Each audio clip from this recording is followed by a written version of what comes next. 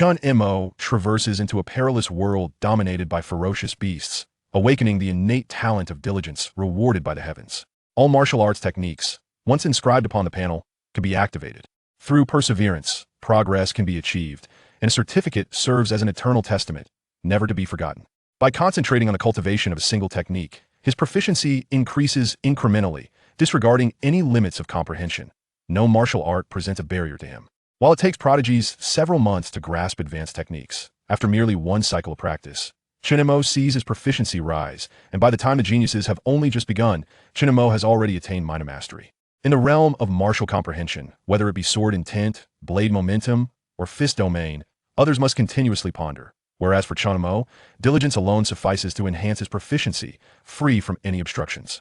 A year ago, while prodigies gained renown through their understanding of martial concepts, Chen Mo remained obscure.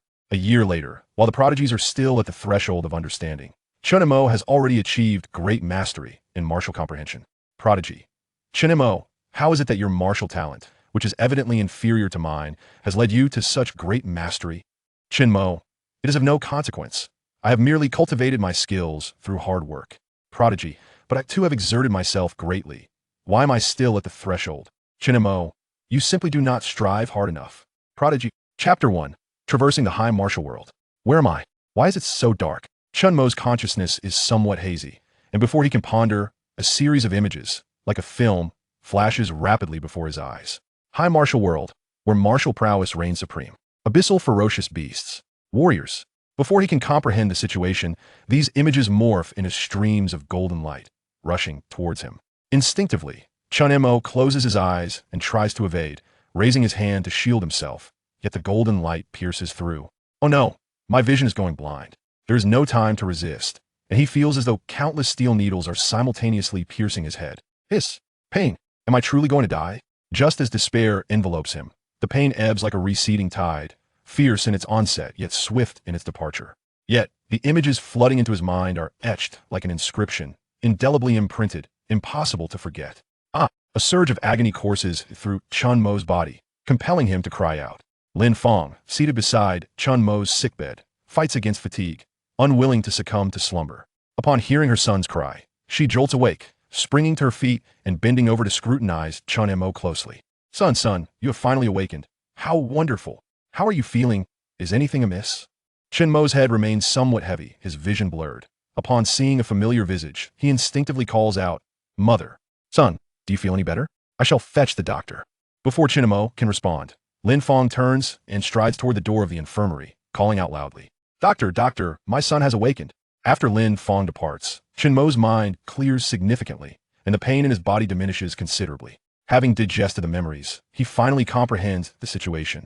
He has traversed through time, from an ordinary existence in a modern metropolis to the perilous high martial world, inhabiting the body of an 18-year-old with the same name, a senior student in the martial science program. Or rather, two souls have merged, indistinguishable from one another, merely with the environment transformed into the treacherous high martial realm. Chen Mo no longer dwells on the past. The myriad experiences of his former life dissipate like fleeting wisps of smoke. Once an orphan, he now finds himself blessed with both parents and a younger sister. Reflecting on the love of his family, Chen Mo feels fortunate indeed. From the depths of memory, he learned that the nation in which he resided was the Great Xia Kingdom, once as tranquil as the realm he inhabited prior to his transmigration. However, a millennium ago, a gaping chasm to the abyss emerged in the Blue Star, unleashing a multitude of terrifying beasts that feasted upon human flesh.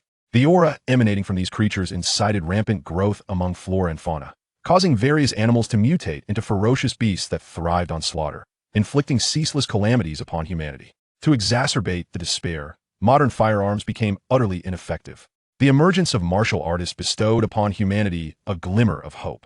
The Great Xia Kingdom promptly disseminated cultivation techniques, giving rise to a multitude of martial practitioners who united with unwavering resolve, paying a tremendous price to safeguard the majority of their territory. As the rifts to the abyss proliferated and the beasts grew ever more formidable, the territory of Great Xia continued to diminish. To this day, humanity remains the weaker party in the face of the abyssal monstrosities. This was the high martial history that Chen Mo had absorbed during his studies. Growing up in Jiangbei City, the 18 years he experienced were marked by numerous beast tides, which remained vividly etched in his memory. Of particular note was the beast tide 5 years prior, when the ferocious creatures invaded the city, rampaging with abandon. There was scarcely time to flee to a shelter, and Chen Mo's family nearly became the beast's next meal. Fortunately, the city's defense forces arrived in the nick of time, slaying the beasts and rescuing his family. However, the shock rendered his mother traumatized, and his 7-month-old sister was born prematurely, leaving her frail and ailing. In such dire circumstances, everyone yearned to become a martial artist. Chen Mo was no exception. Especially after experiencing that beast tide, his desire to become a martial artist intensified, becoming an unwavering obsession. For 5 years, he practiced day and night, never allowing himself a moment of respite. If he were a martial artist, he could protect his family and hunt the beasts, rather than languish in despair and await death. He could not recall the cause of his hospitalization. All he remembered was that he had returned home from school, passing through a slightly secluded area, when darkness suddenly enveloped him. Upon awakening, he found himself in a hospital. He had been ambushed by an unknown martial artist. Chen Mo strained to remember, but could not recall who had attacked him. An open assault is tantamount to a death sentence. Should I discover the identity of the perpetrator, I shall exact my vengeance. Chen Mo silently resolved that upon becoming a martial artist, he would investigate thoroughly and take vengeance upon his enemies. Were it not for the merging of his soul with that of the modern urban Chen Mo, the current Chen Mo would surely remain unconscious. A vendetta for his life must be avenged.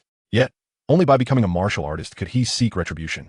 For an ordinary person, death is merely death. Seeking vengeance is as difficult as ascending to the heavens. I must become a martial artist. A martial artist harnesses immense power, refining their vital energy and blood to enhance their being. At the pinnacle of their training, they can move mountains and fill seas, effortlessly traversing the void.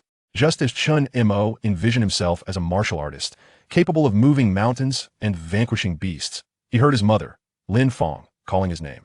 "Son, wake up, the doctor has come to see you." Chen Mo opened his eyes to find his mother, a middle-aged doctor, and a nurse standing beside his hospital bed. "Chen Mo, I'm your attending physician, Li Hui. I will conduct an examination now." "All right, thank you." Upon receiving Chen Mo's consent, Li Hui began the examination. After more than 10 minutes, he completed the assessment, nodding with a hint of regret in his gaze. However, neither Chen Mo nor Lin Fong took note of this. Your body is now fine. The pain will soon dissipate. Rest well, and after a few days of observation, if your recovery progresses well, you will be discharged." "That's wonderful. Thank you, doctor." The weight on Lin Fong's heart finally lifted, and she quickly bowed in gratitude. "It is my duty, Chen Mo's mother. There is no need for such formality."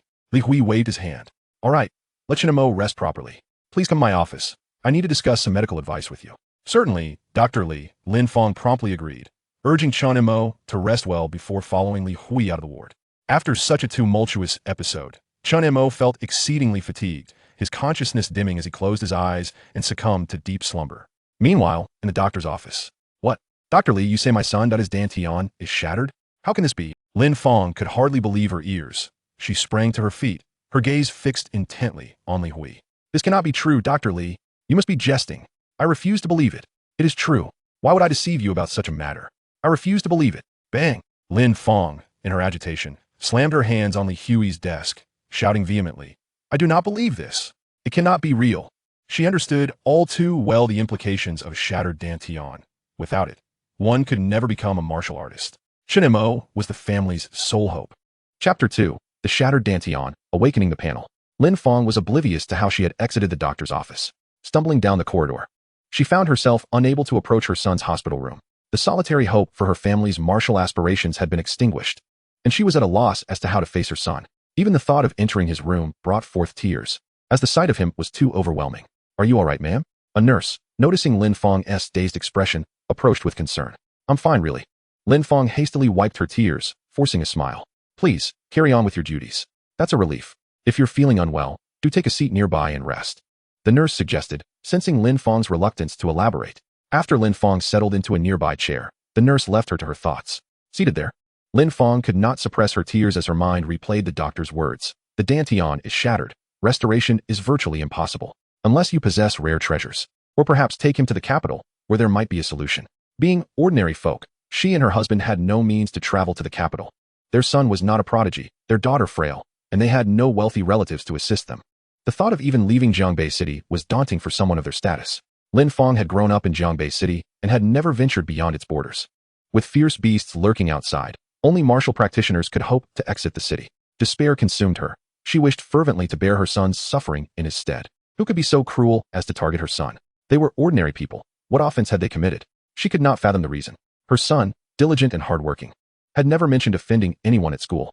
The passage of time became irrelevant until she suddenly heard her husband's voice. Fong Fong, why are you sitting here all alone? Lin Fong looked up to see her husband, Chen Mo, holding a lunchbox. Overwhelmed, she stood and embraced him, tears streaming down her face. Yuan Gu, our son, don't cry. What has happened to our son? Chen Mingyuan's heart raced with worry, and before Lin Fong could respond, he urged, let us go see him. Wait, Yuan Gu, our son is fine. Let me explain first. Regaining her composure, Lin Fong realized she did not want to discuss her son's condition in his hospital room or in a public setting. Quickly, they made their way to an empty stairwell. As Lin Fong sobbed, she recounted the doctor's words to her husband. Upon hearing her, Chen Mingyuan struggled to accept the reality. However, how could he doubt the words of the attending physician? As a man, he refrained from any outbursts, instead holding Lin Fong gently, comforting her by patting her back. It's all right. As long as he is alive and well, with all limbs intact, he can still lead a normal life and find work to support himself. But I don't know how to face him. Becoming a martial artist has been his only dream. Since the age of 6, he has practiced diligently without a single day of rest. He once said he wanted to become a martial artist, earn a fortune to treat his sister, and improve our lives. Now all of that is gone. With a shattered dantian, he can never become a martial artist. How do we tell him? If he learns he cannot fulfill his dream, how will he cope? Meanwhile, in the hospital room, Chen Mo was the sole patient. He slowly awakened. The pain in his body having subsided significantly, and his spirits lifted. He scanned the room, but did not see his mother's figure. Assuming she had gone to eat, he did not dwell on it. As he contemplated how to pass the time, a golden light screen suddenly appeared before him. Is this a virtual projection? Chen Mo thought. Recalling that although firearms had become ineffective after the emergence of the abyssal rift, technology had advanced due to the products of the abyss. Virtual projections were already a reality, utilized in schools for documentaries and martial arts teachings. As he scrutinized the content displayed on the screen, he realized it was not a virtual projection, but rather an interface related to his newfound abilities. Host, Chen Mo. Talent. The heavens reward hard work. One's efforts yield returns. And one certificate is eternal. Realm. 5th rank martial apprentice. Shattered dantian. Vitality. 51 spirit. 99. Techniques. Basic stance skill minor completion. 172-200. Martial arts. Basic fist technique minor completion. 42-200. Basic blade technique minor completion. 33-200. Basic movement technique entry level. 89-100. General proficiency points. 0. Chen Mo was familiar with this panel. He had once played a single-player martial arts game that bore a striking resemblance. In that game, each monster defeated would yield a point of proficiency. However, this panel was different. Cultivating techniques and martial arts did not require battling monsters. From his extensive reading of novels in his previous life, he understood that the talent listed as the heavens reward hard work essentially meant that diligent effort would yield rewards, and once learned, techniques would be permanently retained, not diminishing with lack of practice. Any technique recorded by the panel could be mastered through perseverance, with no requirements for aptitude or prerequisites. In other words, it granted him an extraordinary level of comprehension, provided he was willing to invest time. He could learn techniques that geniuses could master, as well as those that even geniuses could not. This aligned perfectly with his current character. Where talent fell short, hard work would prevail. 12 years of unwavering practice served as the best testament to that. Regrettably, he had not possessed this panel earlier, and much of his effort had been in vain. Had he awakened this talent at the age of 6, he would not only be a martial master by now, but at least at the level of a martial artist. However, it was not too late. With this panel, he could become a martial artist in a short time. From now on, he vowed to immerse himself tirelessly into his training. Yet, upon seeing the realm category marked with shattered dantian, Chen Mo was momentarily stunned. His path in martial arts appeared to be severed. Historical texts had long delineated the ranks of martial practitioners: martial apprentice, martial artist, martial master, great martial master, and grandmaster, each divided into 9 tiers. The martial apprentice stage focused on refining the body, cultivating vitality, and mastering basic internal techniques. Only by opening the dantian and gathering internal energy could one advance to the martial artist level, capable of unleashing energy in the form of winds from punches or the aura of swords and blades. However, the words shattered dantian dealt a crushing blow to Chen Mo. Just as he acquired this external aid, it seemed to block his path to martial artistry, who had rendered his dantian shattered. The path of obstruction is irreconcilable. Regardless of who it may be, I shall repay in kind. The dantian serves as the cornerstone of martial arts. Without it, one cannot become a martial artist. The foundation for becoming a warrior lies in reaching the 9th rank of martial apprentices, with a vitality value of 100. By circulating one's energy, one can vaporize vitality, transforming it into internal energy, thereby opening the dantian and condensing an internal energy vortex within it. Only then can one truly become a martial artist. Yet, now that the dantian is shattered, how can internal energy coalesce within it when it merely leaks away? Chapter 3, Panel Information, Current Situation. The path ahead appears bleak, and Chen Mo finds himself in a state of confusion. With the dantian lost, is this panel even of any use? Chen Mo focused his thoughts on the 4 characters that signify the shattered dantian, but the panel remained unresponsive. He then tapped on other words, all yielding no reaction. Oh heavens, what jest is this? Chen Mo closed his eyes, inhaling deeply several times, and after a considerable while, managed to calm his mind somewhat. He resolved that even if his dantian lay in ruins, he would persist in his training. With this panel and the talent of diligence rewarded by heaven, perhaps there lies a way to restore his dantian. In his past life, he had encountered techniques for sinew transformation and marrow refinement. Once he recuperated, he would inquire with his school teachers. As long as he had access to a technique, everything would become manageable. Even if he doubted himself, he trusted in the panel's power. Nonetheless, he also prepared for the worst. If the panel proved ineffective, he would resign himself to a mundane existence, transitioning to a liberal arts program, enrolling in a more favorable discipline, securing a good job post-graduation, and continuing to toil like a beast of burden. As long as a cataclysm akin to the great beast tide 5 years prior did not reoccur, an ordinary person could still survive. His family situation did not permit him to act recklessly. The dream of becoming a warrior must be entrusted to the next generation. Yet, a flicker of hope remained in Chen Mo's heart. The situation was not yet irretrievably dire. The panel was intact, not a fragment missing. Nor did it present any garbled text. It was clearly displayed before him. This indicated that the panel could indeed prove functional. As long as it operated, the talent of diligence rewarded by heaven would surely take effect. The effect of diligence rewarded by heaven is conceptually profound. Even if he could only access the panel's martial techniques and skills, devoid of other methods, he could still ascend to strength. Having perused countless novels in his previous life, he knew of individuals who devoted themselves to the sword, obsessively practicing sword-drawing techniques for decades, ultimately comprehending the essence of the sword and opening the gates of heaven with a single strike, becoming invincible in the world. If those without the talent of diligence rewarded by heaven could achieve such feats, Chen Mo believed he could too, given his endowment. Without the panel, he would lack confidence. After all, in his past life, he was but an ordinary person, and the protagonist who opened the gates of heaven with a sword was merely a fictional character. With the panel, however, everything changed. The panel was akin to a game-breaking existence. In his previous life, it was directly correlated with back-end data. Here, it was akin to being intertwined with the mysterious Tao or the Great Way. Even the legendary sword strike that opened the gates of heaven could be realized through the panel's activation, and with effort, Chen Mo believed he could achieve it. Regaining his confidence, Chen Mo found his spirits lifted. He continued to examine the information on the panel. The basic stance technique displayed under martial arts, along with the foundational fist techniques, knife techniques, and body techniques, constituted all the martial arts he could learn. The basic stance technique was a practice that every citizen of the Great Xia Kingdom engaged in. It was accessible to all for free. Beginning at the age of 6, school teachers would instruct on it. The basic stance technique was widely recognized as the easiest method to condense vitality and generate internal energy. After a millennium of refinement, it had reached a state of perfection. Though progress might be slow, its balanced and harmonious nature ensured that even mistakes would not lead to catastrophic errors. Chen Mo understood that there must be superior techniques undisclosed to the public, but he did not mind. Possessing a set of basic stance techniques was already commendable, as it provided a pathway to becoming a martial artist. From what he gathered, perfecting the basic stance technique would enable him to condense his vitality value to 100. Once the vitality reached 100, he could cultivate internal energy, opening his dantian and refining his essence to become a warrior. However, martial arts also have their thresholds, placing great emphasis on aptitude. Before the age of 35, if one's vitality did not reach 100, the chances of becoming a martial artist were virtually non-existent. After 35, vitality would gradually decline, and without sufficient vitality, one could not open a solid dantian. Moreover, the older one became, the more sealed the dantian became, making it increasingly difficult to open.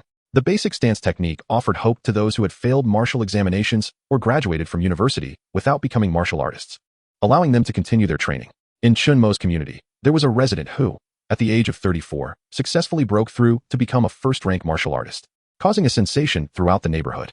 He had devoted himself to practicing the basic stance technique for decades, ultimately reaching perfection and becoming a martial artist.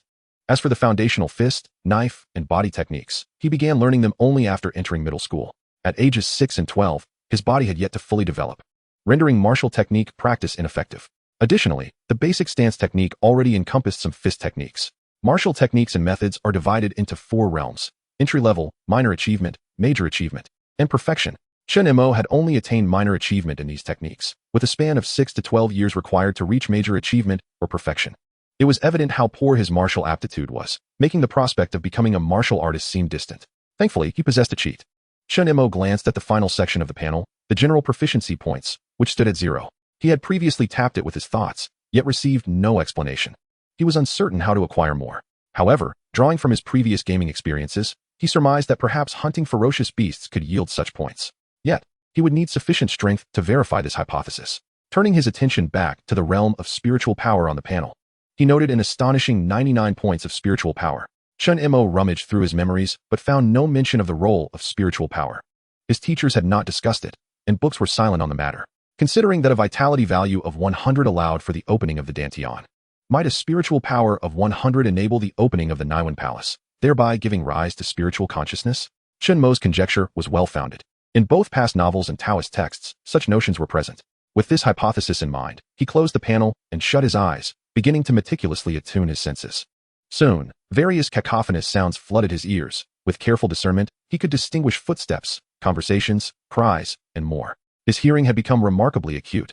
Prior to his injuries, he had never experienced such sensitivity. Upon opening his eyes, the sounds dissipated, the hospital room's door was closed, and the soundproofing was excellent. Had he not closed his eyes and focused intently, he would not have heard the outside noise at all. Through the door, he could not accurately assess the extent of his heightened hearing, but he was certain it surpassed his previous abilities. He resolved to conduct further tests after his discharge. Next, Chen Mo continued with his eyes closed. This time, he aimed to assess his perceptual capabilities.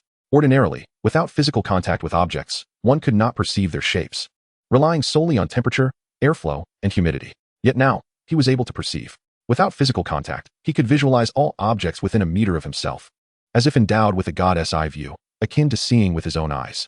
Chen Mo felt as though he had acquired a third eye, enabling him to observe his immediate surroundings in a full 360-degree panorama. Suddenly, an excruciating pain surged through his mind, prompting him to involuntarily gasp in distress. Hiss. Chapter 4, A Father's Counsel. Instantly, Chen Mo withdrew his perception, and the pain subsided considerably. However, it lingered, compelling him to close his eyes and rest. Nevertheless, his mind remained active, contemplating the implications of this third eye, which could not be frequently activated. Just a few seconds of use rendered it ineffective. Chen Mo felt a tinge of disappointment. Such a significant flaw rendered it useless for him. Whether in combat or in cultivation, it bore no utility. If it were a passive ability, he mused, he would not need to worry about ambushes. With this thought, his resentment toward the assailant deepened. Even though he had traversed worlds, that individual had crippled his Dantian. After a considerable interval, the pain gradually ebbed. Upon reopening his eyes, he heard the sound of a door opening. Turning his head, he discovered his father, Chen Mingyuan, entering with a basket of fruit. Dad. Little Mo, you're awake. Did I disturb you? Chen Mingyuan hurriedly approached his son, scrutinizing him closely. Seeing that his son was not in tears, his anxious heart relaxed slightly. Yet, upon observing his son's pale complexion and bloodless lips, a wave of sorrow washed over him. Before entering, he had been unsure how to confront his son. Witnessing his son in such a state deepened his distress. Words lodged in his throat, unable to escape. No, Dad, I'm fine. Chen Mo forced a smile, realizing from his father's expression that he was aware of the devastation to his Dantian. Upon seeing his son's smile, Chen Mingyuan's heart ached even more. Little Mo, how are you feeling now? Are you any better?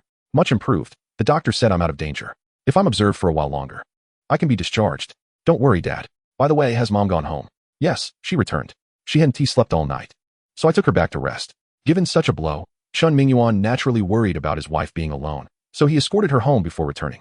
That's good. Hearing that his mother had safely arrived home, Chen Mo felt a sense of relief. After the doctor spoke with his mother, and he saw the words Dantian shattered on the panel, he understood that she had been informed of his condition. It was akin to how terminally ill patients in his past life were privately informed by doctors to their families. He had witnessed it often. For a moment, silence enveloped the father and son. Chen Mingyuan set the fruit down on the table, while Chen Mo stared vacantly at the ceiling. Once he organized the fruit, Chen Mingyuan settled onto the edge of the hospital bed, watching his son in contemplative silence. Just then, Chen Mo's stomach let out a loud growl. Little Mo, are you hungry? You must hold on a bit longer. The doctor said you can't eat yet. You'll be able to eat tonight. All right, Dad, I understand. Once again, silence fell between them.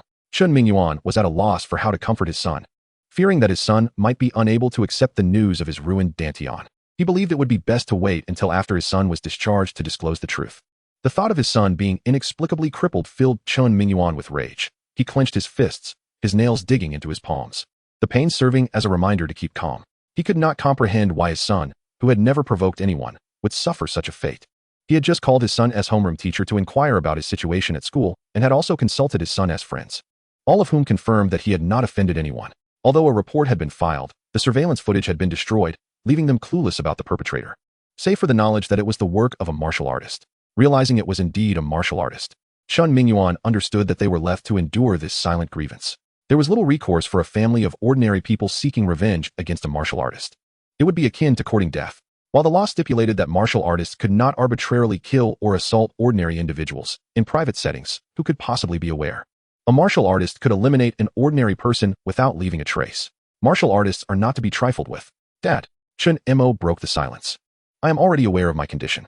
It's merely that my dantian is ruined, and the possibility of becoming a martial artist is nearly non-existent. His tone was remarkably nonchalant, as if discussing an everyday matter, and Chen Mingyuan could discern no hint of sorrow in his words. Little Mo, you. Chen Mingyuan sprang to his feet, his voice rising. Little Mo, how do you know? Did someone come in and say something? No. I must go find the doctor to lodge a complaint. How can they speak so carelessly about your condition? With that, he turned to leave. Dad, don't go. No one told me. I sensed it myself. I am fully aware of my body. The urgency in his son's voice made Chen Mingyuan halt mid-step, slowly turning to face him. Little Mo, you know about my. Chen Mingyuan found himself at a loss, his anger dissipating. At that moment, he struggled to find words. A multitude of comforting phrases lodged in his throat upon witnessing his son's calm demeanor. He had anticipated that upon learning of his dantian's ruin, his son would erupt in tears, despairing and shouting for the doctor to clarify his condition. After all, becoming a martial artist was his son's sole aspiration. He had expressed this desire since the age of 6, wishing to become a formidable martial artist. From that point onward, his son had diligently trained, never once complaining of fatigue, and now, at 18, he had devoted 12 years to this pursuit. Were he in his son's position, he too would feel despondent, unwilling to accept such a reality. Thus, he and his wife had intended to wait a while before breaking the news to Chen Mo. However, fate had other plans, and he had not anticipated that Chen Mo would come to understand it on his own. Now, witnessing his son's unsettling tranquility filled Chen Mingyuan with a sense of foreboding. His entire being trembled. He clasped Chen Mo's hand tightly, his voice trembling as he implored, Little Mo, please don't frighten your father. Your demeanor is causing me great concern. You still have your father, mother, and younger sister. We all love you dearly. Were it me, I too would find this unbearable. If you feel the need to cry, then let it out. You are still a child. Crying will bring some relief. As long as you express your emotions, we can discuss anything. The pressure from his father's grip conveyed his deep concern, filling Chen Mo's heart with warmth and gratitude. This was the essence of familial love, comforting, beautiful. Dad, I truly am fine. There is no need for you to worry. I am doing well. I don't need to cry. There must be a way to resolve the issue with my dantian. When I return to school, I can ask my teachers or classmates from martial artist families. Surely, we will find a solution. Chen Mingyuan was momentarily speechless. His son's dantian had been ruined. Yet instead of sorrow, he was offering comfort. Still, he remained unconvinced by his son's reassurances and refused to release his hold. During these days of hospitalization, he was determined to stay by his son's side, ensuring that he would not have the opportunity to act rashly. Chapter 5. A new change on the panel. Chen Mo felt helpless. After much persuasion, he finally managed to convince his father to loosen his grip. Once Chen Mingyuan released his hand, he settled into a nearby chair. His gaze unwaveringly fixed on Chen Mo. Chen Mo's perception had sharpened significantly, and being watched so intently made him somewhat uneasy. Dad, I've already told you that I won't do anything foolish. I have come to terms with reality. Could you please stop staring at me? I can't help it. I'm just worried. Fine, look all you want. Chen Mo decided not to dwell on it further and silently commanded the interface to appear. And immediately, a translucent panel manifested before his eyes. Host, Chen Mo, talent. The principle of diligence. You reap what you sow. One proof is everlasting. Realm, 5th rank martial apprentice. Dantian shattered. Vitality, 51 spirit, 991. Technique, basic stance mastery, 172, 200. Martial arts, basic fist technique mastery, 42, 200. Basic blade technique mastery, 33. 200. Basic body technique entry, 89, 100. Universal proficiency points, 0. Upon glancing at the panel, he noticed a change. His spiritual power had risen from 99 to 991, an increase of 0.1. Chen Mo immediately began to investigate why his spiritual power had augmented. As this thought crossed his mind, a line of golden text appeared at the bottom of the panel. You have trained your spiritual power. It has increased by 0.1. So that is how it is. Chen Mo quickly comprehended that activating his spiritual perception had consumed a substantial amount of mental energy, thereby achieving the effect of training his spiritual power. With this revelation, Chen Mo felt a surge of joy. This indicated that the panel was functioning and his external support was indeed beneficial. In light of this, the shattered dantian was merely a trivial matter. With his talent in play, even if he could not become a martial artist, he could still cultivate his spiritual power, allowing it to grow infinitely, thus becoming formidable. Mental strength or spiritual awareness holds immense significance in any system of power. Chen Mo speculated that for those beyond the martial artist realm, their spiritual power must reach a certain threshold, otherwise, they could never ascend to that level. Therefore, spiritual power is of paramount importance. Once it attains a specific value, it could enable him to manipulate objects, allowing the use of flying needles and blades. With sufficient strength, he could even vanquish ferocious beasts. Moreover, he recalled the scenes from his previous life as cultivation novels where one could fly with a sword, with decades of perseverance. Perhaps he could achieve that as well. With these thoughts, Chen Mo's spirits lifted even higher. Now lying in bed, with nothing pressing to attend to, he closed his eyes and began to train his spiritual power, aiming to enhance it. Meanwhile, Chen Mingyuan, who had been intently observing his son, noticed the corners of Chen Mo's mouth lifting and assumed he was mulling over the loss of his dantian, which made him feel somewhat unhinged. He longed to comfort his son, urging him not to dwell on the dantian issue, yet he found himself unable to voice it. To mention the dantian would be akin to rubbing salt in his son's wounds. Saying more could provoke a negative reaction from him. Even now, he bore the guilt heavily, let alone his son. Chen Mingyuan felt profound remorse. He loathed his own inadequacy, despised his lack of martial prowess, and resented the injustice of fate. But what could he do? Such is life. At over 40, how could he not resign himself to his destiny? Seeing his son with closed eyes, Chen Mingyuan sighed deeply, accepting that an ordinary person was simply that, ordinary. Thankfully, his son had been saved. Had he not returned, he could scarcely fathom what he would have done. Engaged in his spiritual perception, Chen Mo naturally noticed the changes in his father's expression. He had reiterated his stance numerous times, yet his father remained unconvinced, and he felt it futile to persist. Without the panel, he would likely have struggled to accept reality. But he would never contemplate ending his life. Surviving, however difficult, was preferable, especially with family to consider. Dad, I will undoubtedly become a martial artist. Chen Mo resolved to stop overthinking and began to meticulously observe everything within the range of his spiritual perception. The flow of air as he breathed, fluctuations in temperature, humidity, the shapes of objects, and even the tiniest specks of dust, all vividly clear within his awareness. It was akin to a 3D model materializing in his mind. This level of perception surpassed that of the eyes, enabling him to sense what was typically invisible. If only the range could be expanded further, it might be applicable in combat, allowing him to anticipate his opponent's moves. Unfortunately, before long, Chen Mo felt a sharp pain in his head, and his consciousness grew somewhat hazy, yet he persevered for 2 more seconds. When a prompt floated across the panel, he finally withdrew his spiritual perception. After a session of mental training, his spiritual power had increased by 0.1. The panel now displayed a spiritual power of 992. Content with this achievement. Chen Mo slowly opened his eyes. The panel could manifest before him or within his mind, though bringing it forth in his mind necessitated closing his eyes. Xiaomo, are you okay? Chen Mingyuan, upon seeing his son frowning, immediately grew anxious, inquiring if he was in pain and whether he should fetch a doctor. Dad, I'm fine. The doctor has already said that this level of pain is normal. There's no need to go. Chen Mo quickly interjected. Are you really okay? Absolutely. Chen Mingyuan was eager to summon the doctor, yet he feared that if he left, his son might vanish. Thus, he pressed the call button. Chen Mo knew he could not dissuade him. His father would not be at ease until the doctor made an appearance. He could only acquiesce. Soon, the attending physician, Li Hui, arrived. After listening to Chen Mingyuan describe Chen Mo's condition, he conducted an examination. The patient shows no abnormalities. Some pain at the wound site is normal. If the pain becomes severe, let me know. Hearing Dr. Li's words, Chen Mingyuan finally relaxed and promptly expressed his gratitude to the doctor. Once the doctor departed, Chen Mo spoke up. Dad, I told you I'm fine. Now do you believe me? Yes, I believe you. Xiaomo, I was wrong. No, Dad, I understand. You care about me. This exchange strengthened the bond between father and son, and they soon found themselves sharing laughter. After a while, Chen Mingyuan's phone rang. It was a video call from Lin Feng. Upon connecting, he handed the phone to Chen Mo. How is our son doing? Is he feeling better? Much better. Mom, please don't worry about me. It's only 2 in the afternoon. I heard Dad say you didn't sleep last night. Why don't you rest a bit? I've already rested well. I'm not tired at all now. What do you like to eat for dinner? I'll go buy ingredients and cook for you. Chen Mo could hardly believe Lin Feng's words. He noticed the fatigue etched on her face and the bloodshot hue in her eyes. Despite her efforts to conceal it with makeup, he could still tell. Mom, I like whatever you make. Realizing he could not persuade his mother to take a break, Chen Mo refrained from insisting.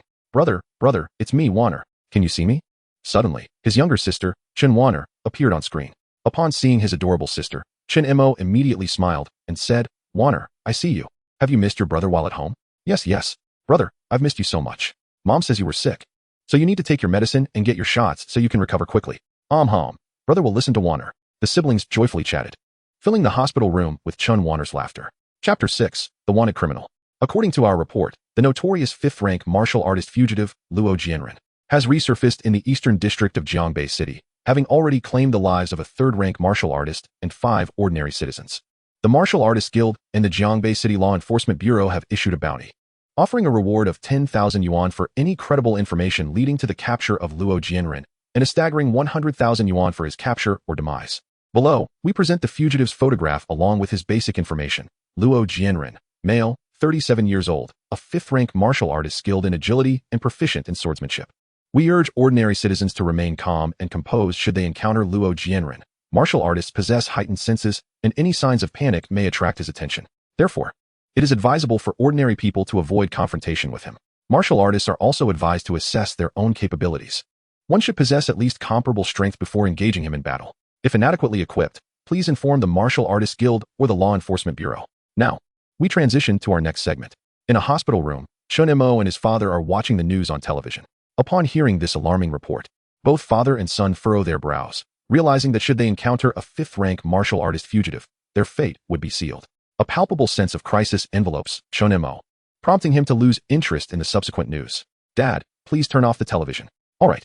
Chen Mingyuan obliges, sensing an ominous foreboding himself, his mood becoming heavy. Dad, our home is in the Eastern District. You and Mom must be vigilant while commuting to the hospital. If you encounter Luo Jianren, pretend you haven't seen him. We are merely ordinary people. If he targets us, it would mean certain death. With thoughts of his father's frequent outings for work, Chen Mo's anxiety intensifies, especially during these days when his father must care for him at the hospital. Don't worry, I'll be careful, Chen Mingyuan reassures him, attempting to alleviate his son's concerns. The fugitive is already a target of public outrage. He would hardly dare to commit murder in broad daylight. When your mother and I travel to the hospital, it is during the day, and we use public transport, surrounded by many people. There is little risk involved. Chen Mingyuan places a reassuring hand on his son's shoulder, feeling his earlier unease dissipate due to his son's caring words. Chen Mo exhales softly, acknowledging his father's point. After all, unless Luo Jianren were utterly deranged, it would be unlikely for him to commit murder during daylight hours. Yet, the thought of him emerging at night poses a daunting threat. Should he choose to invade their home, evasion would be futile. Even though the Chen family resides in a gated community with security personnel, they are untrained in martial arts, making it all too easy for the 5th-rank martial artist Luo Jianren to breach their defenses. Chen Mo looks at Chen Mingyuan earnestly. While he may not be active during the day, we must remain vigilant at night. Yes, I understand, Chen Mingyuan replies. I am not inexperienced. At 40 years old, I have seen much and have far greater life experience than you. I will ensure nothing untoward occurs. He almost adds a warning to his son about the state of his dantian, advising caution even if they were to encounter Luo Jianren.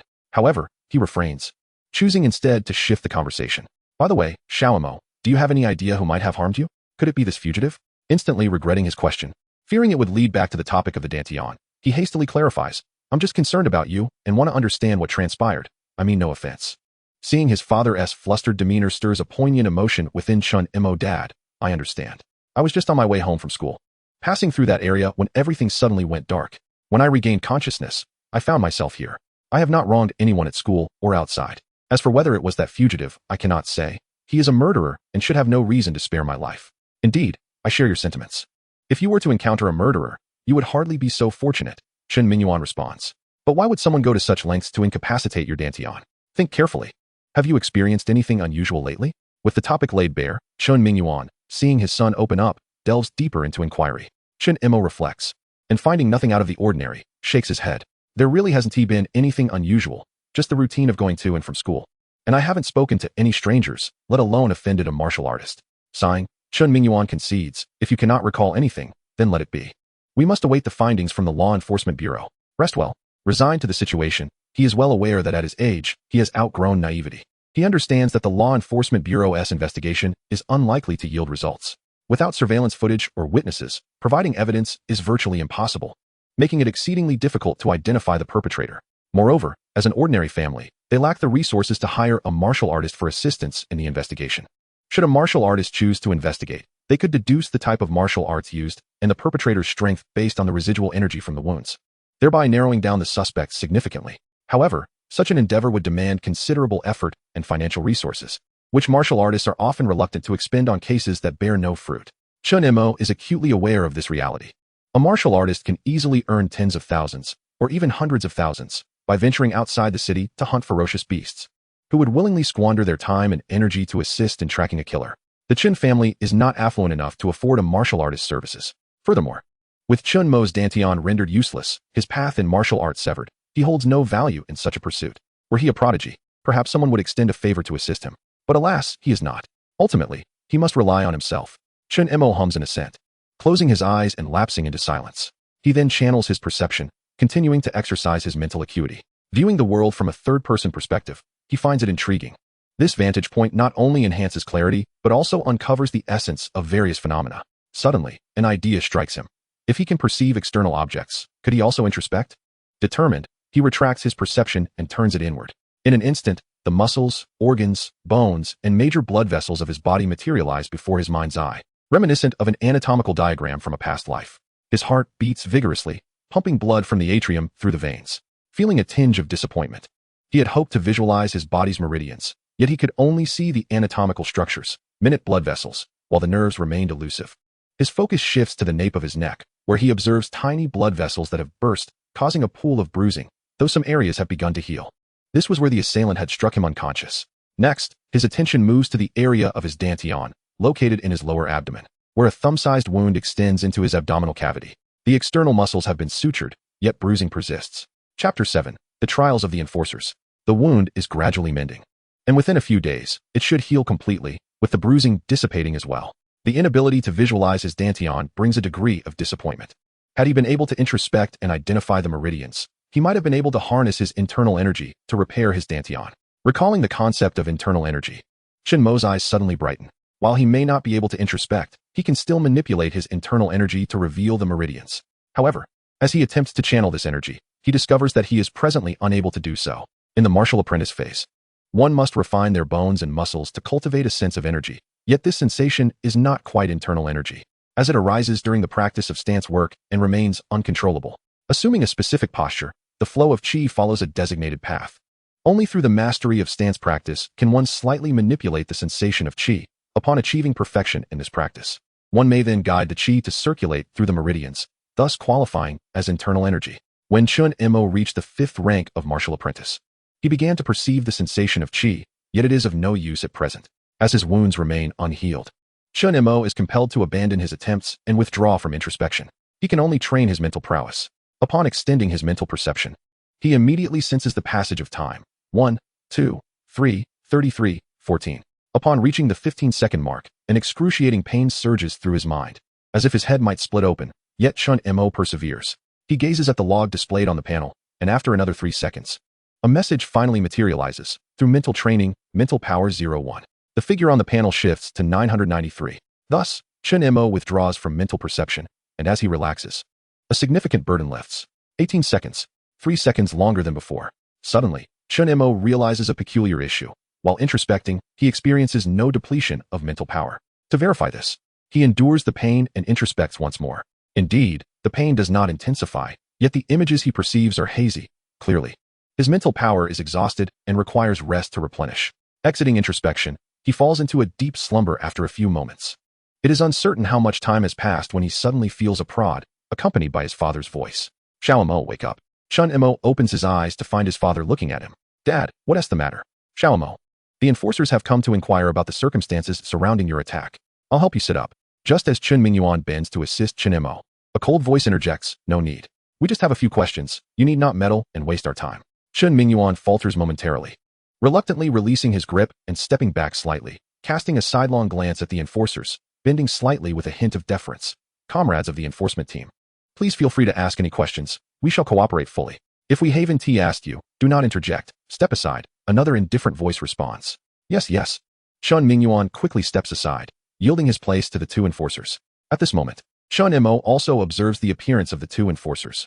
One possesses a mature visage while the other bears a somewhat juvenile countenance. Both wear expressions of indifference, their gazes brimming with impatience, as if someone owes them a fortune. Chen Mo feels a swell of discontent at their demeanor, frowning as he regards them. I am the victim. Why do they treat me like a criminal under interrogation? Chen Mo finds the situation bewildering. Suddenly, his body stiffens, goosebumps rising, his heart racing. Fists clenched tightly as he senses an ominous aura. Do they intend to harm him? Before he can ponder further, the elder enforcer speaks. You are Chen Mo? Yes. Chen Mo replies tersely, feeling a surge of dissatisfaction and an alarm ringing in his mind. He senses himself being targeted, with no escape in sight. Yet his strong mental power prevents any loss of bodily control. What else with your attitude? We come in good faith to assist in your investigation. And you show no cooperation. Observing Chen Mo's furrowed brow, the younger enforcer suddenly escalates the situation. You will cooperate properly. The elder enforcer does not intervene. Maintaining his indifferent gaze on Chen Mo, hearing the younger enforcer's displeasure, Chen Mingyuan's heart sinks. Fearing the two enforcers' ire, he hastily steps forward to apologize.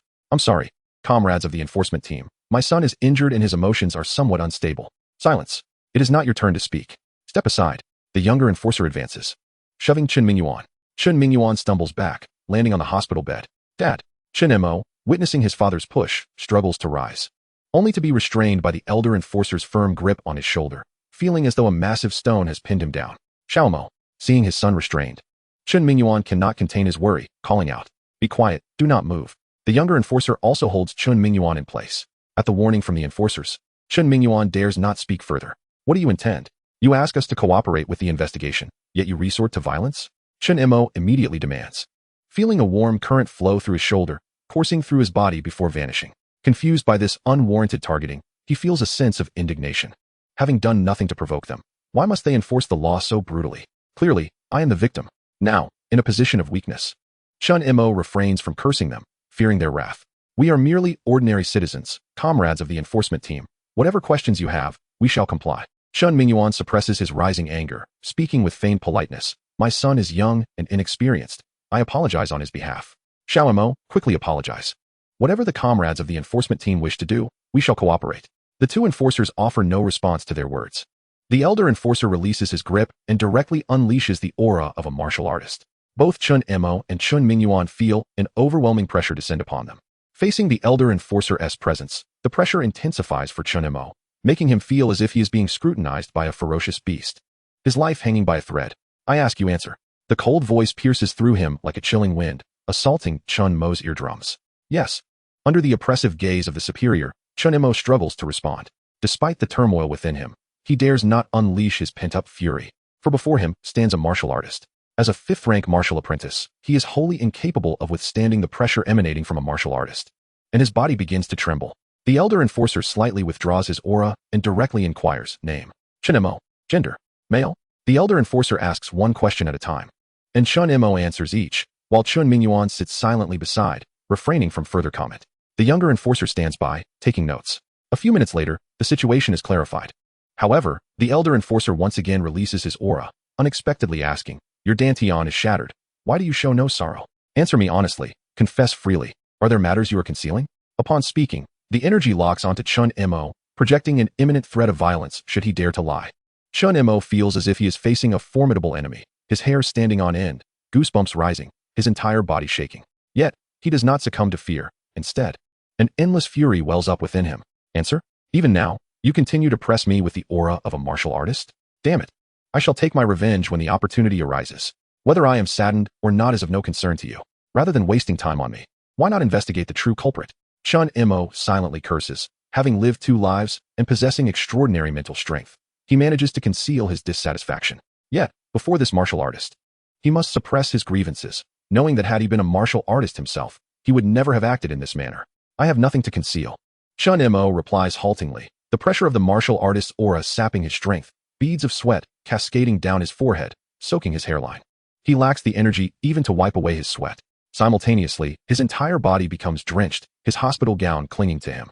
Humph, I doubt you dare. Seeing that they are nearing the conclusion, the elder enforcer withdraws his aura, and Chen Mo's taut body suddenly relaxes, fatigue washing over him, rendering his mind momentarily heavy.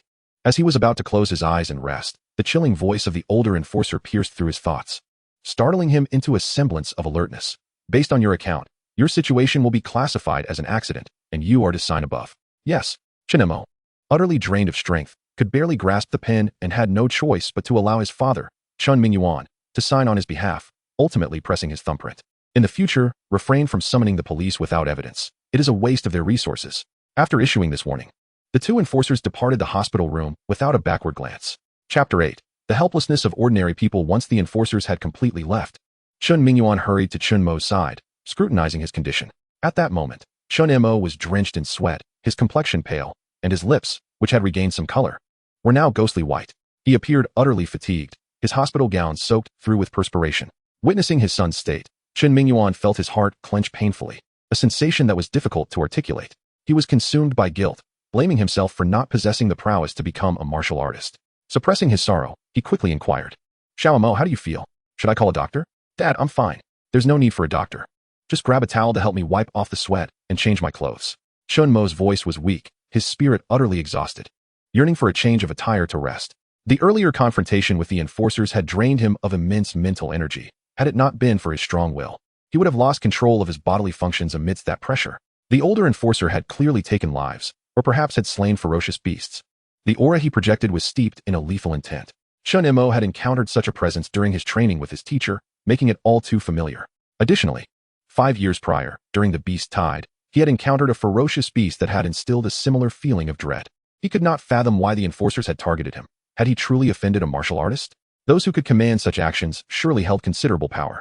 Nevertheless, he had memorized the appearances and identification numbers of the two enforcers. One day, he would seek retribution. Yet, the identity of the instigator eluded him, and he could only set that thought aside for now. Once he grew stronger, he vowed to take revenge. Xiao Mo, I still think we should have a doctor take a look. You can barely muster the strength to speak. Chen Mingyuan's concern was palpable as he reached for the call button. Dad, really, it's unnecessary. They merely exerted their pressure without causing me any harm. Summoning a doctor would only complicate matters. Here, in this hospital, they pose no threat to me. After all, they are enforcers and would not dare violate the law. Upon hearing his son's words, Chen Mingyuan halted his hand, which was about to press the button, but did not withdraw it. He gazed at his son. Worry etched across his face. But in your current state, I fear for your wounds. Look at how pale you are. I merely opposed the enforcer's aura. It drained my energy, leaving me devoid of spirit. Dad, please help me dry off and change. I'm exhausted and need to rest. Chen Mo held on, his eyelids growing heavy. All right, I will tend to you immediately. Chen Mingyuan retracted his hand and turned to fetch a towel, gently wiping the sweat from Chen Mo's brow. So fatigued was he that Chen Mo's body instinctively urged him to rest, and without further ado, he closed his eyes. He felt like a marionette, allowing Chen Mingyuan to care for him. Chen Mingyuan moved with utmost gentleness, fearful of causing any harm to his son, yet his actions were not slow. Minutes later, with Chen Mo's cooperation, Chen Mingyuan successfully changed his clothes and linens. Dad, I'm going to sleep now. When Mom arrives this evening, please wake me. Don't tell her about this. Of course. Upon hearing his father's reply, Chen Mo could no longer hold on and swiftly fell into slumber, closing his eyes within mere seconds. Chen Mingyuan watched as his son drifted off, carefully covering him with a blanket, remaining vigilant. Soon, he noticed Chen Mo's breathing had steadied, which offered him some solace. Yet, observing his son's pallor, Chen Mingyuan's heart ached intensely. Had he known that calling the police would lead to such tribulations for his son, he would have refrained. Now, after enduring so much hardship, he worried about whether Chen Mo could bear it. If he were in his youth, he would have protested, even filed a complaint.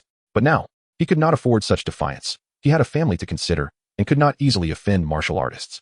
Enduring this slight was inconsequential. As long as his family remained safe, his only concern was for his son. After such a setback, he questioned whether Chen Mo would find his way through it. Sighing deeply, Chen Mingyuan resolved that life must go on. He quietly rose, placing Chen Mo's discarded hospital gown in a designated cabinet, then took the towel to the restroom to wash it. Throughout the process, he moved with utmost caution, minimizing noise lest he disturb Chen Mo's rest. After cleaning the towel, he returned to the bedside, gazing at his son. Eventually, he stood up, tiptoeing out of the hospital room to seek out a doctor.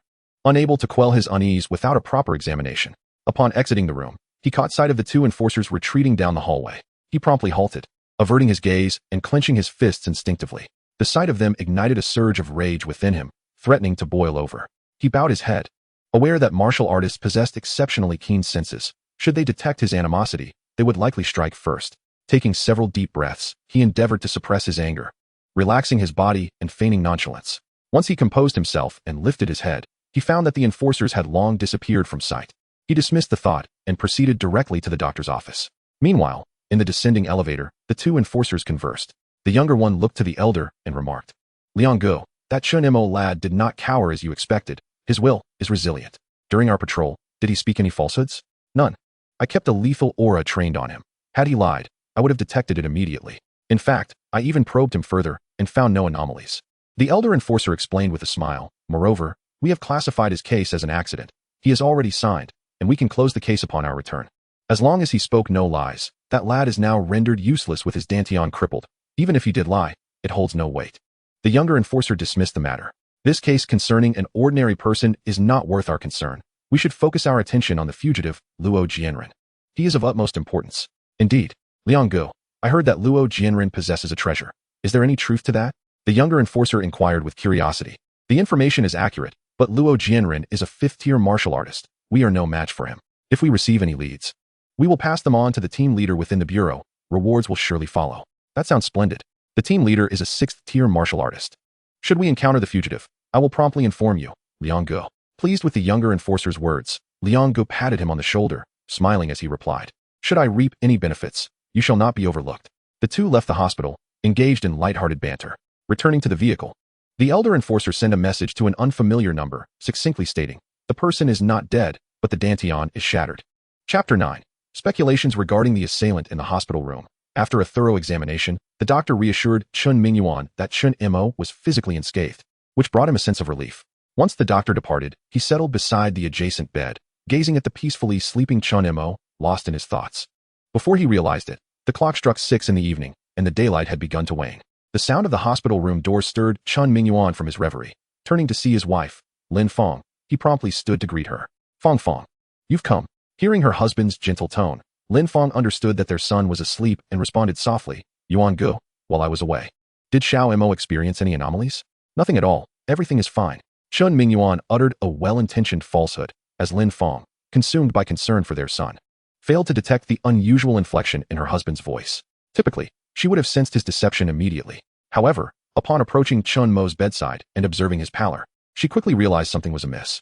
She placed the food container on the bedside table, turned to Chen Mingyuan, and, with clenched teeth, whispered, Chen Mingyuan, our son looks even paler than this morning, and you say there is nothing wrong? How can you call yourself a father? Fong Fong, please calm down. I consulted the doctor, and he assured me that after expending excessive energy, a good sleep would suffice. Chen Mingyuan, left with no choice, recounted the enforcer's actions to Lin Fong. He was aware that he could not keep this from her. She was perceptive and would inevitably discern the truth. His promise to their son was merely to provide him with some peace of mind. How could the enforcer act in such a manner? Our son is the victim, and he has been grievously injured. Is there no justice? Doesn't the law stipulate that martial artists cannot harm ordinary people? They have bullied our son, and without a thorough investigation, they hastily closed the case. How can this be tolerated? As she spoke, tears streamed down Lin Fong's face. She pounded her chest in self-recrimination, lamenting, it's my fault for being powerless, for not being able to protect my son. The heart-wrenching pain left her unsteady, but fortunately, Chen Mingyuan was there to support her. Fong Fong, it's my fault. I am inadequate for not becoming a martial artist. If only I could have become one, such calamity might have been averted. Chen Mingyuan offered her a tissue, dabbing her tears while providing quiet comfort. Please, don't cry. Our son is still asleep, and you might wake him. Realizing that her son was indeed still resting, Lin Fong's sobs subsided significantly, and she hastily wiped her tears. Just as she finished, she heard Chen Mo's voice. Mom, you're here. Xiao Mo, did I wake you? It's all my fault. Lin Fong immediately felt guilty. No, Mom. I've had enough rest. I can smell something delicious. What have you prepared? Chen Mo swiftly changed the subject. Right. Look, Xiao Mo is already hungry. Fong Fong, let us get the food out while I help him sit up. Chen Mingyuan seamlessly followed Chen Mo's lead, tactfully avoiding mention of the earlier incident as he bent down to assist Chen Mo, coming right up. Lin Fong quickly masked her previous concern with a smile as she opened the food container. Before long, the table was set with the meal, and Lin Fong picked up the chopsticks and bowl, ready to feed Chen Mo. Mom, I can do it myself. I've rested enough, no need to feed me. Chen Mo promptly declined. Reluctantly, Lin Fong acquiesced and handed the bowl and chopsticks to Chen Mo. Upon receiving them, he noticed that his parents were merely watching him, prompting him to say, Mom and Dad, you should eat too. No need. I've already eaten. Your father's meal is saved at home for later. Lin Fong explained with a smile. All right. Chen Mo did not press further. Noticing the dimming light outside, he said, Dad, you should head back. It's getting dark. And it's unsafe outside if you linger. The sky isn't entirely dark yet. I'll wait until you finish before I leave. Chen Mingyuan was not yet ready to depart, wishing to discuss their son's situation with his wife. However, Lin Fong began urging him to go. Yuan Gu, just go home. You need to tidy up the food container. I will clean it later. I'm a bit worried about Wanner being alone at home. Very well. Chen Mingyuan reluctantly agreed, exchanging a knowing glance with Lin Fong before offering a few parting words of caution to Chen Mo as he made his exit. As soon as Chen Mingyuan left, Lin Fong followed suit under the pretense of accompanying him. Chen Mo could surmise what his parents were discussing. A simple reminder to watch over himself and refrain from making foolish decisions. Without the presence of the panel, without the fusion of two souls, he would have undoubtedly succumbed to despair, remaining ensnared in this gloom. This was undeniably a heavy blow for the Chen family. With dreams shattered, life seemed devoid of meaning. Even without resorting to self-destruction, it felt like merely existing as a shell. If he were to perish, his family would surely fall apart. Thankfully, he possessed the panel and an opportunity to become a martial artist. Once discharged from the hospital, he would investigate thoroughly to uncover who was targeting him. The enmity of those who sought to end his life was irreconcilable. He yearned to exact a thousand-fold vengeance upon his adversaries. This recent targeting by the enforcer had inadvertently provided him with a direction for contemplation. Reflecting on past events, if there was anything particularly noteworthy, it would be a remark made by the school belle, Li Mingxue. Chen Mo did not know much about her, save for her extraordinary background. Her beauty surpassed that of any celebrity he had encountered in his previous life. He harbored no particular feelings for Li Mingxue. His only interaction with her was a fleeting comment made while using the school's training facility, which had unexpectedly drawn attention. Li Mingxue had countless admirers, many of whom hailed from prominent families. It was entirely possible that one among them was responsible for the attack. Having read numerous novels in his past life, Chen Mo had already pieced together much of the scenario. Damn it, just for uttering a single sentence, they resorted to such ruthless measures. Just wait, once I find you, I'll ensure your dantian is shattered too. However, this remained merely a hypothesis for Chen Mo, unverified as he had no way of knowing which suitor it was that had acted against him. He could only begin his investigation after being discharged from the hospital. For now, he would transform his sorrow into an appetite. After dinner, Chen Mo engaged in conversation with his mother, reassuring her not to worry excessively. He then spent half an hour video chatting with his sister before retiring for the night. Chapter 10. Discharged from the hospital early the next morning. Chen Mo awoke feeling rejuvenated. The pain from his abdominal wound had diminished significantly, and the discomfort in his neck had completely subsided. Moving his limbs, he discovered that his strength had returned, which lifted his spirits. Glancing at the clock, he noted it was merely 6 o'clock. With no school obligations, he felt no urgency to rise. Reflecting on his injuries, he turned his focus inward and observed that the bruising on the back of his neck had been entirely absorbed, and the ruptured blood vessels had healed. His mental energy focused on his abdominal wound, where the previously accumulated blood had been largely absorbed, leaving only a third of it remaining. The recovery was quite remarkable. Such a pace was not surprising to Chen Mo, as in a high martial world. Both animals and plants underwent mutations, and the efficacy of ordinary herbs had been significantly enhanced. Moreover, with everyone practicing martial arts, their constitutions had become considerably stronger, leading to improved self-healing capabilities. Even fractures could heal within days with the right treatment, let alone external injuries. The wound on Chen Mo's abdomen could be classified merely as an external injury. There are no fractures, and he should recover within 2 to 3 days. However, the situation regarding his dantian is considerably more complicated, and the hospital is unable to assist. As his wound began to heal and he regained strength, Chen Mo contemplated rising from his bed. Suddenly, he remembered his status panel. Upon glancing at it, he noticed an increase in his mental strength by 0.2, bringing it to 995. He recalled that since the departure of the enforcer, he had not engaged in any mental training after waking. Following a meal, he had engaged in conversation with his mother and sister, leaving him no time for such exercises. After falling asleep, he had entered a deep slumber without even checking his panel. Upon reviewing the panel's information, he discovered a single notification. You have conducted a mental strength exercise, increasing your mental strength by 0.2. Given the events of the previous day, Chen Mo surmised that this exercise must have occurred during his confrontation with the enforcer. He had not anticipated such a significant increase.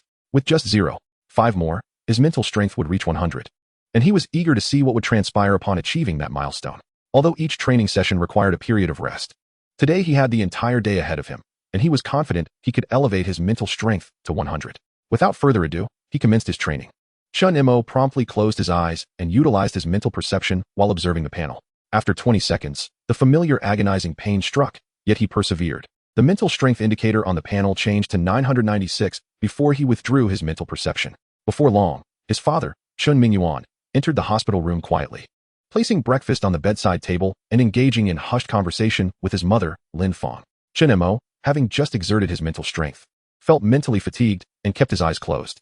Nevertheless, he could hear everything they discussed. Unfortunately, despite his exhaustion, he could not sleep. A throbbing headache rendered him unable to rest. Half an hour later, after regaining his composure, Chen Mo awoke. He insisted on rising by himself, startling both Chen Mingyuan and Lin Fong, who immediately offered assistance. However, Chen Mo was resolute in his decision to manage on his own, leaving them no choice but to observe closely. as he demonstrated the ability to get out of bed, walk, wash his face, and brush his teeth like a normal person. Both parents felt a wave of relief wash over them. After breakfast, Chen Mo ambulated beside the bed, engaging in conversation with his parents. By around 9 in the morning, the doctor arrived for a checkup. Following the examination, he declared that Chen Mo was in good condition and could proceed with discharge. Not wishing to linger in the hospital, Chen Mo instructed his parents to finalize the discharge procedures. While awaiting the necessary paperwork, he suddenly received a message from his classmate Jiang Tao. Chapter 11. Good friend Jiang Tao. In addition to Jiang Tao, Chen Mo noticed a message from their homeroom teacher, Zhao Qingquan, inquiring about his injury and urging him to recuperate properly before returning to school. Chen Mo replied, informing them that he was nearly healed and anticipated returning to school by the following Monday, expressing gratitude for the teacher's concern. He then began to peruse the messages Jiang Tao had sent. Jiang Tao had been Chen Mo's desk mate throughout high school and was also his partner during martial arts practical classes. While Jiang Tao's martial arts aptitude was somewhat lacking, his family circumstances were considerably better than Chen Mo's. Jiang Tao had once mentioned that his father was a martial artist, which afforded him ample nutrition, resulting in his towering stature. Standing at 1.9 meters, he possessed a physique reminiscent of the bodybuilders Chen Mo had encountered in his previous life. Despite his father's prowess, Jiang Tao did not harbor any sense of superiority. He was eager to befriend Chen Mo and often lent him training resources. However, Chen Mo adhered to his own principles, preferring to borrow rather than accept gifts, and would return the resources after some time. Their capabilities were relatively comparable, and over the 3 years spent in classes and martial training together, they had forged a deep friendship. Reflecting on their shared memories, Chen Mo considered Jiang Tao a close confidant. Jiang Tao's cheerful disposition and uncomplicated nature made their interactions enjoyable. As Chen Mo opened Jiang Tao's chat interface, he was greeted by a flurry of messages. Many were sent the day prior when he had lacked the energy to check his phone, and his parents had also discouraged him from doing so. Now, with his phone in hand, he began to read the messages. Most were expressions of concern, and upon noticing that Chen Mo had not replied, Jiang Tao had even placed a call to his father. Upon learning of Chen Mo's injury, he had wished to visit but was unable to find the time. Today, Jiang Tao had reached out after hearing from Chen Mo's father that he had awakened, inquiring about his condition. Mosey, how is your injury? I'll come to the hospital to see you at noon. Mosey, you don't know how much I've missed you in these 2 days. Hurry and get better. I don't know how to cope without you at school. Reading these latest messages, Chen Mo couldn't help but facepalm, shivering slightly, and quickly typed a response. Taozi, that's excessive. Sending such sentimental words gives me goosebumps. While our friendship is strong, it's not at that level. I'm only interested in women. What if my parents saw this and misunderstood? Just as he sent those 2 messages, he received a reply from Jiang Tao. Sorry Mosey, I had no choice. You wouldn't believe it, but without you here, the homeroom teacher made me practice with him in martial arts class. It seems he was dissatisfied with my typing speed. He sent a voice message instead. Upon connecting the call, Chen Mo could hear Jiang Tao's complaints. You know the homeroom teacher well. He is a 7th grade martial artist and made me a 5th grade martial disciple. Spar with him. Isn't that just cruel? You also know how strict he is. Sparring with him feels like facing a ferocious beast. His glare makes me tremble, and my limbs become unresponsive. When he strikes me, it's like an adult hitting a baby. Do you think that's effective training? Haha. Imagining his friend being tormented by the teacher brought an unrestrained smile to Chen Mo's face. Whoa, hearing you laugh. Mosey, how can you mock me? We're brothers. That truly hurts my feelings. Alright, I'll stop laughing. But while the teacher is strict, he wouldn't bully the weak. Being subjected to his one-on-one special training is a stroke of luck. Chen Mo hastily stifled his laughter, aware that Jiang Tao was feigning tears and opting not to comfort him. Hey, that is true. However, I wouldn't want such special training. Facing him is even more daunting than facing my father. The aura of that martial artist is utterly terrifying. Jiang Tao dropped the pretense, his tone shifting to one of seriousness. Pressure breeds motivation. By the way, how has your strength progressed under the homeroom teacher's rigorous training? I hope you haven't fallen behind by the time I return to school. How could that be? I was just about to tell you that under the pressure from the homeroom teacher, I've broken through to become a 6th grade martial disciple. You're no longer my opponent. With a chuckle, Jiang Tao added, since you've been injured and have taken several days off, by the time you return to school, I'll have made progress. You'll have to call me brother then. You better step up your game. Though Jiang Tao's words held a hint of arrogance, Chen Mo understood there was no malice behind them. Each time he achieved a breakthrough, he would boast similarly, and invariably, not long after, Chen Mo would also experience his own breakthroughs. Thus, their strengths remained closely matched. Taozi, don't get too carried away. In a few days, I'll catch up to you. Chen Mo replied, confidence brimming in his tone, while he couldn't resist glancing at his panel once more. With the existence of the panel, even a genius can catch up. Haha, if you can catch up, then so be it. However, as long as you do not break through in a day, I shall remain the elder brother for another day. Jiang Tao remained utterly unconcerned. Being the elder brother was merely a jest among friends. The two were only separated by a few days in age, and in their previous sparring sessions, each had tasted victory and defeat. Sometimes, in a playful wager, they would declare the winner as the elder brother, or the one with a higher realm as the elder brother. Suit yourself. By the way, Towsy, I'm already in the process of being discharged, so there's no need for you to come over. Tomorrow is Saturday, and by then, my injury should have healed. Let's South meet at the park we used to go to. All right, it's settled then. Mosey, you must put in the effort. The homeroom teacher mentioned that there will be a small test next Monday, and the top 3 in the class will receive generous rewards. If there is no improvement, he will personally step in to guide us. Let us not even think about the rewards. They will undoubtedly be claimed by the top 3 in the class. As for the homeroom teacher's personal guidance, I've experienced that firsthand. The discomfort is something you would definitely prefer to avoid. After special training, even a strong man like me needs to lean on the wall to walk, let alone your petite frame. Haha. Chen Mo couldn't help but laugh at the thought of Jiang Tao leaning against the wall. Towsy, there is a martial arts class this afternoon. Damn, I almost forgot. I can't believe I'm going to be tortured again. Jiang Tao exclaimed. Mosey, I miss you. Missing me 1T help. Towsy, I can't assist you. However, I'll support you spiritually. Hang in there, endure it, and once today is over, you'll be free. Sigh. My life is truly miserable. Jiang Tao lamented. After chatting for a while longer, the school bell rang, and they ended the call. On Chen Mo's side, he completed the discharge procedures. Time to go home. Chapter 12, Sister Chen Wanner. Sitting on the bus, Chen Mo found himself smiling at the thought of soon reuniting with his sister. Chen Mo's younger sister, Chen Wanner, had just turned 5. However, due to being born prematurely during the beast tide 5 years ago, she had been frail and sickly, remaining at home without attending kindergarten. Typically, their father, Chen Mingyuan, would go out to work while their mother, Lin Fong, looked after her. Now that Chen Wanner was a bit older and could stay home alone, Lin Fong was finally able to have some respite. Chen Wanner had always needed supervision due to her delicate health. A moment's carelessness could lead to her catching a cold. A little exercise would leave her breathless, drenched in cold sweat, and could even cause her limbs to convulse or lead to high fever and seizures. Given these circumstances, their parents were understandably reluctant to send her to kindergarten. Now, at 5 years old, Chen Wanner was quite sensible and avoided strenuous activities, leading to a significant improvement in her condition. Nonetheless, she still had to visit the hospital for checkups every month. In this world of martial arts, which had developed over a millennium, many ailments were treatable. However, Chen Wanner's condition, stemming from her premature birth, could also be cured, but it required substantial financial resources. When she was born, the doctors informed Chen Mo's parents of the potential treatments, but they simply lacked the funds. Just a single pill to repair her essence would cost 10 million. And on top of that, they would need to spend an additional 50 million to 100 million to hire a great martial artist to help absorb the medicinal potency. Only then could she be completely cured. Without treatment, Chen Wanner would not live beyond the age of 8. This figure was an astronomical amount for their family. Even if all 3 of them worked for 100 years, they would not be able to save enough. In this high martial world, ordinary people's salaries were mostly just a few thousand, rarely exceeding 10,000. Chen Mo's father, Chen Mingyuan, earned a monthly salary of 8,000, which was already considered quite high, as many earned only 3,000 to 5,000. In contrast, martial artists had different prospects. A single outing could yield over 10,000 in a day from hunting ferocious beasts, and if fortunate enough to gather valuable herbs, they could earn tens of thousands or even hundreds of thousands. Moreover, after registering with the Martial Artist Guild, each individual would receive subsidies. The Martial Artist Guild was the official organization governing martial artists in the Daxia Kingdom.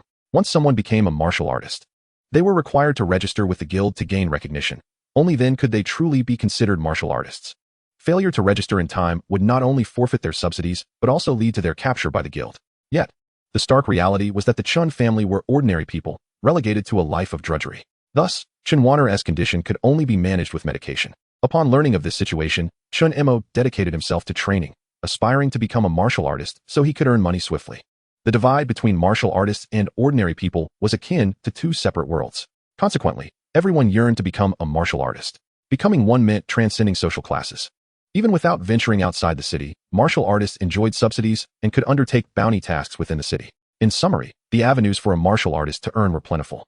However, now that Chen Mo's Dantian was rendered useless, the possibility of curing his sister's illness seemed bleak. Although the existence of the panel had granted him some clarity, his parents remained unaware, and their despair was palpable. Chen Mo sensed their emotions. Although they concealed them in his presence, he could still perceive their sorrow. Being unable to afford treatment for their daughter and watching her wait for death would bring despair to anyone. As for comforting his parents, Chen Mo felt at a loss. After all, he could not explain the matter of the panel. Even if he did, they would likely dismiss it as a figment of his imagination or a sign of mental instability. The Dantian was the foundation of a martial artist, a universally acknowledged truth. Only when Chen Mo became stronger, surpassing even martial artists, would his parents believe him. They needed to witness his strength to accept the truth. Yet currently, Chen Mo remained a weakling. In this moment, he yearned fervently to become powerful.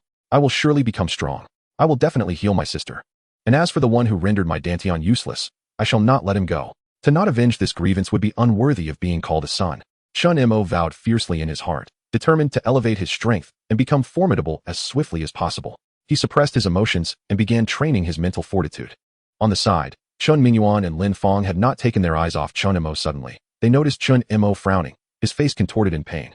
And they hurriedly inquired, Xiao Mo, what's wrong? Are you feeling unwell? Mom, Dad, I'm fine, Chen Mo replied with a smile.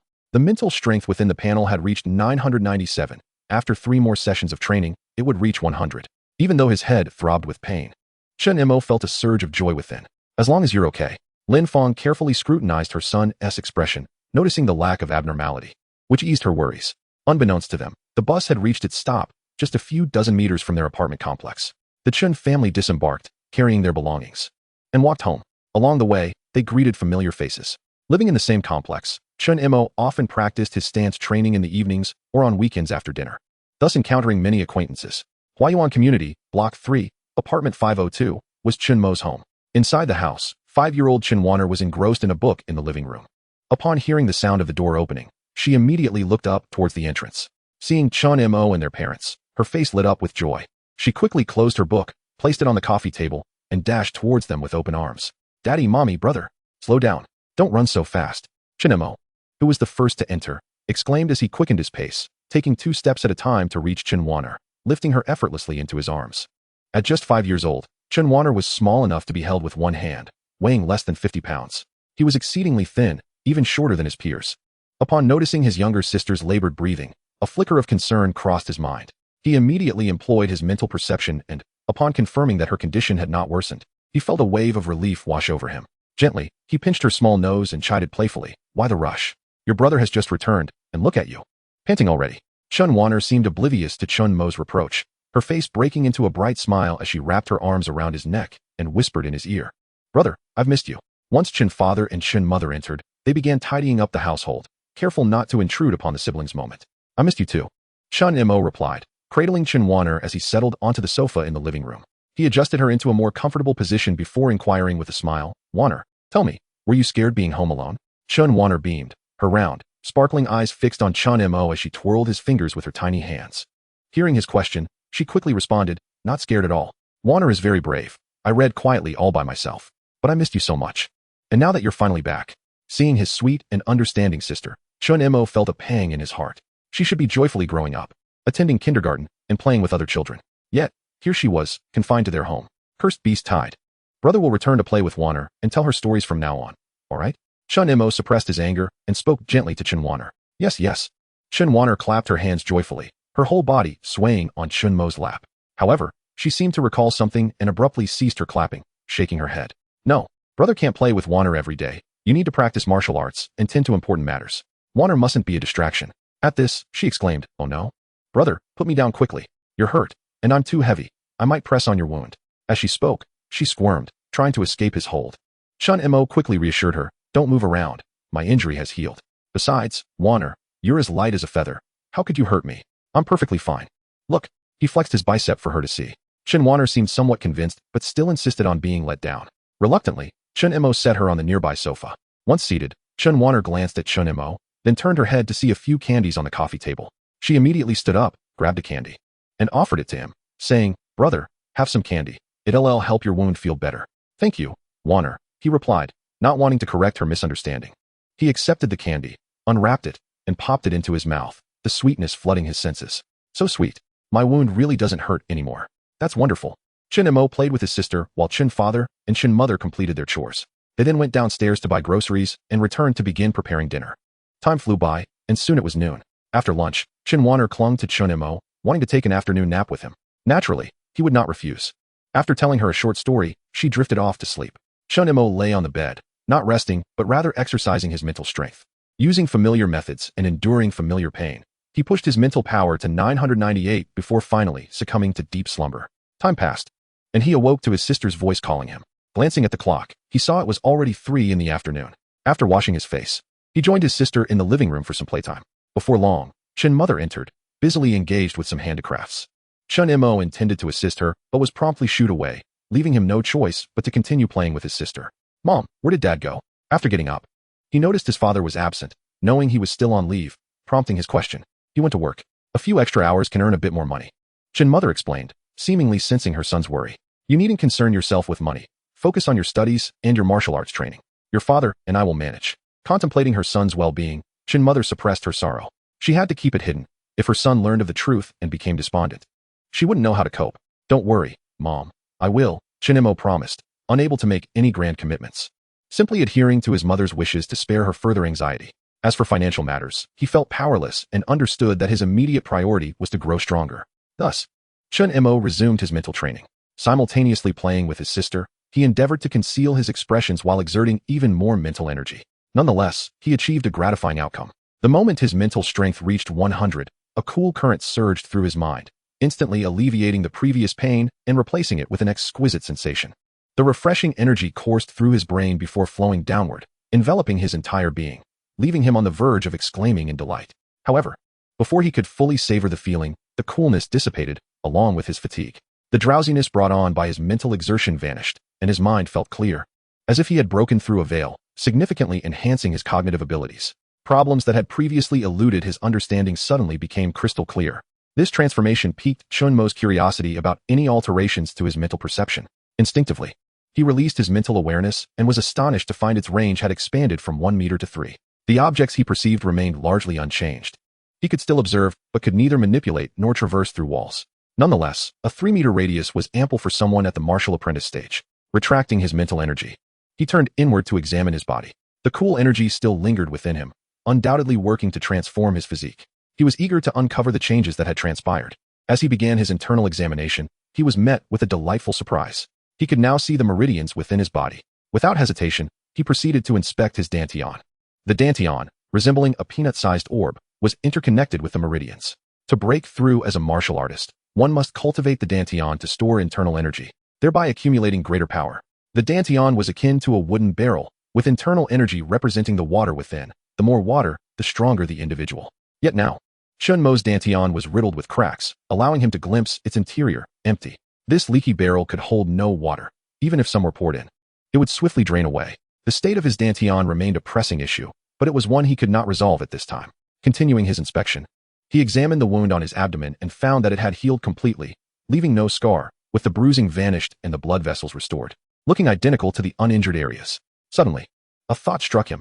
He recalled having read online in his past life about the 3 dantians in the human body. The lower dantian located 3 inches below the navel, the middle dantian at the chest sternum, and the upper dantian, or Niwan palace, within the brain. Peering inward once more, he was indeed able to see both the middle and upper dantians. The upper dantian resembled a solid stone, visible only at its surface. Yet the lower dantian presented a stark contrast, allowing the entrance of one's spiritual force. Upon this entry, Chen Mo instantaneously discerned that this was the dwelling of his spiritual strength, known as the Sea of Consciousness. It was only after reaching a spiritual power of 100 and the fusion of 2 lifetime souls that he managed to establish this upper dantian. However, this only represented a modest portion. The vast, uncharted darkness still loomed beyond. It was precisely through the establishment of the upper dantian that he could employ spiritual perception, the so-called externalization of divine consciousness. With this newfound ability, Chen Mo found himself capable of numerous endeavors. For instance, while practicing stance techniques, he could vividly observe the flow of energy within his body, the tension of his muscles, and the fluctuations of his vital essence, enabling him to swiftly identify and rectify any postural errors. During martial arts practice, he could not only perceive the energy movement, but also pinpoint the force application points, the muscles involved, the flow of meridian energy, and any weaknesses. This knowledge allowed him to discover superior techniques for exerting strength and to promptly ascertain the correctness of his practice. Chapter 14, New Skills. Furthermore, the externalization of divine consciousness proved invaluable during combat, allowing him to make precise predictions based on subtle movements of his adversary, shifts in airflow, and variations in techniques. Simultaneously, he could identify any flaws within the enemy's moves, enabling him to counter their attacks with minimal cost. At the martial apprentice stage, internal energy could not detach from the body, rendering techniques such as fist winds, sword chi, and blade chi unattainable, thereby allowing Chen Mo to make accurate predictions.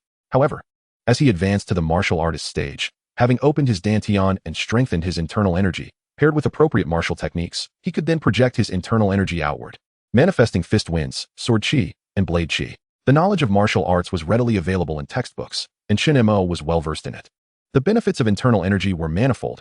It not only enhanced physical strength, but also allowed for external strikes, augmenting the hardness and sharpness of weapons.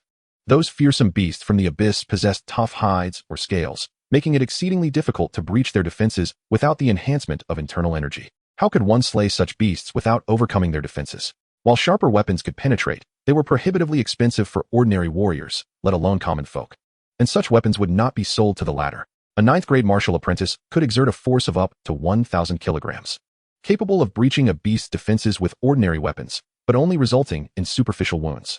Some might argue that even superficial wounds could eventually wear down these beasts. But this reasoning is flawed. Competing in sheer strength against fearsome beasts is the folly of those who lack understanding. If one must exert their full strength merely to breach a fraction of a beast's defenses, how long can such exertion be sustained? 10 minutes? Half an hour? Once fatigue sets in, it becomes the moment for the beast's counterattack. Countless predecessors have sacrificed their lives to demonstrate that those who are not martial artists merely serve as fodder for these beasts. Thus, the Great Xia Kingdom instituted a regulation forbidding non-martial artists from hunting beasts outside the city. Are there beasts that can be slain by martial apprentices? Indeed, but they are rare. Outside the city, one encounters all manners of beasts. Who can guarantee an encounter with weaker foes? Martial apprentices possess no means of self-preservation outside the city, and furthermore, the dangers extend beyond just the beasts. They also include martial artists. Sometimes, martial artists can be even more fearsome than the beasts themselves. Chen Mo understood this well, until he could ensure his own safety. He would never venture beyond the city gates. He was still young, with much life yet to live, and he had family to consider. He could not bear to cause them sorrow. Having gathered sufficient understanding, Chen Mo accessed his status panel. Host, Chen Mo. Talent, the way of diligence. One reaps what one sows, a testament for eternity. Realm, 6th grade martial apprentice, Dantian Shattered. Vitality, 61 Spirit, 100. Cultivation technique, basic stance technique minor completion, 172, 200. Martial skills, basic fist technique minor completion, 42, 200. Basic blade technique minor completion, 33, 200. Basic body technique beginner, 89, 100. Special skill, spiritual perception beginner, 1, 500. Universal proficiency points, 0. The panel displayed new changes, as his martial realm had advanced to the 6th grade martial apprentice. With an increase of 10 points in vitality and the addition of a special skill, spiritual perception. At the martial apprentice stage, 10 points of vitality marked a minor realm. Surpassing 10 points denotes the 1st grade martial apprentice status. With 61 points of vitality, Chen Mo was indeed a 6th grade martial apprentice. He focused his intent on the spiritual perception skill, and a detailed description manifested before his eyes. Spiritual perception, 1. Can sense all objects and energy changes within a radius of 3 meters, but cannot interfere. 2. Internal vision allows observation of one's own internal organs, meridians, bones, and muscles. He had previously experimented with it, confirming its accuracy. In conclusion, he attempted to maintain the use of spiritual perception and discovered it could last for 100 seconds, equating to 1 point of spirit, sustaining 1 second. Restoring spiritual power, however, required an hour.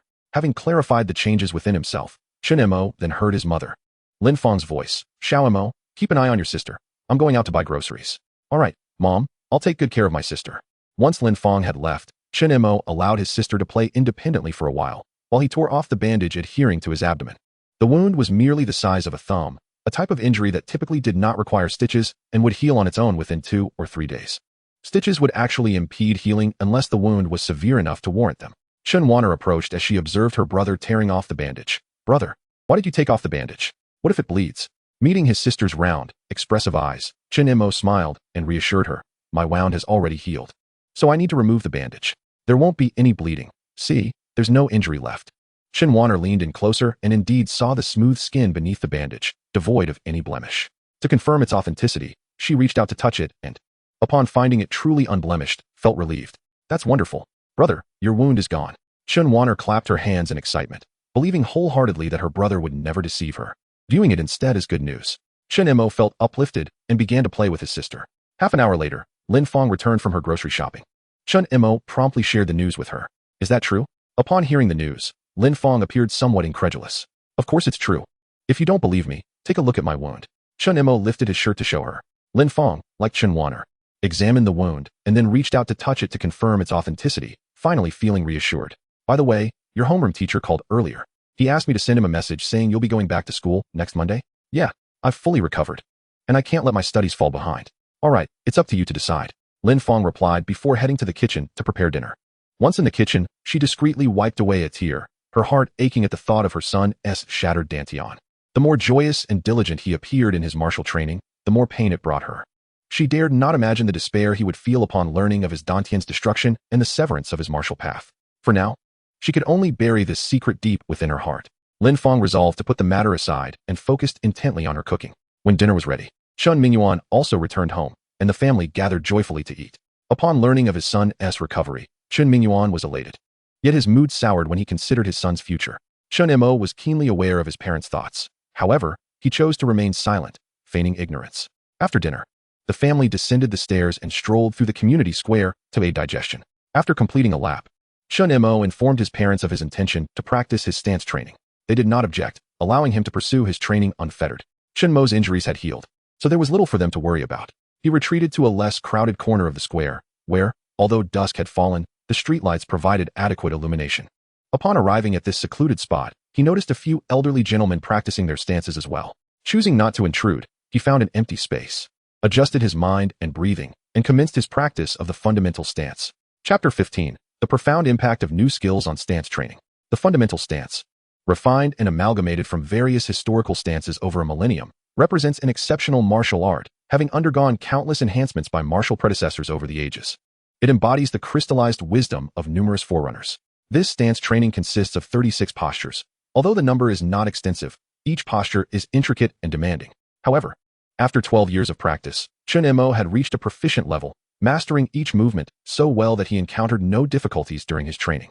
Despite his 12 years of dedication, he had yet to achieve mastery, which he acknowledged as somewhat inadequate. Nevertheless, he did not consider himself particularly lacking, as many of his classmates had not attained mastery either. In his community, few young individuals had reached a level of mastery, as most were occupied with work to support their families, leaving little time for training. Those unable to gain admission to martial universities or liberal arts colleges naturally had to work, thus further limiting their training time.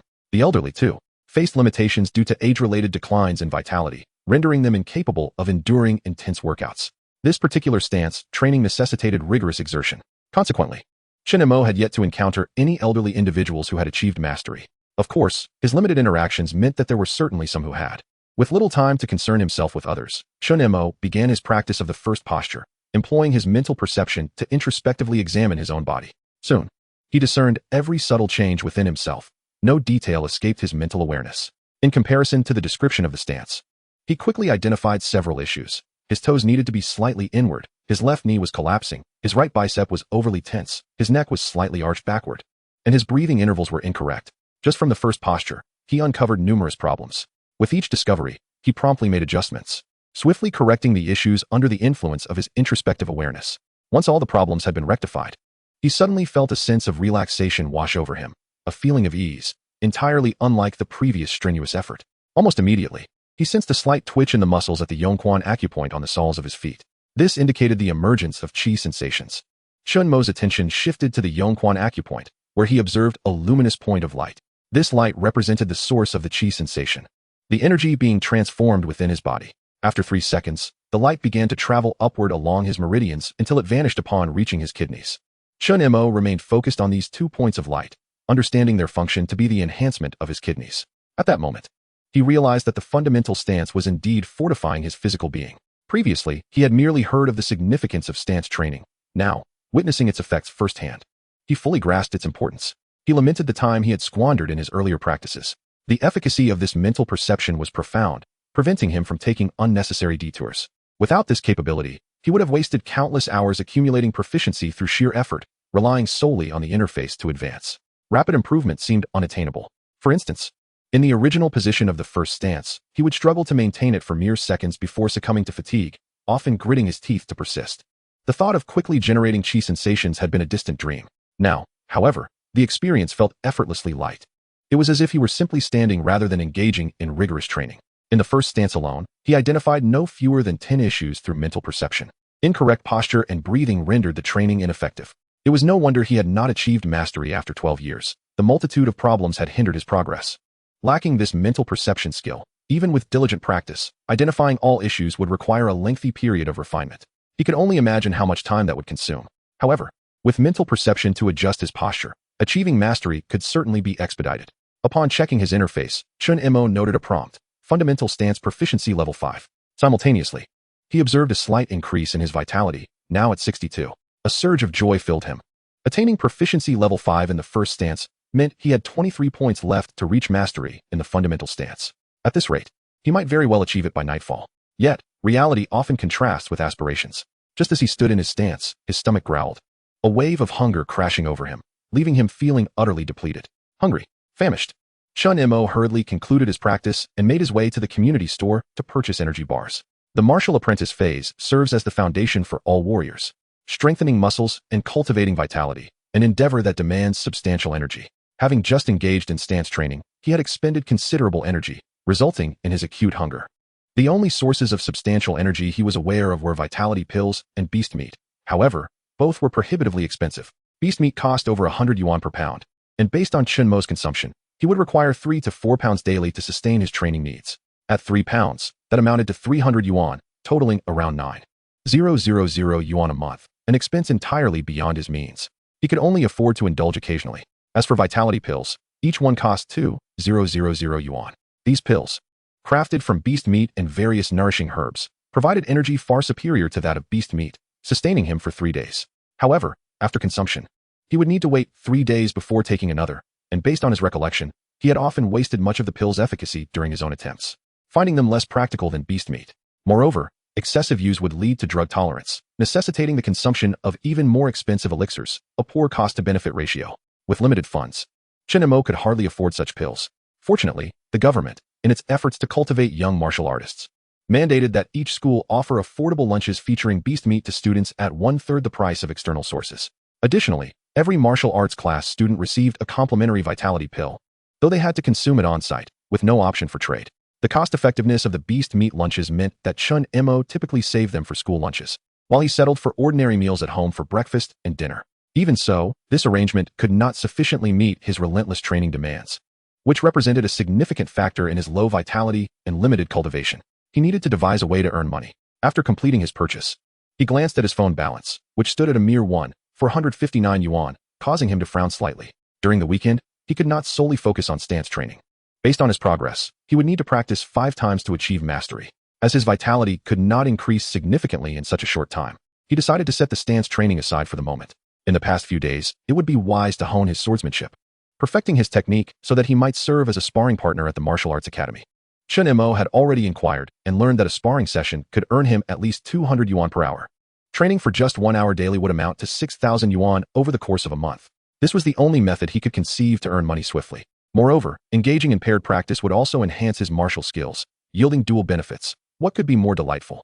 With a newfound sense of purpose, Chen Mo left the supermarket with a light heart. Chapter 16. Cultivating Fundamental Sword Techniques. On Saturday morning at 6 o'clock, the dawn was just breaking. Chen Mo awoke naturally, filled with vigor, his biological clock unperturbed. To avoid disturbing his sister beside him, he moved with utmost care, striving to remain silent. At that moment, Chen Wanner lay peacefully, her breathing steady, a faint smile gracing her lips as she dreamt. The previous night, she had insisted on sleeping beside him, and he had acquiesced. He wondered if his mental perception could unveil the condition of her body. With this thought in mind, Chen Mo decided to experiment. He gently placed his hand on his sister's forehead and employed his mental perception. He had previously discovered that without physical contact, he could not discern the internal state of her body. Through his mental perception, the internal condition of his sister's body materialized in Chen Mo's mind. Organs, bones, meridians, and muscles became vividly apparent. It truly worked. A surge of excitement filled him, yet his mental image quickly became hazy. He immediately focused his mind, scrutinizing the details. Soon, he uncovered alarming issues. Her organ function was poor, her vital energy and blood were severely deficient, and her meridians were not only thin but fractured, resembling underdeveloped beans. The meridians serve as crucial channels for the circulation of vital energy and blood within the body. With her meridians both frail and broken, how could her energy flow? The stagnation of energy and blood circulation would inevitably lead to various ailments, such as weakened immunity, areas lacking nourishment becoming atrophied, and others being unable to expel harmful substances, resulting in pain, swelling, and ulceration. Were it not for the monthly medications she took to manage her condition, her health would have deteriorated long ago. However, the medications merely suppressed symptoms, maintaining a fragile balance without repairing the severed meridians within her body. I feel utterly powerless. Chen Mo withdrew his hand, burdened by the knowledge of his sister's condition, yet powerless to intervene. His mental perception could only sense and observe, but could not influence or mend her broken meridians. If only he had the ability, he would eagerly restore her health. I must become stronger. Only then can I heal my sister. First, I must become a martial artist or attain a comparable level of strength, enabling me to venture beyond the city to hunt fierce beasts, earning more money to provide her with better medications. This, in turn, would alleviate her suffering, Chen Mo resolved, gently covering his sister with her blanket. Chen Mo's gaze hardened with determination as he silently exited the room. Passing through the kitchen, he noticed his mother already preparing breakfast. He greeted her before heading to the bathroom to wash his face and brush his teeth. 5 minutes later, having completed his morning routine, he emerged to glance into the kitchen. "Mom, I'm going out to train," he announced. "Go ahead, but be cautious during your training and don't overexert yourself."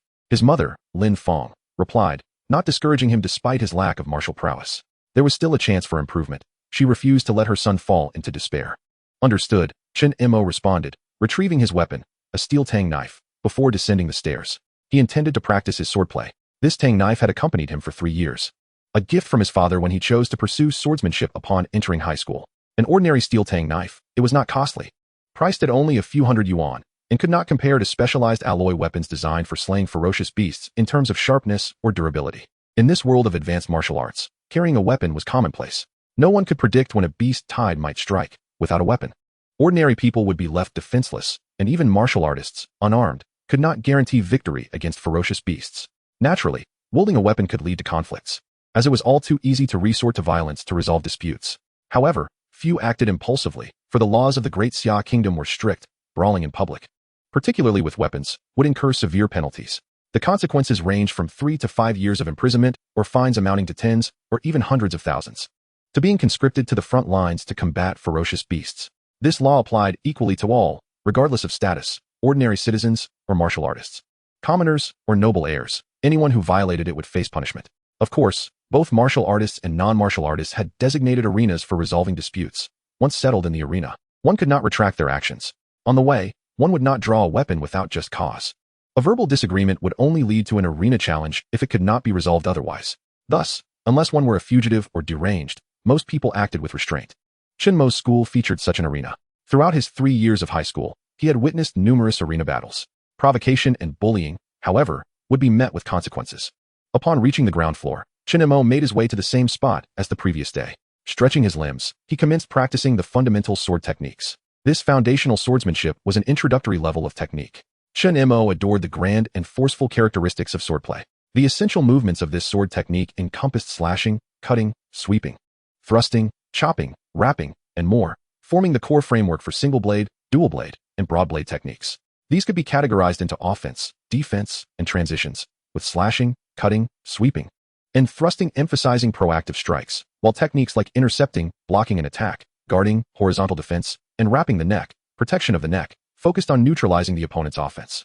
Additionally, movements such as wrapping the head, snapping, a sudden upward thrust, and the cloud blade, horizontal arcs, were utilized for transitions and fluidity. All these elements combined to create a cohesive offensive and defensive system. This sword technique consisted solely of basic movements, lacking the dual blade and broad blade techniques, as those required one to attain the status of a martial artist to practice. Clearing his mind of distractions, Chen Mo began to cultivate the fundamental sword techniques. The first move, the downward slash, executing a cut in a straight or diagonal line from above, with the force directed at the front third of the blade. Gripping the sword with both hands, he raised it high, leaning slightly backward. He then anchored his toes to the ground, his heels lightly striking the floor, channeling the force from his heels upward to his waist for reinforcement. Feeling the gathering strength, Chen Mo unleashed a powerful downward chop, akin to splitting wood. Simultaneously, he activated his mental perception, meticulously observing the changes in his muscle dynamics, the entire process of exertion, and the shifting center of gravity, as well as the point of impact for his downward strike. With mental perception engaged, these changes were laid bare before him. Before long, Chen Mo identified the crux of the matter. The entire exertion process was a coherent and orderly sequence. Through mental perception, he adjusted his posture for the downward chop repeatedly. 1 chop, 2 chops, 3 chops, 10 chops. With each correction, Chen Mo felt a slight improvement, and as time passed, his downward chop grew increasingly refined. His inherent talent, coupled with diligent effort, began to solidify the motions of his chop. Notifications floated across his interface, indicating his progress. You practiced the double-handed chopping technique once, achieving a proficiency level of 1 in basic knife skills. Chapter 17. methods to rapidly enhance proficiency. Moments later, Chen Mo had flawlessly mastered the intricacies of this chopping technique. The mechanics of exertion were now second nature to him, allowing him to harness his strength to its fullest potential. The execution of the double-handed chop had become instinctual. At this point, he no longer required to activate his mental perception or prepare in advance. He could effortlessly perform a perfect double-handed chop at any moment. Chen Mo took a brief respite to savor the fruits of his recent accomplishments. The rapid attainment of perfection in the double-handed chop was attributed to his innate talent and the principle that diligence is rewarded by the heavens. The concept of eternal verification was not mere rhetoric but a testament to a conceptual capability. Without the divine reward for hard work, even with his mental perception, it would have been impossible for him to master the technique so swiftly. This was due to the fact that the body must engage in prolonged and relentless practice to transform techniques into instinct.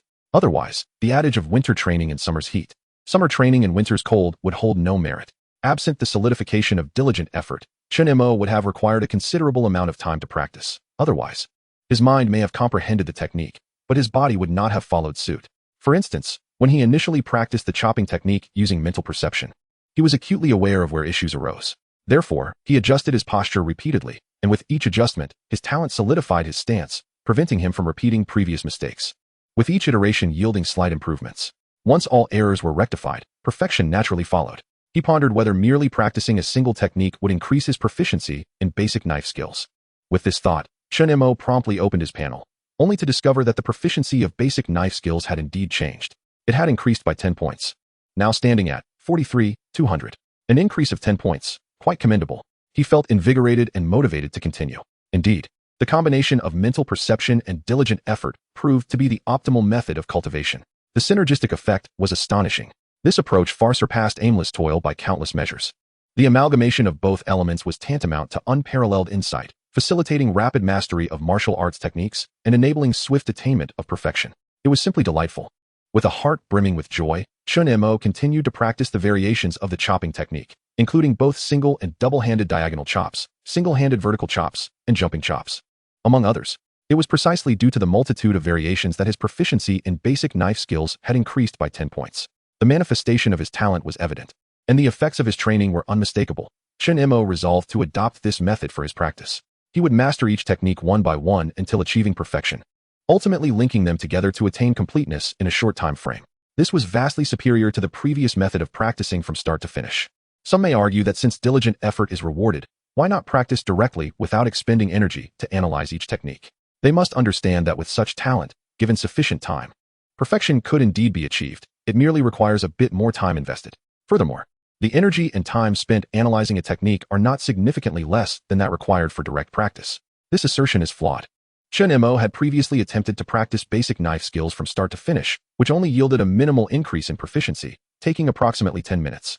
Conversely, analyzing a single technique, from initiation to perfection, took merely around 10 minutes and resulted in a substantial increase in proficiency, not just by 1 or 2 points, but by several, even 10 or more. Comparatively, the value derived from dissecting techniques was far superior. As for more advanced martial arts, where proficiency levels reach thousands or tens of thousands, if one were to practice from beginning to end, the amount of proficiency gained would necessitate repeated practice of the same duration. Moreover, the time investment would be considerably greater. For instance, practicing the foundational stances, consisting of 36 forms, requires an hour to complete just one round, yielding a trivial increase in proficiency. Yet last night, Chen Mo merely refined the first technique, resulting in an increase of 5 points in proficiency, taking only a little over 10 minutes. In comparison, analyzing techniques and grasping their principles yielded far greater rewards. Additionally, understanding a technique's principles and the process of exerting force naturally illuminated its weaknesses, proving invaluable in confrontational scenarios. Chen Mo was also reluctant to practice from start to finish for another reason.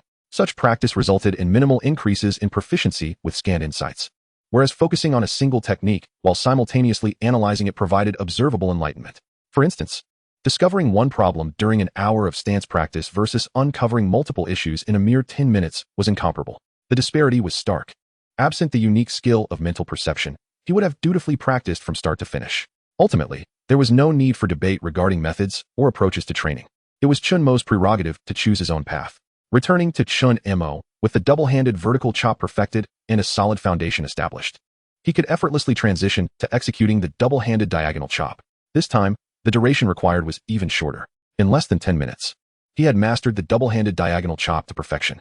Following that, Chen Mo began practicing left and right-handed vertical chops, diagonal chops, and other techniques. After spending over an hour, he perfected the double-handed chopping technique within the realm of basic knife skills. Subsequently, his proficiency panel reflected changes. Basic knife skills were now at a small success level, 95. 200. This morning, his proficiency was 33, 200, and within just 1 hour, he had increased it by 62 points. This is the true value of the analytical method. Practicing from start to finish for 10 minutes could only yield an increase of 6 points in proficiency, which was merely 1/10 of the analytical method's efficacy. Chen Mo, satisfied, sheathed his knife and wiped the sweat from his brow with his clothing as he made his way home. Xiao Mo, finished your workout? Indeed, Grandpa Zhang. Chen Mo replied with a smile. Grandpa Zhang was a resident in Chen Mo's building, often encountered during morning exercises, making them quite familiar with one another. I heard you're taking the martial arts examination this year. Is that correct? Yes. Oh, my grandson is too. He claims he is confident he'll get into Wu University. Do you feel the same? Would you like my grandson to give you some pointers? Grandpa Zhang beamed with pride when mentioning his grandson. No need for pointers. I have my own pace, Grandpa Zhang. I've just finished exercising and am famished. My mother is waiting for me to return for breakfast. With that, Chen Mo hastily departed. This boy is quite impolite. Grandpa Zhang felt a twinge of discomfort as he was unable to showcase his grandson's prowess in front of Chen Mo. He was aware that Chen Mo's martial arts aptitude was far inferior to his grandson's, which is why he engaged in conversation with Chen Mo, hoping to subtly undermine him. On the other hand, Chen Mo was well aware that Grandpa Zhang's grandson, Zhang Hongda, attended the same school and possessed better aptitude than him. Already a level 8 martial apprentice. However, Zhang Hongda prided himself on being a genius and held an air of arrogance, looking down upon Chen Mo. He would often ignore Chen Mo at school and would not acknowledge him in the neighborhood either. Chen Mo had no intention of ingratiating himself with Zhang Hongda. As for Grandpa Zhang, Chen Mo merely greeted him out of courtesy. He had no desire to listen to his boasting about his grandson. The two families had little in common, merely acquaintances.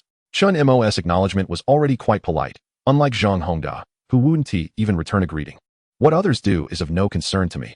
Chen Mo dismissed any lingering thoughts and quickened his pace homeward. Chapter 18. Jiang Tao pays a visit. After breakfast, Chen's father left for work, while Chen's mother tended to household chores. Chen Mo spent some time at home playing with his younger sister before receiving a phone call from his friend Jiang Tao. Mosey, are you awake? Yes. I've been up for a while. Have you risen as well? Not only am I up, but I've also arrived at your neighborhood. Hee.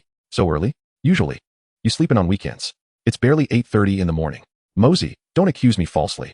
I've long since abandoned my lazy mornings. All right. You needn't come down. I'll come upstairs. I brought a gift for Warner. Very well. Come on up. Chen Mo did not refuse.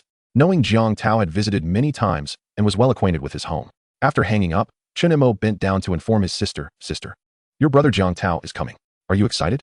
I am. Chen Warner replied with a smile. I'll pour tea for brother Jiang Tao. Let me help you with that. Given that his sister was frail, Chen Mo would not let her handle the teapot. He brought the teapot to the living room, placed it on the coffee table, washed the teacups in the bathroom, and handed one to his sister. All right, the tea pouring task is entrusted to Warner. I assure you it will be accomplished. Chen Warner took the teacup, wearing a serious expression. Just then, the doorbell rang. Ding dong. Sisters, sit tight. I'll go answer the door. Chen Warner obediently sat with the teacup, watching Chen Mo go to open the door. Upon opening it, he was greeted by a beaming Jiang Tao, who held a gift in his right hand and sported a tang sword at his waist. Mosey. Upon seeing Chen Mo, Jiang Tao immediately opened his arms, eager for an embrace. Mosey, I've missed you so much. Chen Mo quickly stepped back, evading Jiang Tao's embrace. Get away. I'm a man. Who told you to hug me? The thought of being embraced by a muscular man sent shivers down Chen Mo's spine, prompting him to dodge. Feeling rejected, Jiang Tao lowered his arms, feigning sorrow as he wiped non-existent tears. Mosey, you heartless scoundrel. I've missed you so dearly. How can you disdain me? It's so heartbreaking. Enough with the theatrics. Chen Mo interjected, his patience wearing thin. My sister is watching. You're tarnishing her innocent eyes. Hearing this, Jiang Tao immediately dropped his act and cheerfully replied, all right, for Warner's sake, I won't hold it against you. Jiang Tao turned to close the door, adeptly changing into slippers before following Chen Mo to the living room. Why the gifts? Just coming over is enough? No need to be so courteous. This is for Warner, not for you, so your disdain is of no consequence. Besides, when visiting someone's home, it's customary to bring a gift. You do the same when you visit mine. Jiang Tao chimed in cheerfully.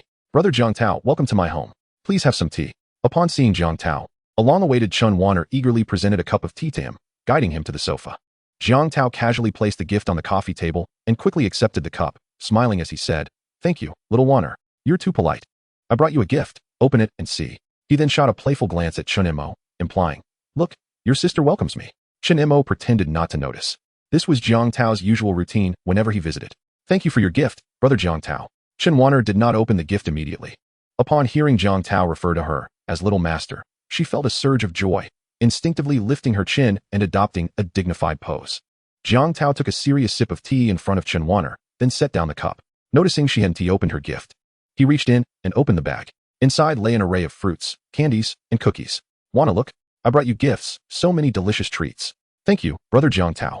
Although Chen Mo was well-mannered, she was still a child and was instantly captivated by the goodies.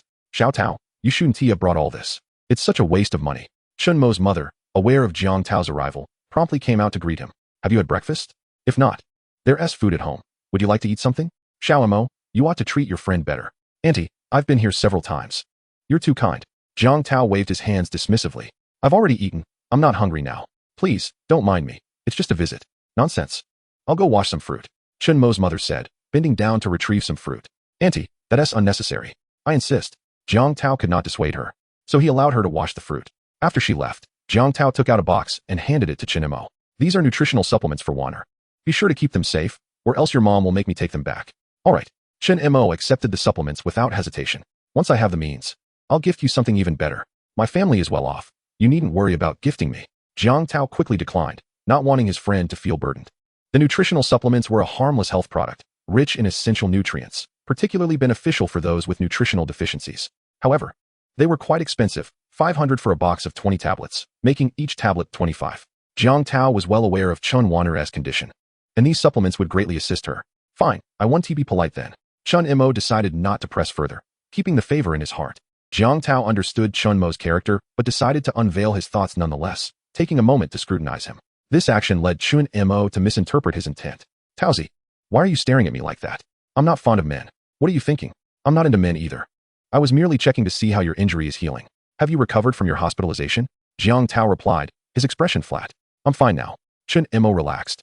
Understanding why Jiang Tao might think that way, he often feigned tears and would instinctively hug Chen Mo. Although he justified it as a ploy to appear more pitiable, Chen Mo would always push him away in disdain. The fruit is here. At that moment, Chen Mo's mother returned with the freshly washed fruit. Offering it to Jiang Tao, he accepted it without reservation and began to eat. The topic shifted, and Jiang Tao no longer inquired about Chen Mo's injury. The three of them chatted for about half an hour, after which Chen Mo and Jiang Tao decided to head to the martial arts school for training. Mom, Taozi and I are going to the martial arts school for practice. We want to be back for lunch. All right, be careful on the way. We will be cautious. Sister, you stay home and be good with Mom. Brother, I'll be good. Chen Mo took his Tang sword and left with Jiang Tao.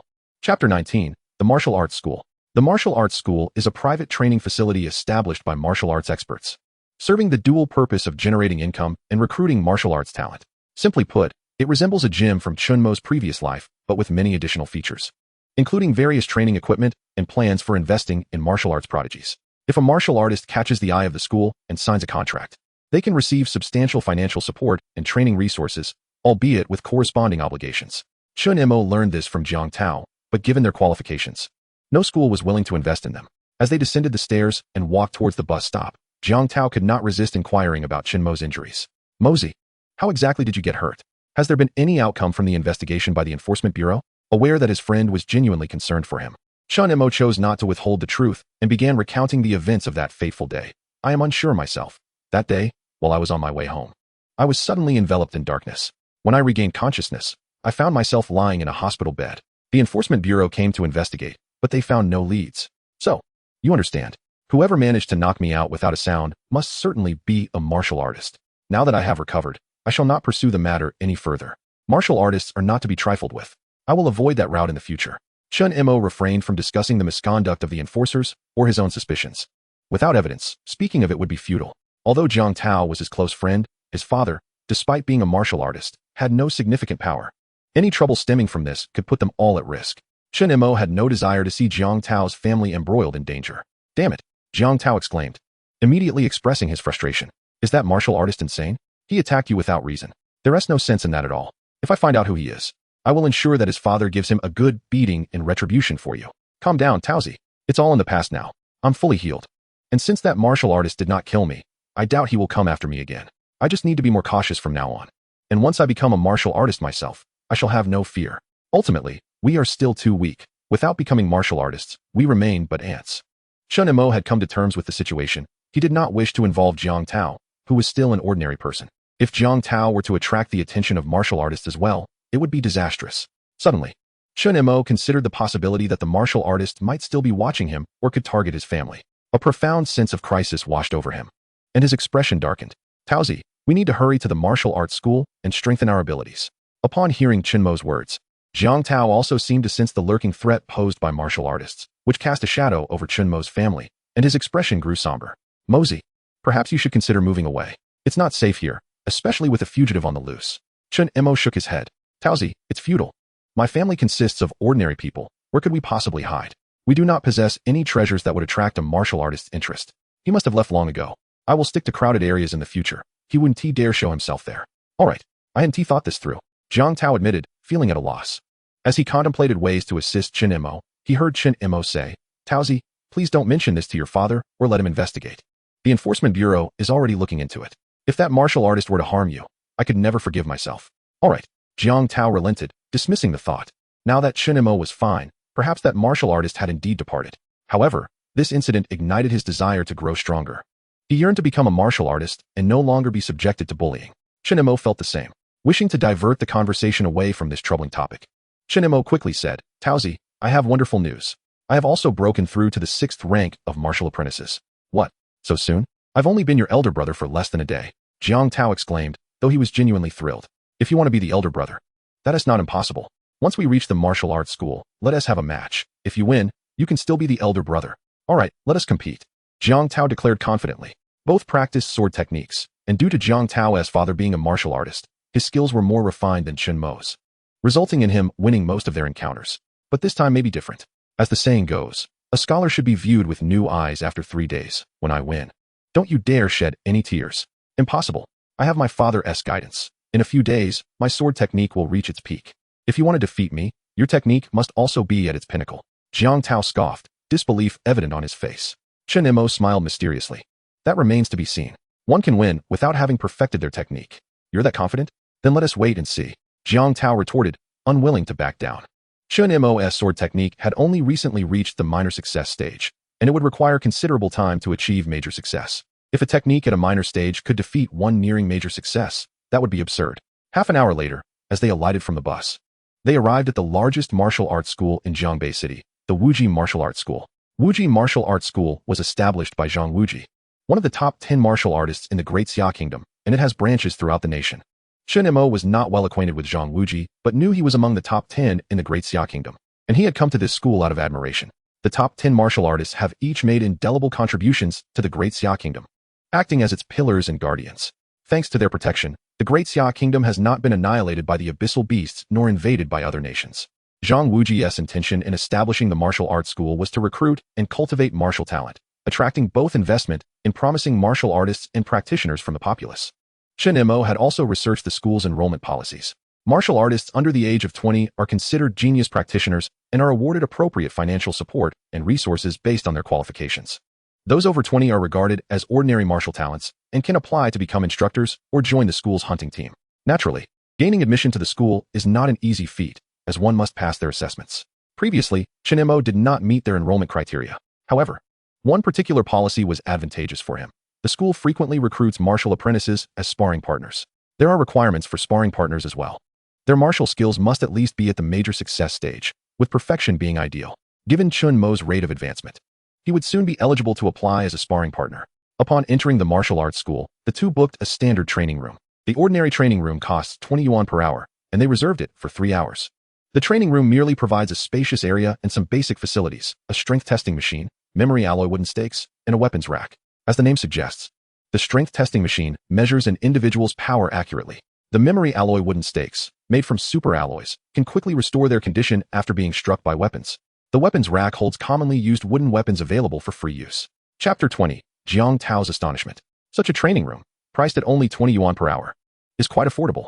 This is one of the reasons Chen Mo and Jiang Tao chose to train here. It is easier to get into the right mindset. Once they entered the training room, Jiang Tao approached the strength testing machine and said, Mozi, since you've also broken through, let us test your strength. Sure. Chen Mo replied, watching as Jiang Tao eagerly prepared. He did not begin immediately, but instead encouraged Jiang Tao to go first. You go ahead. All right. Jiang Tao accepted without hesitation, taking a slight step back to adjust his breathing. He then positioned himself, retreating his right foot half a step, bending his knees slightly, and turning his body slightly to the right, with his right hand clenched into a fist and pulled back to gather strength. He took a deep breath and suddenly swung his fist against the strength testing machine. Bang! A loud crash echoed as the display on the machine began to rapidly fluctuate. 100 kilograms, 289 kilograms, 457 kilograms. It continued until it finally stopped at 605 kilograms. Weighing in at 605 kilograms, he has indeed surpassed the threshold of a 6th-rank martial disciple, with his vitality likely hovering around 60 points, indicating a recent breakthrough. Without the need for preparation, he decided to throw a few more punches to test his strength. Chen Mo spoke calmly. Each point of vitality translates to approximately 10 kilograms of force. This conversion is merely an estimation, as some individuals possess innate strength that allows them to exert greater force even at lower levels. Once surpassing the 5th-rank martial disciple stage, the disparity in power becomes negligible. Thus, Chen Mo employed this method for his assessment. All right, Jiang Tao responded without hesitation, launching into a flurry of punches. The sound of impacts echoed repeatedly.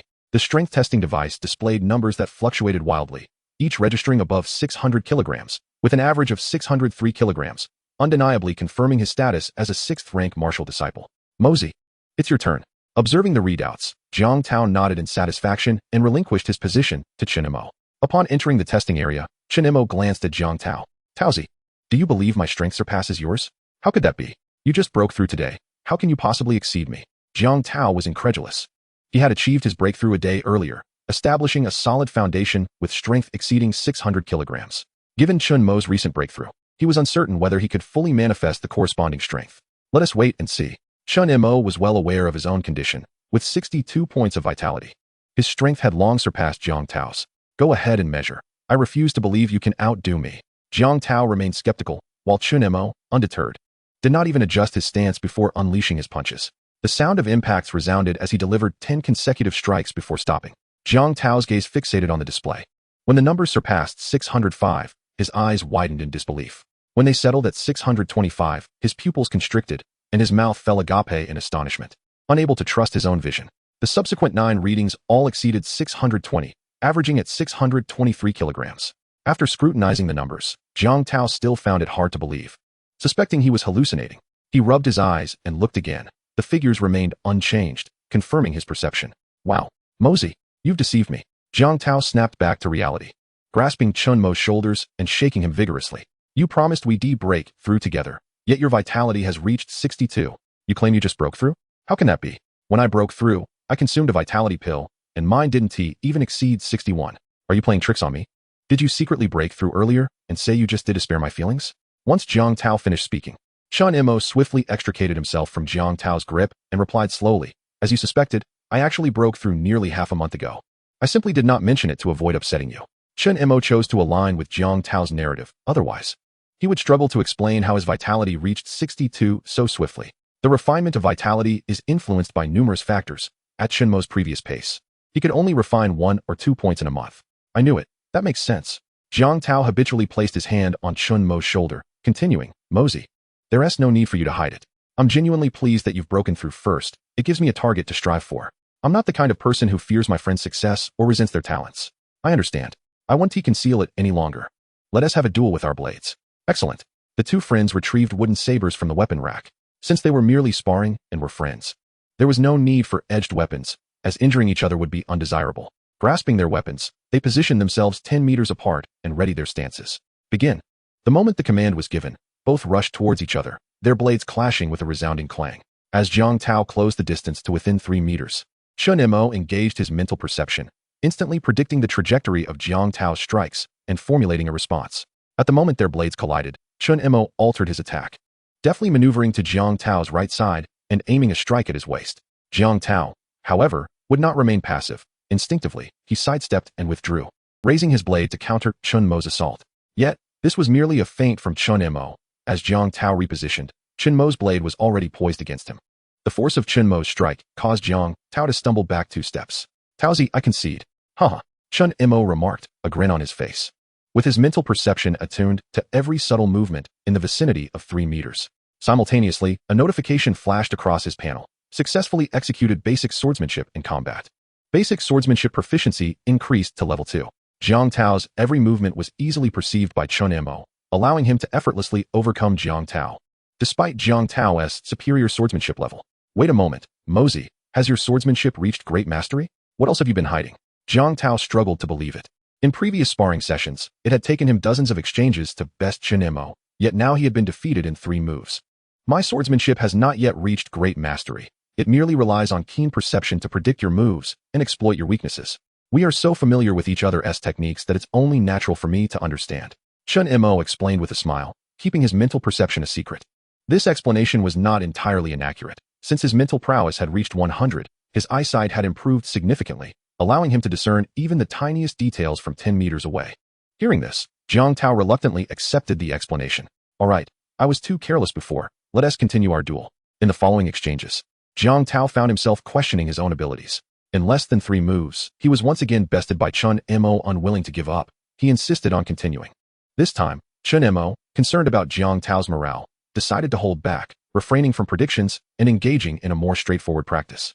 After a series of exchanges, Jiang Tao was still defeated. However, instead of feeling disheartened, he was filled with joy, for he had achieved great mastery in his basic swordsmanship. Chapter 21. The Progress of 2 Friends. Mosey, my basic swordsmanship has reached great mastery. Haha. Jiang Tao eagerly rushed to share the joyous news with Chen Mo. His excitement palpable as he approached Chen Mo, arms outstretched for an embrace. Mosey, I can't thank you enough. Without your assistance, my basic swordsmanship wouldn't have advanced so swiftly. Chen Mo, unwilling to indulge in an embrace, swiftly sidestepped, an expression of distaste upon his face. There's no need to thank me with a hug. I find it distasteful. Realizing his enthusiasm was misplaced, Jiang Tao retracted his arms. Mosey, I was just too excited. You've helped me tremendously. As good brothers, I naturally want to express my gratitude. Haha, we're brothers. No need for such formalities. Just focus on practicing more to digest the insights from earlier. Chen Mo felt no jealousy over his friend's advancement. Rather, he was genuinely pleased and hoped for Jiang Tao's growth. Moreover, with his own panel now available, his strengthening was a matter of time, rendering envy unnecessary. Jiang Tao had merely gotten ahead by a step. Right. I'll start training immediately. Jiang Tao's smile faded as he distanced himself from Chen Mo. Clutching the wooden sword and beginning anew with his basic swordsmanship practice, the sensation of his recent breakthrough was still fresh, and continued practice would deepen his memory and solidify his newfound mastery. Capturing this understanding would enable Jiang Tao to gain even greater insights into swordsmanship. Beside him, Chen Mo cast a glance at Jiang Tao, who was diligently practicing the fundamental sword techniques, before retracting his gaze to prepare for his own training. Habitually, he opened his interface to check on his progress, noting an increase of 7 points in his proficiency with the basic sword technique, reaching a minor accomplishment, 104/200. In the subsequent 2 sparring sessions, he gained 3 points in the first bout, and after exchanging over a dozen moves in the final encounter, his proficiency rose by an additional 4 points. Now, his proficiency level in the minor accomplishment realm of the basic sword technique had surpassed the halfway mark, with only 96 points remaining until he could achieve a major accomplishment. Given the pace of his training that morning, Chen Mo felt confident that he would reach the pinnacle of mastery before his time in the training room expired. Closing the interface and centering his thoughts, he began to practice the second move of the basic sword technique, the slashing knife. The slashing knife, executed by sweeping horizontally from a diagonal upward position to a diagonal downward position, or vice versa. Its trajectory is flatter and more lateral than that of the chopping knife, delivering force to the midsection of the blade. Key points. Emphasize the rotation of the waist to drive the movement, embodying the sweeping force of 1,000 troops. Directions, left slash, right slash. Familiar with these principles, Chen Mo mentally rehearsed them before commencing his practice. Gripping the sword with both hands, he initiated with a leftward slash. Activating his mental awareness, he did not overthink, simply executing the slash as per his established habit. Simultaneously, every movement played out like slow motion in his mind, allowing him to discern any flaws in his technique. Upon identifying a mistake, Chen Mo swiftly corrected himself and executed a second slash. He continued this pattern of repetition for several minutes. After a while, Jiang Tao, standing at a distance, gradually sheathed his sword, filled with elation. At that moment, he had fully absorbed the insights of achieving a major accomplishment in the basic sword technique, solidifying his mastery in this realm. Finally, he need not worry about the minor assessment on Monday. Haha. Unable to contain his joy, he burst into laughter, only to suddenly notice Chen Mo diligently practicing his slashes and quickly reined in his smile, fearful of disrupting Chen Mo's concentration. Seeing that Chen Mo remained undistracted by his laughter, he sighed in relief. In truth, Chen Mo had heard Jiang Tao's laughter. However, he was so engrossed in the progression of his sword technique that he could not extricate himself. With each slash, he observed tangible improvement, and the exhilaration of such gains was overwhelmingly satisfying, leaving no room for distractions. Although Jiang Tao was brimming with excitement, he refrained from interrupting Chen Mo. Disturbing someone during their training is regarded as exceedingly impolite. Should one intrude upon another's moment of enlightenment, it could extinguish their insights and sow discord. Thus, both had cultivated a habit of training independently, never halting the other's practice once one had completed theirs. Chen Mo was right there, and Jiang Tao felt a pang of frustration at not being able to share his elation. Unable to contain his excitement, Jiang Tao began pacing back and forth to alleviate his fervent emotions. He chuckled to himself, envisioning how splendidly he would shine in the upcoming assessment.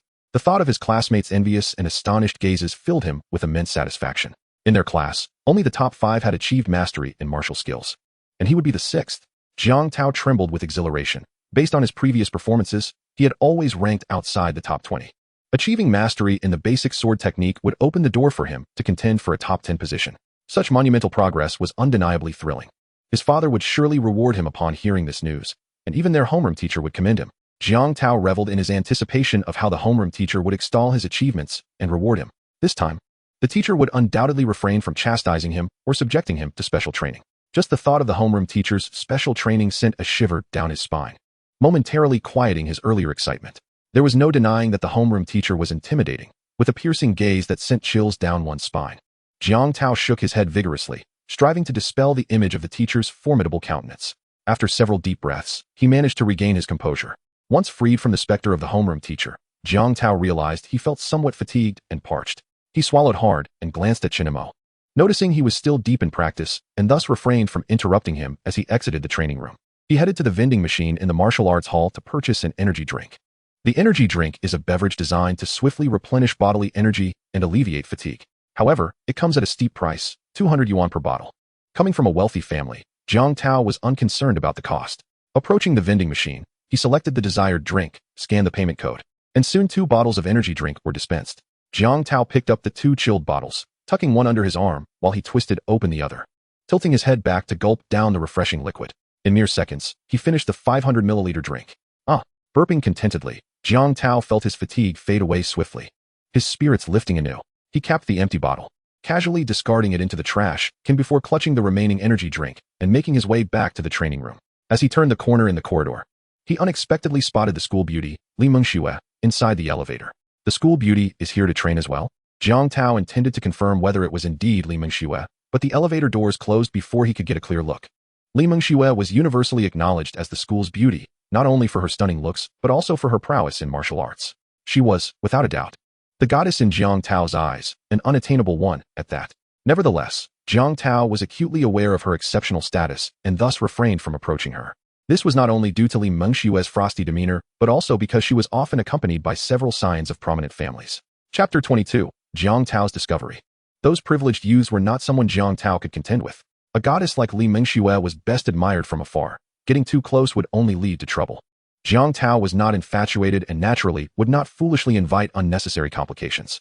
Upon entering the training room, just as the door closed behind him, he noticed several scions of wealthy families hastily passing by, evidently searching for Li Mengxue.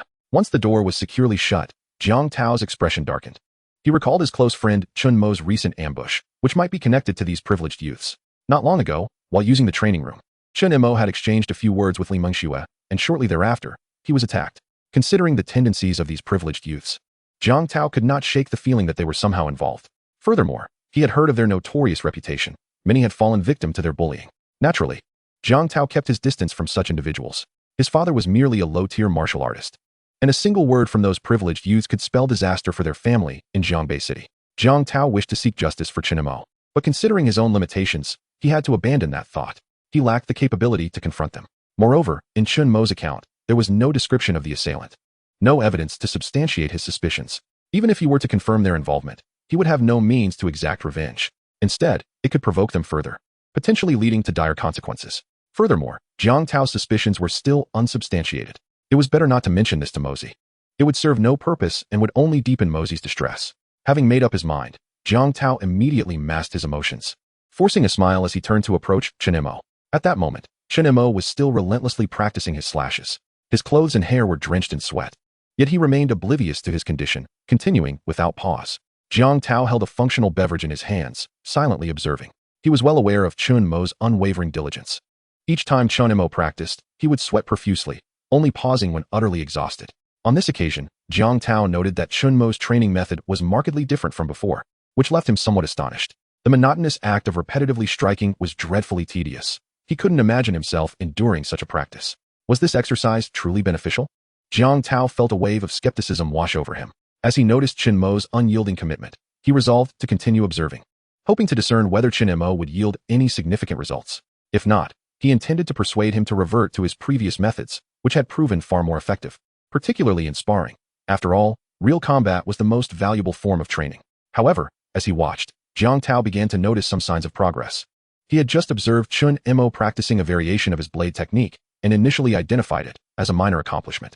Yet, as time progressed, and after performing the technique over a dozen times, he was astonished to see it evolve into a major success.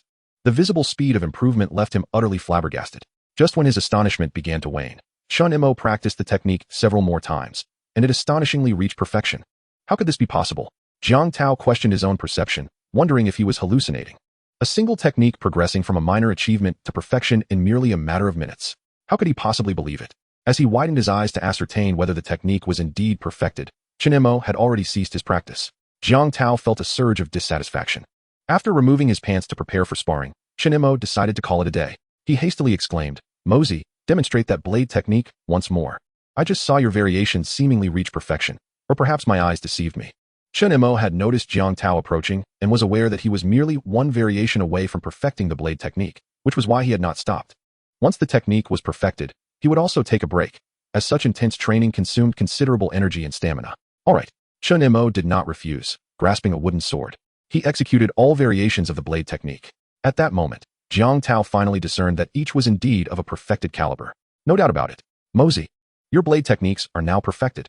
They are identical to those demonstrated by our homeroom teacher, Jiang Tao exclaimed, his expression one of astonishment as he stared intently at Chen Mo, akin to how one might look upon something for the first time.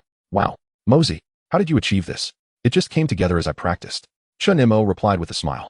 Jiang Tao, wearing a skeptical expression, retorted, how could that be? It just came together as you practiced. He began his sentence, but abruptly fell silent. For he had just witnessed Chen Mo's journey from a minor achievement to perfection step by step. It was truly as Chen Mo had claimed. Could it be that he had experienced an awakening? Noticing Jiang Tao's speech falter, Chen Mo stepped forward, meeting Jiang Tao's gaze, only to find him seemingly lost in thought. Thus, he gently placed a hand on his shoulder, asking, Taozi, what are you contemplating? Are you so awestruck by my talent that you've fallen into silence? Mosey, am I that kind of person? How could I possibly fall silent? Jiang Tao quickly retorted upon regaining his senses. Then why were you silent just now? I was pondering your transformation. It seems you've experienced an awakening. Jiang Tao explained. The mention of an awakening prompted Chen Mo to recall tales circulating within the school, leading him to inquire, does my situation qualify as an awakening? I've heard of a senior who, after awakening, exhibited a significant increase in comprehension, allowing him to train at an accelerated pace, whereas my progress has not been as rapid as the legends suggest. My speed in practicing foundational stances hasn't improved much either. I see. Jiang Tao stroked his chin, contemplating for a moment before responding, your situation likely represents a semi-awakening state. There may still be room for further development. Taozi, is there even such a thing as a semi-awakening? Awakening is awakening. How can there be a half-awakening? Chen Mo expressed his disdain for this notion while silently affirming to himself that he was merely exceptional, not semi-awakened. Jiang Tao promptly countered, of course there is. Just as doors can be partially open or fully open, awakening is akin to opening a door. Very well. I won't quibble over terminology. Chen Mo decided not to dwell on the semantics, content in the knowledge of his own awakening. Taozi, when I become a warrior, I shall surely protect you. Indeed. When I become a warrior, I will also look out for you. We are good brothers. Good brothers. The two exchanged smiles. Here, have a drink to replenish your energy. Jiang Tao suddenly remembered that he had yet to offer Chen Mo the functional beverage he had purchased, promptly extending it to him. Thank you. Chen Mo graciously accepted the drink, unscrewing the cap and drinking deeply. Within mere seconds, he finished the entire bottle, feeling the fatigue in both body and spirit dissipate rapidly. This beverage proved quite effective, albeit somewhat expensive. Chapter 23, Chen Mo's basic blade technique reaches perfection. A series of clanging sounds echoed within the training room as Chen Mo and Jiang Tao faced each other in combat. With a resounding clash, their wooden swords collided once more before separating again. No more. Mosey, you've won again. Even my perfected blade technique couldn't best you. This is utterly absurd. Jiang Tao was the first to speak, conceding the match. Chen Mo smiled faintly, Had it not been for his heightened spiritual perception, he truly would not have been able to defeat Jiang Tao. Haha, sheer luck. My technique isn't perfected, so naturally, there are flaws, and my vision is sharper. Sigh. Jiang Tao sighed, a bittersweet smile crossing his face. Once you've awakened, everything changes. You managed to anticipate my moves. Every attack I launched was within your foresight. Even with my perfected technique, I couldn't prevail. Taozi, you've already bested me enough times. Now it's my turn to savor victory for a while. Chen Mo grinned mischievously, reveling in his newfound advantage. That's true, Jiang Tao replied, not genuinely upset, merely reflecting on the situation. With Chen Mo's awakening, it was only natural that he could surpass him. After all, he could accept his good friend surpassing him. Mosey, to be honest, I gained a lot from practicing with you just now. It made me realize that my blade technique still has many shortcomings. Now, I must rectify my deficiencies.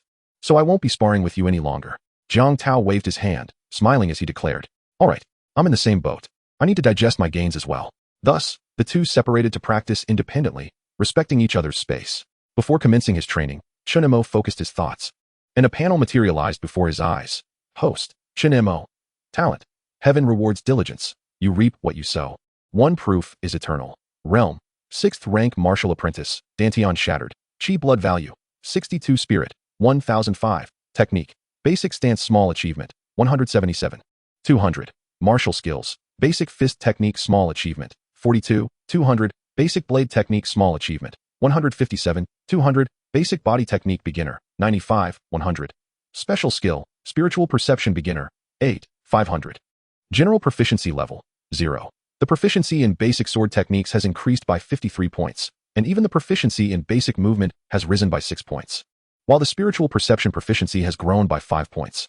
Astonishingly, his mental strength has surged by 0.5. Chen Mo was not surprised by the significant increase in proficiency for the basic sword techniques, as he had perfected the techniques through analysis. What caught him off guard was the enhancement in his movement proficiency, although he did not specifically train in basic movement. It was reasonable to conclude that the sword techniques contained elements of movement, especially after practicing with Jiang Tao. The skill of spiritual perception consumed half of his mental strength with each use, yet yielded an increase in proficiency. Chen Mo utilized it 5 times today, each time halting at the halfway point. It was imperative not to exhaust his mental strength completely, for doing so would render him utterly fatigued, necessitating at least an hour of rest for recovery. Conversely, by ceasing at the halfway mark and allowing for a gradual recovery, he would only require 10 minutes. The unanticipated increase in mental strength was beyond Chen Mo's expectations. Previously, training his mental strength had led to excruciating headaches and near collapse. Now, he found himself improving almost unconsciously. The talent of diligence truly bore frightening fruits. This talent belongs to him. Then all is well. This change has illuminated a pathway for Chen Mo to enhance his mental strength, alleviating the need for deliberate training. As long as he employed spiritual perception, his mental strength would gradually increase. However, should there exist methods for cultivating mental strength, he would certainly pursue them. Suddenly, Chen Mo recalled several techniques he had encountered in novels from his previous life, including meditation or visualization. In the sea of consciousness, one could sketch mysterious runes or models, or envision formidable deities. He resolved to experiment with this upon returning home tonight. Here, it was evidently impossible to attempt such practices. So Chen Mo retracted his focus and commenced his new technique training. He adhered to the same method, practicing while employing spiritual perception for analysis. Both individuals trained diligently, undisturbed by one another. Periodically, they would pause to rest before engaging in sparring, then return to solitary practice. Time slipped away unnoticed, and soon 3 hours had elapsed. Chen Mo and Jiang Tao concluded their training simultaneously, departing the training room to seek a meal.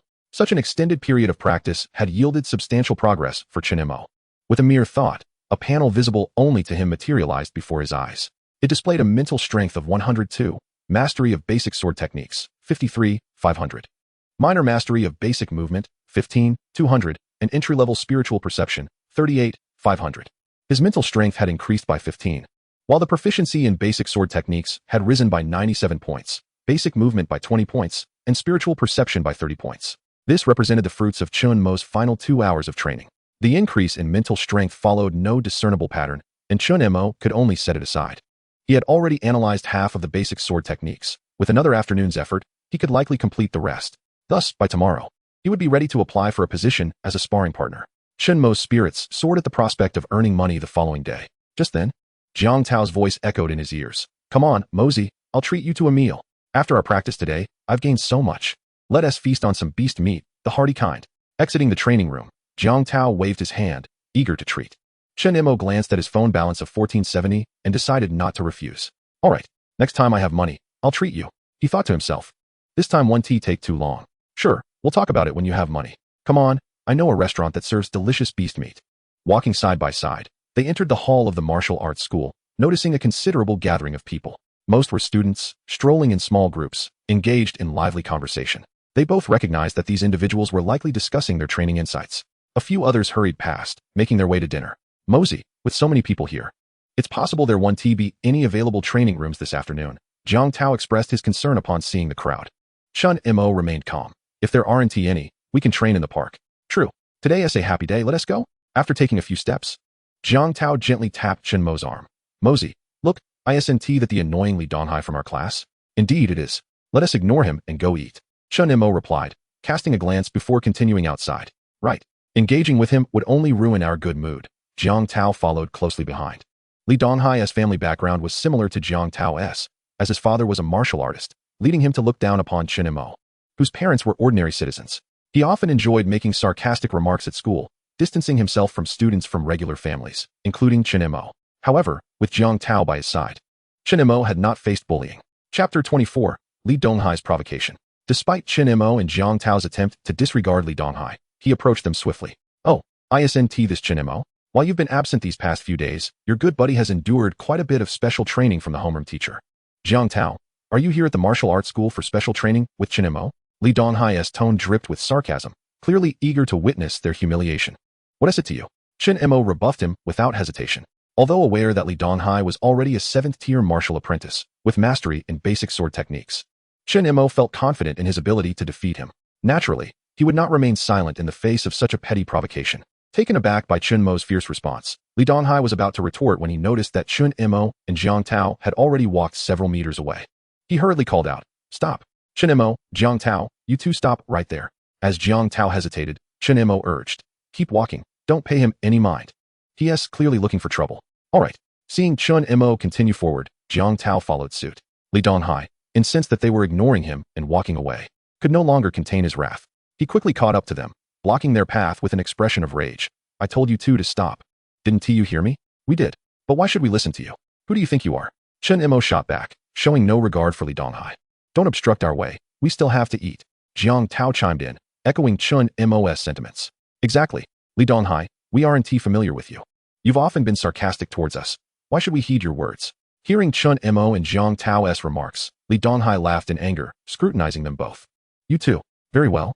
Chen Mo, Jiang Tao." Li Donghai raised his voice, drawing the attention of several passers-by, who began to gather around. "What are you blocking our way for?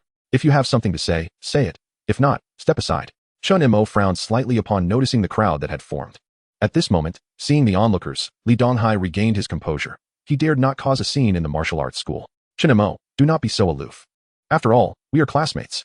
Let us speak frankly." Chen Mo hastily interrupted him.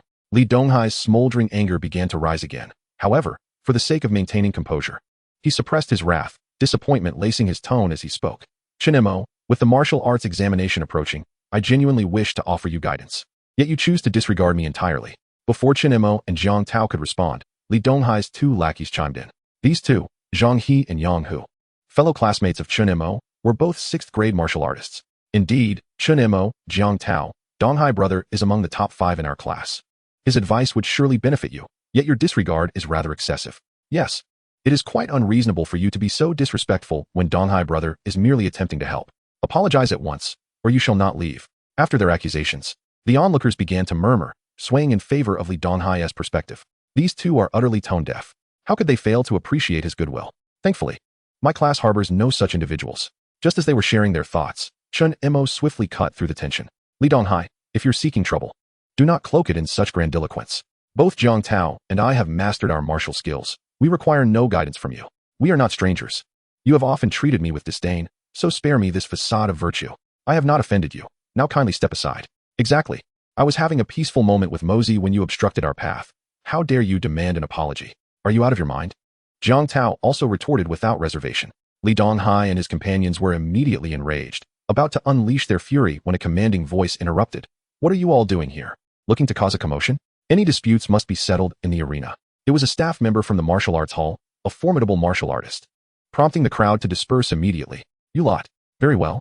If you have the courage, step into the arena. Li Donghai ground his teeth in frustration. He believed that, given his superior cultivation and martial prowess, he would undoubtedly triumph. Are you foolish? With your strength, entering the arena would only be self-inflicted torment. We are not devoid of reason. Jiang Tao replied without hesitation. Come on, Taozi, let us go eat. I'm starving. Chen Mo disregarded the altercation and shifted his direction to leave. All right. Jiang Tao followed closely behind. Seeing their retreat, Li Donghai's fury boiled over, and he turned to their departing figures, attempting to provoke them further. Are you two simply cowards, afraid to confront me? Yet, Chen Mo and Jiang Tao appeared oblivious to his taunts, vanishing from his sight. Donghai brother, calm down. There's no need to be angered by those two turtles. Isn't there a quiz on Monday? During the practical assessment, Yang Hu and I will challenge Jiang Tao to teach him a lesson and avenge you. Once we deal with Jiang Tao, Chen Mo will surely seek to confront us. We can teach him a lesson as well without you needing to step in. Excellent. Very good. Li Donghai felt his anger dissipate significantly upon hearing their words. With 2 days remaining, I shall offer you some guidance to ensure you are well prepared to teach them a lesson. Thank you, Donghai brother. You are the finest classmate I have ever encountered. Indeed. Donghai brother, you are my idol. Zhang He and Yang Hu showered Li Donghai with praise, lifting his spirits and allowing him to forget his earlier frustrations. Meanwhile, on their way to the restaurant, Jiang Tao expressed his discontent. Mosey, that Li Donghai fellow had the audacity to call us turtles. I truly wanted to turn around and give him a beating. You cannot defeat him. His insults lack substance. The quiz next Monday will undoubtedly see them seeking trouble. We shall simply teach them a lesson then. Chen Mo replied, his expression calm, unaffected by the earlier confrontation. Wait a moment. I cannot defeat him, nor can you. He is a 7th grade martial artist and has mastered his skills for quite some time. I can win. Did you not witness it? The difference between a 6th and a 7th grade martial artist is merely 100 kilograms of strength. As long as I do not engage him head-on, I will be fine. True. Reflecting on our earlier sparring, even his perfected techniques could not withstand 3 of my moves. Let alone Li Donghai. Chapter 25. Increase in vitality while awaiting their meal. Chen Mo made a video call home. His mother was busy cooking, so she passed the phone to Chen Wanner for a chat. Observing this, Jiang Tao quickly squeezed in. Sister Wanner, have you eaten yet? Not yet.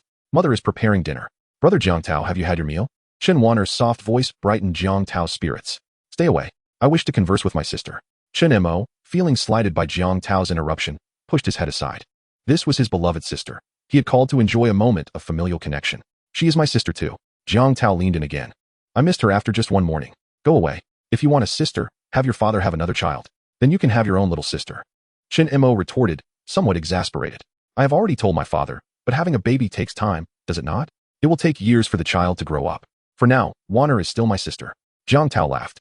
I'm terrified of you. After chatting with his sister for a while, Chen Mo handed the phone to Jiang Tao. Why not talk to Wanner yourself?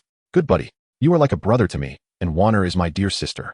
Upon receiving the phone, Jiang Tao began conversing with Chen Wanner. At that moment, the waiter arrived with their dishes. Chen Mo wasted no time, picking up his chopsticks and digging in. Jiang Tao, meanwhile, took it upon himself to educate Chen Wanner about the dishes, explaining each one as it arrived. Chen Wanner, being quite perceptive, decided to end the call after a few dishes had been introduced. Brother Jiang Tao, I won't disturb your meal any longer. I cannot let you go hungry. Please eat quickly. I'll hang up now. All right, we shall chat next time. Jiang Tao did not wish to tempt Chen Wanner with the delicacies on the table, understanding she had yet to eat herself. After hanging up, Jiang Tao returned the phone to Chen Mo. Wow, Mosey, how can you eat so quickly? I must hurry as well. Noticing a portion of the dishes was already gone, Jiang Tao swiftly grabbed his chopsticks, devouring the food with fervor. Chen Mo remained silent, enjoying his meal heartily. The beast meat was delectable, tender and more satisfying than any imported beef he had tasted in his past life. The two indulged in their feast in silence.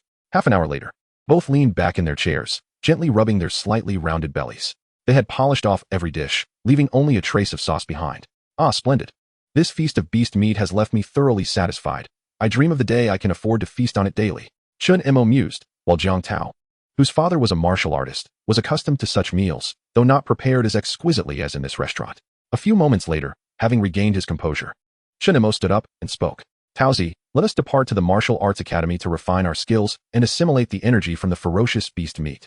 Very well. Jiang Tao rose and summoned the waiter to settle the bill. To his astonishment, the meal cost over 2,000, exceeding the price of a blood essence pill. Chen Mo couldn't help but click his tongue in disbelief. With a mere balance of over 1,000, he could scarcely afford a single meal. This was still on the cheaper side, as even pricier dishes had not been ordered. Upon glancing at the prices, Chen Mo realized he was out of his league. The two hurriedly exited the restaurant and made their way to the Wujigong Martial Arts Academy. Subsequently, they booked 5 hours in a standard training room. This time, Chen Mo eagerly offered to pay, wishing to reciprocate for the grand feast Jiang Tao had treated him to. Once inside the training room, instead of engaging in sparring, they each focused on practicing their stances. Chen Mo had already fully mastered the first stance, and after a brief period, he transitioned to the second, activating his mental perception to adjust his posture. Gradually, he began to identify and rectify various issues, steadily increasing his proficiency in the stance. You diligently practiced the second stance. Foundational stance proficiency increased by 1. You diligently practiced the second stance. Foundational stance proficiency increased by 1. You diligently practiced the second stance. Foundational stance proficiency increased by 1. The notifications continued to float across his mental display, yet Chen Mo was too engrossed in his progress to pay them any heed. After more than 10 minutes of adjustments, he finally resolved all the issues with the second stance. He then maintained the stance, savoring the sensations it invoked. Indeed, mere moments later, he witnessed the emergence of light points akin to those seen in the first stance. As the light points appeared, they began to traverse along specific meridians, gradually moving towards the kidneys. At that moment, Chen Mo felt himself entering a wondrous state where fatigue dissipated, replaced by an exhilarating sense of joy. This sensation rendered him oblivious to the passage of time and the outside world, completely immersing him in this experience. After an indeterminate span, Chen Mo observed that his stomach had entirely digested the ferocious beast meat, prompting him to conclude his practice. Should he continue, he risked encountering an energy deficit, and he still needed to practice his sword techniques. He could not afford to squander time. Upon finishing, he noticed Jiang Tao was still immersed in his training and chose not to disturb him. A glance at the time revealed that only half an hour had passed. Practicing a stance typically required at least an hour, and Jiang Tao had yet to complete his session. Opening his mental display, Chen Mo saw that his vitality had increased by 2 points, reaching a total of 64, while his proficiency in the foundational stance had surged by 10 points to 187, 200, and his mental perception proficiency had risen by 1 point. Excellent progress indeed. He then approached the weapon rack, retrieving a wooden sword to continue his analysis of the subsequent techniques in the foundational swordsmanship. Before long, his display began to fill with notifications. Foundational swordsmanship proficiency increased by 1. Foundational swordsmanship proficiency increased by 1. A half hour later, Chen Mo remained absorbed in his sword practice. While Jiang Tao had completed the foundational stance training and digested the ferocious beast meat, feeling his vitality had increased. At least a point of vitality had been gained. Jiang Tao was elated, contemplating testing his strength to validate his assumptions. Noticing Chen Mo engrossed in sword practice, he understood that Chen Mo had completed his stance training, and thus called out, "Mosey, pause a moment. Let us measure our strength. I sense my vitality has increased." Upon hearing this, Chen Mo ceased his movements. He bore no resentment towards Jiang Tao for interrupting his training. His insights could be interrupted at any moment, as the effects of his talent would solidify, eliminating any concern about forgetting. Very well, let us measure. Soon, the two arrived at the strength measurement device, with Jiang Tao stepping up first. Through the testing, Jiang Tao recorded a peak output of 621 kilograms, with an average strength of 617 kilograms. This time, his vitality had increased by 15 points. Even Jiang Tao was taken aback by such a substantial gain. Generally, it took him half a month to increase by 15 points, averaging merely 0.1 per day. Thus, this sudden surge left him astounded. Chen Mo, however, was not as surprised, for he had achieved an even greater increase. His vitality rose by 2 points. With a maximum strength of 653 kilograms and an average strength of 648 kilograms. After completing the test, Jiang Tao remained in a daze for a considerable period. Eventually, the two resumed their sword practice. Chapter 26, Continued Training. Within the training room, Chen Mo, bare-chested, gradually sheathed his sword, halting his training while gasping for breath. Despite being utterly exhausted, drenched in sweat, he stood upright, refusing to bend. Though his attire was excellent at wicking away moisture, he had shed his shirt over an hour prior due to excessive perspiration. Finally, he had perfected all the techniques of the foundational swordsmanship. Though drenched, his spirits were exceptionally high. "Mosey, your muscles have nearly caught up to mine." Jiang Tao, who had been resting for some time, couldn't resist teasing upon seeing Chen Mo cease his training. Years of relentless practice had naturally developed his physique. Martial artists generally shared a similar build, each muscle brimming with explosive power. "Oh, is that so?" Chen Mo clenched his fists slightly, causing his muscles to swell, robust and full, resembling a tiger poised to pounce. Observing this, Jiang Tao's expression darkened. "A compliment, and you're already puffing up, huh? Watch this." Not to be outdone, he showcased his own muscles to Chen Mo. Jiang Tao was considerably more muscular and slightly taller than Chen Mo, and the muscles he displayed had a more striking visual impact. His abdomen boasted defined 8-pack abs, while his back formed the legendary ghost back silhouette. "See that? Now this is true muscle." Jiang Tao couldn't help but boast. Chen Mo's muscles, while not as developed as Jiang Tao's, were like those of a novice just beginning to sculpt his physique compared to Jiang Tao, a seasoned fitness enthusiast. Yet, with a single remark, Chen Mo rendered Jiang Tao speechless. "You're not as strong as I am." Jiang Tao found himself at a loss for words. It was indeed the case. His vitality was lower than Chen Mo's, so naturally, his strength paled in comparison. Hence, what was the point of flaunting muscles? Enough of this. We're still good friends. Jiang Tao replied, somewhat exasperated. All right, no more on that. By the way, how has your foundational swordsmanship progressed? Chen Mo inquired as he settled beside Jiang Tao. Jiang Tao handed Chen Mo a bottle of energy drink before responding. Some progress, but not much. I wonder how long it will take to reach perfection. What about you? I noticed you looked quite pleased earlier. Have you made significant advancements? Chen Mo did not conceal his achievements, replying with a smile. Indeed, I'm nearly at perfection. Given that we still have an hour left in the training room, I should be able to achieve it before time runs out. Wow, so soon? Jiang Tao exclaimed in disbelief. That's incredibly quick. Truly, once the mind opens up, everything changes. Mosey, you even so, we remain good friends. Chen Mo was acutely aware of Jiang Tao's intentions, and before Jiang Tao could complete his statement, he interjected. Once I achieve perfection, I shall be able to guide you. With merely 3 months remaining until the college entrance examination, I genuinely believe I can assist you in mastering the foundational sword techniques. Jiang Tao, visibly moved, reached out to embrace Chen Mo. In a swift motion, Chen Mo evaded him, retreating 5 meters away. Taozi, how could you repay kindness with such an affront?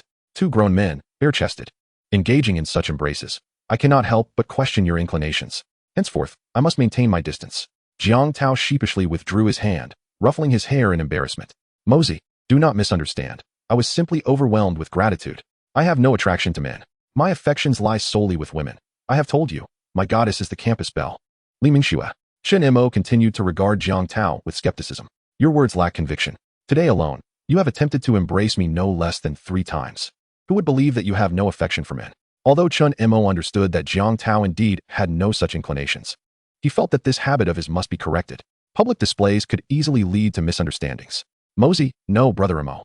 I acknowledge my error and assure you that I shall never behave in such a manner again. Jiang Tao quickly capitulated, not wishing for his good friend to misconstrue his intentions. Very well, I shall grant you the opportunity. Though this is a training room, it is under surveillance. If we were to embrace and be seen, what would others think? Chen Mo admonished. Damn, I nearly overlooked that.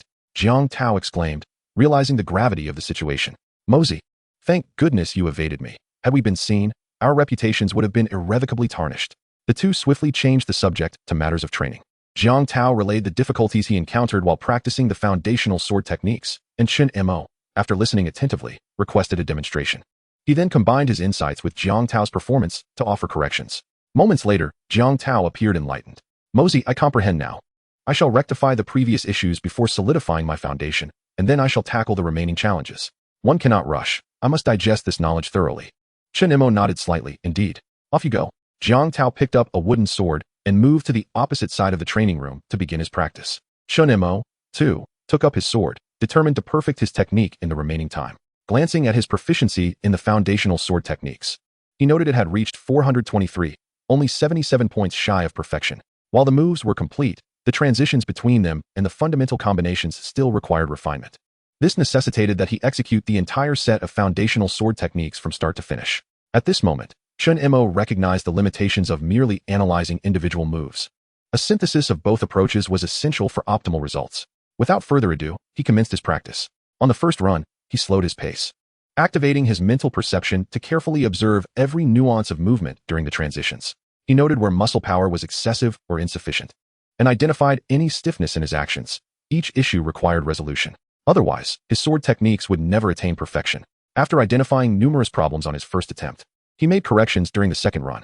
With each iteration, he found new issues and addressed them in the following practice. Thus, Chen Mo persisted, consistently increasing his proficiency in the foundational sword techniques. Training foundational sword techniques, proficiency increased by 1. Training foundational sword techniques, proficiency increased by 1. As Chen Mo's mastery of the foundational sword techniques deepened, he gradually moved closer to perfection. Just then, the training room's notification sounded. 5 minutes remain. If you wish to continue training, please proceed to the control panel to extend your time. If not, kindly gather your valuables and depart. Despite this announcement, Chen Mo remained undeterred, continuing his practice. Chapter 27. Perfection in Foundational Sword Techniques. However, upon hearing the notification, Jiang Tao ceased his practice. He had completed his training and slumped into a chair in the relaxation area, panting heavily. After an exhaustive 5 hours of training, he felt utterly drained. Though he had taken breaks, he was still fatigued. The lunch he had consumed was long digested, and without the energy drinks purchased earlier, he would not have been able to endure such a lengthy session. Barely seated, Jiang Tao's stomach began to growl, clearly indicating his hunger. Noticing Chen Mo was still engrossed in his practice, he chose not to interrupt and began packing up his belongings. Their possessions were minimal: a backpack, a shirt, a mobile phone, and a weapon. He stowed his clothes and phone in the bag, held the weapon in hand, and approached Chen Mo, stopping 5 meters away to quietly observe his swordplay. Chen Mo's technique was sharp and swift as lightning. Within a 3-meter radius around him, Jiang Tao could only glimpse the fleeting shadows of the wooden sword. These shadows formed an impenetrable wall. Anything that dared to intrude would be ruthlessly annihilated. Suddenly, a gust of wind swirled around Chen Mo, accompanied by a whooshing sound, intensifying the density of the sword's shadows, which fully enveloped his form. Jiang Tao, 5 meters away, was left in awe, a chill running down his spine as he was abruptly awakened to the reality before him. Such a spectacle could only manifest when one had perfected the foundational sword techniques. When their instructor had demonstrated this to the class, everyone had been left in utter astonishment. Now, witnessing it again, Jiang Tao could hardly contain his amazement. Initially skeptical of Chen Mo's ability to perfect the foundational sword techniques before the training session concluded, he was now a believer, having seen it with his own eyes. How enviable. Mosey has achieved enlightenment. Why have I not experienced a similar awakening? Jiang Tao felt admiration rather than jealousy, genuinely happy for his friend. Chen Mo was his good buddy, and as Chen Mo grew stronger, he would undoubtedly bask in that glory as well. Abruptly, the shadows dissipated, and Chen Mo stood still, sheathing his sword as he exhaled a deep breath. Mosey, congratulations. Your foundational sword techniques are now perfected. Jiang Tao hurried forward to congratulate him. Thank you, Taozi. Chen Mo was about to respond when he heard the notification indicating the end of training. He swiftly returned the wooden sword to its rack, donned his shirt, collected his weapon and backpack, and exited the training room alongside Jiang Tao. Once outside, Jiang Tao exclaimed joyfully, "Let us head to that restaurant from lunchtime to celebrate your perfected sword techniques." Just as Chen Mo was about to decline, they heard the mocking voice of Li Donghai from behind. "Oh, do you not fear ridicule while boasting here? You claim to have perfected your sword techniques?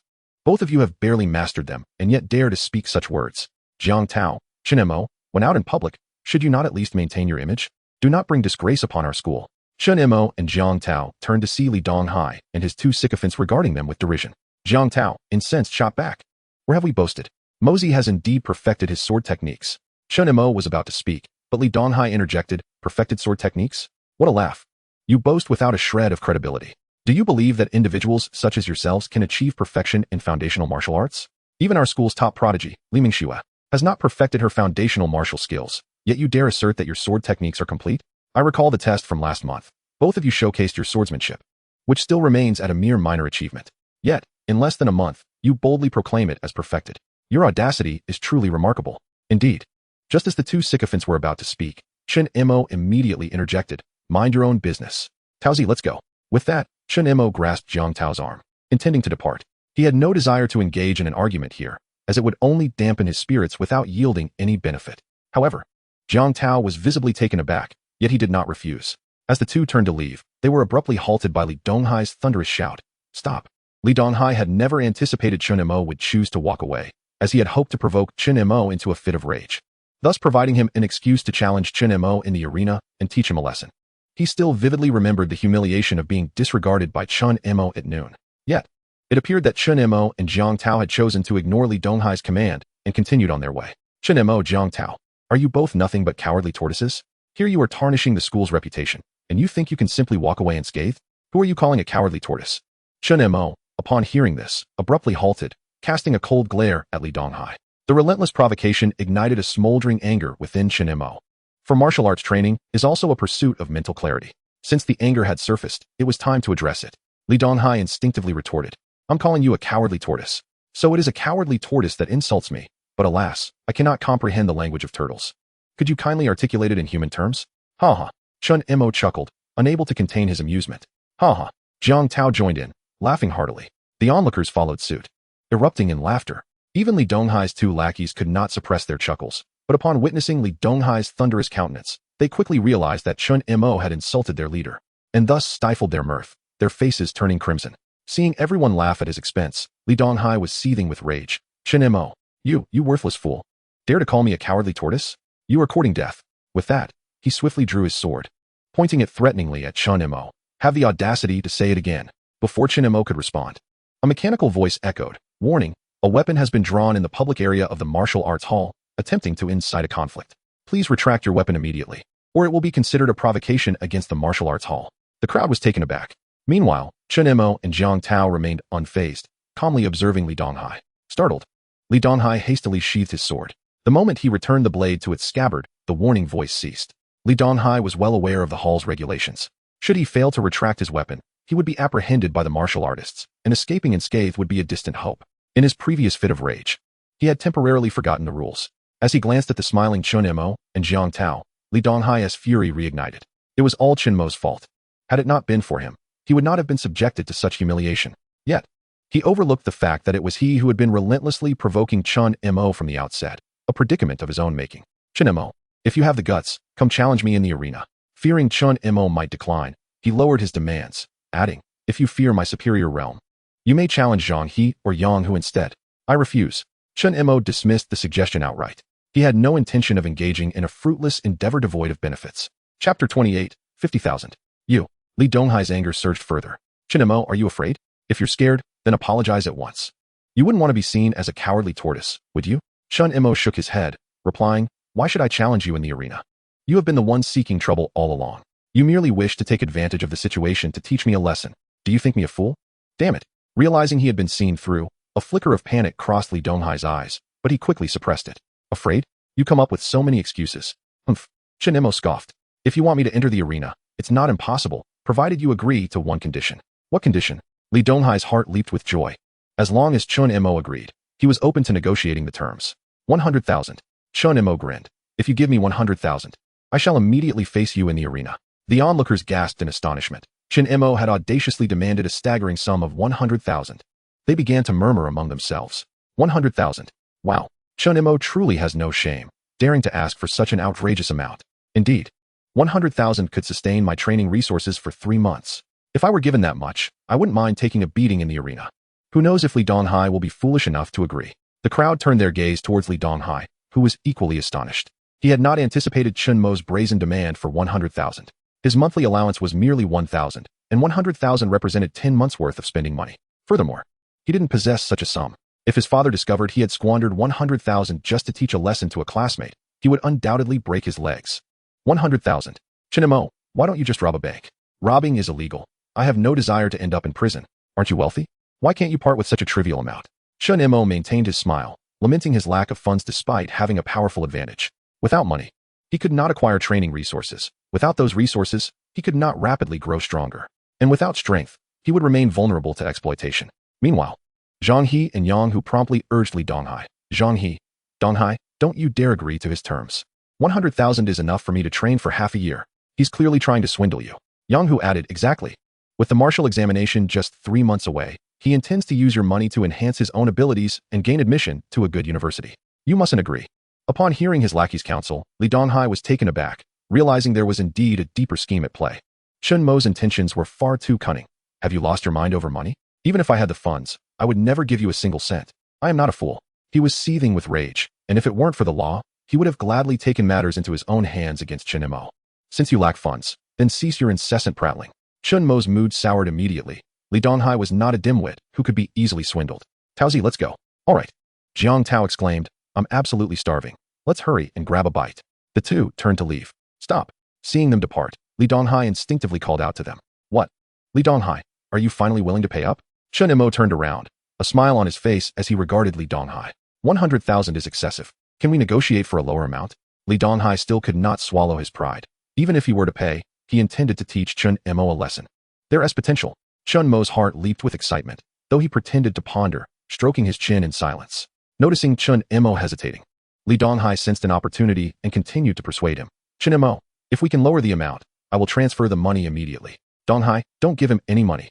If you want to teach him a lesson, the test on Monday presents a perfect opportunity. There's no need to waste your money. At this moment, Zhang He stepped forward to offer his advice. Upon hearing these words, Chen Mo felt a sinking sensation in his heart. Damn it, Zhang He, you scoundrel. You are obstructing my means of income. Thus, Chen Mo immediately spoke up. Considering we are classmates, I shall reduce it to half, 50,000 yuan, Li Donghai. Isn't that already quite a concession? If you refuse, I shall take my leave. My mother is waiting for me to dine. 50,000 is still a substantial amount. Donghai, Don't agree. Zhang He attempted to persuade, but Chen Mo promptly interrupted him. Zhang He, I am negotiating with Li Donghai, not with you. This is not your place to interject. What do you mean, what? Get lost. Chen Mo bellowed, then turned to Li Donghai. Li Donghai, give me a definitive answer. Will you agree or not? If not, I shall leave. Pressured by Chen Mo's insistence, Li Donghai, in a moment of impulsivity, disregarded everything else. Fearing Chen Mo would walk away, he ignored the entreaties of Zhang He and Yang Hu, and replied directly. All right, 50,000 yuan. I shall give it to you. Li Donghai's mind churned with vengeful thoughts. He was determined to teach Chen Mo a harsh lesson, intending to inflict serious injury upon him to quell his irritation. As for that 50,000 yuan, he would consider it as payment for Chen Mo's medical expenses. Moreover, a severe injury would keep Chen Mo bedridden for half a month. When all was said and done, that 50,000 would hardly cover his hospital bills. With that settled, let us draft an agreement. It should be made clear that the 50,000 yuan is your fee for inviting me to the arena, regardless of the outcome.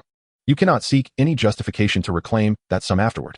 Furthermore, you must not retaliate against my family. Should any harm come to them, you shall bear full responsibility. Chen Mo was adamant about safeguarding his family from any repercussions stemming from this affair. Thus he sought to clarify matters and lay everything bare. This way, even if Li Donghai sought revenge, he would think twice before targeting Chen Mo's family. Very well, I agree. That is precisely what I wish to convey. Li Donghai, convinced of his impending victory, readily acquiesced to Chen Mo's demands without a second thought. Consequently, the group made their way to the martial arts arena, where both parties presented their request for a sparring match to the staff. This match, of course, was not a fight to the death. The two harbored no deep-seated enmity that would escalate to such dire consequences. Chen Mo had a family to consider. The application for the sparring match required a fee of 1,000 yuan, which Li Donghai willingly paid. After signing the necessary documents, Chen Mo produced a payment code, prompting Li Donghai to transfer the funds. With the officials as witnesses, the transaction was completed. Prepare yourselves. The sparring match will commence in 10 minutes. A considerable crowd had gathered below the arena, and those arriving late inquired among themselves about the unfolding situation. They soon learned what was afoot, leaving many astonished. What? Someone is actually offering 50,000 yuan to invite another for a bout, simply to beat him up? Wealthy individuals are truly eccentric, possessing such peculiar tastes. If I were offered 50,000, I would gladly accept. Alas, I arrived too late. A robust man pounded his chest in lament, feeling he had missed a golden opportunity.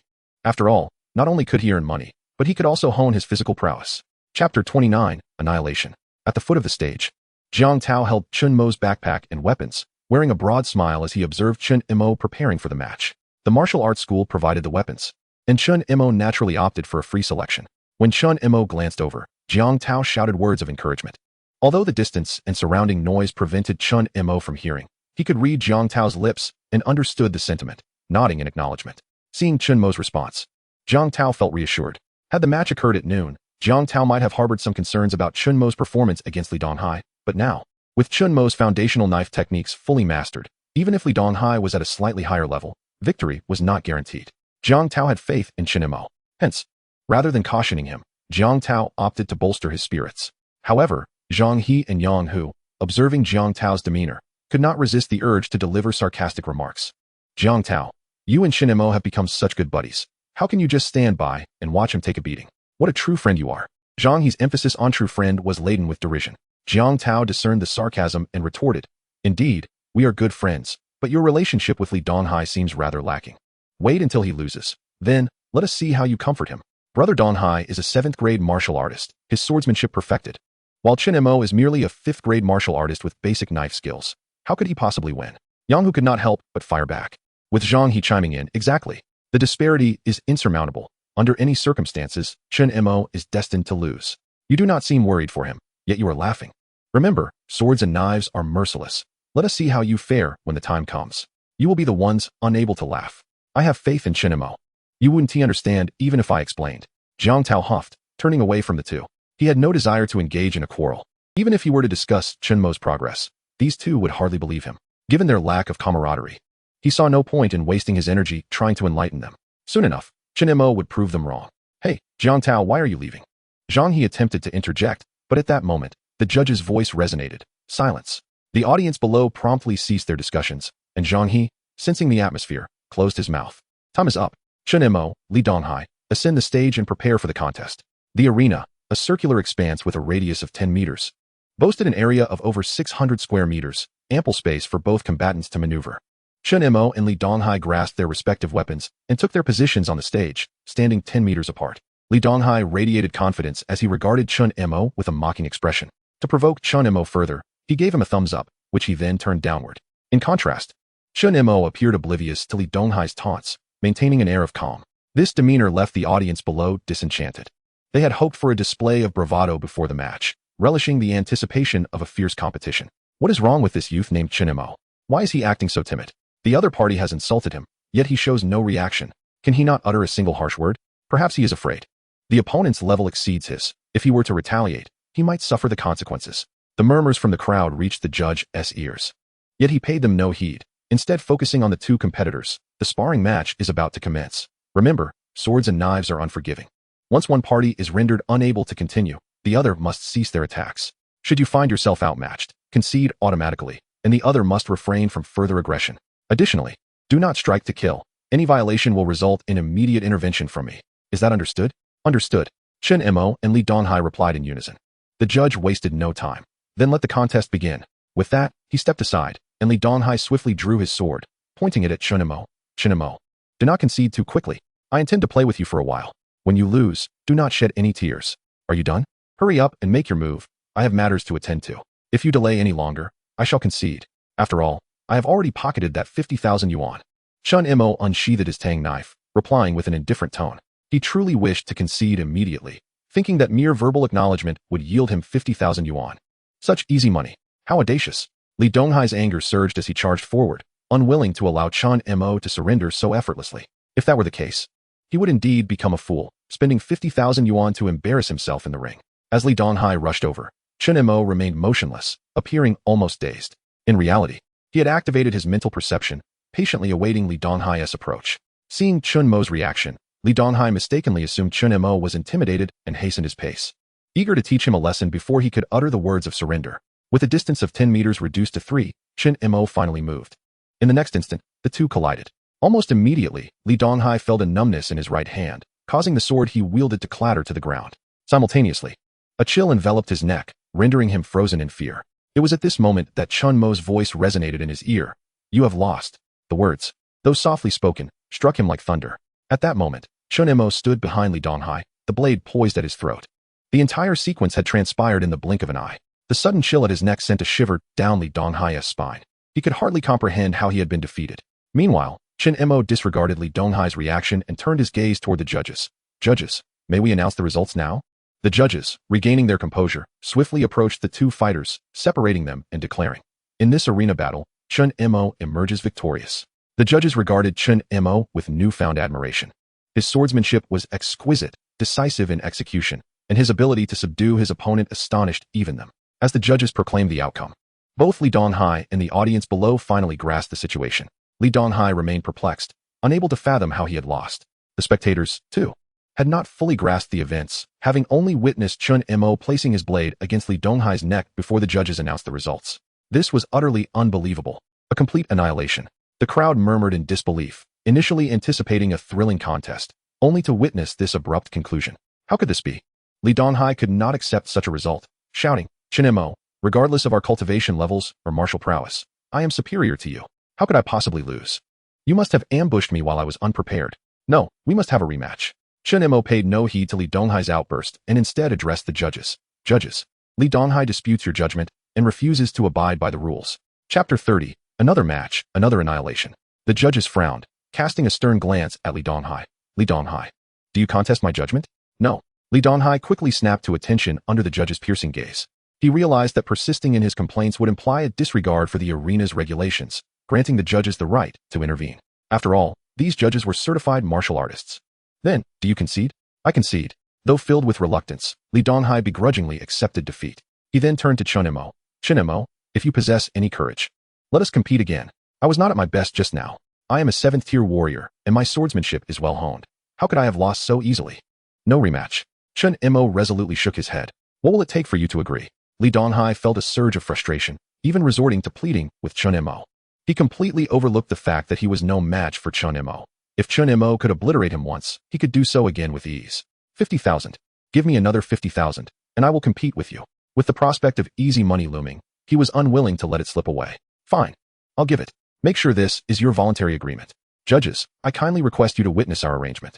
The judges nodded with a smile. Of course. Let us proceed to the break area for signatures. Both participants nodded in agreement.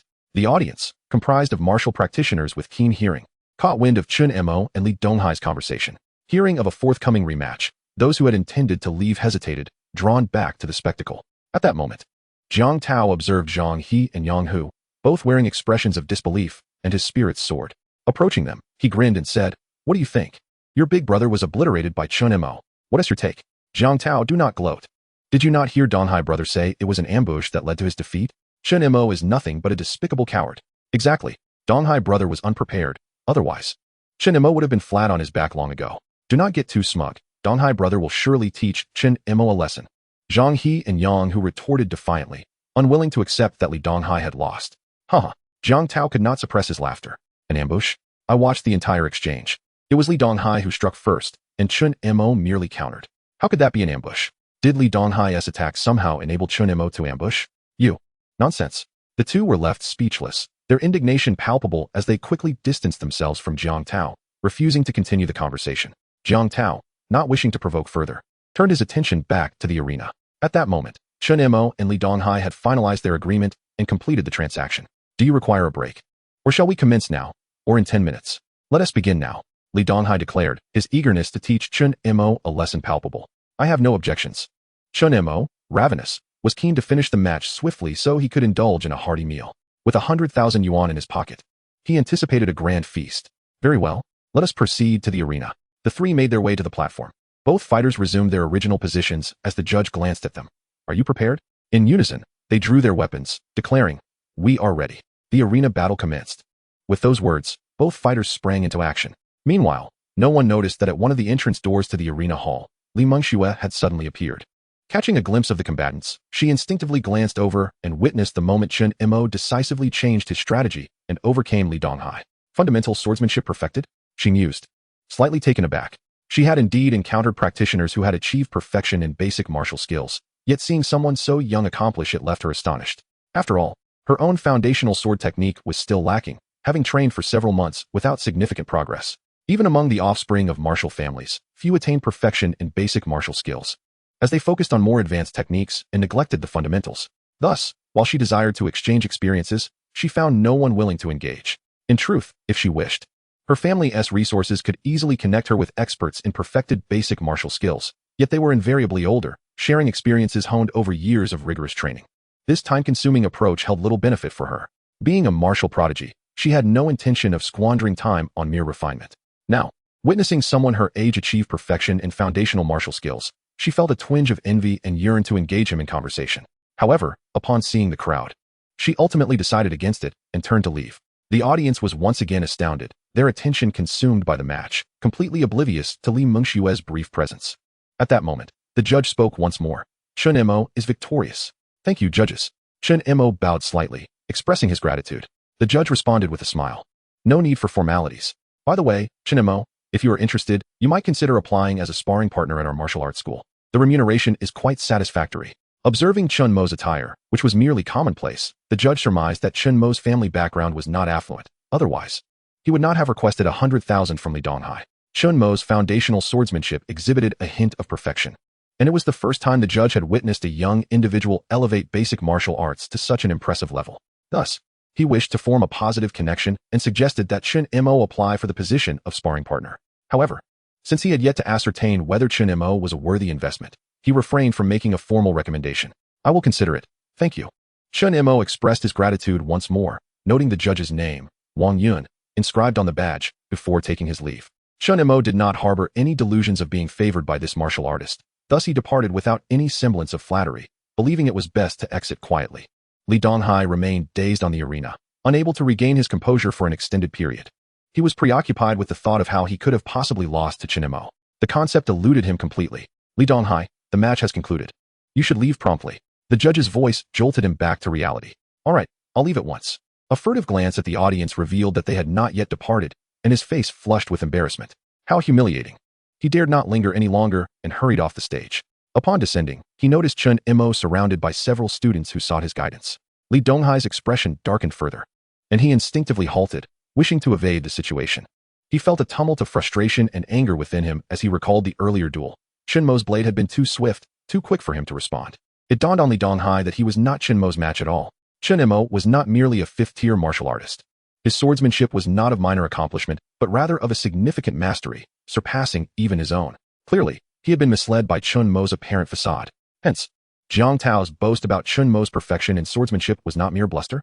No, Li Donghai immediately dismissed this notion. Chen Mo's swordplay was surely not perfect. At most it was of great mastery, just with a slightly higher realm than his own. This Chen Mo had deliberately concealed his true prowess, all to ensnare him for 100,000. The thought of that sum made his heart bleed. As he contemplated confronting Chen Mo, he looked up only to find that Chen Mo had vanished. His expression soured, turning more grotesque than if he had just consumed something vile. Chapter 31. Li Donghai and his associates' conspiracy. Emerging from the stage, Li Donghai wore a sinister countenance, his gaze ablaze with fury, akin to a predator ready to strike. Zhang He and Yang Hu, witnessing Li Donghai's demeanor, felt a chill of fear but steeled themselves to approach him cautiously, greeting him in hushed tones. Donghai Gu. Both were acutely aware of Li Donghai's nature, petty and vengeful. If they distanced themselves from him now, they would undoubtedly face his wrath. As ordinary students without any influential backing, they were powerless against Li Donghai. Had it not been for the meager training resources, they would never have followed in his wake, like obedient hounds. Upon hearing their greeting, Li Donghai made an effort to temper his anger. Let us speak outside. This was a significant embarrassment for him. To have been so decisively defeated by someone of a lower realm. Even now, he felt the heat of humiliation on his face. Li Donghai remained silent as he strode ahead, with Zhang He and Yang Hu dutifully trailing behind. Once they exited the martial arts school, Li Donghai erupted. Damn. That son of a Chen Mo.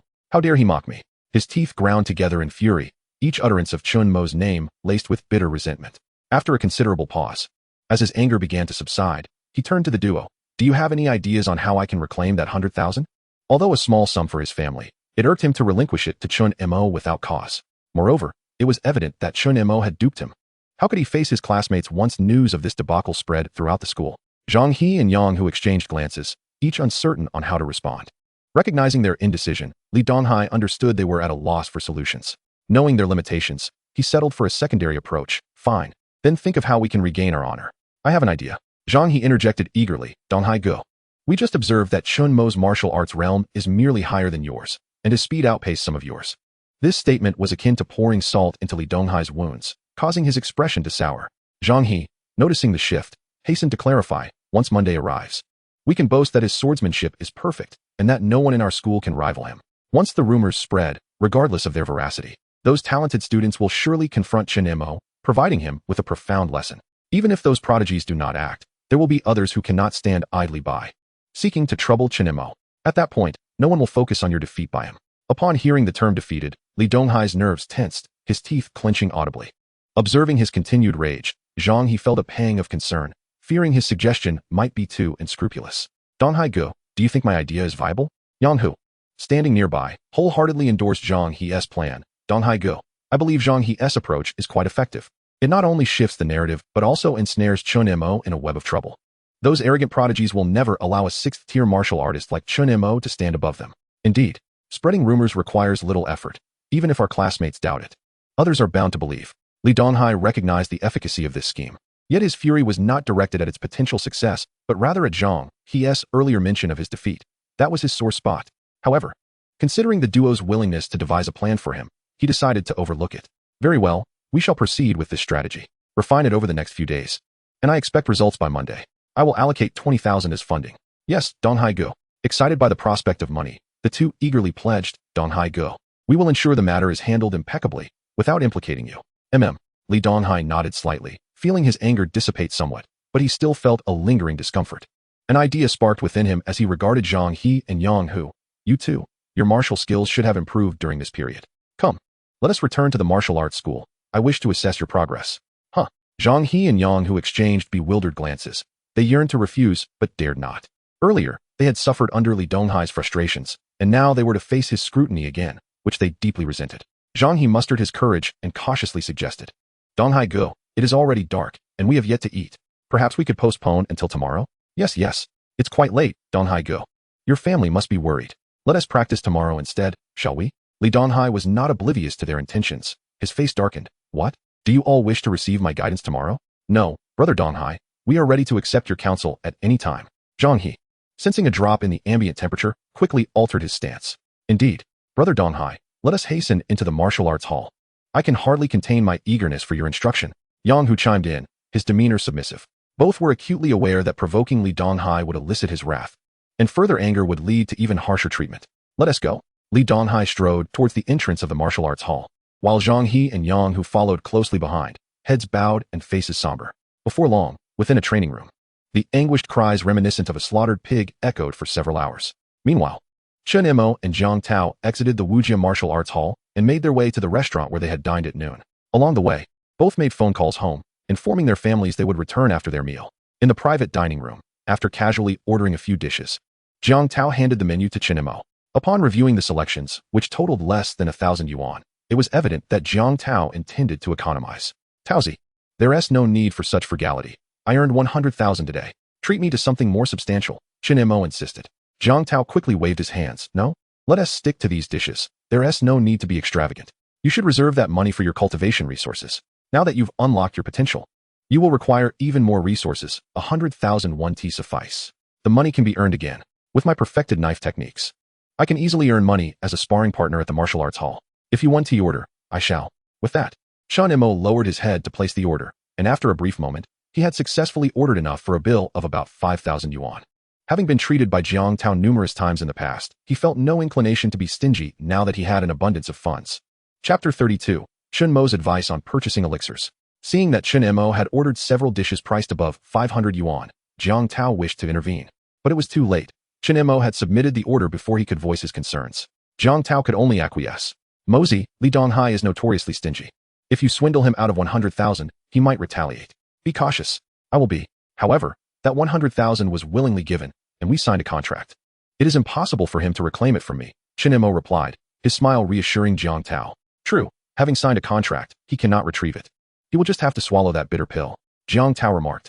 Nevertheless, it's quite audacious of him to provoke us for no reason and then offer money for you to strike him. I told you, with your perfected knife skills, he should have known better than to approach. Indeed, I find his reasoning perplexing. Chen Mo erupted in laughter. He must be out of his mind. Jiang Tao could not help but join in the mirth. Absolutely. Offering money for someone to beat him up. When you mentioned the 100,000, I thought you were trying to dissuade him. Chen Mo shook his head. I was not trying to intimidate him into retreating, but rather to ensnare him financially. After all, he initiated the provocation. He must face some consequences. Had he not made snide remarks or insulted us as cowards, I wouldn't have bothered with him. Demanding that 100,000 was merely to teach him that provoking me comes with a price. We have chosen to ignore him, yet he still seeks out trouble. I am not his father and will not indulge him. Exactly. We are not his guardians and have no obligation to coddle him. Jiang Tao agreed with a nod. At that moment, a server knocked before entering with the dishes, prompting the two to cease their conversation. Once the dishes were served, they resumed their chatter while enjoying the meal. By the way, Taozi, your cultivation and martial skills are not on par with Li Donghai's. If he provokes you during this period, do not engage. Most importantly, do not step onto the arena. Even if he insults you as a coward, do not rise to the bait. Competing with him would be futile. His swordsmanship has reached a high level long ago, and you would stand no chance. Should he insult you, feel free to retaliate verbally, but an arena battle not only poses the risk of injury, but could also jeopardize your college entrance examination.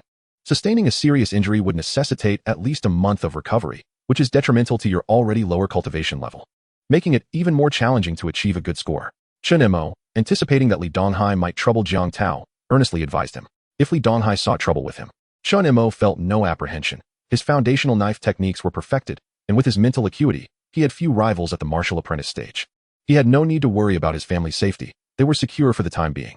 Jiang Tao recognized Chen Mo's concern and nodded in agreement. Mozi, I will be cautious. However, should avoidance prove impossible, I will still confront him. I am not a coward. Very well. Just ensure you remain composed, and do not lose your wits in response to their taunts, Chen Mo clarified, not wishing to deter Jiang Tao from standing his ground. Should Jiang Tao face defeat, Chen Mo would be there to help him reclaim his honor. By the way, after we finish eating, I plan to visit the apothecary to purchase some vitality elixirs. You should head home first. Chen Mo outlined his plan. During this period, stay vigilant. That fugitive Luo Jianren has yet to be apprehended. Yes, I understand, Jiang Tao replied, taking another bite of meat. And you too. By the way, will you be coming to the martial arts hall tomorrow? If their paths hadn't diverged, Jiang Tao would have accompanied Chen Mo to the apothecary. Come. You need not come by my house. Just head to the martial arts hall. All right. Half an hour later, the two finished their meal. After settling the bill, which left Chen Mo with 94,560 yuan, They parted ways at the restaurant's entrance. Being in the city center, the apothecary was not far. So Chen Mo opted to walk, employing his agility to hasten his journey. Notifications floated across his interface. Basic Agility Proficiency 1. Basic Agility Proficiency 1. Chen Mo, unaware of these updates, continued on. A few minutes later, he arrived at the Wujia Apothecary, the official pharmacy affiliated with the Wujia Martial Arts Hall, known for its integrity and reliability. Upon entering, a well-dressed female attendant greeted him with a warm smile. "Welcome, sir. What elixirs are you looking to purchase? Please let me know your needs, and I will gladly assist you." Returning her smile, Chen Mo responded, "Hello, I am in search of vitality elixirs. Additionally, could you inform me of any elixirs available for nurturing the meridians, along with their prices?" "Certainly. We offer 2 types of meridian nurturing elixirs, Warm Meridian Pill and Recovery Meridian Pill. The Warm Meridian Pill is designed to nourish the meridians and repair minor damages. It is beneficial for alleviating discomfort caused by prolonged cultivation or minor tears in the meridians. The Recovery Meridian Pill provides superior restorative effects for minor ruptures caused by cultivation. For moderate or severe meridian damage, it is advisable to seek treatment at a specialized hospital. The Warm Meridian Pill is priced at 50,000 yuan, while the Recovery Meridian Pill is priced at 150,000. Which one do you require? Chen Mo was not particularly shocked by the prices. Meridian damage was notoriously difficult to heal, and thus the corresponding elixirs were understandably expensive. Otherwise, his sister's condition would not have been so challenging to treat. Contemplating his sister's delicate and fragile meridians, Chen Mo resolved to purchase a Warm Meridian Pill. Its gentle properties made it suitable for both the elderly and children. In his sister's youth, she had needed the Warm Meridian Pill to nurture her meridians. However, as he grew older and his body stabilized, he ceased taking the elixirs, for their prices were not as they are now. His inquiry regarding the Warming Meridian Elixir stemmed from a desire to ascertain its cost, along with that of other potions. "I require 1 Warming Meridian Elixir. Additionally, I shall need a standard Qi and Blood Elixir, as well as a premium Qi and Blood Elixir." "Very well. Might I ask if you need any other potions?" The young attendant became even more courteous. "No, that will suffice." The attendant retrieved a box containing the elixirs, placed it into a packaging bag, and handed it to Chen Mo. "Sir, the Warming Meridian Elixir is 50,000. The standard Qi and Blood Elixir 2,000, and the premium Qi and Blood Elixir 5,000, totaling 57,000. Would you prefer to scan or use a card?" "Scan, please." Chen Mo completed the transfer, noting his remaining balance of 37,560. After receiving the receipt and stowing the items in his backpack, he hurriedly departed. The reason for purchasing only 1 standard Qi and Blood Elixir and 1 premium Qi and Blood Elixir was that Chen Mo intended to experiment with which would yield a greater increase in Qi and Blood. The premium Qi and Blood Elixir was priced at 25 times that of the standard, should its effects exceed those of 25 standard elixirs. Chen Mo would henceforth opt for the premium variety. Chapter 33. The Next Realm of Fulfillment. The premium Qi and Blood Elixir was also something learned from Jiang Tao, as the school only provided the standard variant. The efficacy of the premium elixir far surpassed that of the ordinary one and had a significantly prolonged duration. Chen Mo, lacking funds, had never partaken of the premium elixir before. Jiang Tao had once offered to lend him a premium Qi and Blood Elixir, yet he had declined. He adhered to his principles. Jiang Tao's monthly supply of premium elixirs was limited, and borrowing one would impede his own cultivation progress. He did not wish to burden Jiang Tao in this way. Moreover, a single premium Qi and Blood Elixir would not yield substantial benefits. He had no justification for consistently borrowing from another. Chen Mo was not Jiang Tao's kin, and thus, such actions felt inappropriate. Additionally, he believed in the principle of earning one's keep. Upon exiting the apothecary, Chen Mo initially contemplated returning home directly, perhaps honing his agility in the process, but reconsidered and abandoned the thought. First, the fugitive Luo Jianren had yet to be apprehended. If he encountered him en route, escape would be impossible. Second, he feared the possibility of another attack. Although he speculated that it was due to Li Mengxue that a certain prominent scion had targeted him, this remained mere conjecture without evidence. What if it was someone else who continued to watch him from the shadows? Thus, he dared not wander alone in the night. The most prudent course of action was to remain among the crowd. Consequently, he opted to take the bus home. After more than half an hour, Chen Mo arrived home. His parents and sister were engrossed in a television program, which brought him relief. He greeted his parents, stowed his backpack in his room, and proceeded to take a shower. Once he emerged, Chen Wanner dashed over, wrapping her arms around his leg and gazing up at him with her sparkling eyes. "Brother, why are you so late returning?" Chen Mo seized the opportunity to lift her up and settled onto the sofa, tapping his forehead against hers. "I apologize, little sister. I was practicing a bit late today. I promise to return earlier next time." Chen Wanner giggled at their forehead contact. Hee. "Brother, you mustn't forget." "No, I won't." "Little Mo, how did your martial practice go today? Did you feel any discomfort?" Their mother, Lin Fong, could not help but probe, fearing that her son had discovered something. "Not at all. Quite well, Mom and Dad. I feel like I've had a breakthrough. After just 1 day of practice, My swordsmanship has reached perfection. Chen Mo joyfully shared this news with his parents. Really? Lin Fong and Chen Mingyuan expressed skepticism. Mom and Dad, it's true. I have no reason to lie. Chen Mo understood that his parents would struggle to accept this revelation immediately. Both had practiced basic martial skills and knew the arduous journey to perfection. Even his father, Chen Mingyuan, had not yet achieved perfection in basic martial skills despite a decade of practice. Upon seeing that Chen Mo did not appear to be jesting, they began to believe him, though their faith remained tentative. Having never witnessed such a phenomenon, their disbelief lingered. At the same time, a sense of sorrow filled their hearts. Their son Dantian had been rendered useless, preventing him from becoming a martial artist. Even if he had experienced a breakthrough, it would not change his fate. Nevertheless, they suppressed their grief and feigned joy. That's wonderful, little Mo. You must continue to practice diligently. No matter what happens, your mother will always support you. So will I. Just focus on your martial training. Chen Mingyuan exchanged a knowing glance with Chen Mo, who understood the unspoken message. With such supportive parents, Chen Mo felt immensely fortunate. Brother, you will definitely become a martial artist. Chen Wanner, though unaware of what a breakthrough entailed, recognized her brother's prowess. Yes. Once I become a martial artist, I will buy you lots of delicious treats. Chen Mo replied with a smile. The family engaged in light conversation, and before long, time slipped away. Around 9 o'clock, the Chen family turned off the television and retreated to their rooms for the night. This evening, Chen Wanner insisted on sleeping with Chen Mo, and their parents could do naught but acquiesce. Upon entering the room, Chen Mo gently set his sister down on the bed, ensuring she was seated comfortably. He then approached his desk, retrieving the warming meridian elixir from his backpack and coming before Chen Wanner. Wanner, come, take this medicine. Okay. Chen Wanner blinked her large eyes, obediently opening her mouth. Chen Mo placed the elixir into her mouth. The elixir was no larger than a peanut. Chen Wanner swallowed it with a gulp, immediately feeling a warmth in her belly. Brother, my tummy feels warm. Yes, I know. Lie down and close your eyes. Chen Wanner complied, and Chen Mo turned off the light. While narrating a bedtime story, he placed his hand on her forehead. Once his spiritual power exceeded 100, he could multitask. Today, while practicing basic swordsmanship, he had done just that. Activating his spiritual perception, he could visualize Chen Wanner's internal state in his mind. At this moment, the warming meridian elixir was slowly dissolving in Chen Wanner's stomach, releasing various luminous points that traveled through her blood vessels and meridians to nourish her whole body. Some entered her organs, some her blood vessels, some her meridians, and some adhered to the surface of the meridians. In no time, tiny glowing points appeared throughout Chen Wanner's body, nurturing her health. As the warming meridian elixir took effect, Chen Mo felt a wave of relief. His greatest fear was its ineffectiveness. Before long, he noticed that his sister had already fallen asleep, prompting him to cease the storytelling and withdraw his hand. The warming meridian elixir had a gentle effect and a prolonged duration, so there was no need for Chen Mo to keep constant watch. At last, he found time to examine his own status panel. With a thought, a transparent panel radiating golden light materialized before him. Host, Chen Mo. Talent. Diligence is rewarded. Every effort yields results. One proof leads to eternal proof. Realm. 6th rank martial apprentice. Dantian shattered. Chi and blood value. 64 spirit. 108. Technique. Basic stance mastery. 187. 200. Martial skills. Basic fist technique mastery. 42. 200. Basic sword technique perfection. 3. 1000. Basic agility technique mastery. 35. 200. Special skill. Introductory spiritual perception. 59. 500. General proficiency points. 0. From a vantage point above, Chen Mo observed a rapid enhancement in his mental capacity, which had surged by 6 points. This improvement was a direct result of his frequent utilization of mental perception.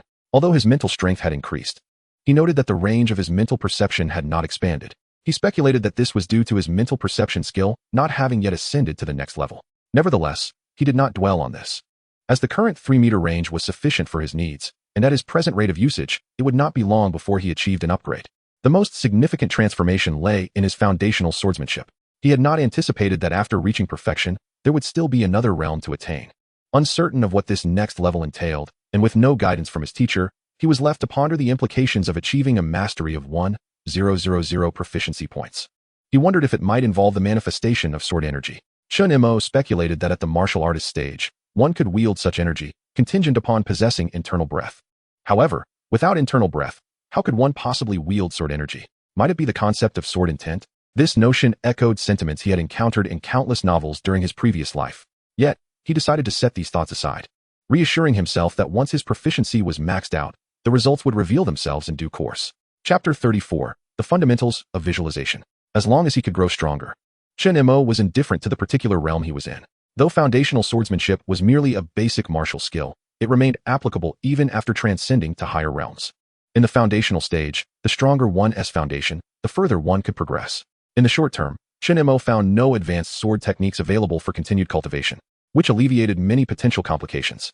Martial skills were not commonplace. Higher-tier techniques were prohibitively expensive, and Chen Mo lacked both the financial means and the qualifications to acquire them. Chen Mo had familiarized himself with the grading of martial arts techniques, which were organized into 4 tiers and 3 grades. The 4 tiers, ranked from highest to lowest, were Heaven, Earth, Profound, and Yellow. The 3 grades, also ordered from highest to lowest, were Upper, Middle, and Lower. However, foundational martial techniques and stance training were not included in this grading system. These foundational skills were the keys through which most ordinary individuals embarked on their martial paths, having been developed and refined by numerous predecessors. Within this evaluative framework, they should logically be rated as Yellow, lower grade. Yet, such a low rating would clearly be a disservice to the wisdom of the ancients. Could one truly claim that the fruits of their labor could only merit such a trivial classification? Moreover, the effectiveness varied among individuals. This was, after all, the Enlightenment technique of countless martial artists. Consequently, after deliberation, the higher-ups of the Great Xia Kingdom explicitly decreed that foundational stance training and basic martial skills would not be included in this grading system to avoid inciting excessive controversy. Other martial arts techniques would be classified according to their power and effectiveness within the 4 tiers and 3 grades framework. Chen Mo had no opportunity to access other techniques. Only those from martial families possessed advanced skills. He had no habit of inquiring about others' techniques, but had occasionally overheard classmates discussing which family's heirs practiced Yellow, lower grade, or Yellow, middle grade techniques. Advanced techniques required corresponding strength for cultivation. Yellow-tier techniques only became effective upon reaching the martial artist stage. The cultivation at the martial apprentice stage was intended for direct application upon breaking through to the martial artist level. But this privilege was reserved exclusively for the offspring of martial families. To maintain fairness, the martial examination still focused on foundational martial skills and stance training, thus compelling the heirs of martial families to also practice these basic skills. Advanced techniques felt distant to Chen Mo. For now, strengthening his abilities was of utmost importance. Recalling the method to enhance mental strength he had conceived at noon, Chen Mo promptly took action.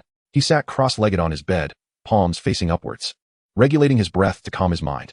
Achieving tranquility was simple for Chen Mo. He merely needed to turn his focus inward.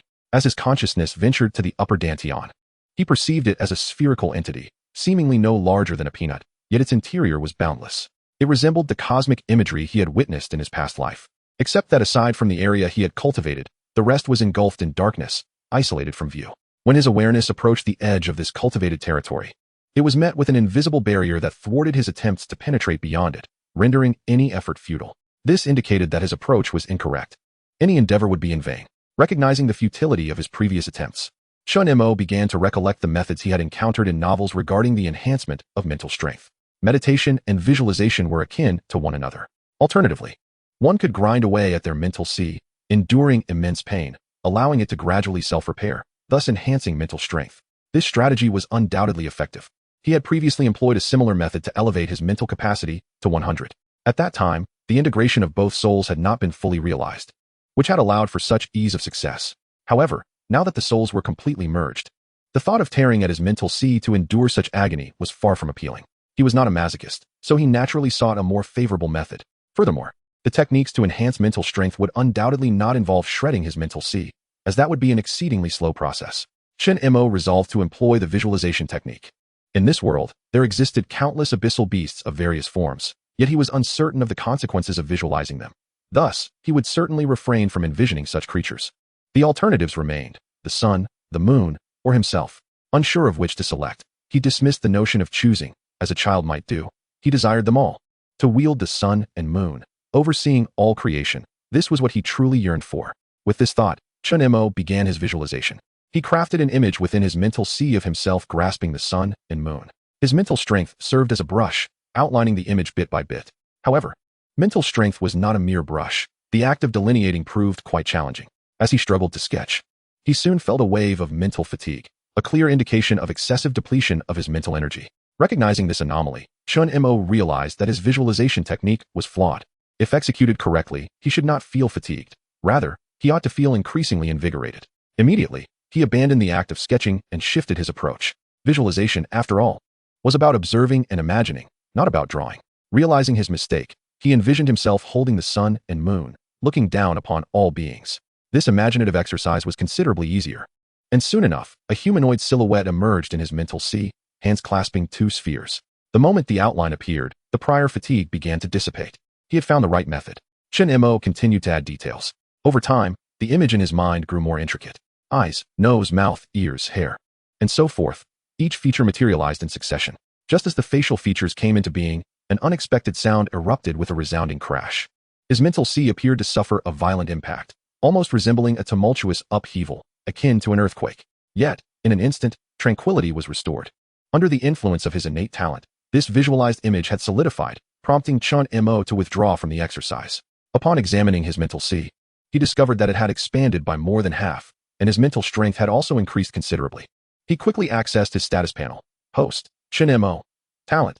Diligence is rewarded. You reap what you sow. One proof is eternal. Realm. 6th rank martial apprentice. Dantian shattered. Vitality. 64 mental. 158. Cultivation techniques. Basic stance training minor success. 187 200.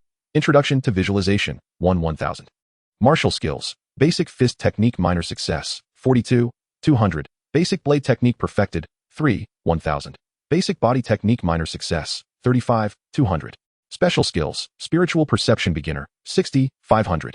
General proficiency points. 0. Indeed, a new martial visualization appeared in the cultivation section, and judging by its proficiency, it is undoubtedly an advanced technique. At the very least of the yellow tier. Merely by focusing on the 5 senses, his spiritual power had already increased by 50 points. Chen Mo could scarcely fathom how much spiritual power would be augmented upon the completion of the entire visualization. However, upon noticing that the spiritual perception had only yielded a slight increase in proficiency points, he could not help but feel somewhat disheartened. The proficiency of spiritual perception bore little relation to the visualization technique. Instinctively activating his spiritual perception, Chen Mo was overwhelmed with joy the very next moment. Chapter 35. The effects of the blood chi pill. To his astonishment, the range of his spiritual perception had expanded by an entire meter. This was entirely unexpected. A delightful surprise. After reveling in this newfound capability for a moment, Chen Mo retracted his focus and glanced at the time. It was already midnight. Despite the significant increase in spiritual power, he felt no trace of fatigue, and thus continued with his visualization. Tonight, he would forego sleep. I am determined to cultivate. My passion for cultivation knows no bounds. With the innate talent of heaven's reward for diligence, he yearned to practice for a full 24 hours. Chen Mo contemplated testing whether visualization could serve as a substitute for sleep. Should it prove effective, he would no longer require rest. Time flew by during his cultivation. In a fleeting moment, dawn broke. Yet, Chen Mo remained deeply engrossed in his visualization. Naturally, Chen Wanner awoke, and upon opening her eyes to the brightening sky, a smile graced her face. She had enjoyed a restful night and awoke feeling rejuvenated. Suddenly recalling something, she quickly turned her gaze to the side and, upon spotting Chen Mo's figure, her joy multiplied. Typically, when she awoke, her brother had long since vanished. Now, with her brother right beside her, she felt a profound sense of contentment. Aware that her brother was in the midst of cultivation, Chen Wanner chose not to disturb him, instead gazing quietly with her large, dark eyes. Engrossed in his practice, Chen Mo sensed that Chen Wanner had awakened, and thus exited his visualization. A glance at his status panel revealed an increase of 2 points in spiritual power and a 20-point rise in the proficiency of his visualization, now at 21 1000. Gaining 2 points of spiritual power in a single night was commendable. Chen Mo felt quite satisfied. At this rate, in 50 days, he would reach the beginner level of visualization, and his spiritual power would experience substantial enhancement. Upon exiting the visualization, Chen Mo felt no hint of mental fatigue. Instead, he felt invigorated. Clearly, visualization could replace sleep. However, he resolved not to make a hasty conclusion. Repeated experimentation was necessary. If, upon reaching the outskirts of the city, he discovered that visualization could not substitute for sleep, it would spell disaster. He was the sole hope of his family. He could not afford to perish so easily. Thus, exercising caution was prudent. Closing the status panel, Chen Mo opened his eyes and lowered his gaze to meet his sister's large eyes. Wan, are you awake? Did you sleep well last night? Brother, I slept wonderfully. Upon seeing that Chen Mo had concluded his cultivation, Chen Wanner promptly leaped up and threw herself into his embrace. Chen Mo lifted her gently, eliciting peals of laughter from her. After playing for a while, Chen Mo tied up Chen Wanner's hair and then took her to wash her face and brush her teeth. Today was Sunday. Although their father did not have to go to work, he still ventured out after breakfast to seek odd jobs.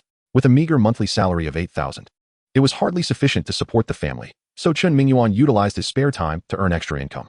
Initially, Chen Mo had urged his father not to go, suggesting that he could earn money by acting as a sparring partner, but his father remained resolute in his decision. Their parents did not harbor much faith in Chen Mo's ability to earn money, rendering his persuasion futile. After breakfast, their father departed. And after playing a while longer with Chen Mo grabbed his backpack and weapons and headed out. Mom, sister, I'm off to the martial arts hall. Go ahead. Be careful on the way. Brother, safe travels. Chen Mo descended the stairs and waited for the bus to the Wuji Martial Arts Hall. After more than half an hour, the bus arrived punctually. Upon reaching the entrance of the Wuji Martial Arts Hall, Chen Mo spotted Jiang Tao waving at him, prompting him to quicken his pace. Taozi, good morning. You're here so early? Good morning, Mosey. I just arrived as well. Thus, the two entered the martial arts hall together. Mosey, today I will train on my own. You should go apply for the sparring partner position. I'll go later. First, I want to open a training room. After I guide you in your practice, I'll apply.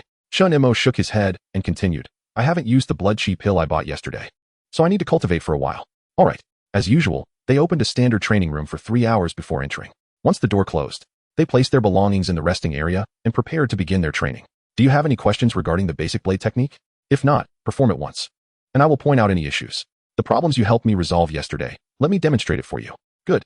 Chen Mo took a wooden sword and stood to the side, while Jiang Tao retrieved his own wooden sword and began practicing the basic blade technique. 10 minutes later, the blade practice concluded. Chen Mo commenced his critique. Your chopping and slashing actions are somewhat lacking. The transitions between several moves are not fluid enough. Once the critique was complete, Chen Mo began to demonstrate, breaking down the movements and explaining them one by one. He then had Jiang Tao follow along. And whenever Jiang Tao's movements were inadequate, Chen Mo promptly corrected him. By the time he finished, an hour had elapsed. Mosey, I've comprehended what you've explained. This is quite enough for me to digest over a long period. I will begin my training now. You can attend to your tasks. All right. If you have any questions, just ask. Chen Mo nodded. Although Jiang Tao's comprehension was slightly lacking, he was by no means dull-witted. Furthermore, under Chen Mo's spiritual perception, any flaws in Jiang Tao's movements were immediately apparent, allowing for timely corrections.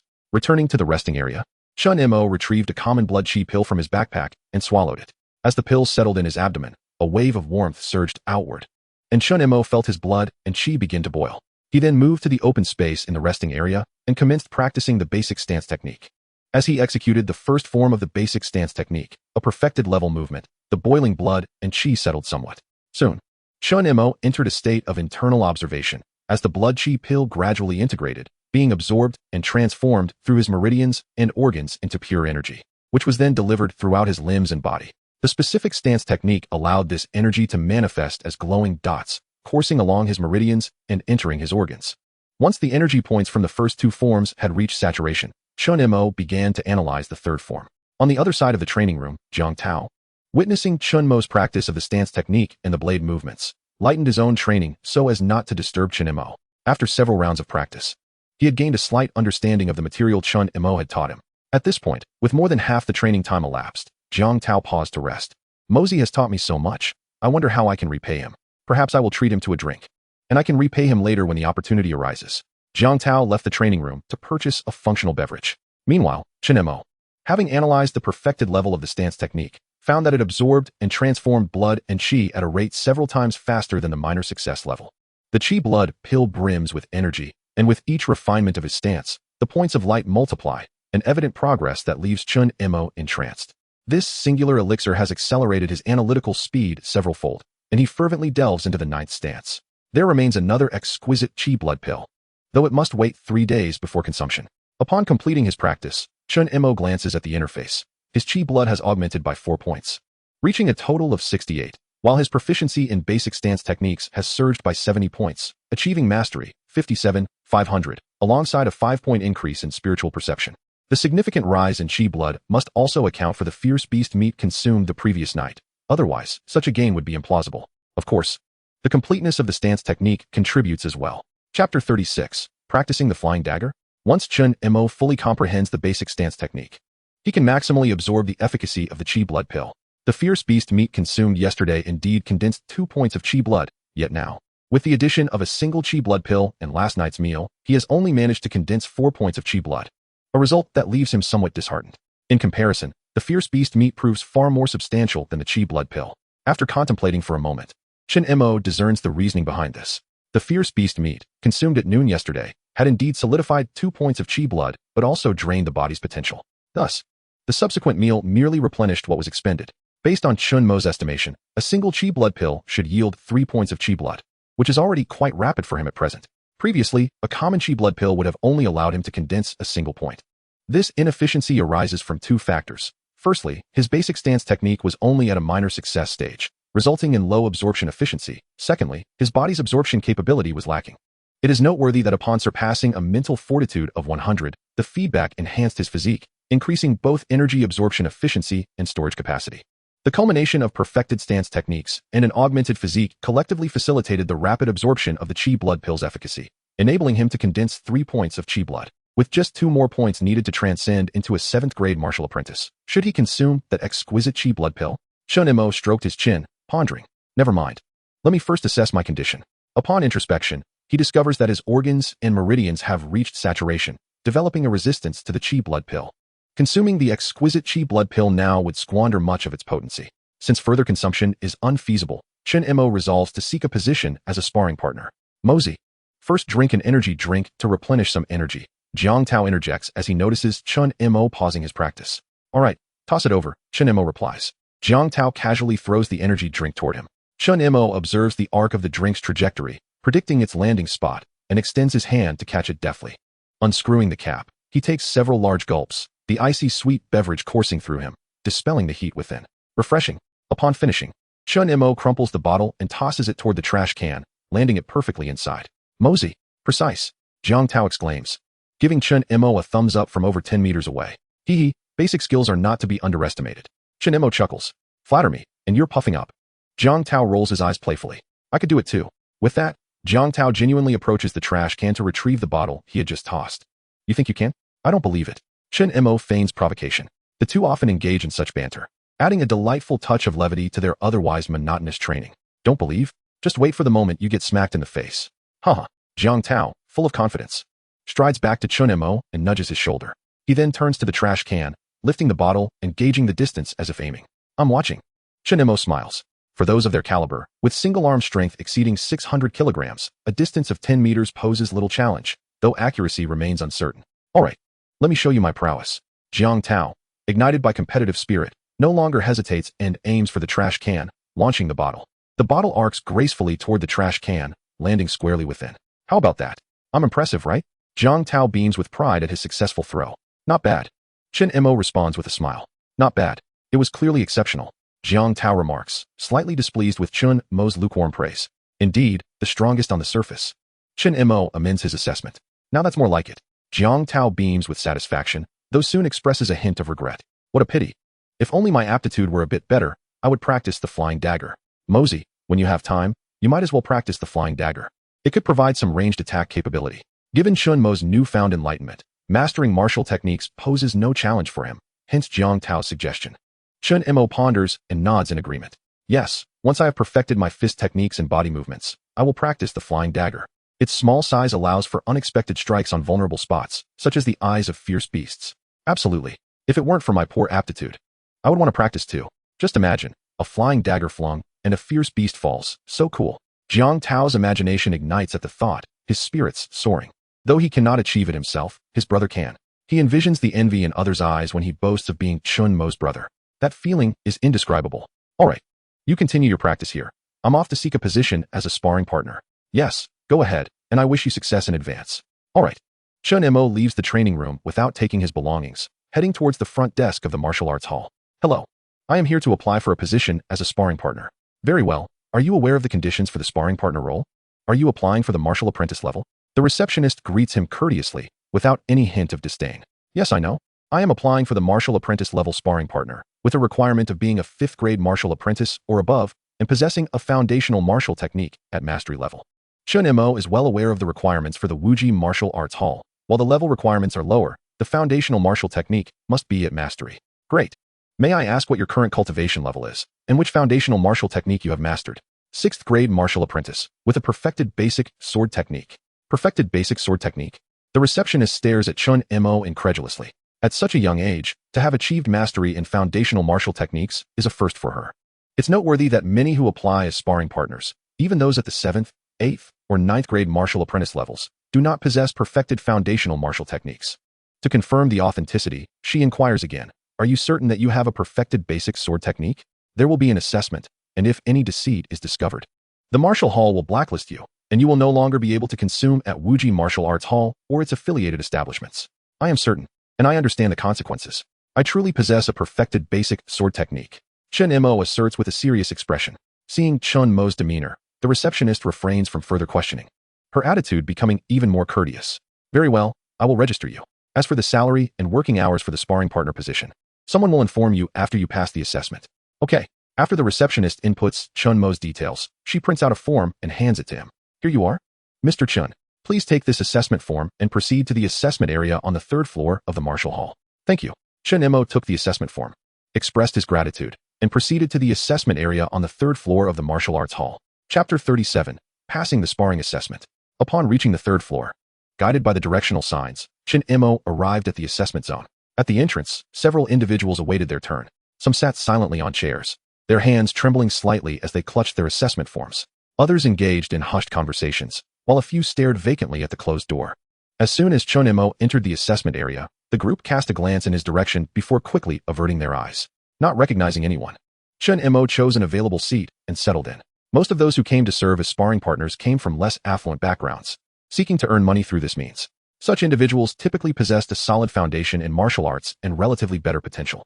The Martial Arts Hall welcomed these sparring partners for numerous advantages. It allowed for the discovery of talented individuals with high aptitude, thus enabling early investment. Even in the absence of any prodigies, it could still enhance the hall's reputation, providing ordinary youths with opportunities to earn. Additionally, it served the offspring of wealthy families, yielding both fame and fortune, an endeavor with manifold benefits. Shortly after taking his seat, Chen Mo observed a young girl emerge, her face alight with excitement. Her expression alone indicated her success in the assessment. Indeed, a young boy approached her, inquiring, "Hello, did you pass the assessment?" "Yes, I did. Thank you." Chen Mo silently watched as the girl exchanged a few words before departing, leaving the remaining candidates to discuss amongst themselves. Some appeared anxious, while others exuded confidence, speculating about the content of the assessment. As time passed, one by one, the young candidates entered and exited the assessment room, some elated and others dejected. An hour later, it was finally Chen Mo's turn. As he stepped through the assessment door, he encountered 2 individuals inside the assessment room. One was the judge Wang Yun, whom he had seen the previous day, seated at a desk. The other was a young man holding a weapon, standing with his arms crossed, exuding an air of aloofness. Chen Mo hurried over to Wang Yun, and before he could speak, he heard Wang Yun's voice. "Chen Mo, it's you." "Yes, Judge," Chen Mo replied, unsure how to address Wang Yun, and handed over his assessment form. Wang Yun smiled as he accepted the form, lowering his gaze to read it. Suddenly, his expression shifted, his eyes widening in disbelief as he looked up at Chen Mo. "Your foundational knife technique is perfected?" Noting Wang Yun's incredulous demeanor, Chen Mo maintained his composure, nodding in affirmation. "Indeed, Judge." Wang Yun couldn't help but scrutinized Chen Mo further before continuing. "I should have anticipated this. Yesterday you dispatched Li Donghai in an instant, indicating your advanced mastery of the knife technique. Unfortunately, you struck too few times yesterday for me to make a full judgment. Now, the opportunity has arisen. This time, I shall personally assess you. Although I am a martial artist, I will suppress my realm, and the entire assessment will be recorded. So you need not worry about any unfair treatment." Chen Mo had no objections to a fair assessment and nodded. "Understood, Judge." "Very well, take a minute to prepare." After speaking, Wang Yun turned to the young man beside him. "Wu Fei, take a break. I will personally assess." Chen Mo. Wu Fei immediately shook his head. "Judge Wang, I am your assistant. Allow me to assess Chen Mo. While my realm is slightly higher, I can certainly evaluate him." Having overheard Wang Yun's earlier conversation with Chen Mo, Wu Fei felt a twinge of resentment towards the younger individual who had perfected his foundational martial skills. Naturally, he was envious of Wang Yun's unusually warm demeanor towards Chen Mo, a stark contrast to his usual coldness toward others. Seizing the opportunity presented by the assessment, Wu Fei aimed to undermine Chen Mo and prevent him from passing. If Chen Mo were to fail, even Wang Yun would be unable to extend any favors. After a brief moment of contemplation, Wang Yun consented. "Very well. You may assess Chen Mo." Wang Yun instantly discerned Wu Fei's intentions, but chose not to intervene. In the realm of martial arts, there were not many factors to compare. The most crucial element remained foundational martial skills. Thus, even with a minor disparity in realms, it posed no issue. Furthermore, Chen Mo's ability to dispatch an opponent of a higher realm yesterday indicated his potential for surpassing limits. Wang Yun was eager to witness whether Chen Mo could overcome the 9th-grade martial artist Wu Fei. Should he succeed, Chen Mo's evaluation would undoubtedly ascend to a higher level. Moreover, Wang Yun sought to avoid any appearance of bias. Having acknowledged Chen Mo earlier, personally assessing him could lead to accusations of favoritism. This could adversely affect Chen Mo's prospects, as a poor reputation would deter clients from selecting him as a sparring partner. Chen Mo held no objections to the change in assessors. Thus, under Wang Yun's supervision, the two stepped onto the assessment platform. Begin. As Wang Yun's command resonated. Neither Chen Mo nor Wu Fei moved initially.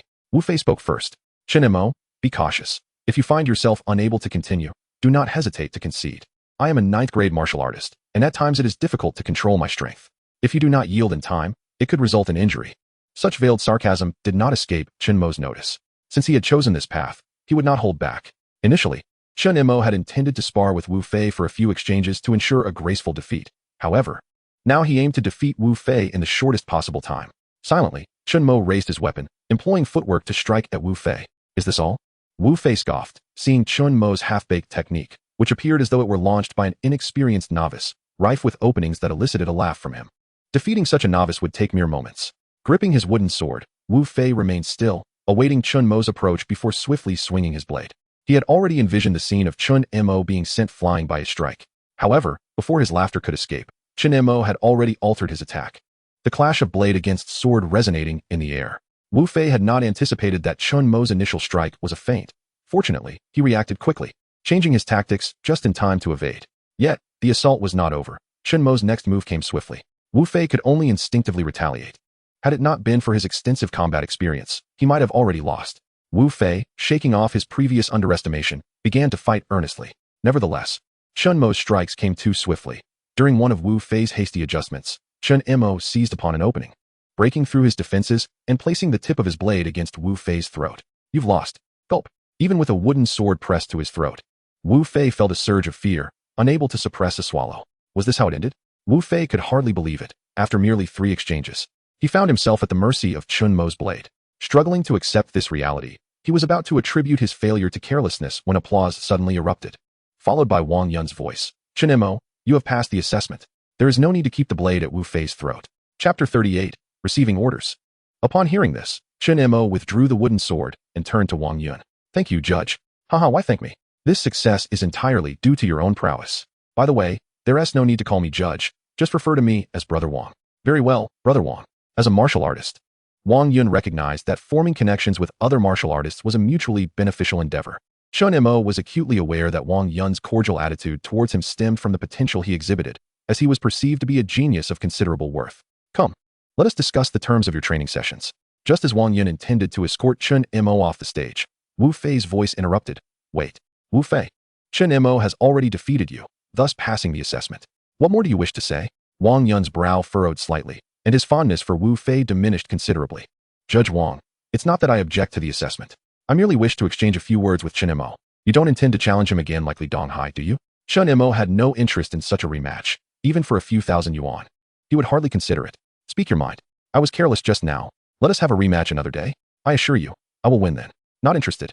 Chen Mo shook his head, accepting his defeat without seeking excuses. Even if you had not been careless, I would still have bested you. My speed in striking surpasses yours. You cannot defend against it. Wu Fei was momentarily at a loss for words.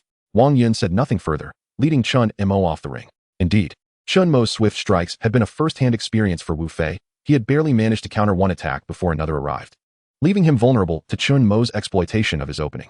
This indicated that Chen Mo's foundational sword techniques were truly perfected, while Wu Fei, despite being at a significant level of mastery, was not his equal. Was the disparity between mastery and perfection truly so vast? This thought reminded him of his martial arts instructor's words. Mastery and perfection are not of the same caliber.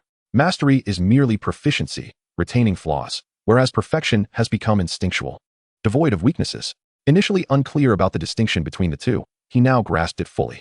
He finally understood that there are always those who surpass others, igniting his competitive spirit. Reflecting on his earlier behavior, Wu Fei felt a twinge of shame. He hurried off the stage to Chen Mo's side. Chen Mo, I sincerely apologize for my earlier rudeness. Please forgive me. Both Chen Mo and Wang Yun regarded Wu Fei with surprise. Wu Fei's face flushed slightly, his ears warm. Yet he mustered the courage to continue. I have come to realize my error. There are always those who excel beyond oneself. I will correct my ways. Being a child of an ordinary family, he understood the importance of not offending a martial artist, for it could narrow his future prospects. Very well. Since you have offered a genuine apology, I shall forgive you.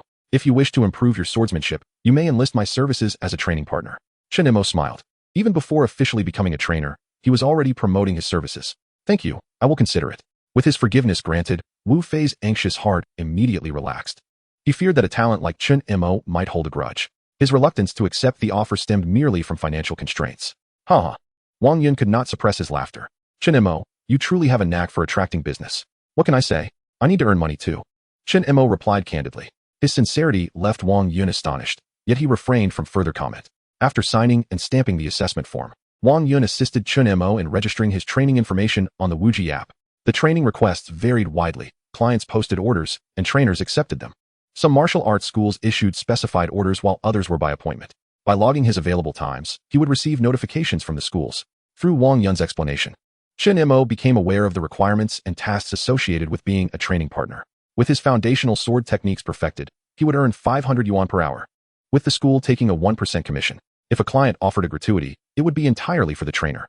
Chen Mo was quite satisfied with this arrangement, as there were no obligations and the commission was minimal, while also providing an opportunity to earn. After expressing his gratitude to Wang Yun, Chen Mo departed the assessment area and headed towards Jiang Tao's training room. As he walked, he focused on refining his personal information. Considering his school schedule, Chen Mo decided to dedicate 1 hour each evening to training, aside from weekends when he could allocate 8 hours.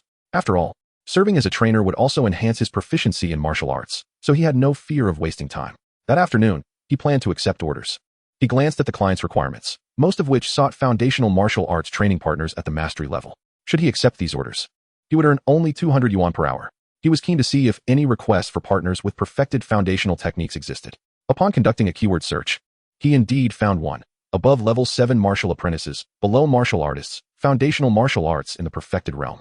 Why was there a prerequisite of being above level 7? Chen Mo was still at level 6, feeling somewhat disheartened. However, driven by the desire to earn, he left a message. I am currently a level 6 martial apprentice, but my foundational sword techniques are perfected. If needed, please feel free to book an appointment on my profile.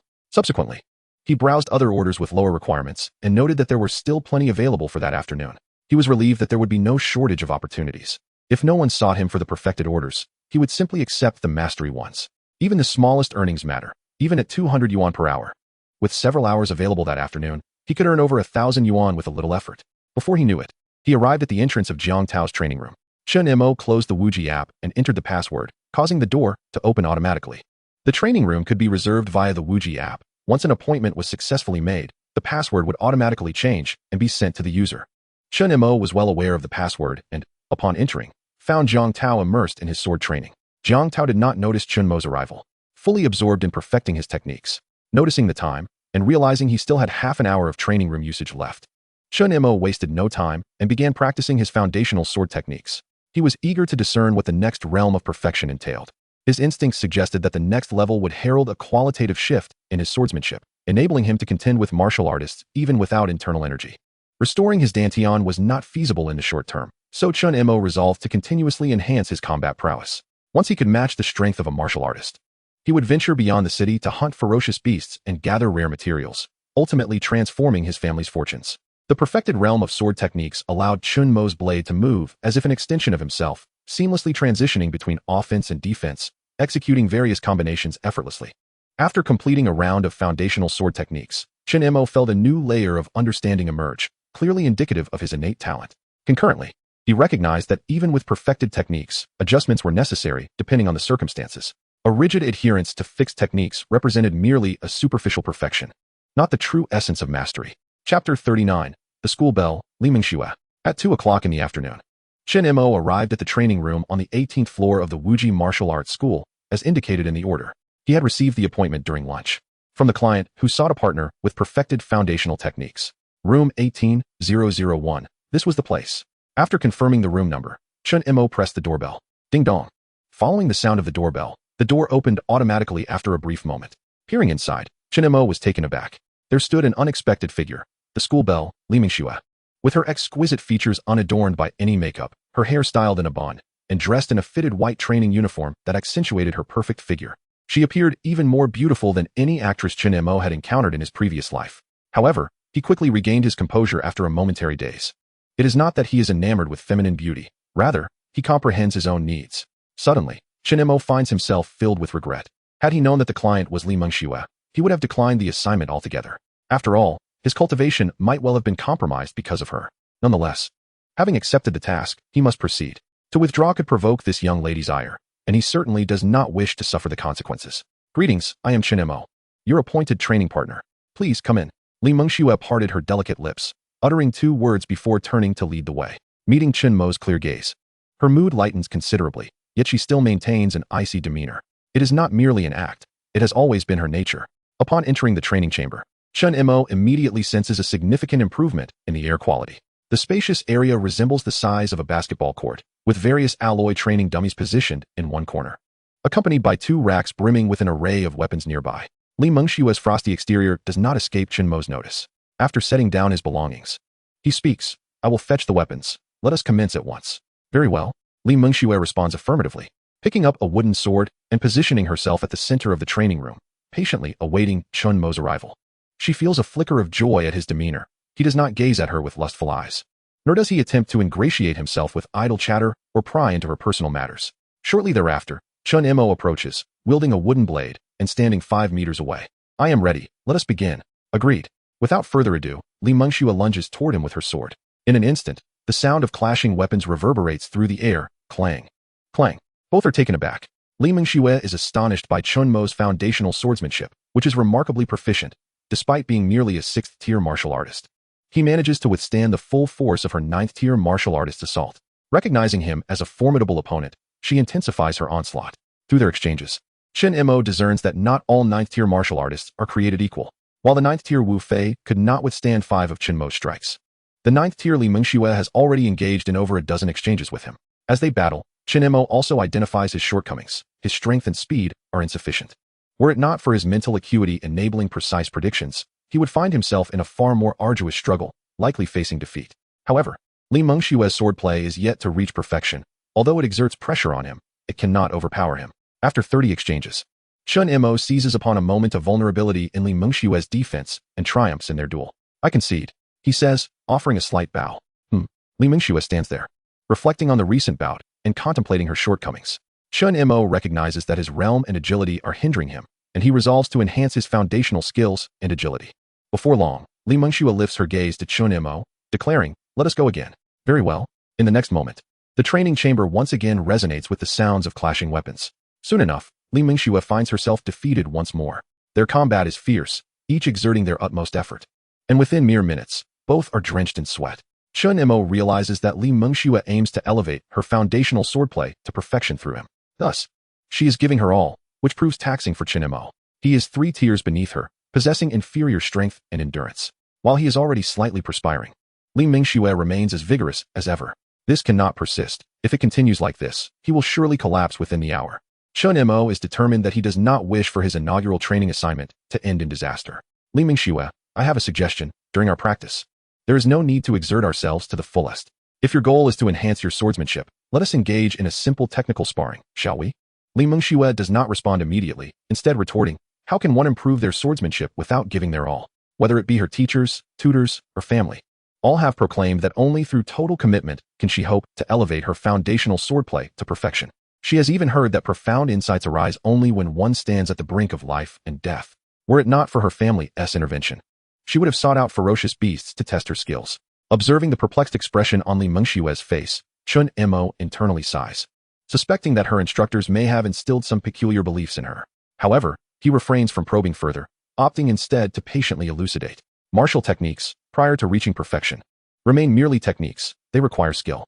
Pure brute force cannot facilitate a breakthrough. It necessitates enlightenment. For instance, though my cultivation is beneath yours, I have also achieved perfection in foundational swordsmanship. Through our recent bout, I have identified several issues that I would like to point out to you. Consequently, Chen Mo articulates the problems he has observed. Upon hearing his insights, Li Mengxue realizes that they align precisely with her own confusions from earlier. With Chen Mo's explanation, she experiences a moment of clarity. "Thank you, Chen Mo." She expresses her gratitude, resuming her practice. Chen Mo steps aside, observing Li Mengxue as she trains. Her movements are fluid and graceful, her swordplay swift as the wind, resembling a white butterfly dancing delicately. Chen Mo's expression remains serene, his gaze clear, undistracted by the enchanting scene before him. Though the butterfly flutters, each strike is lethal. After some time, Li Mengxue completes her routine and notes a slight enhancement in her swordsmanship, her heart swelling with joy. "Chen Mo, thank you for your guidance. It has truly improved my skills." In a moment of genuine warmth, a smile breaks through her previously frosty demeanor, transforming her completely. Chen Mo nearly finds himself captivated by her smile, but fortunately, His resolve remained steadfast. Do not mention it. I am merely alleviating my own workload. Chen Mo speaks the truth. Had he not pointed out her issues, Li Mengxue would not have corrected them so swiftly, resulting in an arduous battle for him. Is that so? A glint of mischief sparkles in Li Mengxue's eyes. Now that my swordsmanship has progressed, you must practice with me to solidify my skills. Chen Mo is taken aback, surprised that rather than alleviating his burden, it has only intensified. Unwilling? But you are my training partner, Li Mengxue declares with pride. Chapter 40. Guiding Li Mengxue an hour later. All right, Li Mengxue, the training session has concluded. I must take my leave. Chen Mo declares with a hint of despondency. This young lady is truly relentless. Each time, they engage in full-force combat, leaving him struggling to keep pace. Moreover, she is like a tenacious cockroach. Each time she faces defeat, she does not become disheartened but instead learns from her mistakes and continues to train. Fortunately, each session is followed by a brief period for him to recuperate and restore his mental energy. To expedite his recovery, Chen Mo promptly points out Li Mengxue's shortcomings after each bout, immediately visualizing his restoration. Once Li Mengxue has assimilated the information, they spar again. This cycle repeats several times, and within the hour, they have sparred 5 or 6 times. Wait, is there something else? Chen Mo turns back to Li Mengxue. Chen Mo, you need not leave. Look, I have already renewed our session. For 2 more hours. Li Mengxue displays the content on her phone screen to him. Me. Chen Mo glances at the screen and is rendered speechless. Li Mengxue has essentially booked his entire training time for the day. Miss I enough. As Chen Mo was about to articulate his reasons for refusal, Li Mengxue interrupted him. Chen Mo, you need not worry about physical or mental exhaustion. I am equipped with a vending machine stocked with food and beverages. Well, you truly have considered everything. Chen Mo exclaimed, surprised. Of course. Li Mengxue shed her previous high and mighty demeanor, resembling more a tenacious and persistent rogue than the aloof school beauty. Come, let me fetch you something to eat and drink. Li Mengxue, aren't you supposed to be the cool and distant school goddess? What has caused this transformation? Chen Mo could not help but inquire. That was merely a facade. She replied candidly. With so many people bothering me, if I didn't maintain some distance, would I have to endure their incessant company? Those individuals are merely drawn to my beauty. I have little desire to converse with them. She added without reservation. Chen Mo said, awkwardly rubbing his nose. I must admit, I too am drawn to your beauty. Why then do you engage with me? Is that so? Li Mengxue suddenly pivoted, startling Chen Mo, who quickly stepped back. He felt a twinge of fear, unsure of what had provoked this sudden outburst from the young lady. Had he known, he would have refrained from asking such a question. Observing Chen Mo's reaction, Li Mengxue burst into laughter before turning to purchase drinks. Chen Mo, perplexed, stood waiting. Approaching the vending machine, she called over her shoulder, "What drink do you want?" "Anything that replenishes energy will suffice," he replied. Hearing his voice faintly, Li Mengxue turned her head, raising her voice slightly. "If you desire something, just come over. Do you expect me to deliver it to you personally?" "All right. I'll come right away." Chen Mo, unsure of the young lady's temperament, hurried over and selected a functional beverage along with a pack of jerky. 10 minutes later, feeling well-fed and refreshed, Chen Mo resumed his role as a training partner. Despite having experience with fundamental sword techniques, Li Mengxue was not adept at swordplay. Thus Chen Mo's knowledge served merely as a reference. Even with Chen Mo's guidance, Li Mengxue's swordsmanship did not skyrocket in improvement. However, with his keen perception and extensive experience in identifying weaknesses, he was able to pinpoint several issues. After digesting Chen Mo's critiques, Li Mengxue expressed her sentiments.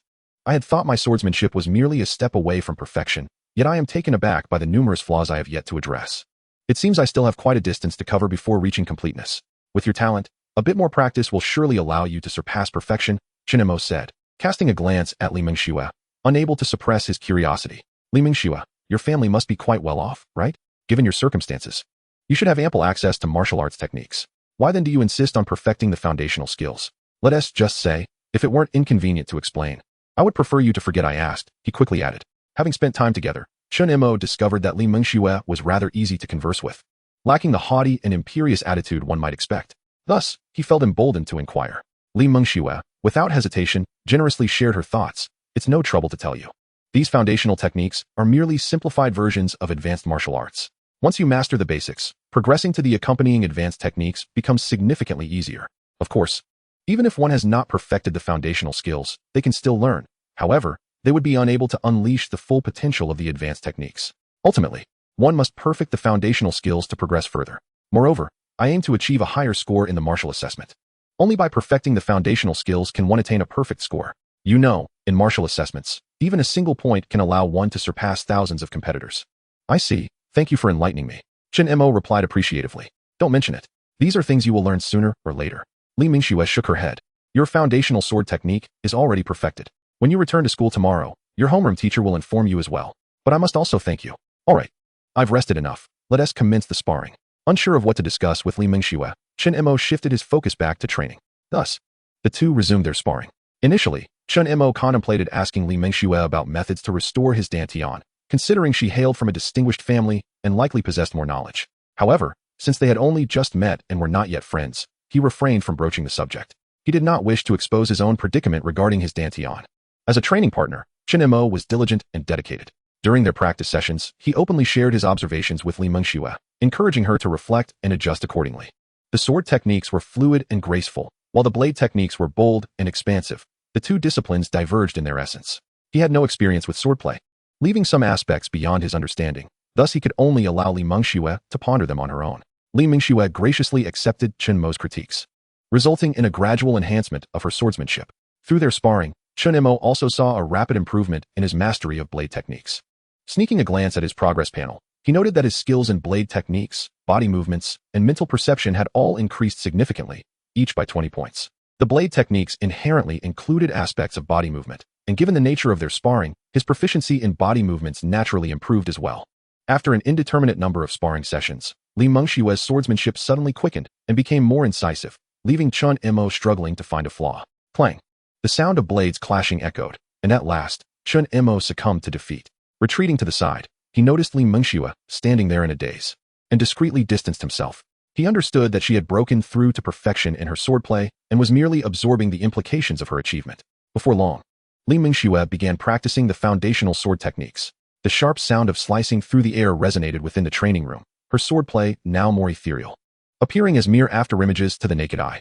With heightened mental acuity and enhanced senses, Chen Mo could discern her techniques clearly, yet he found himself unable to best her. Although they shared the same level of martial prowess, Li Mingxue was a 9th-rank martial disciple, her strength exceeding his by an impressive 300 kilograms. Each clash bore the weight of her additional strength, which Chen Mo's physique could not withstand, making defeat an inevitable outcome. Chapter 41. Charges. Losing to Li Mingxue brought Chen Mo no sense of shame. He had triumphed over her many times before. Thus, a single loss held little significance. Chen Mo was indifferent to the outcome. When training with Jiang Tao, he had lost count of how many times he had been bested. Even now, equipped with his progress panel, he was still not invincible and would inevitably face defeat. As long as it was not in a life-and-death battle, he remained unconcerned. There were only two scenarios in which he could not afford to lose: in life-and-death confrontations and in battles against ferocious beasts. Casting a glance at the time, Chen Mo noted that the training session had concluded. However, he made no move to depart.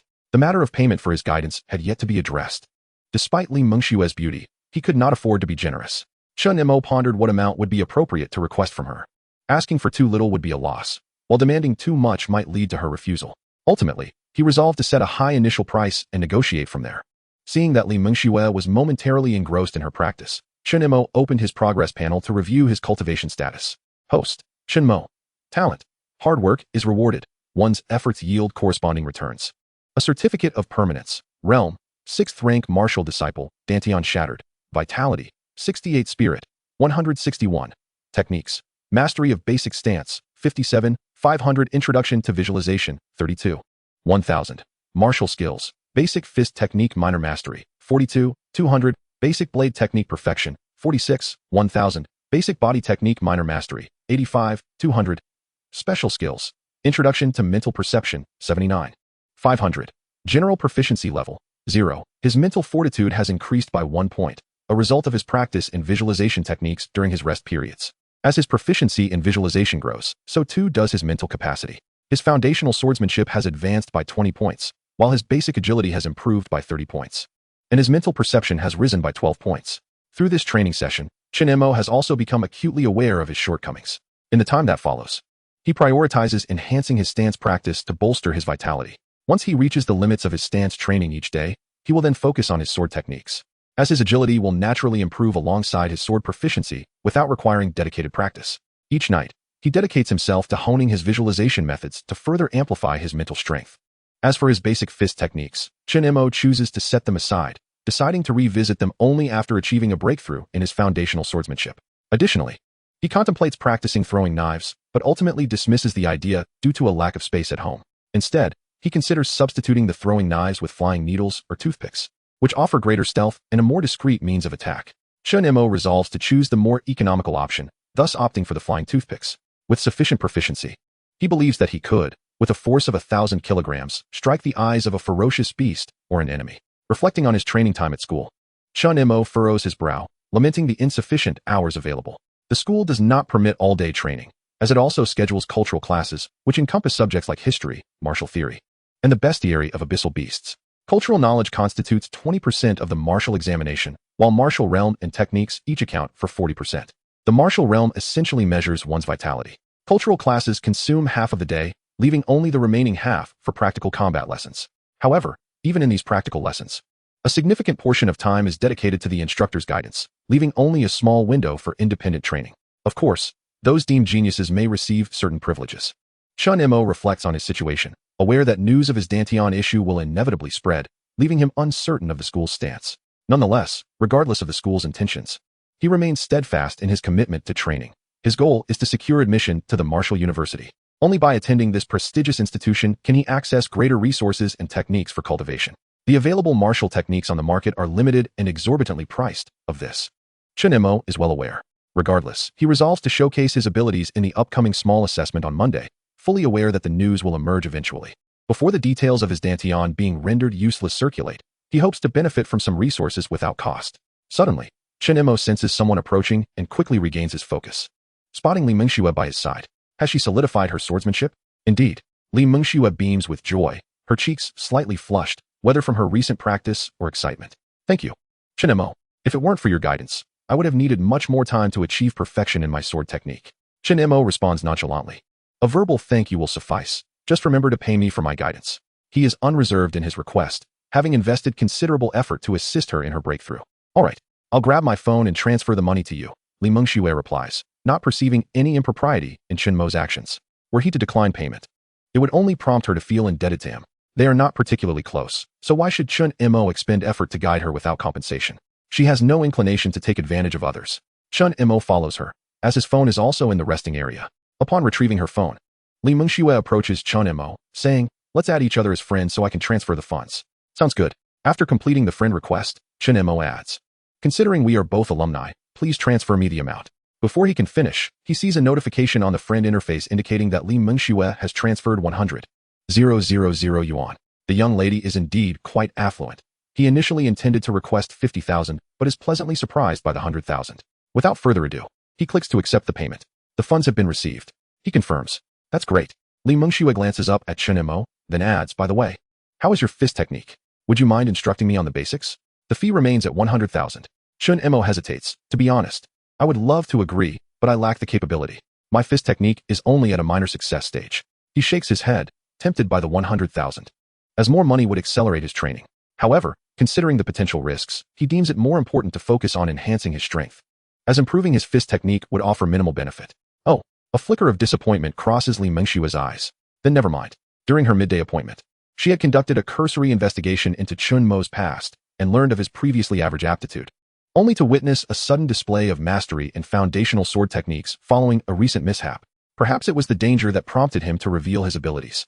Or perhaps he had simply experienced a breakthrough. This remains speculation, as she has not delved deeply into his background. After all, Chen Mo is not someone intimately connected to her. Her request for him to instruct her in fist techniques was also an attempt to gauge whether he had been concealing any talents. But his refusal left her unable to deduce anything further. Well, I have nothing else to discuss, so I shall take my leave. Realizing it is already 6 in the evening, Chen Mo decides against lingering any longer. All right, you may go. I will schedule another training session with you when I have the time. Goodbye. Farewell. Upon exiting the training room, Chen Mo instinctively surveys his surroundings, noting the absence of other affluent students before hastily making his way to the staircase and descending. If he were to attract the attention of those wealthy students, his peaceful life would be disrupted. Li Mengxue feels indifferent to Chen Mo's departure. After replenishing her energy, she resumes practicing her sword techniques. Chapter 42, Earning Big Money. Hey, Taozi, are you done with your training? Chen Mo inquires as he descends the stairs, calling Jiang Tao. His weapons and backpack are with Jiang Tao. Just finished. I've got your things. Let us meet in the lobby of the martial arts school. All right. After confirming their plans and exchanging a few words, Chen Mo hangs up. Having earned another 100,000 today, he hums a tune, feeling quite elated. With this newfound wealth, he sees no need to exert himself excessively as a training partner. Thus, he opens the Wuji martial arts app and modifies his training schedule on his registered profile. canceling all appointments from Monday to Friday evenings and retaining only the 8 hours over the weekend. Even at a rate of 200 yuan per hour, he stands to earn 200 yuan over the weekend, and he can also take the opportunity to provide guidance, which is far more lucrative. Chen Mo has already tasted the sweetness of this arrangement. There are plenty of wealthy individuals like Li Mingxue. Charging 10,000 per hour seems quite reasonable. As he contemplates his newfound earning potential, a grin spreads across his face. His father earns only 8,000 a month, yet he can rake in 10,000 in a single hour. Ha ha ha. Having just received 100,000, he has already surpassed his father's annual salary. Today is indeed a joyous occasion. The sound of Chen Mo's singing echoes through the stairwell. Were it not for the lack of passers-by in the stairwell, he might have been deemed a fool. Halfway down the stairs, his excitement begins to settle. Calm down, calm down. Other martial artists earn millions in a single transaction. His 100,000 is merely a drop in the bucket. His sister's medical expenses will require at least 100 million. What does this 100,000 amount to? With these thoughts, Chen Mo no longer feels buoyant. His exhilaration stems not from the sudden influx of 100,000, but from his realization of how effortlessly he can earn money. In the memories of 2 lifetimes, there has never been such a swift influx of wealth. However, now that his emotions have settled, Chen Mo feels that it is not as significant as he initially thought. He had merely overreacted. Reflecting on this, he resolves to better control his emotions in the future and not to lose himself in the allure of money.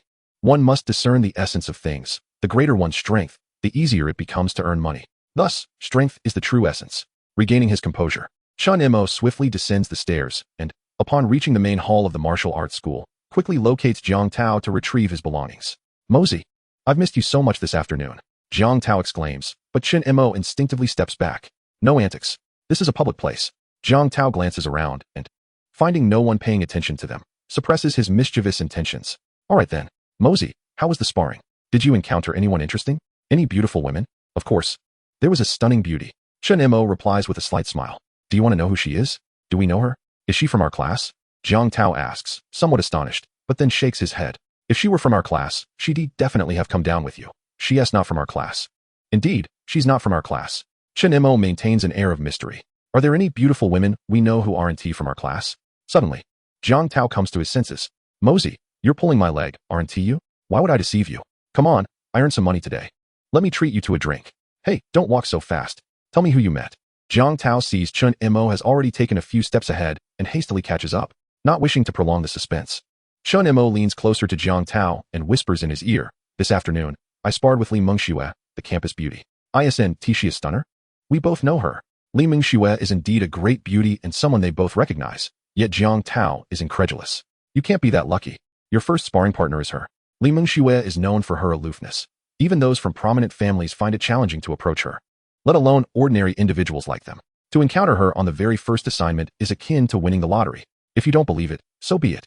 Chen Mo does not feel the need to explain further. Honestly, no one would believe him anyway. He also wishes to avoid drawing unwanted attention, which could lead to trouble. Contemplating the potential consequences, he quickly backtracks. Haha, I was just joking.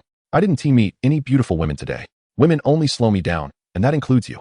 As he speaks, Chen Mo retrieves a drink from the vending machine and hands it to Jiang Tao. He then opens his own bottle and takes a sip. What you say is true. Enhancing our strength is indeed the priority.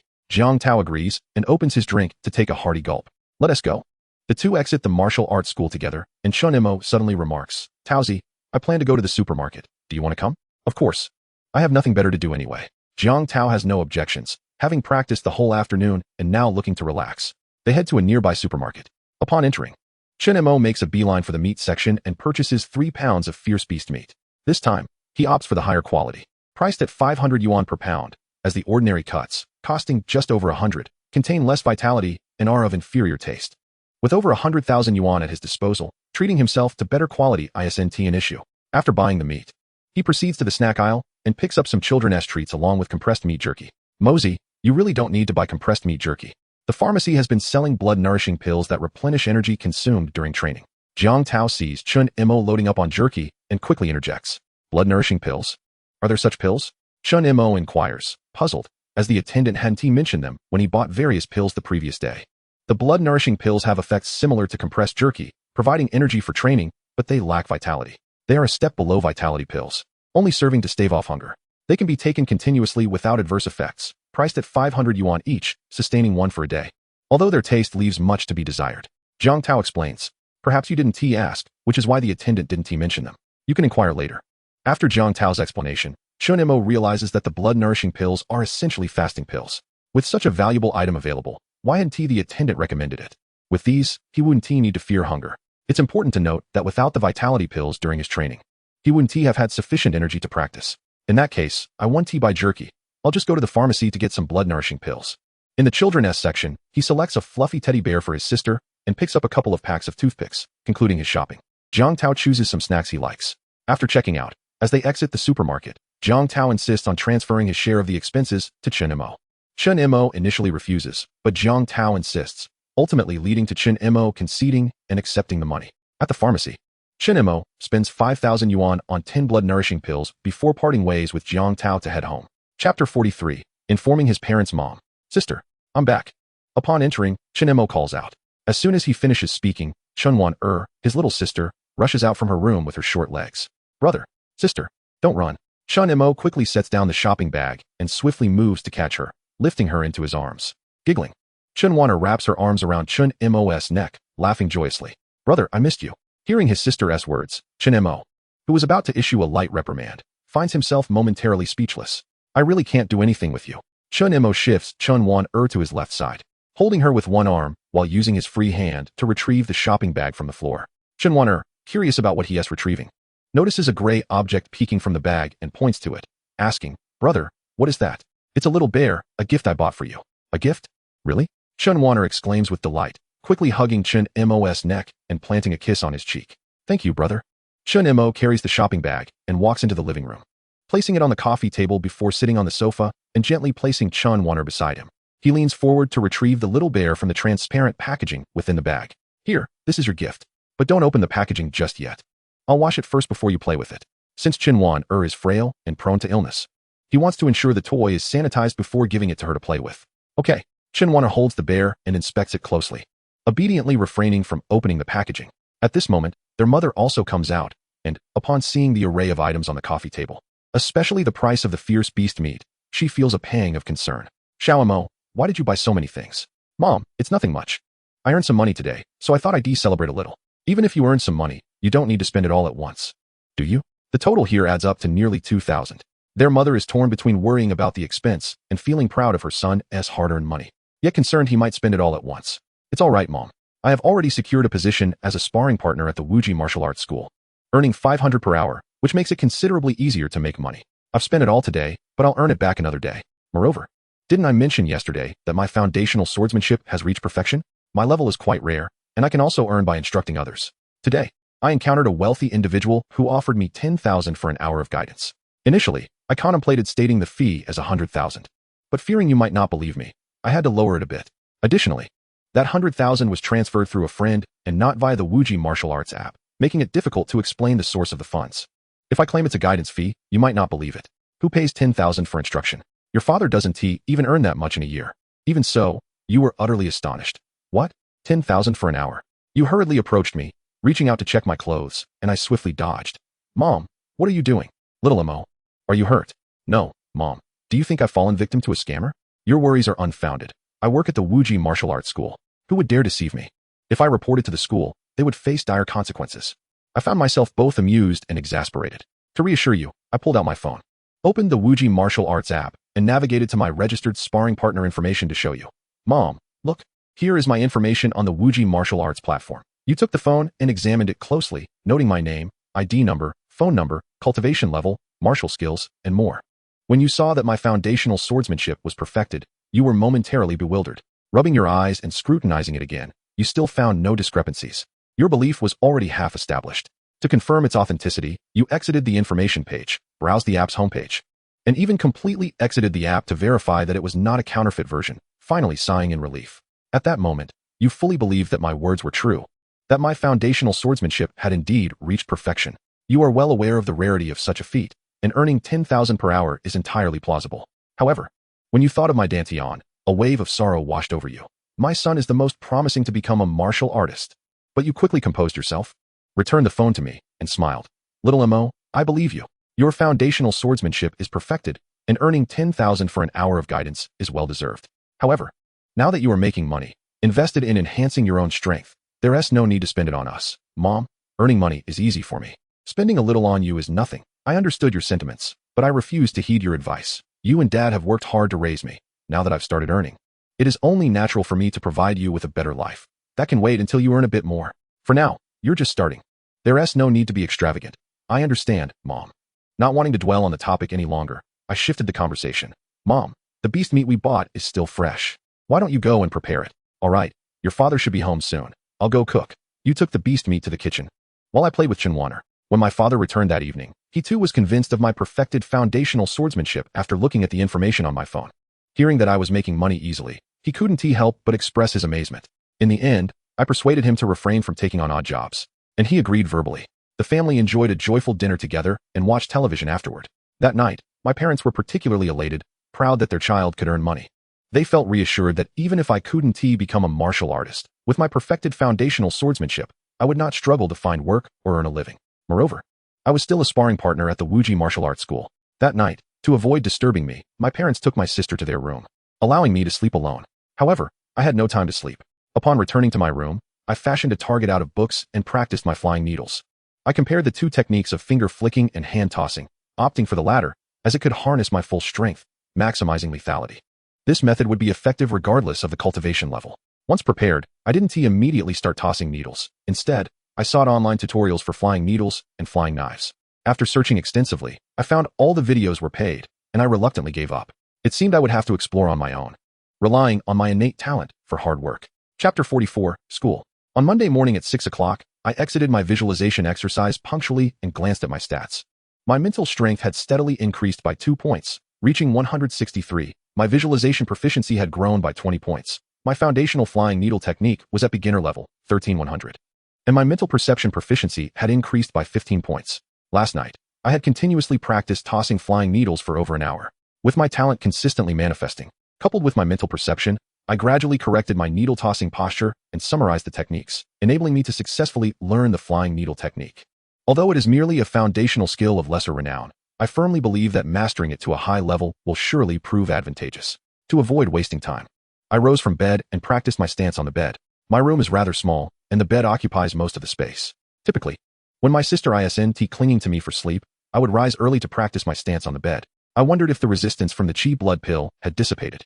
I turned my attention inward to assess my condition. Soon, the status within my body surfaced in my mind, and without hesitation, I began my examination. Through my scrutiny, I quickly deduced that in half a day, the resistance from the chi blood pill would vanish. This means I could consume the premium chi blood pill in the afternoon. Currently, my chi blood level stands at 68. And should I digest the premium chi blood pill, I would undoubtedly break through to the 7th tier martial apprentice. Suppressing my excitement, I began analyzing the foundational stance. Recalling the 10th stance, I began to stretch my body and assume the position. With my mental perception, I meticulously adjusted my posture. By the time I aligned myself with the standard posture as taught, over half an hour had already passed. Maintaining that stance, I carefully observed the changes within my body.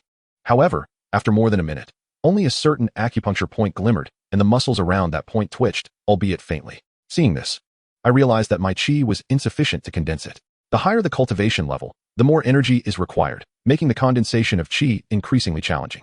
This is a normal occurrence. Once I consume the premium chi blood pill and break through to the 7th tier martial apprentice, whether using a regular or premium chi blood pill, the chi condensed will correspondingly decrease. 70 points of chi represent a watershed. Below 70, the condensation of chi is relatively manageable, but above 70, the required energy multiplies. Furthermore, once chi reaches 75, the effect of the chi blood pill diminishes significantly. To condense more chi, I promptly consumed a blood essence pill, aiming to elevate my chi to 69, thereby maximizing the effects of the premium chi blood pill. As I have yet to break through to the 7th tier martial apprentice, my understanding of the premium chi blood pill's effects is limited. At 5,000 a pill, I didn't mind the potential waste. Enhancing my strength was of utmost priority. As the clock struck past 7, Chen Mo's mother knocked on the door, beckoning him to partake in breakfast. With a modest boost to his vitality, Chen Mo elevated his health points to a total of 69. After finishing his meal, he gathered his weapon and backpack, setting off for school. Chen Mo was a student at Jiangbei City's 5th high school, enrolled in class 3 of his senior year. True to his routine, he arrived punctually at his classroom 10 minutes before the lesson commenced. Upon his appearance at the classroom door, an uncanny silence enveloped the room for a fleeting moment, and he sensed the peculiar gazes of his classmates upon him, tinged with a hint of disdain, particularly from the top student, Song Hao, who unabashedly displayed his scorn. Li Donghai, Zhang He, and Yang, who wore expressions that betrayed their schadenfreude. noticing that his seat remained vacant, as Jiang Tao had yet to arrive. Chen Mo paid little heed to the scrutinizing stares of his peers and made his way to his desk. Jiang Tao was his closest ally in the class. The rest were mere acquaintances, as Chen Mo had always been reticent and immersed in his training, thus failing to forge friendships. His lack of talent and financial means rendered him of little value in social circles, and his bond with Jiang Tao had blossomed over 3 years of shared desks. Settling into his seat, Chen Mo observed no notable changes and proceeded to close his eyes in contemplation. Despite the odd looks cast his way, his classmates refrained from discussing him, as his academic performance languished at the bottom tier, hardly warranting their attention. Instead, they were engrossed in conversations about the impending quiz. Uncertain of the homeroom teacher's rationale, Chen Mo felt a wave of anxiety wash over him. He had spent the weekend diligently training at the martial arts school. He sighed, hoping for a satisfactory performance to avoid reprimand. The pressure mounted as his parents had warned him that a decline in his grades would result in severe consequences. Great. Now I'm even more anxious, he thought, feeling the sweat bead on his palms. Why are you so tense? I'm the one who should be worried. I completely neglected my training over the weekend, and now I'm bound to face the teacher's wrath, he retorted to his friend. Amidst their banter, the conversation unexpectedly shifted to Chen Mo. Did you hear? I heard from a friend that Li Donghai got annihilated at the Wujia Martial Arts School last Saturday. A boy whispered conspiratorially. Li Donghai? He's one of the top 5 in our class. That can't be true. Another replied incredulously. I knew you wouldn't believe me, but my friend swore on his single life that it's true. So, I'm starting to buy it, came the response. Come on, man, you've been duped. If it were true, it would be all over the place by now. Just look at Li Donghai's face. Does he seem like someone who got obliterated? He's one of the top 5. That's nonsense. If he's absent today for the quiz, the teacher will definitely call his dad. Enough. If Li Donghai hears this, I'll get beaten up, the boy interjected. As the noise swirled around him, Chen Mo remained engrossed in his meditation, effectively tuning out the chatter. However, upon Jiang Tao's arrival, he withdrew from his contemplative state. Taozi, you always arrive just in the nick of time. Aren't you afraid the teacher will give you a special training session? Chen Mo jested, giving Jiang Tao a playful pat on the shoulder. I'm not late. Look, there's still a minute left. The teacher has no grounds to reprimand me, Jiang Tao replied dismissively. You're bold. Just don't get too anxious about the quiz later. Relax. I have complete faith in you. Just wait until you unleash your perfected sword technique. It will surely leave everyone in awe. That's an exaggeration, Chen Mo modestly protested. Not at all. It's a pity that the news of you obliterating Li Donghai hasn't spread. If you hadn't stopped me, I would have announced it in the class group. Before Chen Mo could respond, some classmates in front suddenly turned and inquired, obliterating Li Donghai? Jiang Tao, are you pulling our leg? Witnessing the incredulous expressions of the students in front, Jiang Tao's frustration flared. Get lost. How could I possibly be lying? I witnessed it with my own eyes. Wang Wensheng, believe it or not. Wang Wensheng instinctively retorted. If that were true, it would have circulated by now. Why hasn't anyone mentioned it? We just don't want to talk about it. Chen Mo interjected. Taozi, there's no need to entertain him.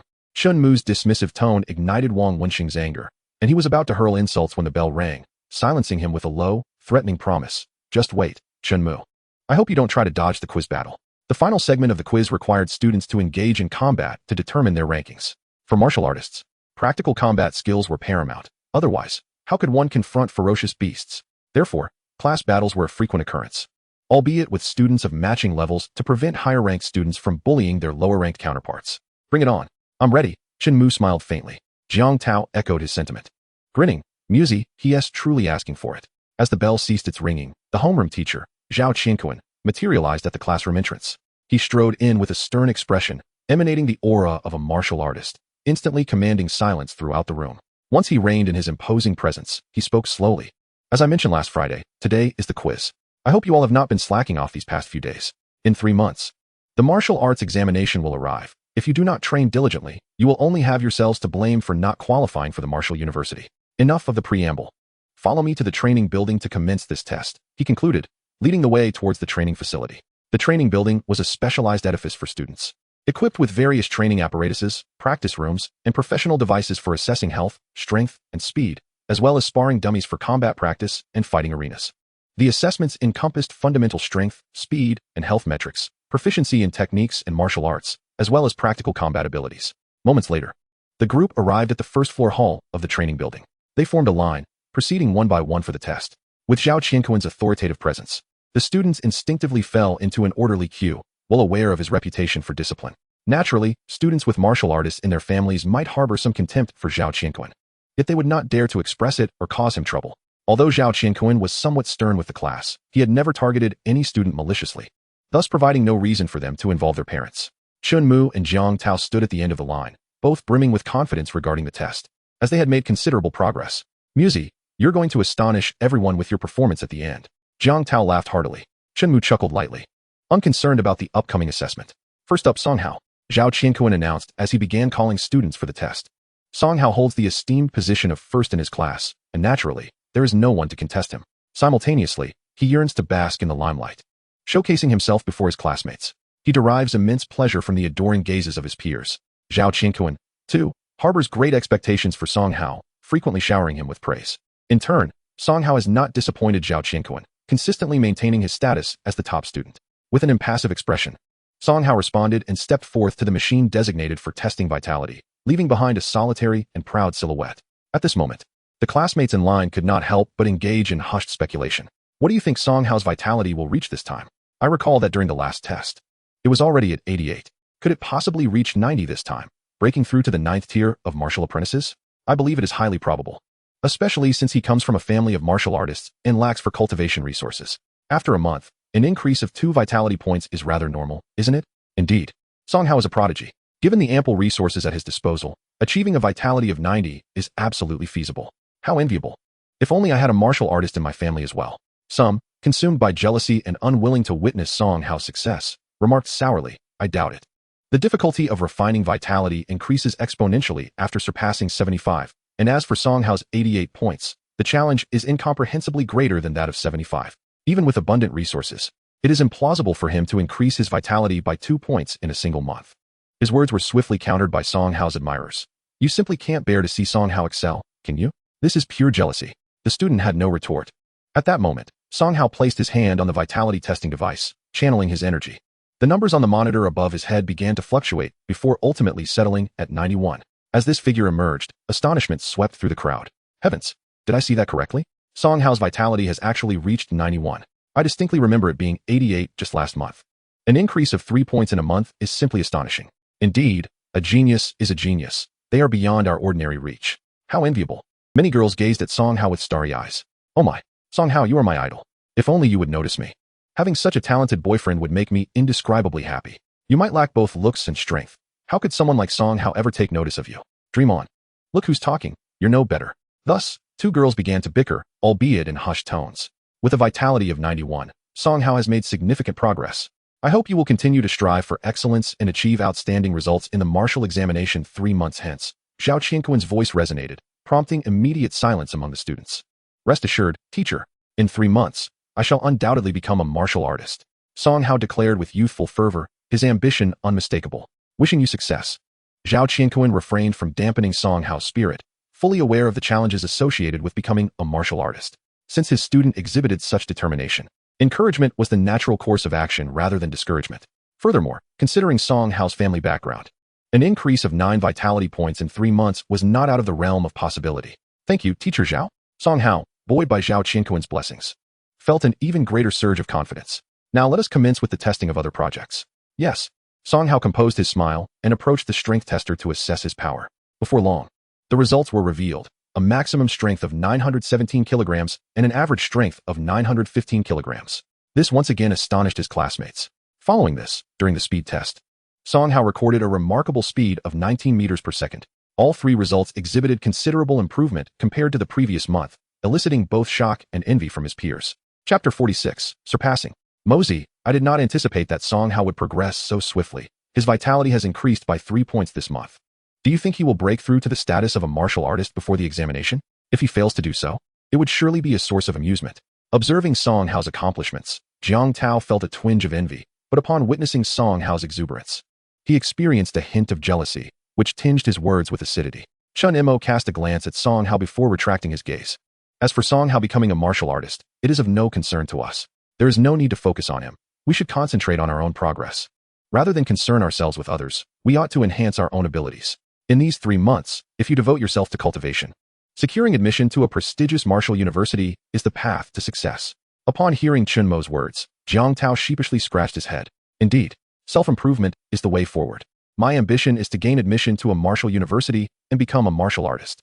The two were engrossed in their conversation when Wang Wenxing interjected, his tone dripping with sarcasm. You two still aspire to attend a martial university? One a 6th-tier martial apprentice, the other a 5th tier. If I recall correctly, the admission threshold for a martial university is at least a 7th-tier martial apprentice. After training for over a decade, you've barely managed to reach 5th or 6th tier. Do you honestly believe you can break through to 7th tier in just 3 months? What a delusion. Wang Wensheng, I was conversing with Mosey. What right do you have to interrupt? Spare us your snide remarks. Jiang Tao's temper flared as he was rudely interrupted during an engaging discussion. Chen Mo felt similarly. Wang Wensheng was merely seeking trouble, so he coldly retorted, our admission to a martial university is none of your business. Stop seeking attention with your petty comments. Ignore him. Taozi, Chen Mo advised. Jiang Tao, Chen Mo, this is where you both err. We are still classmates, and your dismissive attitude is quite impolite. You seem to disregard our camaraderie. Zhang He, that little rascal, had the audacity to intervene, attempting to provoke Chen Mo and Jiang Tao. Chen Mo noticed this and did not even spare Zhang He a glance, retorting sharply, what is it to you? Indeed, you're not the class monitor. What are you doing here? If you're looking for trouble, don't forget what happened the other day. Jiang Tao was equally unyielding, having already received a slap to the face. He was unperturbed by the prospect of another. You, Zhang He huffed, and turned to leave. He had no desire to stand before everyone and have Chen Mo and Jiang Tao trample on his dignity. Though he was not the one who was defeated that day, he was all too aware of Chen Mo's strength. Should Chen Mo challenge him to a duel, it would be a tremendous embarrassment. Huh, you're quick to flee. Jiang Tao observed Zhang He's hasty retreat, but did not attempt to stop him. With their homeroom teacher Zhao Qianquan present, Wang Wensheng had no intention of escalating matters. He snorted and returned to his group, having resolved to challenge Chen Mo during the upcoming testing. With Wang Wensheng no longer seeking trouble, Chen Mo and Jiang Tao ceased their conversation and quietly observed the testing. With nothing else to do, Chen Mo began to practice multitasking, visualizing while watching the tests. After some trial and error, he discovered that he could manage it but could not think simultaneously. His body could only perform instinctive actions and simple tasks. Once the actions became more complex, he would have to withdraw from visualization. For Chen Mo, this was sufficient. If he could utilize fragmented moments for meditation, his mental fortitude would surely accelerate. Time passed gradually, and many classmates displayed notable improvement during this testing session. Finally, it was Lin Xiaoyan's turn. Lin Xiaoyan, the flower of the class, perennial second place, the goddess of most boys in the class. Everyone eagerly anticipated Lin Xiaoyan's results, curious to see how much she had progressed in the past month. However, in the hearts of many, no matter how much Lin Xiaoyan improved, it was deemed impossible for her to surpass Song Hao. Mosey, it's finally Lin Xiaoyan's turn. How much do you think her vitality will increase this month? As he spoke, Jiang Tao's gaze remained fixated on Lin Xiaoyan's silhouette. As one of his goddesses, he was quite expectant. I can't say for certain. We'll find out when the results are announced. Hearing Chen Mo's indifferent tone, Jiang Tao dismissed it, knowing that whenever they discussed beautiful women, Chen Mo always chose to evade the topic. Upon hearing this, Jiang Tao fell silent, quietly observing Lin Xiaoyan's test. Chen Mo had little interaction with Lin Xiaoyan and had exchanged only a few words with her. Much of his knowledge about her came from Jiang Tao. Song Hao seemed to have pursued Lin Xiaoyan at one point, but she had not reciprocated his interest, although he did not give up. Any boy who approached Lin Xiaoyan in class would receive a warning from Song Hao. Both Chen Mo and Jiang Tao were self-aware. Thus they never sought to get too close to Lin Xiaoyan. At most, they would exchange greetings when they crossed paths. Meanwhile, at the vitality testing device, Lin Xiaoyan stood ready, encouraged by Zhao Qianquan. Xiaoyan, don't be nervous, just approach the test with a calm heart. Yes, teacher. As soon as the words were spoken, the test was completed, and Song Hao, standing beside her, encouraged, Xiaoyan, go for it. Lin Xiaoyan did not respond. Her brow furrowed slightly as she placed her hand on the vitality tester, channeling her internal energy. Receiving no reply from Lin Xiaoyan, Song Hao maintained his composure, though a flicker of anger flashed in his eyes, unnoticed by anyone. All attention was on the display of the vitality testing device. At that moment, the numbers above Lin Xiaoyan's head began to fluctuate, and when the crowd finally beheld the final displayed number, they were collectively taken aback. The entire testing area fell into a stunned silence. Then someone exclaimed, heavens, what am I seeing? Vitality 92. The crowd erupted in astonishment. Lin Xiaoyan had surpassed Song Hao's vitality. Wow, Jiang Tao exclaimed, immediately turning to grasp Chen Mo's shoulder, excitedly stating, Mosey, did you see that? Lin Xiaoyan's vitality actually exceeded Song Hao's. She has made a comeback. She is finally not in second place anymore. Why are you so excited? It's not like your score exceeded Song Hao's. Chen Mo thought it surprising that such a comeback would unfold before his eyes. Can I not be excited? For 3 years, Lin Xiaoyan has been overshadowed by Song Hao, but now she has finally surpassed him. This is a true comeback. The 3-year period had finally concluded. Silence. Jiang Tao wanted to continue, but he was interrupted by Zhao Qianquan's commanding voice. Instantly, the atmosphere became hushed. Once everyone settled down, Zhao Qianquan revealed a gentle smile and addressed Lin Xiaoyan. Classmate Lin Xiaoyan, you have made remarkable progress this month. I hope you will continue to strive forward. If you encounter any difficulties in your training, feel free to seek assistance from me. I will do my utmost to help you. Chapter 47, Doubts. The tests continued, and Lin Xiaoyan surpassed Song Hao in all 3 foundational scores. Pure strength peaked at 928 kilograms, average strength at 926 kilograms, and speed at 20 meters per second. Song Hao could hardly believe that he had been surpassed by Lin Xiaoyan. Upon seeing her vitality score, he was the first to express disbelief. Yet, with the class teacher Zhao Qianquan voicing no objections, he dared not speak further. As a scion of a martial arts family, he understood that there were treasures capable of swiftly enhancing vitality. Lin Xiaoyan, being from a martial arts family as well, possessing such a treasure would not be surprising. Offending a martial arts family was an unwise course of action, thus he could only watch. He observed Lin Xiaoyan's strength and speed tests with a grim expression. Particularly troubled by the thought of how his classmates would perceive the situation, the top student for 3 years, now being overtaken by the second place. Where would that leave his reputation? Lin Xiaoyan would undoubtedly become a beacon of inspiration, while he would merely serve as the backdrop, leaving him feeling utterly despondent.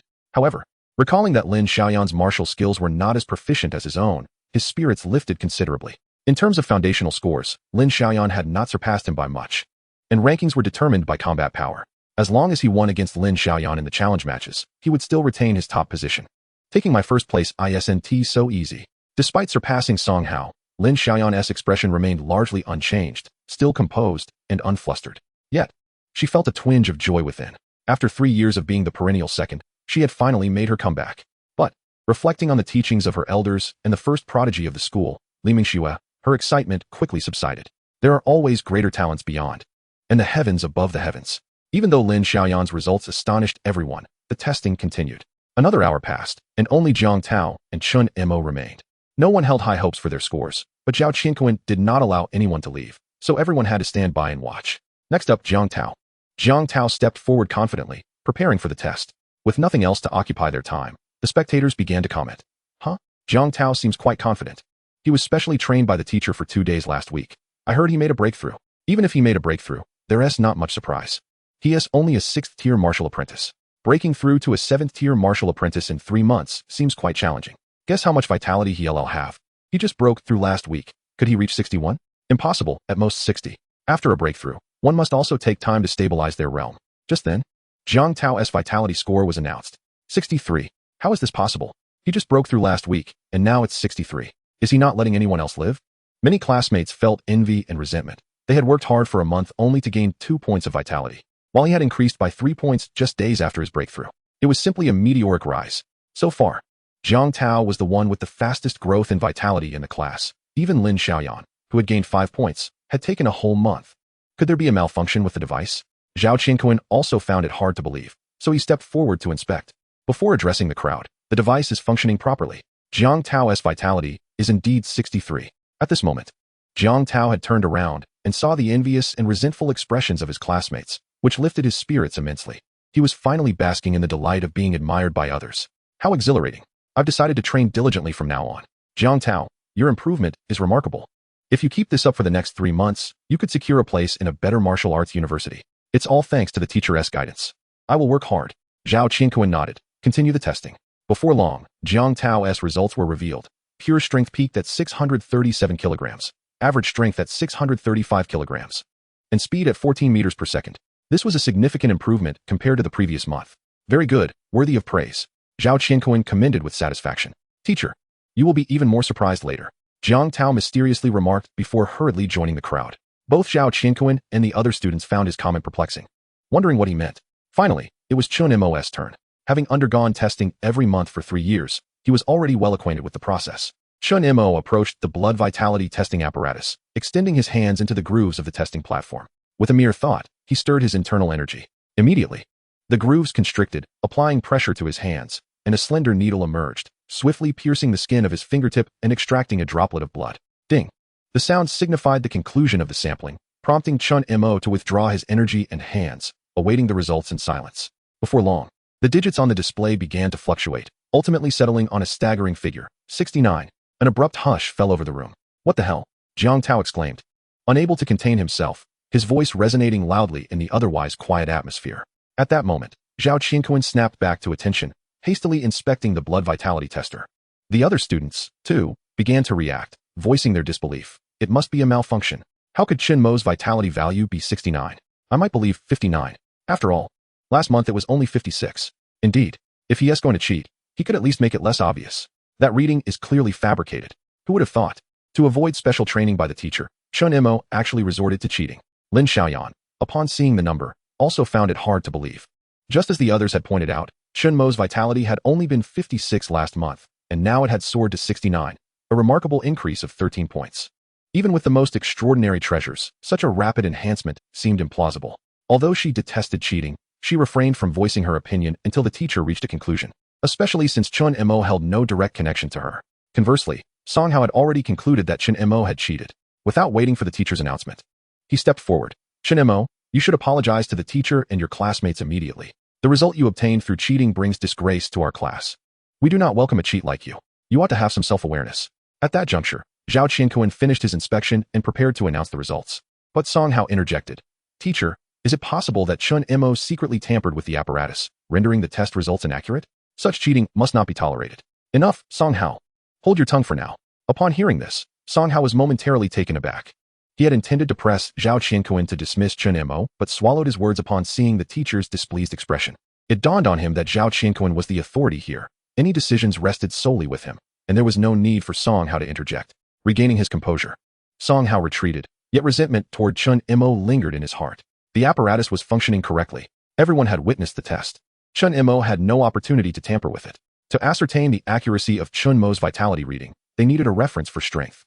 Chen Mo, please proceed with the strength test, Zhao Qianquan instructed, refraining from passing judgment and allowing Chen Mo to continue. Yes, Chen Mo approached the strength tester and, employing no particular technique, struck with his fist. Chapter 48, The Abyss Academy. The apparatus displayed a maximum strength of 698 kilograms and an average strength of 695 kilograms. The results shone brightly before the assembled crowd, compelling them to accept the reality. Zhao Qianquan, too, was convinced, while the blood vitality test might yield inaccuracies. Strength could not be fabricated. He had no reason to suspect a malfunction with the strength tester, given that many others had undergone testing without issue. Chen Mo, your strength is legitimate and your results are valid. However, to assure your classmates, I shall inspect the strength tester, Zhao Qianquan declared. Aiming to dispel any doubts the students harbored against Chen Mo failing to take this step could lead to lingering skepticism, particularly from envious peers who might spread rumors, resulting in even graver consequences. As a homeroom teacher, he understood his students' natures well. Understood, teacher. Chen Mo comprehended Zhao Qianquan's intentions. He did not wish to complicate matters for the teacher. If Zhao Qianquan refrained from inspecting the apparatus, it could provide grounds for criticism. Rumors of favoritism could adversely affect both of them. With Zhao Qianquan having made his point, the other students fell silent.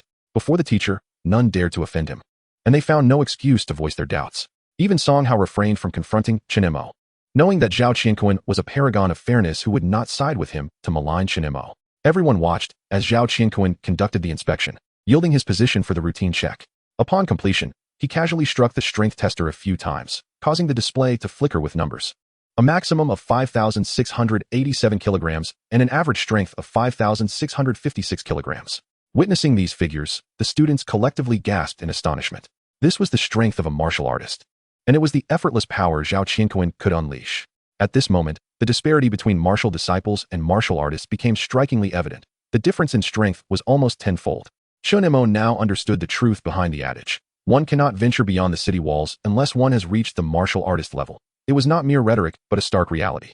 This also implied a crucial fact. The ferocious beasts beyond the city's confines were exceedingly perilous, capable of unleashing thousands of kilograms of force in a single blow, far beyond the capacity of a martial disciple to contend with.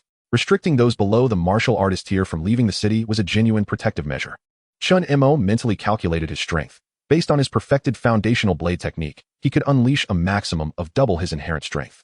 Thus, his most formidable strike would not exceed 1,400 kilograms. He remained acutely aware of his own limitations. Zhao Qianquan, being a 7th-tier martial artist, could undoubtedly deliver a blow exceeding 10,000 kilograms, 10 tons of force. In comparison, Chen Mo's strength was barely a fraction of Zhao Qianquan's. Noticing the astonished gazes of his peers, Zhao Qianquan felt a sense of satisfaction. All right, I have verified that the strength tester is functioning properly. Thus, Chen Mo did not cheat. As for the reason behind Chen Mo's rapid increase in vitality, it is simply a matter of individual opportunity. Some individuals suddenly experience enlightenment, their comprehension deepening, mastering foundational techniques, or enhancing their efficiency in absorbing the energies from blood vitality pills and beast flesh. Moreover, Vitality levels below 70 can experience swift growth. And if one has achieved enlightenment, such an increase is plausible. As for other means, certain rare treasures can also lead to rapid vitality growth, but they are elusive. Even the scions of influential families may not possess them. In Chen Mo's case, he is unlikely to have acquired any extraordinary treasures. As you are all aware that if such treasures were to appear, it would cause a sensation throughout Jiangbei City. Furthermore, in your cultural studies, the teachers should have explained that rare treasures can only yield their maximum effects when refined into pills. Consuming them in their raw form is a waste. Zhao Qianquan understood Chen Mo's situation well. He had taken leave recently due to an accident and had no opportunity to obtain any treasures. His lengthy explanation was intended to exonerate Chen Mo, clarifying that he had not consumed any rare treasures to achieve such rapid vitality growth. Teacher, I can attest to the fact that Chen Mo has indeed experienced enlightenment. I witnessed it firsthand. Jiang Tao promptly stepped forward to vouch for Chen Mo. On Saturday, I trained with Chen Mo at the Martial Arts Academy, and he elevated his foundational blade technique from minor completion to perfection in just one day. Gasp. The crowd was once again taken aback. Many struggled to believe this revelation. If true, it would mean Chen Mo possessed an utterly extraordinary level of comprehension. This was simply inconceivable. Song Hao could hardly believe it. If Chen Mo truly possessed such a terrifying level of comprehension, then what would that make him, this so-called genius? If that were the case, then what had been the point of their years of cultivation? Were they all to be deemed worthless? Jiang Tao, do not make excuses for Chen Mo. His rapid surge in vigor must certainly be attributed to the use of illicit substances. Chen Mo, answer truthfully. During your absence last week, did you come into contact with abyss cultists? At the mere mention of abyss cultists, fear and revulsion washed over the faces of everyone present. Zhao Qianquan furrowed his brow even deeper. The abyss cultists are members of the abyss sect, a heretical organization that venerates the god of the abyss and is bent on the annihilation of humanity. Their mission is to allow the ferocious beasts of the abyss to dominate Blue Star and eradicate all humankind. They take pride in becoming a part of the abyss, wreaking havoc upon human cities, committing unspeakable atrocities, and conducting gruesome human experiments. It is utterly deranged. The beast tide 5 years ago was orchestrated by the abyss cultists, allowing the ferocious beasts to invade Jiangbei City and resulting in the deaths of countless innocent lives. The power that the abyss cultists acquire is derived from their experimental outcomes. These cultists are warriors who have fused with ferocious beasts, also known as beast warriors. By merging their genes with those of the beasts, these warriors rapidly gain strength and can transform into ferocious beasts during combat, making them far more formidable than ordinary beasts. However, such beast warriors come with numerous drawbacks.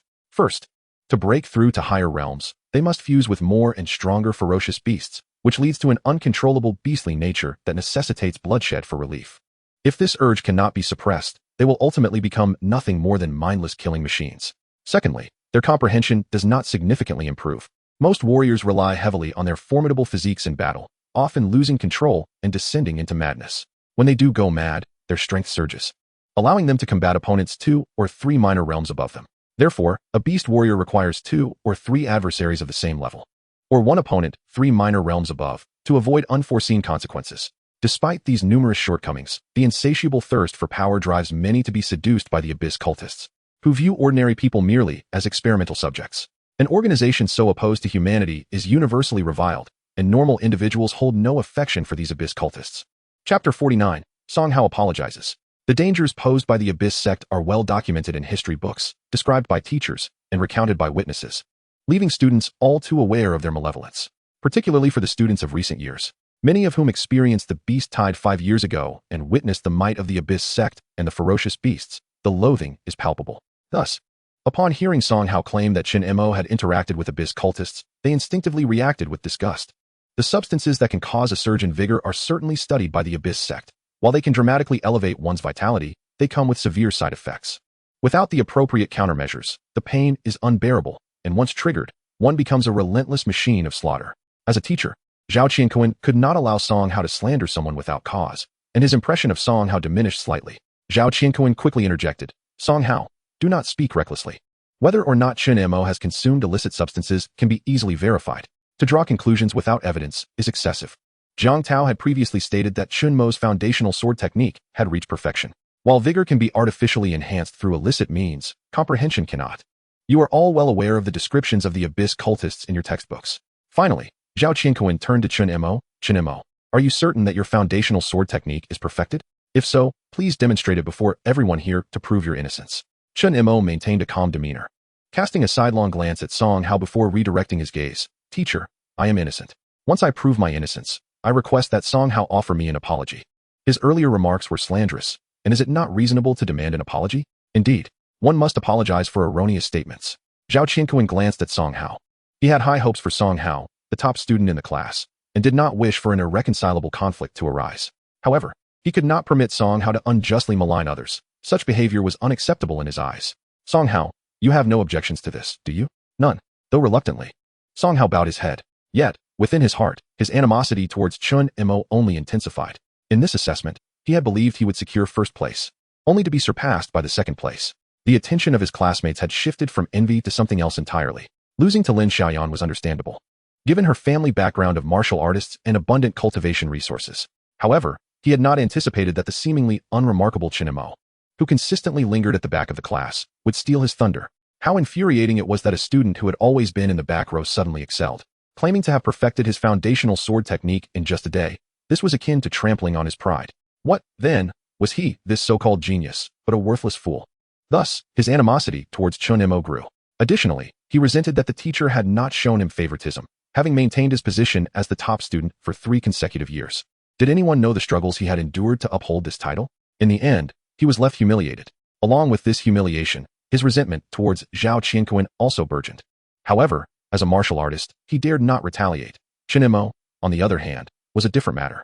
Given the chance, he would teach Chen Mo a lesson, ensuring that Chen Mo understood who truly held the title of the top student in the class. Chen Mo, naturally, noticed the shift in Song Hao's expression and could surmise his thoughts, yet he paid it no mind. He had not provoked Song Hao. It was Song Hao who had stepped forward and brought this humiliation upon himself. For slandering him, an apology was warranted. He was not one to be magnanimous in such matters. Chen Mo looked to Zhao Qianquan, who understood his intent, and waved his hand, leading everyone to the training ground. The training ground was essentially a spacious area for martial practice, equipped with various types of weapons displayed on nearby racks. Chen Mo approached the weapon rack, selected a Tang Dao, and stepped into the open area, addressing Zhao Qianquan. Teacher, I am ready and can begin at any time. Very well, let us commence. Zhao Qianquan hoped fervently that Chen Mo indeed had perfected his foundational sword technique. If so, his class would gain yet another prodigy. No student in the entire school had achieved perfection in foundational martial skills. Thus, Chen Mo would become the first and only one. Without hesitation, Chen Mo drew the Tang Dao and began his demonstration. With swift strokes, the blade cut through the air like a gust of wind, leaving behind a powerful resonance that echoed with each strike. The air around Chen Mo was cleaved like water, creating ripples that stirred a tempest. Witnessing this spectacle, all present could hardly deny that this was the very embodiment of a perfected foundational sword technique. Whether in the demonstrations taught by the instructor or in the instructional videos, Chen Mo's performance was indistinguishable from the ideal. As they beheld this scene, the onlookers were left speechless. They had no choice but to accept the undeniable truth. Chen Mo's foundational sword technique had indeed reached perfection. In other words, Chen Mo had awakened, and he had not resorted to illicit substances. At this moment, Song Hao was still unwilling to accept reality, internally exclaiming that it was impossible.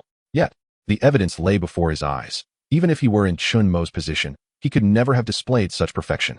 He practices swordsmanship, yet his techniques are not perfected, but rather greatly accomplished. Why does this Chen Mo oppose me? Can't he simply remain in his obscure little corner? Why must he seek the limelight at this very moment?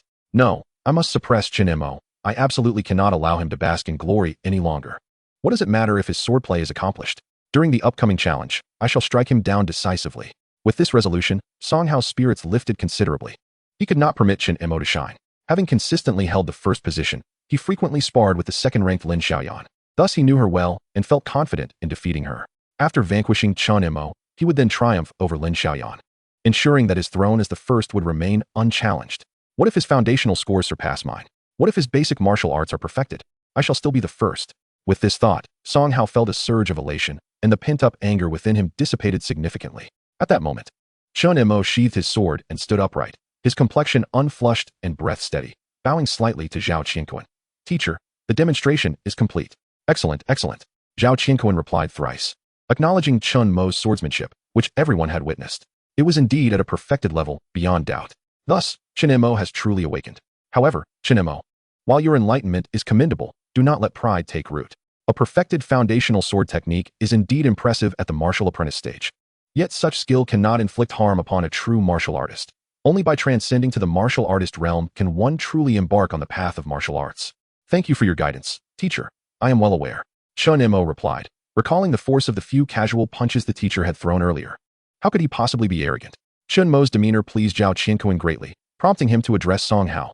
Song Hao, come forth and apologize to Chen Mo. His tone was flat, yet undeniably authoritative. Reluctantly, Song Hao approached and uttered, Chen Mo, I apologize for my earlier remarks. It's quite all right. I forgive you, Chen Mo replied, noting the flicker of resentment in Song Hao's eyes, which made him wary and resolved to be more cautious in the future. Chapter 50 concluded. With Song Hao having apologized, Wang Wensheng, who had been hiding among the crowd, instinctively shrank back.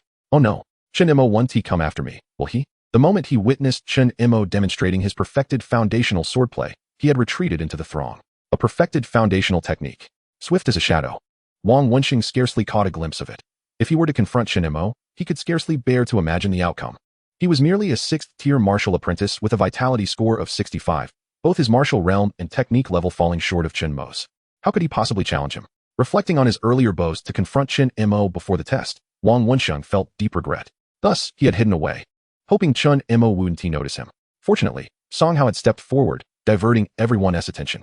As Chen Mo basked in the spotlight, Li Donghai remained silent, refraining from disparaging remarks like Song Hao, for he had been humiliated by Chen Mo's overwhelming prowess. To confront Chen Mo would only resurrect the memories of his defeat at Chen Mo's hands. In the past few days, the incident of his defeat had not circulated, and no one mentioned it in the class group, indicating that neither Chen Mo nor Jiang Tao had spread it. Nonetheless, he still lamented the loss of 10,000 yuan. This humiliating experience weighed heavily on his heart. Therefore, his attitude toward Chen Mo remained unchanged. Witnessing Chen Mo shine only served to deepen his discomfort. Yet, he would not present himself to allow Chen Mo the satisfaction of a public rebuttal. After the recent test, he had come to terms with the fact that losing to Chen Mo was entirely justified. As a 7th-tier martial apprentice with a vitality score of 76, the disparity between his strength and Chen Mo's was merely 100 or so gene, but the gap in foundational techniques was monumental. The difference in martial technique levels effectively leveled the playing field. Martial skills at the great accomplishment level could unleash 15 times the body's strength, while the perfected level only doubled it. Thus, Chen Mo's strength surpassed his by at least 200 kilograms. In this light, his defeat was not unjust. Defeat was defeat. Yet Chen Mo had also robbed him of 10,000 yuan. How could he endure that? Just as he had begun to relish Song Hao's attempt to suppress Chen Mo, Li Donghai was taken aback when Song Hao, in front of the teacher, accused Chen Mo of associating with abyss cultists. Such an excuse was utterly preposterous. Witnessing Song Hao's embarrassment brought him a measure of satisfaction. For 3 years, he had been overshadowed, and he was ready to burst. Each challenge had ended in failure. Now, with Song Hao having lost face before Chen Mo, he would undoubtedly seek revenge. He envisioned how Song Hao would challenge Chen Mo, eager to see him dethroned from his pedestal. Only by stepping on Chen Mo could he release the pent-up fury within him. If I cannot defeat you, then surely the school's prodigies can. Sparring and honing martial skills was a common occurrence in school. As long as Chen Mo's boastful proclamations circulated, trouble would inevitably find him. Li Donghai's thoughts were unknown to Chen Mo, who, even if aware, had his own methods to counter them. Meanwhile, Lin Xiaoyan, long the perennial second place, experienced a surge of inquisitiveness and intense curiosity as she observed Chen Mo executing his perfected foundational swordplay. She too believed in the notion that Chen Mo had awakened. After all, no one could elevate a basic technique from minor achievement to perfection in a single day. Such talent was enviable, but it was fate, unchangeable. As Lin Xiaoyan watched Chen Mo practice, she felt an overwhelming desire to spar with him, eager to discern the distinction between great accomplishment and perfection. Practicing the same swordplay, she longed for him to share his insights. Any guidance he offered would be invaluable. Although her homeroom teacher also possessed a perfected foundational sword technique, her encounters with him had been too infrequent. Thus, her own swordplay remained far from perfection. Finding a martial artist with a perfected foundational technique outside was exceptionally rare and often required substantial financial investment. Furthermore, not achieving perfection did not preclude one from becoming a martial artist. Thus, most individuals would break through to martial artist status while still in the great accomplishment phase of foundational techniques. Upon transcending to the martial artist realm, they would then practice higher-tier martial skills, rarely dedicating time to perfect foundational techniques. Achieving perfection could take years, even decades, while higher-tier martial skills only required a basic understanding to unleash greater lethality than that of a fully accomplished foundational skill. Consequently, the allure of perfected foundational martial techniques waned. Although achieving perfection allowed for the learning of corresponding higher-tier martial skills, it also demanded exceptional comprehension. Otherwise, it would not be stipulated that mastery must precede further studies. Each martial artist likely has a clear understanding of their own comprehension levels, leading many to forego perfection in favor of other martial skills. Lin Xiaoyan considered herself to possess commendable insight, and the martial examination mandated that only perfected foundational martial techniques would yield full marks in that category. She aspired to achieve an excellent score. Now that Chen Mo's foundational swordplay had reached perfection and he was right before her, how could she let this opportunity slip away? The matter regarding Chen Mo had settled after Song Hao's apology. Very well, let this incident pass. We are all classmates. Becoming a martial artist is the true initiation into the world of martial arts. Thus, everything remains possible. Let us not feel inferior upon witnessing Chen Mo's enlightenment. The martial examination is still 3 months away. As long as you are diligent in your training, anything is possible. If you are disheartened as a result, it can only be said that your character is lacking. Aspiring to become a martial artist will be a challenge for you. The path of martial arts is arduous, not merely a matter of words. Should you choose to languish in complacency, the consequences will rest solely upon your shoulders. You are all of age now, and you must take responsibility for your actions. Practicing martial arts is a personal endeavor. No one will compel you. If you do not wish to become martial artists or to witness the grandeur of martial arts, then consider my words unspoken. You all witnessed the beast tide 5 years ago. That is all I shall say. Reflect upon it yourselves. At this juncture, Zhao Qianquan glanced at the time and continued. It is nearly noon. You may go and have your meal. This afternoon, we shall resume assessing your martial skills and engage in ranking challenges. Chen Mo, come with me to the office. I have something to discuss with you. As the students dispersed, Chen Mo followed Zhao Qianquan to the office. The students who had scattered gathered in small groups to discuss the topic at hand. Chen Mo. Who would have thought that Chen Mo would be so fortunate as to have awakened his potential? This is reminiscent of that senior from a few years ago. At this rate, he may very well become a martial artist before the martial arts examination. Indeed, becoming a martial artist would undoubtedly secure a place at the Longdu Martial Arts University, the foremost martial institution in the Great Xia Kingdom. I wish I could awaken my potential too. How enviable. The envious students resolved to befriend Chen Mo. Knowing that someone with such a talent would surely ascend to become a martial artist, gaining his favor would be advantageous indeed. Chapter 51, Chen Mo's Revelation. Chen Mo. Your awakening must have occurred a few days ago when you took leave, correct? The transformation in such a short time is remarkable. Indeed, you are an awakened one. In the office, Zhao Qianquan regarded Chen Mo with a warm smile, his tone amicable. Have you encountered any difficulties in your training? Do not hesitate to confide in your teacher. Both I and the school will assist you, ensuring you face no worries. Just as last time, when an awakened individual emerged from our school, the principal personally provided guidance and allocated considerable training resources. If the principal were to learn of your awakening, he would undoubtedly invest all efforts in nurturing you. Though Zhao Qianquan yearned to retain Chen Mo within his class, he was merely a 7th-tier martial artist with limited capabilities, making it challenging to rapidly enhance Chen Mo's prowess. Furthermore, he could not obstruct the principal's influence. Thus, he spoke to Chen Mo in advance. He genuinely hoped for Chen Mo to become a formidable martial artist, rather than obstructing his future. Nurturing Chen Mo would yield benefits beyond imagination. Years ago, the principal cultivated an awakened individual, garnering abundant resources, resulting in a breakthrough to become a grand martial master. Now, another awakened one has emerged. Even if he cannot achieve the same heights as the principal, he could still acquire resources that would allow him to break through to become a martial master. Given Chen Mo's innate talent, achieving a breakthrough to martial master could take decades. A martial master transforms their internal energy into pure, true essence, forming protective energy that significantly enhances martial techniques, enabling powerful mid-range energy attacks. In terms of both offense and defense, they are several times stronger than mere martial artists. Such temptation is irresistible. The principal would surely dedicate his efforts to cultivate him. Chen Mo did not anticipate that an awakened one would receive such immense attention. Regarding this treatment, Chen Mo held no grand expectations. After all, his dantian had been rendered useless. Restoring his dantian would require an unimaginable amount of resources. Even with the precedent of an awakened one, they would still deliberate on whether nurturing Chen Mo would be worthwhile. Indeed, you are an awakened one. For you, it is merely a matter of acquiring sufficient training resources to become a martial artist, and gaining admission to Longdu Martial Arts University is merely a matter of time. Moreover, your accomplishments shall not halt at being a martial artist. There are higher realms to achieve, such as Martial Master and Grand Martial Master. Teacher, I understand.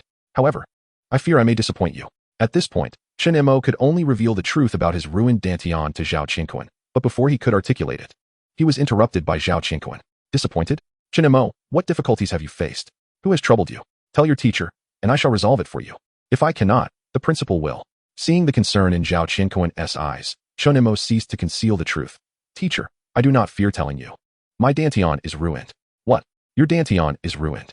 Zhao Qianquan was taken aback, believing he had misheard, and hurriedly inquired. Chen Mo, what did you just say? Teacher, my dantian is ruined. My dantian is ruined. This time, Zhao Qianquan understood clearly, and he sprang to his feet. rushing to Chen Mo and grasping his wrist, channeling his internal energy to sense. Upon detecting the fissures on Chen Mo's dantian, he was utterly dismayed. Unwilling to accept this reality, he sensed it multiple times, ultimately confirming the grim truth. Chen Mo's dantian was indeed ruined. How could this be? Zhao Qianquan was unable to come to terms with it, instinctively retreating a couple of steps. A ruined dantian signified a severed path in martial arts for Chen Mo. How could this occur? How could this occur? Observing Zhao Qianquan muttering to himself, Chen Mo fell into silence. It appeared that Zhao Qianquan was even more disheartened than he was. In the next moment, Zhao Qianquan regained his composure, fiercely grasping Chen Mo's shoulders, his eyes bloodshot as he intently stared at Chen Mo. Chen Mo, tell me, who is responsible for ruining your dantian? Who is it? Zhao Qianquan instinctively tightened his grip, causing Chen Mo to gasp in pain. Ouch. Teacher, it hurts. You are gripping me too tightly. I apologize. Chen Mo. Zhao Qianquan quickly released his hold, having lost composure earlier. Please tell me, who is responsible for ruining your dantian? I do not know. Chen Mo strained to recall, sharing what he knew. A few days ago, on my way home, I suddenly felt a sharp pain in my neck, then darkness enveloped me. When I awoke, I was in the hospital. I had a wound on my abdomen, but it healed after my discharge. I do not know whom I may have offended. Moreover, on the day I regained consciousness, 2 enforcers came to investigate, recorded my statement, and concluded it as an accident, declaring the case closed. As he spoke, Chen Mo's voice was laced with anger and sorrow. Even with a panel, he felt immense rage. He merely wished to focus on his training, but the looming threat prevented him from doing so. Growth requires time. The more distinguished he became, the more apprehensive those lurking in the shadows became, potentially endangering his family. Now, he could only seek assistance from the school. If the school could not protect him, he would have no choice but to live in hiding. How dare they? This is outrageous. Zhao Qianquan was exceedingly displeased with the handling of the enforcers. His student had clearly been ambushed, yet they labeled it an accident. This was evidently a targeted assault against Chen Mo, orchestrated by someone of significant influence. Otherwise, how could they command the enforcers to act so swiftly? He quickly pieced together the scenario. Chen Mo had previously shown little promise. Someone had secretly sabotaged him, and the enforcers had deemed it an accident. Thus, if Chen Mo was ruined, then he was ruined. After all, Chen Mo was merely an ordinary person. And based on his performance over the years, his prospects of gaining admission to a prestigious martial arts university were bleak, and hopes of becoming a martial artist were even dimmer. Chen Mo could only swallow this bitter pill. There was absolutely no chance for a turnaround. Even Zhao Qianquan himself, had Chen Mo not been an awakened one, upon discovering that his dantian was ruined, would have merely advised him to switch to a liberal arts class. He would have counseled him against investigating the truth, against opposing martial artists, and to live quietly as an ordinary person. However, the situation was now different. Chen Mo was an awakened one. Had his dantian not been destroyed, it would have been a stepping stone for him to break through to martial master. But now it was gone. The hopes he once harbored were now replaced with despair. As for restoring his dantian, he had no idea what methods might exist. Thus, he harbored an intense hatred for the shadowy figure who had targeted Chen Mo. Contemplating this, Zhao Qianquan felt a tempest of rage brewing within him, akin to a time bomb poised to detonate at any moment. Drawing in several deep breaths to quell his emotions, he finally addressed Chen Mo, saying, Chen Mo, I cannot resolve the issue regarding your dantian.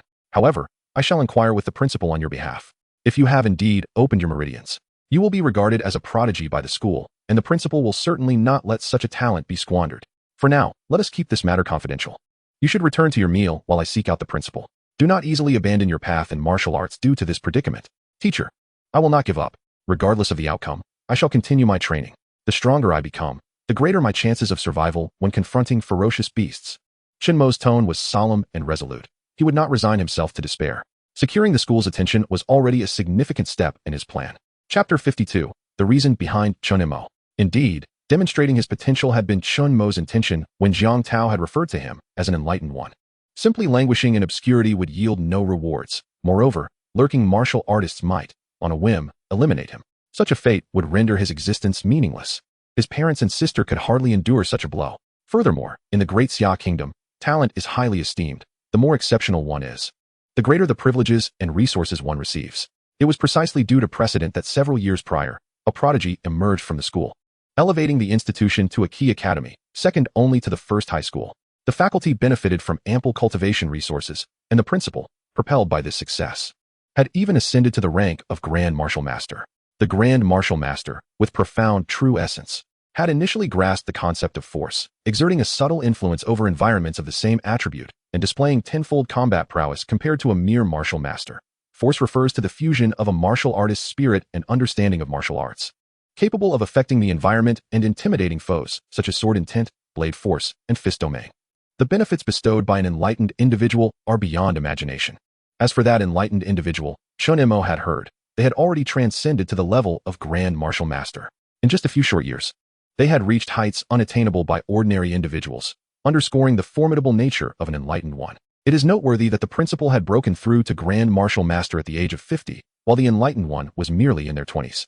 The likelihood of the enlightened one reaching even greater realms is substantial, whereas the principal, lacking adequate resources, would find it nearly impossible to ascend to the next stage. Should the principal become aware of Chen Mo's situation, he would undoubtedly be beside himself with rage, vowing to unearth the one who lurked in the shadows. Originally, Chen Mo was the principal's hope for advancement. Now that hope had been dashed, and he would not rest until he had found the culprit. Simultaneously, the principal would seek ways to assist Chen Mo in restoring his dantian. Even a sliver of hope would compel him to act. This was his own hope for breakthrough. Were Chen Mo in the principal's position, he would act similarly. Not only would he seek out the culprit, but he would also reach out to enlightened individuals in Longdu for assistance. The enlightened ones in Longdu, mindful of the principal's favor, would likely offer some aid. Even if they could not assist directly, they might glean valuable information. With the principal's attention focused on him, Chen Mo need not worry about the safety of himself and his family. Thus, he would have the time to concentrate on his training. Ultimately, even if he could not repair his dantian, he could still emerge as a formidable individual. Having perused countless novels, he understood that concepts such as force or intent could be manifested without the need for internal energy or true essence. All that was required was formidable mental strength. Fortunately for Chen Mo, his upper dantian remained uninjured, allowing for the potential growth of his mental prowess. Although he was uncertain whether this could grow indefinitely, it was undoubtedly a viable path. For martial artists, ascending to higher realms invariably involves the cultivation of mental will. As long as his mental strength continued to grow to a certain threshold, he could manipulate matter and mend his dantian. Alternatively, he might devise a method to open his middle dantian, compensating for the lower dantian. Once he became stronger, solutions would surely present themselves. At present, what Chen Mo required was a secure environment for cultivation to navigate his growth phase. Were he an orphan, he would fearlessly remain in the school or martial arts hall. Any targeted actions against him would be mere trifles. However, as he had family, targeted threats against them would place him in a precarious position. His family was of utmost importance to him. Currently, Chen Mo was weak and could only rely on the strength of others. He pondered whether the principal would be inclined to assist. Chen Mo felt a twinge of anxiety in his heart. After all, his dantian had been rendered useless, and he was uncertain of the possibility for restoration. If such a possibility were non-existent, the principal would naturally not regard him with any significance. Should word of his condition spread, his life would become exceedingly arduous. Oh well, one must do their utmost and leave the rest to fate. Chen Mo resolved to put such thoughts aside and proceeded to have his lunch. Principal's office. Are you certain that Chen Mo is indeed an enlightened one? After hearing Zhao Qianquan's words, Principal Fang Siming remained somewhat skeptical. Suspecting that Zhao Qianquan had fabricated a story to solicit his assistance in resolving Chen Mo's dantian issue. Principal, I am absolutely certain. Chen Mo is an enlightened one. Zhao Qianquan asserted with conviction. For the past 3 years, Chen Mo has trained under my very nose. If he were merely pretending, it would be impossible to maintain such a ruse for so long. You are aware that very few can achieve perfection in fundamental martial techniques. The last occurrence was 3 years ago, and the next instance was the emergence of an enlightened one. Thus, Chen Mo's comprehension is beyond question. If you doubt this, you could test him. He can achieve perfection in the basic sword technique in a single day, as he can with other foundational martial skills. Having reached this point in their conversation, Fang Siming could discern that Zhao Qianquan was not lying. His heart ached. Just as he discovered an enlightened one, he was informed that the dantian had been rendered useless. He felt a surge of frustration. However, he needed to ascertain whether Chen Mo was worth his investment. As the principal, he had to consider various factors and weigh the pros and cons. If Chen Mo were merely an ordinary enlightened one, the expenditure of substantial resources for minimal returns would be unwarranted. Not only was he concerned, but the education department would also not concur.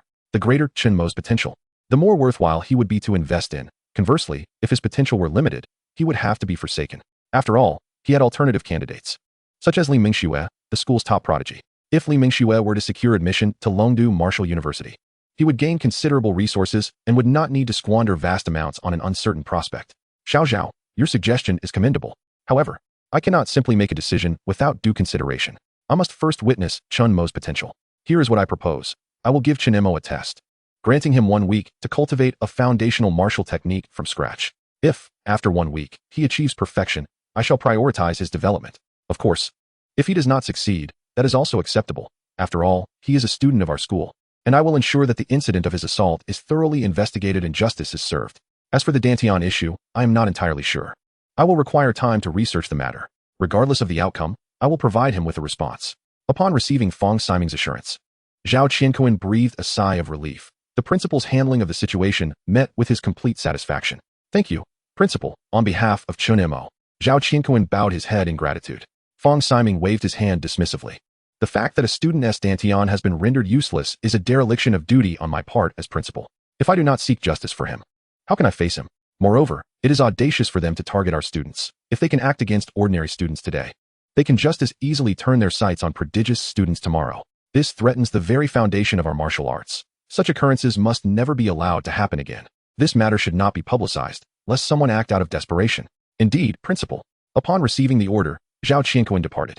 Principal Fong Siming then picked up his phone and commenced a call. Given the implications for his martial arts advancement, how could he possibly treat this lightly? Chapter 53, Moral Coercion. Upon arriving at the cafeteria, the crowd was overwhelming, making it difficult to locate Jiang Tao. Mosey, over here. At that moment, Chen Mo heard Jiang Tao's call and turned to see him waving, flanked by two classmates. Chen Mo reciprocated with a wave, indicating his acknowledgement, and made his way toward Jiang Tao and the others. Jiang Tao had previously messaged him, stating he had already prepared a meal for him. Taozi. Chen Mo settled into the empty seat beside Jiang Tao, with two classmates across from him. He greeted them. Hello, Liang Feng, Ma Jun Mo Gu. The two exclaimed, addressing Chen Mo with a tone laced with flattery. Chen Mo was not particularly familiar with these classmates, as their relationship had been rather indifferent. Had it not been for Chen Mo's newfound enlightenment, they likely would not have sought his favor. Thus, Chen Mo maintained a rather indifferent demeanor, unwilling to be overly cordial simply because they referred to him as brother. The two boys bore no ill will towards Chen Mo's attitude. However, in their eagerness to curry favor, they displayed expressions of deference and respect. Mosey, the homeroom teacher is looking for you. Is it regarding cultivation resources? Jiang Tao inquired, curiosity piqued by what the homeroom teacher might offer to Chen Mo, especially considering he was an enlightened individual. Liang Feng and Ma Jun leaned in attentively, eager to overhear, as they were fortunate enough to share a table with Chen Mo and would not miss this opportunity. Sort of, Chen Mo replied, taking a bite of his meal and pausing momentarily. However, I need to report to the principal. I expect news by the afternoon. He was resolute in keeping the details to himself, unwilling to subject himself to humiliation. Rest assured, the principal will take you seriously. You shall not lack resources in the future. Jiang Tao jested, Mosey, you must look out for me. It was evident to all present the formidable nature of an enlightened individual, especially with a precedent already established. It could be said that, provided resources were ample, Chen Mo would swiftly ascend to the ranks of martial artists. If the principal were to endorse him, resources would be no obstacle at all, given the principal's regard for prodigies. However, Jiang Tao and the others were unaware of the unfortunate reality that Chen Mo's Dantian was rendered useless. There was not even a flicker of hope. Furthermore, their school already boasted a top prodigy. Resource allocation would undoubtedly require careful consideration. Chen Mo was merely preparing for a contingency. Should the principal prove unhelpful, he would have to bide his time.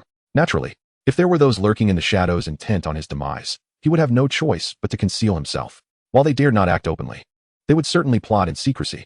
An enlightened individual posed a threat, even with a damaged Dantian. For the sake of his safety, he was compelled to brace for the worst. What considerations could there possibly be? The principal will undoubtedly tilt resources in your favor. Jiang Tao expressed unwavering confidence in Chen Mo. Indeed, Ma Jun chimed in. Tao Gu is correct. Although we have the first prodigy, Li Mingxue, we wouldn't mind having another genius. Mo Gu, the principal will surely nurture your talents. Yes, your comprehension is astonishing, unless the principal is blind. Your cultivation is a foregone conclusion. Just don't forget us when you rise. Indeed, we are classmates, bound by 3 years of camaraderie. By the way, Mo Gu, may I seek your guidance when you have time? Liang Feng sought to appeal to their shared history, seizing the opportunity. Mosey has to cultivate. When would he have time to mentor you? If you have questions, you can always ask the homeroom teacher. Before Chen Mo could respond, Jiang Tao swiftly intervened. He was concerned that Chen Mo might be morally coerced into agreeing to instruct them, thereby squandering valuable training time. Though they had been classmates for 3 years, their interaction had been superficial. Expecting someone to provide guidance without any reciprocation was, quite frankly, absurd. Upon hearing Jiang Tao's words, Liang Feng and Ma Jun's expressions soured immediately. However, they dared not confront Chen Mo openly. The two turned their gazes expectantly towards Chen Mo, anticipating his response. Chen Mo understood that failing to address their request would lead to endless nagging. He considered that once word of his ruined Dantian spread, these two might very well turn against him, so he resolved to refuse outright. After all, whether he agreed or denied their request, they would hardly speak well of him. Those who seek to ingratiate themselves during one's rise will certainly be the first to undermine them in times of adversity. I have no time. I need to cultivate. As Taozi said, if you encounter any issues, you can consult the homeroom teacher. He is far more adept than I am. I am merely a novice. Should my misunderstanding lead to your training going awry, I would bear the burden of that consequence. His overt refusal caused Liang Feng and Ma Jun's faces to darken significantly. Chen Mo, how can you say that? We are classmates. Can you spare a few minutes to offer some guidance? Liang Feng attempted to pull at the strings of camaraderie. His tone laced with reproach, clearly insinuating that Chen Mo was disregarding their bond. Indeed, after 3 years of friendship, you wouldn't even consider giving us some advice? That seems rather excessive. Ma Jun's tone had taken on an accusatory edge, prompting both Chen Mo and Jiang Tao to furrow their brows in disapproval. Unable to contain himself, Jiang Tao interjected, "What does 3 years of friendship matter? Are we really that close? We've exchanged but a handful of words over the years. To invoke our camaraderie to coerce Chen Mo is quite the audacious move. Mosey just stated he needs to cultivate and lacks the time to guide you. Moreover, there are teachers available. What gives you the right to question Chen Mo? Enough. Taozi, do not get worked up." Chen Mo interjected, wishing to avoid unnecessary disputes. He turned to Liang Feng and Ma Jun, whose faces were still filled with anger. "If you wish for my guidance, that can be arranged.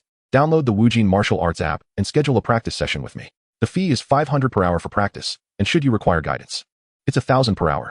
The pricing is transparent and fair. Just a heads up, I'm only available on weekends."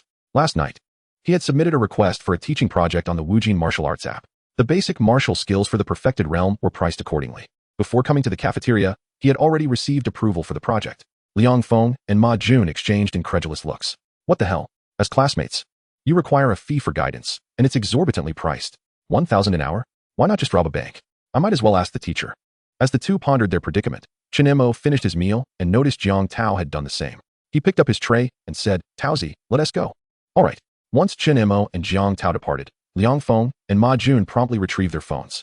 Damn, that is expensive. Let us see if this is true. Before long, they found Chen Mo's registration information on the Wujin martial arts app. Crap, it's real.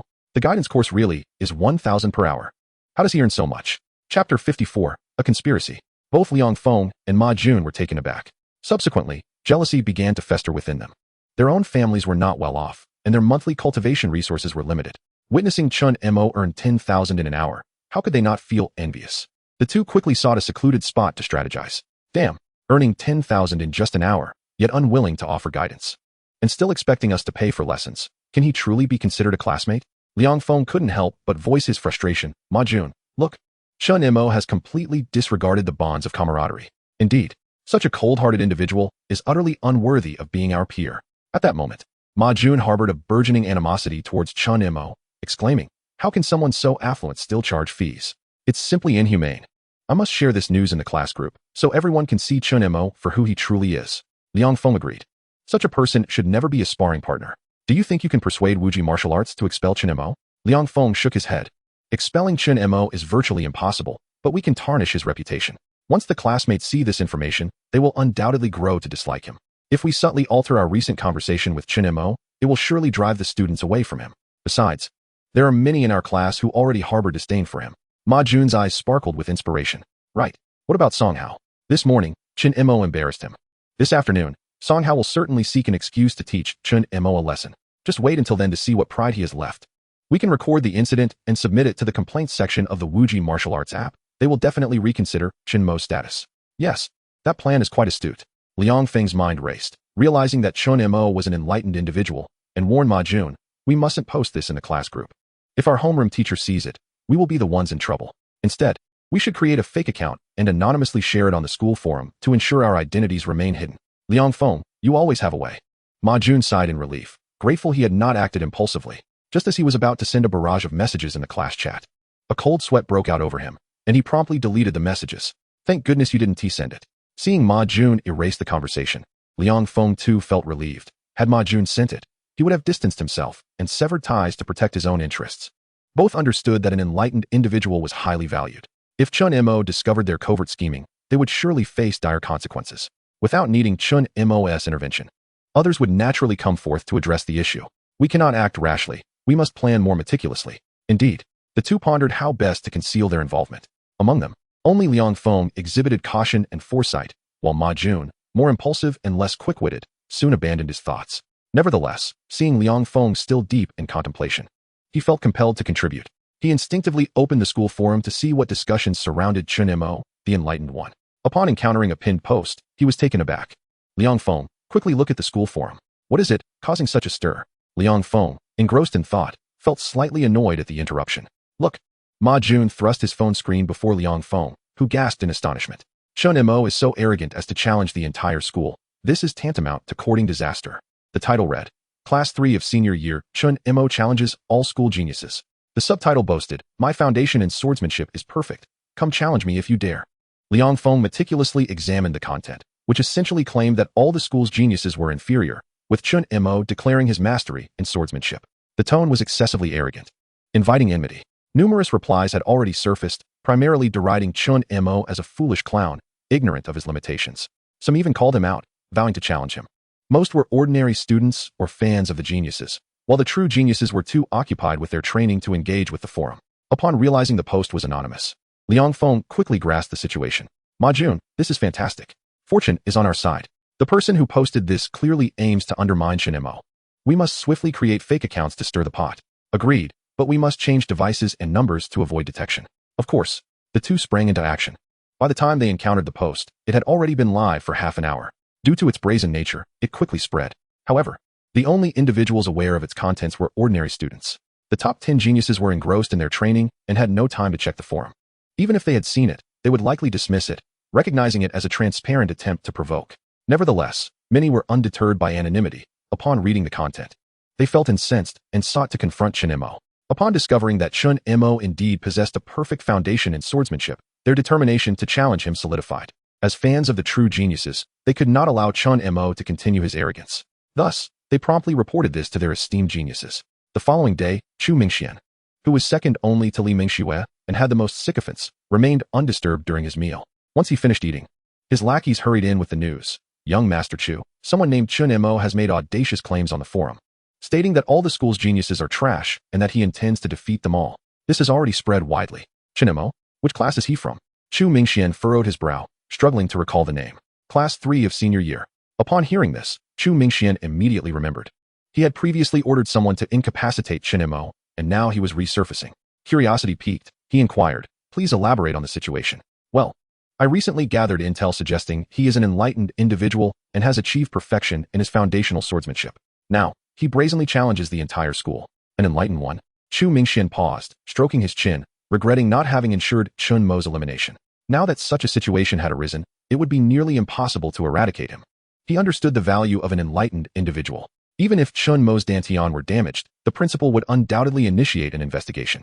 Thus, leaving any incriminating evidence was out of the question. The crime of harming a genius was one his family could not bear. After contemplating, he realized that the matter had already been settled. Those who acted had vanished, and the Enforcement Bureau had only given a hint. No one was aware of his involvement. However, he still needed to ensure everything was cleaned up properly. Young Master Chu, should we take action against Chen Mo? One of his lackeys, sensing Chu Mingxuan's prolonged silence, grew anxious. Chu Mingxian snapped back to reality, drumming his fingers on the table. What is his current realm? 6th grade martial trainee, with a blood value of 69, and his foundational swordsmanship is perfect. Beyond that, we are uncertain. However, it appears this post was not authored by him. Someone is clearly attempting to set him up. Chu Mingxian nodded. This level of capability was not worth his attention. Even with perfect foundational swordsmanship, he posed no significant threat. To be so arrogant right after awakening. Since someone else seeks to undermine him, we shall refrain from intervening for now. Such a fool is hardly worth our concern. However, do keep a watchful eye on him. Chu Mingxian was acutely aware that Chen Mo's dantian had been rendered useless.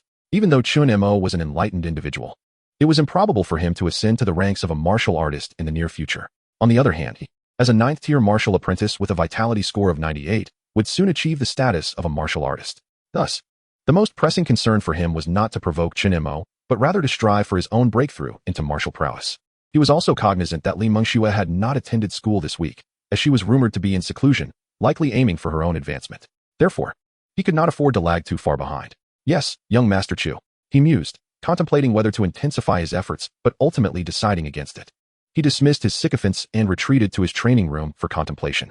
The news of Chen Mo being an enlightened individual had already drawn the school's attention, and it was inevitable that they would examine Chen Mo's condition. The truth of his damaged dantian could not remain concealed. Given the precedent set by earlier events, the principal would undoubtedly take action. Thus, disseminating this information now would be akin to ensnaring oneself in a trap. With the strength of the Chu family, they were not intimidated by a principal, but there were higher authorities involved, and the law had provisions to protect prodigies. If this information were to leak, it would spell considerable trouble for the Chu family. Should an investigation reveal his involvement, the consequences would be dire.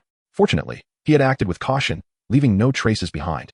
Furthermore, a fugitive had recently fled to Jiangbei City, coinciding with the timeline of Chen Mo's downfall, making it easy for anyone to draw connections without needing guidance. As for why the fugitive had not committed murder, that was a question for the fugitive himself.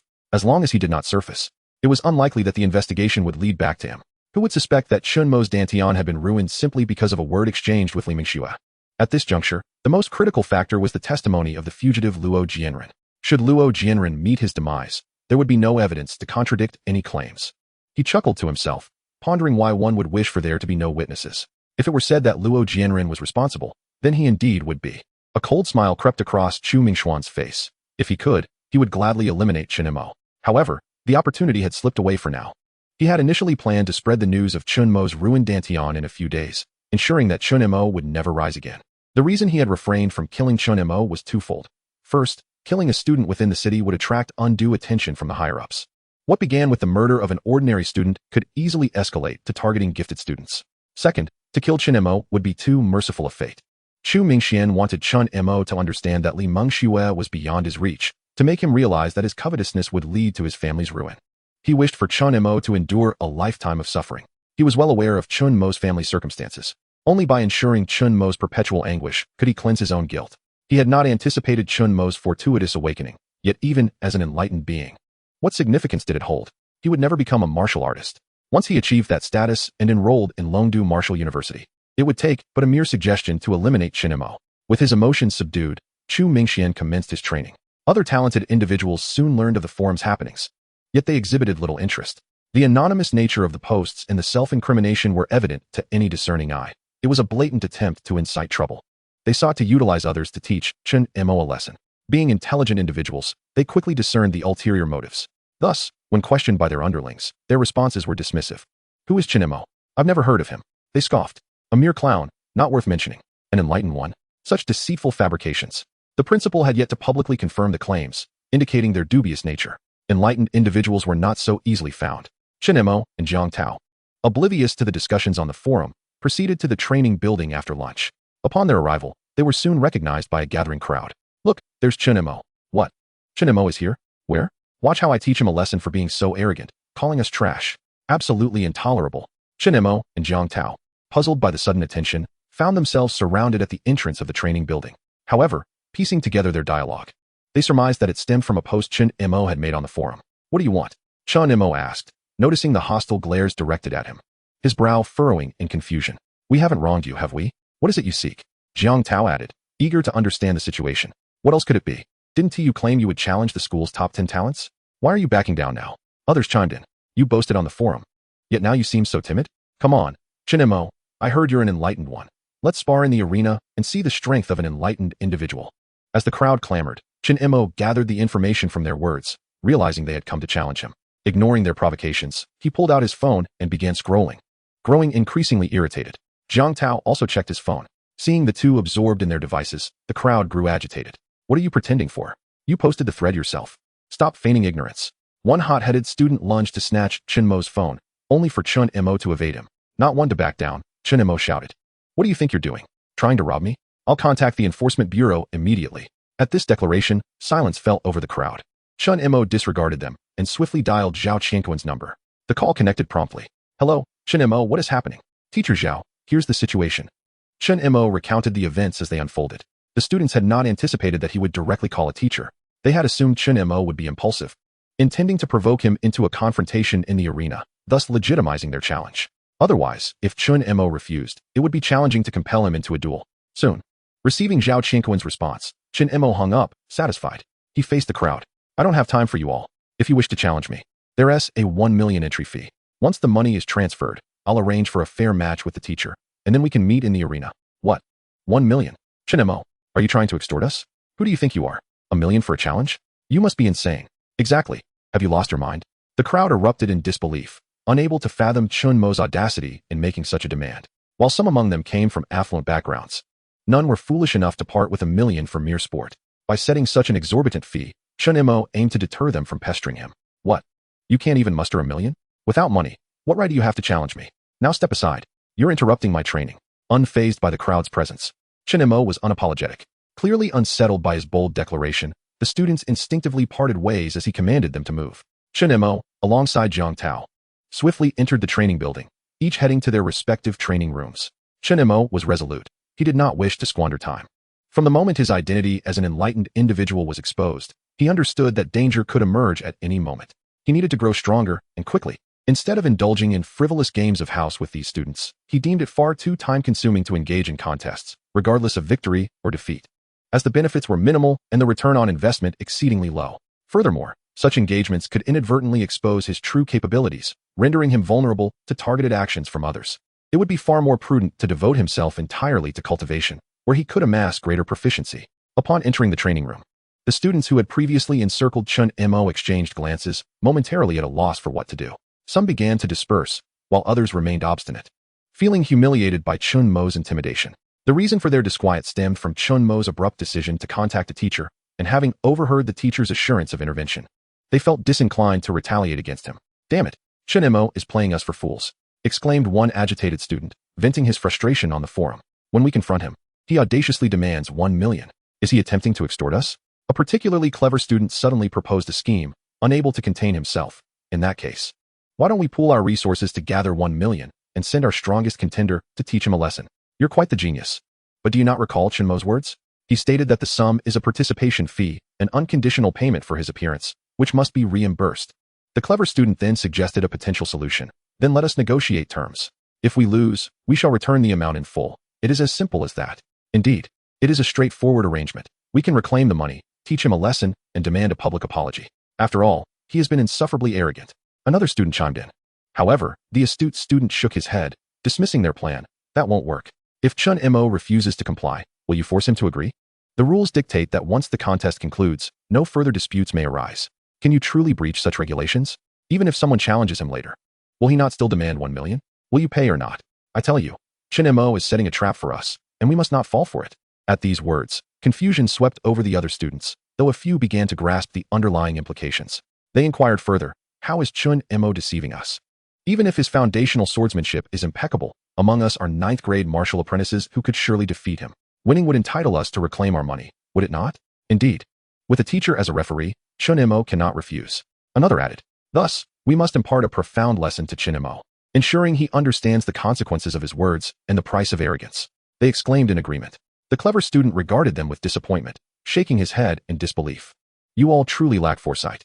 Earlier, I too was deceived by Chen Mo. Reflecting on it now, I realize he has orchestrated an elaborate trap for us.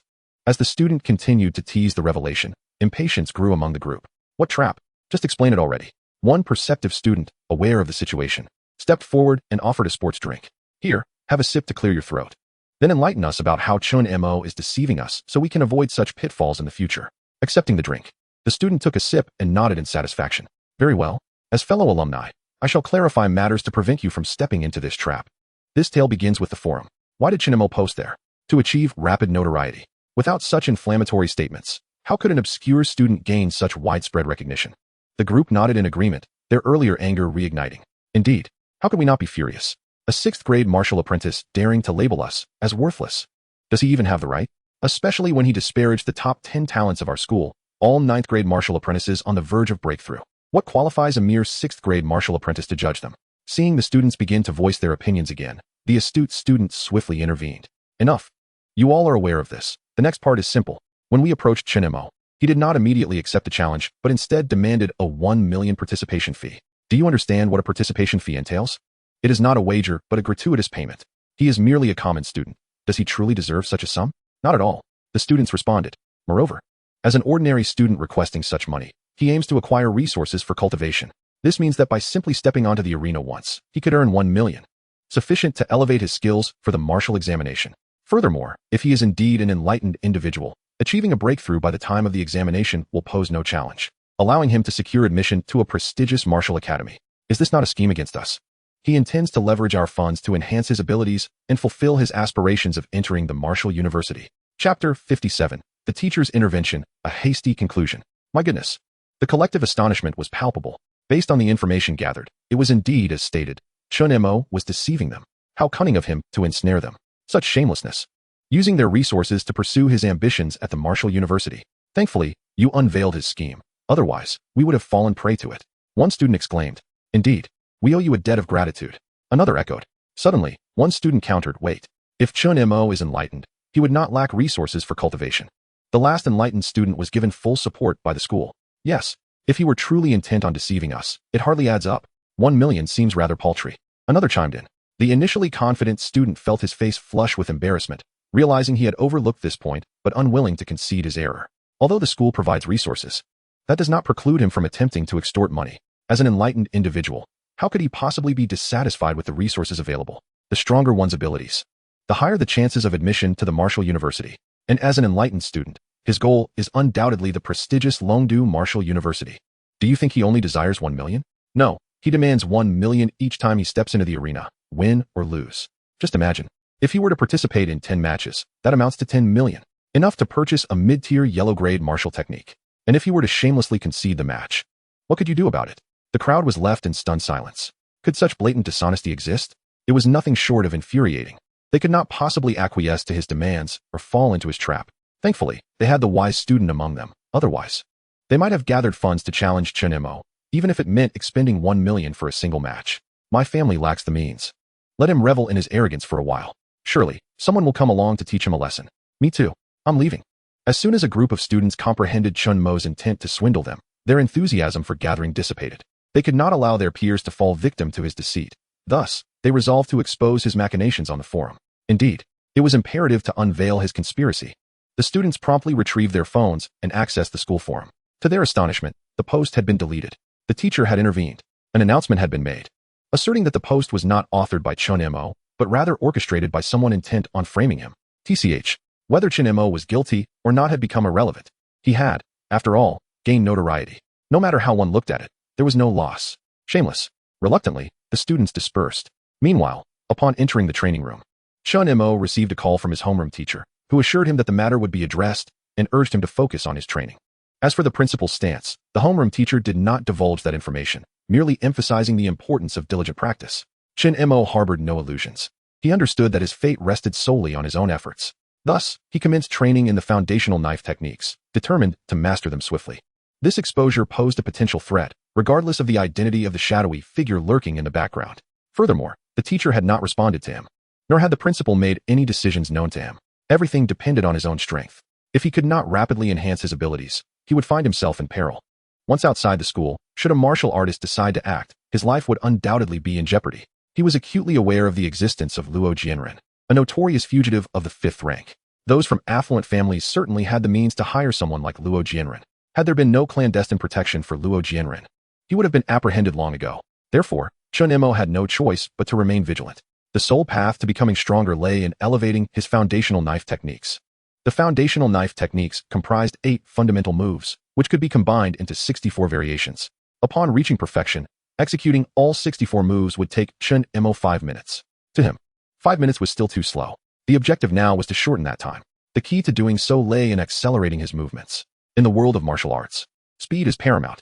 The swifter the strikes, the greater the power, the shorter the time, the faster the proficiency would increase. At present, Chen Mo's proficiency in the foundational knife techniques stood at 51,000. Performing them once every 5 minutes would yield 12 points of proficiency in an hour. If he managed to do so in 4 minutes, that would amount to 15 points. Should he achieve 1 strike per minute, he would gain 60 points of proficiency. Thus, speed was essential. Chen Mo recalled the philosophical insights described in novels from his previous life, along with notions of momentum, all of which were intricately connected to mental fortitude. Coincidentally, his mental strength was exceptionally high. While practicing the foundational knife techniques, he endeavored to hasten his speed while simultaneously infusing his techniques with his mental prowess. Initially, the infusion of mental energy yielded no discernible effect, resembling the experience of merely activating mental perception. This perception allowed him to sense his body and the surrounding environment, clearly perceiving every action he took while practicing the knife techniques, including the tension in his muscles. On this occasion, Chen Mo integrated his mental energy into his knife techniques, choosing to disregard any changes within himself. The first attempt yielded no significant sensation. During the second try, he noticed a slight alteration, which, without his heightened mental acuity, he would have easily overlooked. By the third attempt, the change became more pronounced. Upon reaching the fourth attempt, the difference was even more evident. Chen Mo recognized that his innate talent was coming into play. By the fifth attempt, he felt a marked improvement. His strikes became swifter, and the potency of his techniques appeared to have increased slightly. His instincts proved correct. Simultaneously, he discerned an issue. The sluggishness of his strikes stemmed from his foundational body techniques lagging behind. After half an hour of training, he glanced at his proficiency, which read 61, 1000. It was not merely an incremental increase, but rather 2 points, indicating that he was on the right track. The infusion of mental energy into his techniques was undoubtedly the correct approach. Each time his proficiency increased by 2 points, it effectively halved his training time. This revelation filled Chen Mo with elation. Observing this development, he was reluctant to shift his focus to body techniques. Instead, he resolved to continue integrating his mental energy into his knife techniques. He could always return to body techniques later. Overall, it would merely require one evening. Once his striking speed reached its zenith, he could then dedicate time to enhancing his body techniques. Thus, Chen Mo resumed his training in the foundational knife techniques, further embedding his mental energy into his movements. As he practiced, he experienced an unusual sensation. With each session, he gleaned new insights, albeit minor, that accumulated to yield substantial rewards. Yet, Chen Mo welcomed these revelations, recognizing them as manifestations of his innate talent. As long as he practiced diligently, he was confident that rewards would follow. In the training room, only the sound of Chen Mo's knife strikes slicing through the air remained, punctuated by his labored breaths. With each strike, he poured forth his utmost effort, exhausting himself in the process. In less than 10 minutes, he had depleted the energy from his lunch. Fortunately, he had brought along the blood-nourishing pill. Otherwise, he would have needed to pause and recuperate before continuing. The blood-nourishing pill was akin to a fasting pill, allowing him to sustain high-intensity training without the need for food. An hour of training elapsed swiftly, prompting Chen Mo to pause, tidy his belongings, and prepare for class. It was time to participate in the afternoon assessment. Chapter 58, The Fruits of Training. Upon exiting the training room, Chen Mo cast a glance at his status panel. Host, Chen Mo. Talent. The way rewards diligence, effort yields results. A single proof is everlasting. Realm, 6th rank martial apprentice, broken dantian. Vitality, 69 mental, 165. Cultivation method, mastery of basic stance, 57, 500. Introduction to visualization, 52. 1000. Martial techniques. Minor mastery of basic fist technique, 42, 200. Perfection in basic knife technique, 73, 1000. Minor mastery of basic body technique, 72, 200. Introduction to basic flying needle, 13, 100. Special skill. Introduction to mental perception, 95, 500. Universal proficiency points, 0. Chen Mo had not anticipated that infusing his mental energy into his knife techniques would result in a 2-point increase in his mental strength. This was an unexpected delight. During the hour, despite having wasted some time, he had practiced the foundational knife techniques 10 times, yet his proficiency had surged by 22 points. This indicated that the incorporation of mental energy correspondingly augmented his proficiency in knife techniques. Additionally, the proficiency in foundational body techniques had increased by 7 points, and mental perception had risen by 5 points. The increase in proficiency for foundational body techniques was within Chen Mo's expectations, as each strike necessitated the coordination of body and footwork. As for mental perception, he understood that his desire to integrate mental energy into his knife techniques made the activation of mental perception inevitable. Thus, the increase in proficiency was logical. He was somewhat surprised by the rise in his mental strength. This phenomenon corroborated some of Chen Mo's hypotheses. The next realm beyond perfection in foundational knife techniques was either momentum or intent. Both were intimately connected to mental prowess. The stronger the mental energy, the more formidable the momentum and intent would be. If this were indeed the case, he would possess a means of self-defense. Even if he could only unleash a single strike, it could prove to be a lifesaver in a moment of crisis. No one would anticipate that a martial apprentice could possess the means to counterattack a martial artist. Returning his attention to the status panel, Chen Mo noted with concern the vitality section. 69 points of vitality was still too low. After the test, he would consume the exquisite Qi blood pill to enhance his vitality. Chen Mo closed the panel and glanced at his phone. Discovering that Li Mengxue had sent him a message. Chen Mo, why did you cancel the evening training sessions from Monday to Friday? With newfound wealth, naturally, cultivation took precedence. Oh, that's true. By the way, I've begun my seclusion. I'll look for you to train together next time. All right, wishing you success. Thank you. With that, their conversation came to an end, and Chen Mo put his phone away. He was just pondering whether his good friend Jiang Tao had left when he turned around and saw Jiang Tao emerging from a nearby training room. He approached him, saying, "Taozi, let us go?" "Sure," Jiang Tao replied, then added, "By the way, Mosey, did you check the forum? The post was deleted." "Oh, I'm aware. I don't know who it was, but they were stirring up trouble for me. However, the teacher said he would handle it. Chen Mo felt somewhat speechless. Although he had offended some people, was it really necessary to spread such slander? This made him think of the battles of public opinion in later years. Nevertheless, he was not afraid of online harassment. This was a world of martial prowess, where strength commanded respect. If someone truly dared to cross the line, he would deal with them. The class teacher has posted an announcement in the group. Let us go for the test. When the two arrived at the gathering point, many students were already present. Upon seeing Chen Mo, numerous gazes turned toward him, but he chose to ignore their scrutiny. He noticed a few individuals whose eyes were filled with malice. A quick glance revealed it was the same group who had previously sought to provoke him. Li Donghai, Zhang He, Yang Hu, Song Hao, along with Liang Feng and Ma Jun, whom he had encountered during lunch. These individuals did not bother to conceal their hostile glares. Yet Chen Mo remained unfazed. After all, they hadn't spoken, and he had no reason to pick a fight. Thus, he stood alongside Jiang Tao, overhearing a hushed discussion. But neither paid it any mind. Just after exchanging a few words, Chen Mo noticed Lin Xiaoyan approaching. However, he did not halt his conversation with Jiang Tao. As Lin Xiaoyan drew near, Chen Mo finally paused, at which point Jiang Tao also acknowledged her. Hello, classmate Lin Xiaoyan. Jiang Tao felt a bit nervous, scratching his head to greet her. Lin Xiaoyan was not only the class beauty but also ranked second in their class, and one of Jiang Tao's idealized figures. How could one not feel anxious when a goddess approached to speak? Hello, Chen Mo, Jiang Tao. Lin Xiaoyan greeted the two with a friendly demeanor. Chen Mo suspected he understood her intentions and calmly responded. Hello, classmate Lin Xiaoyan. Chen Mo, during the upcoming challenge match, let us have a bout. I wish to witness the prowess of your perfected sword techniques, Lin Xiaoyan said with a smile, entirely devoid of any combative aura. Sure, Chen Mo agreed. Motivated by their shared class and the fact that Lin Xiaoyan did not exhibit an overbearing attitude, her invitation felt more like a friendly exchange. Although they were not particularly close, Chen Mo recalled Lin Xiaoyan's straightforward and forthright nature, devoid of the airs of a spoiled rich girl. With her acceptance, Lin Xiaoyan beamed even more brightly, leaving Jiang Tao in a stupor. The goddess looked exceptionally enchanting when she smiled. Noticing Jiang Tao's infatuation, Chen Mo gently nudged him to bring him back to reality. Lin Xiaoyan pretended not to notice, well aware of her own beauty. Chen Mo, I noticed that you have training and guidance sessions at the Wujing Martial Arts Hall. May I schedule an appointment? I would like some guidance on my sword techniques this weekend. Of course. If I'm free this weekend, I'll be at the Wujing Martial Arts Hall. You can just make an appointment.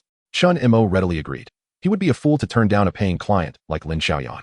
He despised freeloaders. Of course, he wouldn't mind if he were the one taking advantage of others. Let us exchange contact information so we can coordinate, Lin Xiaoyan suggested. Had it not been for her reminder, Chen Mo wouldn't have realized he lacked her contact details. Sure, 3 years of classmates, after all. However, it was only natural. Chen Mo had always been taciturn, thus he had not exchanged contact information with many classmates. They both took out their phones and began to add each other as contacts. Just then, a voice interrupted their actions. Xiaoyan, is it really worth adding a 6th grade martial artist like Chen Mo to your contacts? Even if he is an enlightened one. So what? Upon hearing the voice, both turned to see it was Song Hao. Lin Xiaoyan's expression soured at his words. Whether I add Chen Mo as contact information is none of your business. Please do not interfere in my conversation with him. Although Chen Mo is merely a 6th grade martial artist, his foundational sword techniques are perfected. By that merit alone, you cannot compare. Lin Xiaoyan's tone was cool and aloof. Her defense of Chen Mo clearly agitating Song Hao. He had been a sycophant to Lin Xiaoyan for 3 years without ever acquiring her private contact information. Yet Chen Mo had managed to do so. How could he endure this? Anger surged within him, and he directed his ire at Chen Mo. Only to find Chen Mo smiling, which further infuriated him. Chen Mo, what are you laughing at? If you have the guts, let us fight in the arena. Chapter 59, The Fundamentals of Fist Techniques. In the face of Song Hao's provocation, Chen Mo chose not to respond. He had not anticipated that Song Hao would be so easily rattled. This Song Hao couldn't he possibly be Lin Xiaoyan's sycophant, could he? Chen Mo had heard some gossip about Song Hao pursuing Lin Xiaoyan, but it seemed he had failed to win her over. Yet, Chen Mo merely conversed with Lin Xiaoyan and exchanged contact information, and Song Hao had such a strong reaction. Clearly, this sycophant had gained nothing after all his efforts. Lin Xiaoyan had never paid him any attention, which was why he was so rattled. After pursuing her for 3 years, he had received no opportunities. Only to see someone like Chen Mo, who was deemed inferior, gain her favor. If he were in Chen Mo's shoes, he too would feel provoked. Chen Mo understood the source of Song Hao's agitation, but felt no pity for him. Lin Xiaoyan had never shown interest. His incessant advances would only lead to greater disdain. However, Chen Mo had no intention of involving himself in their tangled emotions. Before he could speak, Lin Xiaoyan interjected. What arena? Song Hao, don't think you can bully others just because you are at a higher level. Upon hearing Lin Xiaoyan's rebuke, Song Hao felt as though he might vomit blood in frustration. Damn it, the goddess is actually scolding me for an unrelated person. Song Hao felt like a fool. He nearly lost his composure and called Lin Xiaoyan a shameless woman. Just wait. Once I win you over, I'll make you beg for mercy. On the surface, he dared not retaliate against Lin Xiaoyan, so he turned his ire toward Chen Mo. Just as he was about to unleash his vitriol at Chen Mo, someone shouted, "The class teacher is here." All attention shifted, including Song Hao's, which forced him to relent, waiting for another opportunity to confront Chen Mo. Zhao Qianquan strode confidently to the front of the crowd. Without needing to speak, everyone fell into their customary formation. They were preparing to begin the assessment of basic fist techniques, which was essential for martial examinations. Mastery of the foundational fist techniques would enable students to better control their own strength, greatly aiding their cultivation of other martial arts. Without further ado, you 10 will form a group. Step forward, the first 10. As the conversation concluded, Song Hao was the first to step forward, followed closely by Lin Xiaoyan. Not far away, Jiang Tao nudged Chen Mo, urging, "Mosey, you should go up now. The class flower has already taken her turn. And since you two have just become acquainted, it's a perfect opportunity to cultivate your relationship." Chen Mo shot Jiang Tao a disapproving glance, retorting, "We are merely ordinary classmates. Please refrain from making such remarks that tarnish my reputation. I will go up next. My boxing skills are still only at a minor level. And I haven't practiced in some time." Jiang Tao continued, "You've already exchanged contact information, yet you still claim to be just friends. I've never seen Lin Xiaoyan personally at a male classmate's number, not even with the top student, Song Hao. Just now, I caught a glimpse of Song Hao's expression. It was as if he had just consumed something distasteful. Haha." With that, Jiang Tao could not help but chuckle. "I won't entertain you any longer. Let us focus on the exam." Chen Mo observed quietly. He preferred to avoid further conversation with Jiang Tao, for with Jiang Tao's vivid imagination, continuing the discussion might lead to him even concocting names for Chen Mo's future children. Meanwhile, upon seeing Lin Xiaoyan step up second, Song Hao's spirits lifted considerably. It seems Xiaoyan still has feelings for me. Otherwise, she wouldn't follow closely behind. He rationalized that her earlier behavior was likely for his benefit, causing his initial anger to dissipate significantly. Unbeknownst to him, Lin Xiaoyan felt somewhat perplexed by Song Hao's smile directed at her. Soon, the 10 students arranged themselves into 2 lines, and Zhao Qianquan nodded, signaling the commencement of the practice. The students began to demonstrate their foundational boxing techniques. The standout performers remained Song Hao and Lin Xiaoyan, both of whom possessed commendable martial talent, resources, and wealth, having already mastered the foundational boxing techniques. Zhao Qianquan, aware of their family backgrounds, found their achievements unsurprising. Shifting his attention to the other students, he noted their lackluster performances. Among the remaining 8, their skills were only at a minor level, and achieving mastery would require considerable time. Nevertheless, he identified 3 students who, with diligence, might reach mastery by the time of the martial arts examination. Somewhat disappointed, he wondered if Chen Mo would surprise him. A student who had recently awakened his potential was said to have perfected the foundational knife techniques in just 1 day. Surely, foundational boxing techniques would not prove too difficult and could also be mastered, given sufficient effort. Alas, Chen Mo's dantian was damaged. Within mere minutes, the 10 students had completed their foundational boxing practice. Zhao Qianquan praised Song Hao and Lin Xiaoyan, while offering encouragement to the others.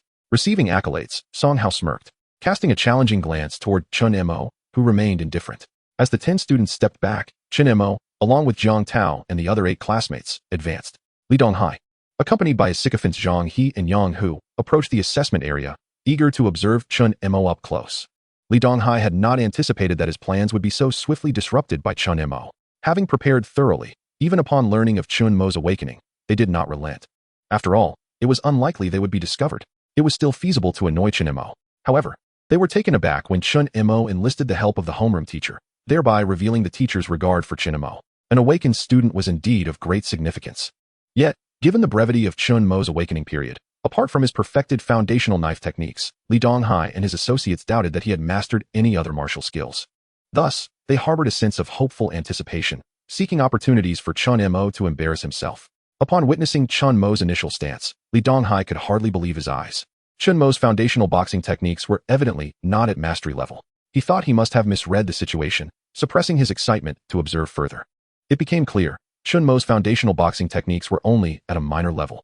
Li Donghai was elated, nearly jumping for joy. However, upon catching a glimpse of the homeroom teacher's stern countenance, he quickly reined in his enthusiasm. Equally pleased was Song Hao, finally having the chance to belittle Chen Mo. An awakened student's foundational boxing techniques are only at a minor level? Is that it? Song Hao nearly erupted in laughter. Meanwhile, Lin Xiaoyan wore a puzzled expression. Logically, an awakened individual should have higher comprehension, and their boxing skills ought not to be merely at a minor level. She found it curious why Chen Mo had not prioritized refining his boxing techniques. But then again, he is not someone I am particularly concerned about, she concluded. Reflecting on Chen Mo's perfected knife techniques, she reasoned that he likely lacked the time to devote to boxing practice. The homeroom teacher, Zhao Qianquan, shared similar thoughts. Although Chen Mo claimed he could perfect his foundational knife techniques within a day, the energy required for such an endeavor would be immense. According to Chen Mo, he had only been awakened for 5 days, so this situation was understandable. The other students expressed disappointment, whispering snide remarks from the sidelines. Is this what an awakened student is like? Their boxing skills are only at a minor level. I am also at a minor level. Does this mean I could become an awakened one too? Some rational students, rather than joining in the derision, contemplated the underlying significance. They did not look down upon Chen Mo. After all, he had achieved perfection in his foundational knife techniques, a feat none could surpass. Thus, those who scorned and disparaged him were merely jesters. Zhao Qianquan, a 7th-grade martial artist with keen hearing, caught wind of the students' whispered comments and felt a wave of disappointment. These were his students, who should be focusing on their training instead of disparaging their peers. It reminded him of the forum incident at noon. Had he not addressed it swiftly, it could have led to considerable trouble. Zhao Qianquan remained confident in Chen Mo. If his comprehension were inadequate, he would never have perfected the foundational knife techniques. Therefore, he did not feel disheartened by Chen Mo's minor level in boxing techniques. With 3 months remaining until the martial arts examination, there was ample time for improvement. Before long, Chen Mo and the others completed their practice, and as per usual, Zhao Qianquan provided feedback to the other students, offering encouragement. He specifically addressed Chen Mo, stating, Chen Mo, both foundational boxing and foundational footwork are the cornerstones of martial arts. You must seize the time to refine them. While I do not expect you to achieve perfection, at the very least, you should strive for mastery. Although you have awakened, and your comprehension has improved significantly, diligent practice is still necessary. A solid foundation is essential for greater achievements. Chen Mo did not argue, nodding obediently in agreement. Understood, teacher. I will work hard moving forward. Satisfied with this response, Zhao Qianquan refrained from further comments and allowed the other students to continue with their assessments. Chen Mo stepped aside, observing quietly. He was well aware of the importance of foundational skills and had his own plan. Without the ability to protect himself, he could not find peace in any endeavor. Thus, he prioritized knife techniques. He had resolved that after the small assessment, he would request leave to practice. The school environment was not conducive. Despite having resolved the earlier incident, trouble still lingered. Now, he had gained notoriety, his name echoing throughout the school. Some thoughtless individuals would inevitably come to provoke and threaten him, hindering his ability to train in peace.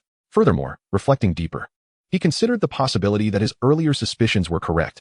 If students from affluent families were targeting him, especially following the brazen comments on the forum, it was conceivable that some might issue direct orders to target him, leading to even greater trouble. Within the school, conflicts could be resolved relatively fairly, but outside, one could easily hire a martial artist, putting him in grave danger without any forewarning, particularly after experiencing an attack and witnessing the brutal enforcement by the authorities. Chen Mo had come to recognize his own vulnerability. Thus, Chen Mo's desire for strength intensified, recognizing the means to swiftly enhance his abilities. He resolved to devote himself entirely to self-improvement. To avoid distractions, he deemed it necessary to enter a state of seclusion for cultivation. After all, with over 100,000 resources at his disposal, he was well equipped for his training. Moreover, were he to focus solely on cultivating his martial skills without elevating his vitality, he could train for an entire month. Coincidentally, his immediate need was to refine his martial techniques. As time passed, the basic fist technique assessment concluded. Zhao Qianquan, the instructor of the basic fist technique, had perfected his own skills and possessed a keen understanding of each student's circumstances. He was acutely aware of which students were diligent and which ones were slothful. According to customary practice, Zhao Qianquan felt compelled to express his disappointment. This assessment has left me somewhat disheartened. Remarkably, fewer than 10 of you have achieved mastery in the basic fist technique. Moreover, some students have regressed in their skills. Such laziness will lead you to dream of being admitted to the martial university. With only 3 months left, do you truly believe that time is abundant? In the blink of an eye, it will be gone. Reflect on your 3 years in high school. If you do not strive, you shall find yourselves in the liberal arts class. Upon hearing Zhao Qianquan's words, several students hung their heads in shame, regretting their lack of diligence. Enough. I shall say no more. The more I speak, the less you will do. The indolent will remain lazy, while the industrious will naturally persevere. You are nearly adults. It is time to take responsibility for your actions. When the martial examination results arrive, do not lament your performance. Next, the weapon technique assessment commenced. Zhao Qianquan, serving as the instructor, taught the fundamental sword techniques. He excelled solely in swordsmanship, having perfected the foundational sword techniques. Other weapon techniques were taught by different instructors, but he had dabbled in them enough to guide his students through their assessments without requiring them to seek out other teachers, who each had their own classes.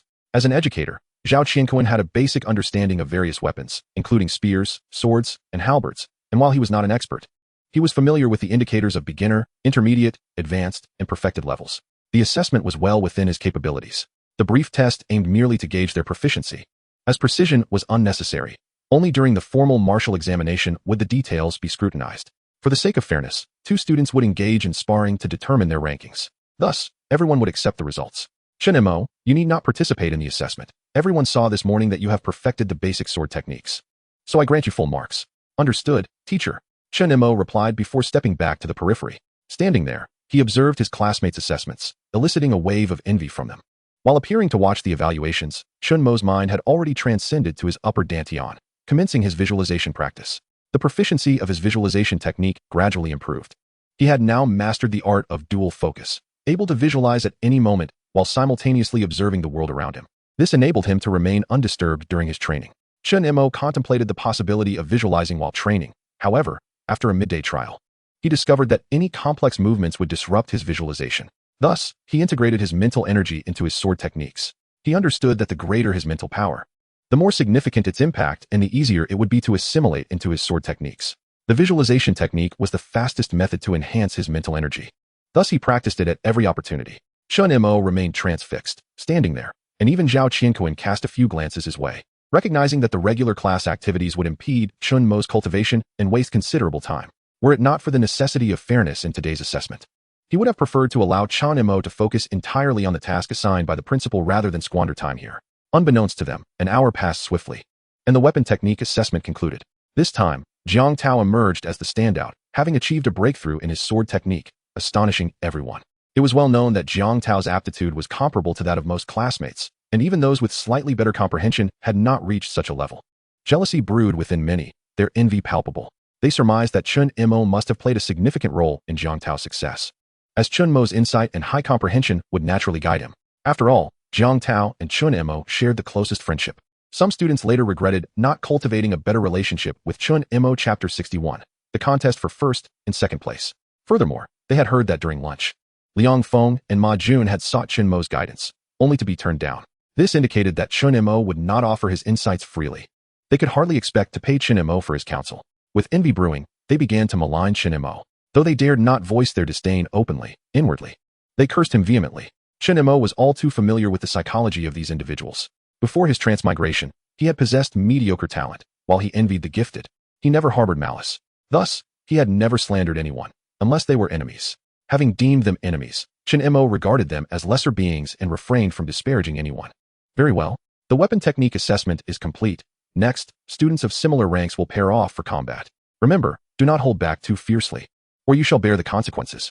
Having thoroughly assessed the students' abilities during the previous evaluations, Zhao Qianquan arranged for pairs of approximately equal strength to engage in battle.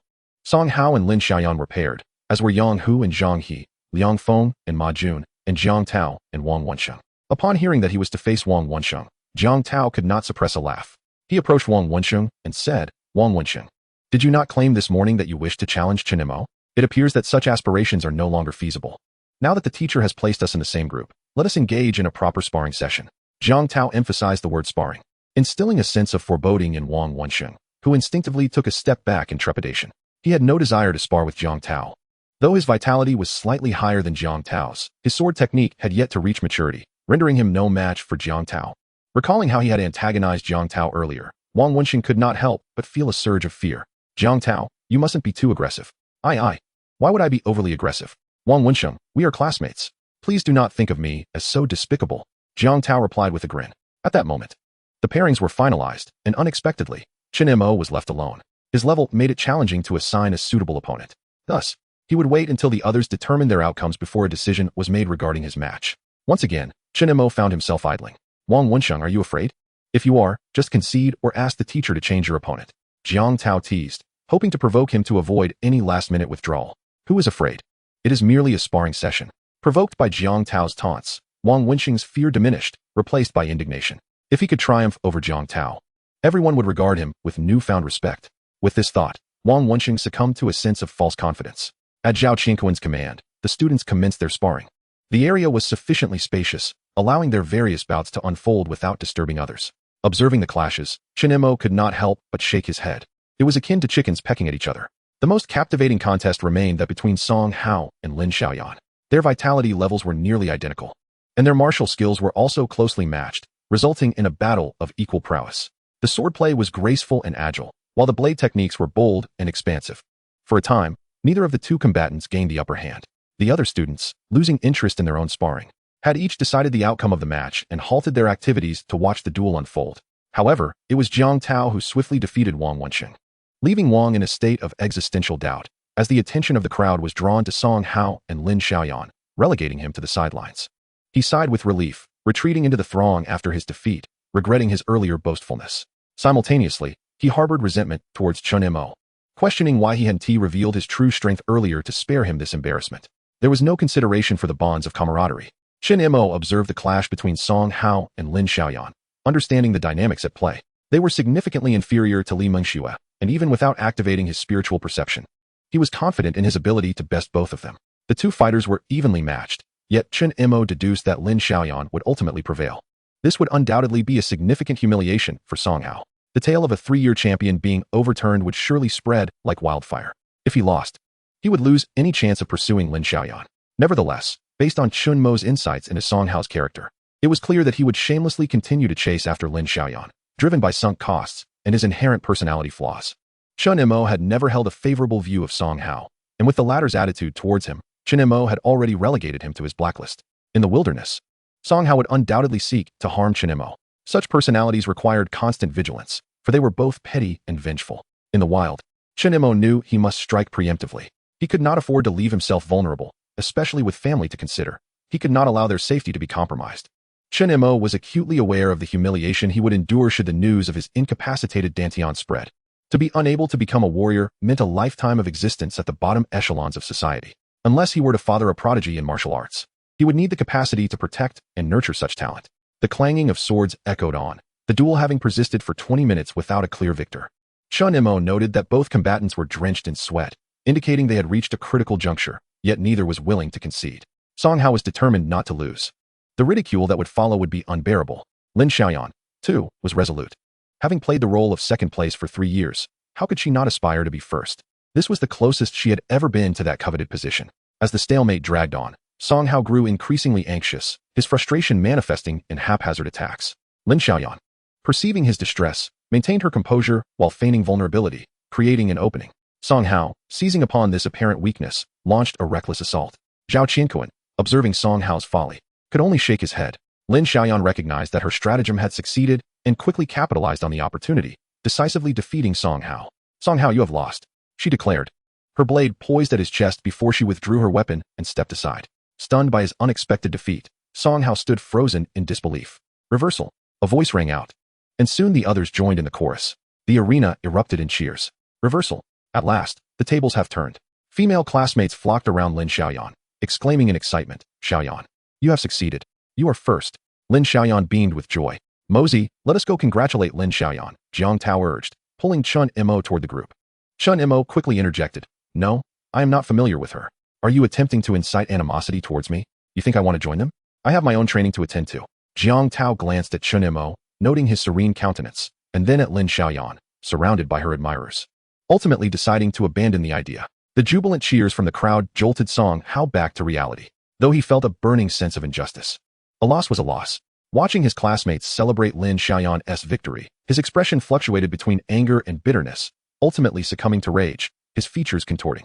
The events of the duel replayed in his mind, and with each recollection, he became increasingly convinced that he should not have lost. It was all his own carelessness. Had Lin Xiaoyan not deceived him, he would surely have emerged victorious. If given another chance, he knew he could win. There would be another opportunity. As these thoughts coursed through him, Song Hao's previously contorted visage returned to an expression of calm. At that moment, Zhao Qianquan, sensing the time was ripe, interrupted the revelry. Enough. Silence. In an instant, the crowd fell silent, awaiting Zhao Qianquan's address.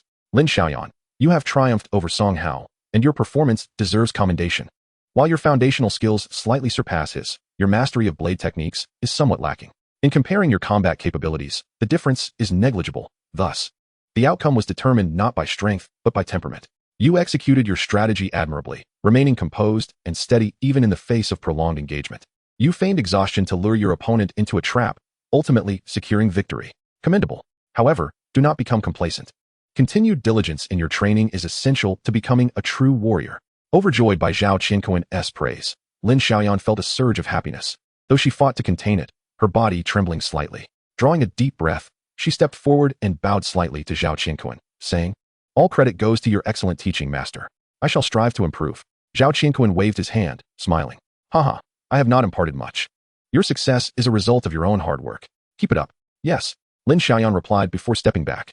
Nearby, Song Hao, upon hearing Zhao Qianquan's praise, felt his face flush.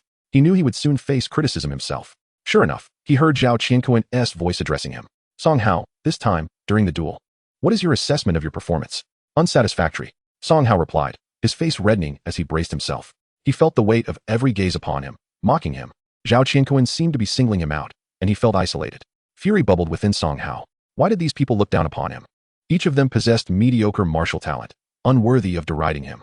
And Zhao Qianquan, why was he targeting him? He had always been the top student in the class. Was it so wrong to lose just once? This was clearly Chen Mo's fault. Damn that Chen Mo, awakening at the worst possible moment to make him look foolish. And you, Lin Xiaoyan, when I have you in my grasp, you will surely regret this. And you, Zhao Qianquan, looking down on me, are you? You are not even my swordsmanship instructor. After this test, I shall transfer classes. Song Hao, what are you thinking? Are you even listening to me? Suddenly, Zhao Qianquan's stern voice cut through Song Hao's thoughts, accompanied by an overwhelming pressure bearing down upon him. Startled, Song Hao turned to face Zhao Qianquan, who wore a fierce expression, and a wave of fear washed over him. "Teacher, I apologize. I was wrong." Fearful of Zhao Qianquan's reprimand and punishment, Song Hao hastily explained. "I am sorry, teacher. I just lost the match, and I found it hard to accept, so I got lost in thought, reflecting on how I lost. I am truly sorry." Bowing deeply in apology, Song Hao noticed that Zhao Qianquan had little to say in response. "All right, Song Hao. I understand that losing the competition has left you feeling disheartened, but victories and defeats are commonplace. Classmate Lin Xiaoyan has lost count of her defeats over the past 3 years, yet she does not wallow in despair. I shall not speak further on this matter. I hope you learn from this experience and strive to become a warrior before the martial arts examination." "Yes, teacher, I will," Song Hao replied deferentially on the surface. Yet internally, his dissatisfaction with Zhao Qianquan intensified, further solidifying his desire to transfer classes. "I am a child of destiny. How can you not show even a hint of favoritism? Just for losing once, you cling to it as if it were a personal vendetta against me." Zhao Qianquan felt a tinge of disappointment. Song Hao's demeanor was rather perfunctory, and he contemplated discussing matters privately with him in the future. Do your best." Zhao Qianquan chose not to dwell on Song Hao any longer. He sensed that Song Hao's earlier words were insincere, yet he refrained from exposing him. Having guided Song Hao for 3 years, Zhao Qianquan had developed a bond with him, nurturing him as a potential candidate for the martial examination. The loss did not anger Zhao Qianquan. Rather, it was Song Hao's animosity that struck a nerve. It was unreasonable to harbor resentment towards others after a single defeat. As a 7th-grade warrior, Zhao Qianquan possessed keen senses and could easily perceive Song Hao's concealed emotions of hatred, anxiety, and resentment, particularly a hint of animosity directed at himself. This realization left him feeling disheartened. He believed he had treated Song Hao with fairness and impartiality over the years, often providing him with training resources as rewards, only to be met with such ungratefulness. This time, he truly felt let down. Having taught for over a decade, Zhao Qianquan had encountered many students and understood Song Hao's character flaws did not preclude him from becoming a warrior. Given Song Hao's exceptional martial talent and consistent top performance in class over the past 3 years, Zhao Qianquan had invested significant effort in his development. He had overlooked Song Hao's character issues until now, only to discover that Song Hao harbored resentment toward him. This revelation caused him both pain and disappointment. The investment was too substantial to abandon him over a mere display of animosity. Thus, he chose to encourage Song Hao to continue his training. With Song Hao's matter addressed, Zhao Qianquan turned his attention to Chen Mo. Chen Mo, step forward. "Yes, teacher." Chen Mo approached, and his classmates instinctively parted, creating ample space before Zhao Qianquan. "Although you are a 6th-grade martial apprentice, your vitality is at 69, and your strength reaches 697 kilograms. With a perfected foundational sword technique, you can unleash double the power, culminating in a force of 1394 kilograms. In terms of a fully realized foundational martial technique, that translates to an output of 1.5 times the strength, equating to a vitality of 929, which places you at the level of a 9th-grade martial apprentice." Chapter 63, Song Hao loses his composure. Hearing Zhao Qianquan's words, all the students were astonished. Wow! Some could not help but exclaim. "Silence!" Zhao Qianquan's stern command rendered the room abruptly quiet. This is merely theoretical. The outcome also hinges on temperament, intelligence, willpower, environment, endurance, weaponry, martial techniques, and so forth. Therefore, there is no cause for alarm. With Zhao Qianquan's remarks, the students' excitement began to wane. He continued, theory is one thing, reality is another. Although Chen Mo can unleash double the strength, it is improbable that he can exert this power with every strike. Chen Mo, you witnessed the recent competition. If you could choose your opponent, whom would you select? Chen Mo did not respond immediately, scanning the crowd. Apart from the top 5 students excelling in the foundational 3 categories, the others averted their gazes, fearing to meet Chen Mo's eyes, inwardly pleading not to be chosen. Ultimately, Chen Mo's gaze landed on Lin Xiaoyan. I will choose classmate Lin Xiaoyan. Perfect timing, as she expressed interest in sparring with me earlier. By the way, classmate Lin Xiaoyan, after your extended match, rest well, and we shall duel again. His choice stemmed from a favorable impression of Lin Xiaoyan. Should he lose, she would not be one to begrudge him and persist in her grievances. Furthermore, they had a prior agreement, and given the opportunity, he was inclined to fulfill her request. Additionally, Lin Xiaoyan represented a potential ally, someone he could mentor, and defeating her would demonstrate his capabilities. As for Song Hao, he had no desire to select him. The latter was petty, and triumphing over him would yield no benefit. On the contrary, it might foster resentment, and who knew what retaliation he might harbor against his family. Without waiting for Zhao Qianquan's response, Lin Xiaoyan readily agreed. All right. I will quickly drink a sports drink to recover. With that, she dashed off to procure her drink. Nearby, Song Hao swiftly followed. Zhao Qianquan did not intervene, but instructed the victorious students to engage in further matches. Chen Mo settled back, relaxing once more. In the distance, Song Hao quickly caught up to Lin Xiaoyan. Xiaoyan, wait. Song Hao, what is it? What do you want? And please, call me classmate Lin Xiaoyan. Lin Xiaoyan replied, her displeasure evident as she turned to glance at him before resuming her pace. Her attitude left Song Hao feeling quite vexed, yet he feigned composure, forcing a smile as he walked beside her. Xiaoyan, you stop. Call me classmate Lin Xiaoyan. Lin Xiaoyan immediately corrected him, irritation lacing her tone, clearly agitated. All right. Classmate Lin Xiaoyan, you shouldn't have accepted Chen Mo's challenge. He is merely a clown seeking to. Stop. I do not require your guidance on my choices. Moreover, if you speak ill of others behind their backs, do you not think there is something wrong with your character? Lin Xiaoyan, noticing Song Hao preparing to retort, denied him the opportunity. Leave. I do not wish to converse with you. With that, Lin Xiaoyan briskly walked away, distancing herself from Song Hao as she approached the vending machine to place her order. Song Hao's expression darkened instantly, his pent-up anger threatening to surface. Watching Lin Xiaoyan's retreating figure, his countenance shifted. You insufferable witch. I speak to you civilly, and you dare defend that clown Chen Mo. Damn it. If it weren't for your privileged background, I would have long since taken you home against your will. Taking a deep breath, Song Hao attempted to suppress his rage and swiftly approached Lin Xiaoyan. Classmate Lin Xiaoyan, I acknowledge my mistake. I should not have spoken ill of others behind their backs. Allow me to treat you as a gesture of goodwill. He pulled out his phone, ready to assist with the payment. No need. Lin Xiaoyan had already completed her purchase. Ding. Payment successful. You have done nothing to wrong me. There is no need for an apology. Lin Xiaoyan retrieved the 2 sports drinks she had bought and departed. She had no intention of having Song Hao apologize to Chen Mo. Firstly, she knew he would not, and secondly, there would always be those who spoke ill behind others' backs, and it was impossible to stop them. Song Hao was a person of dubious character, hypocritical, petty, relentless in his pursuits, and utterly shameless. She found it challenging to articulate her feelings towards him, instinctively detesting his very presence. As she witnessed Lin Xiaoyan's departing silhouette, Song Hao's eyes reddened, his heart aflame at the sight of her graceful figure.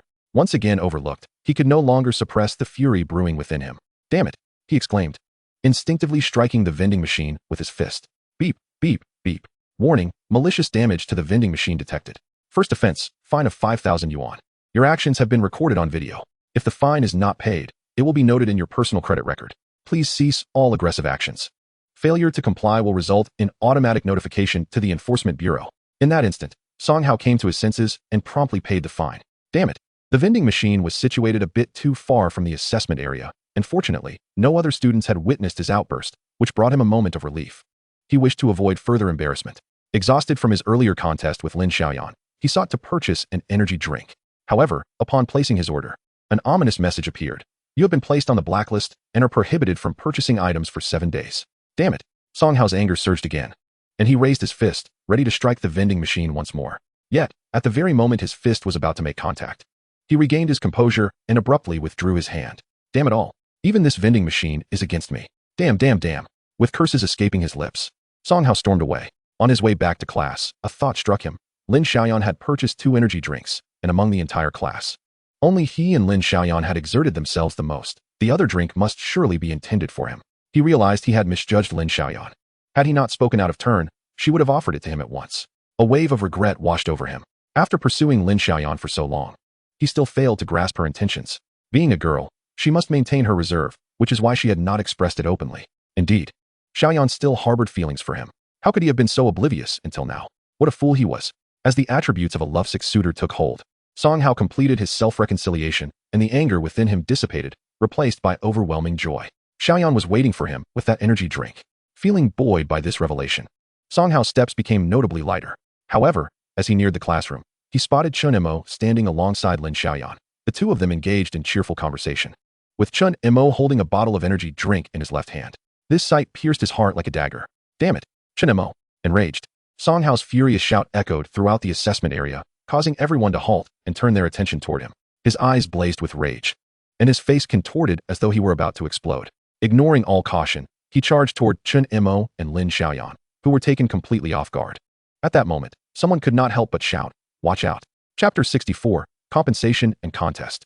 Chen Mo and Lin Xiaoyan turned to see the furious Song Hao barreling toward them. Chen Mo instinctively moved to push Lin Xiaoyan aside just as she froze in shock, unable to comprehend that Song Hao would launch a surprise attack. In a flash, Chen Mo barely registered a figure rushing past him before he heard Zhao Qingquan's authoritative voice. "Song Hao, what are you doing?"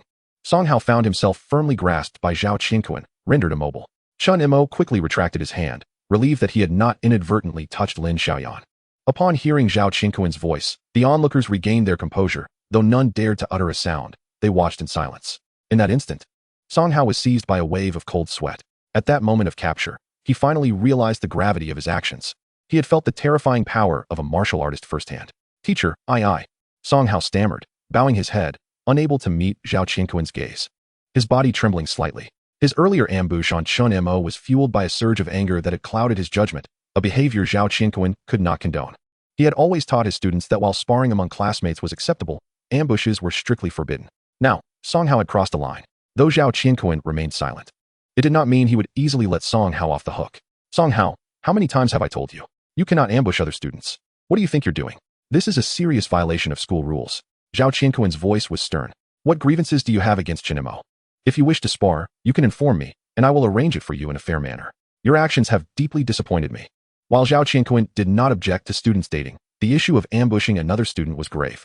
Violating school rules could lead to serious consequences. Had he harmed Chen Mo, Song Hao could have faced serious disciplinary action, impacting his martial arts examination eligibility and, ultimately, his future. Song Hao's heart raced as he heard Zhao Qingquan mention the possibility of challenging Chen Mo. He quickly raised his head and declared, "Teacher, I want to battle Chen Mo." He fixed his gaze on Zhao Qingquan, awaiting a response. Seeing Song Hao's fervent demeanor, Zhao Qingquan realized that if he did not acquiesce, Song Hao would continue to trouble Chen Mo, which would disrupt Chen Mo's training. However, simply granting Song Hao's request would be too lenient. A duel could be arranged, but only after Chen Mo had sparred with Lin Xiaoyan. Furthermore, for this transgression, Song Hao would face consequences according to school regulations. "Since I intervened in time, you must apologize to Chen Mo and compensate him for this month's school training resources." The school's training resources included a blood essence pill each month and the usage time of the training rooms. These training rooms were far superior to ordinary ones, featuring automated training dummies and instructional videos. Most importantly, these rooms were infused with spiritual energy, expediting the training process.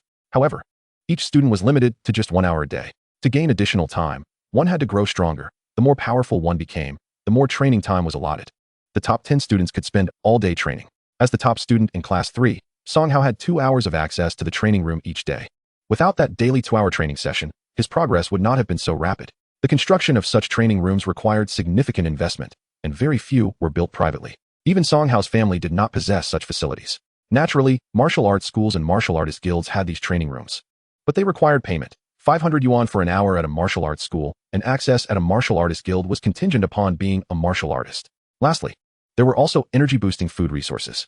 For ordinary students, these provisions were more than sufficient, but for someone like Song Hao, they were not particularly abundant. Thus, he readily agreed. "All right, teacher, I accept." He typically trained at the martial arts school, and 2 hours there would only cost him 1,000 yuan. The school's resources were of little concern to him.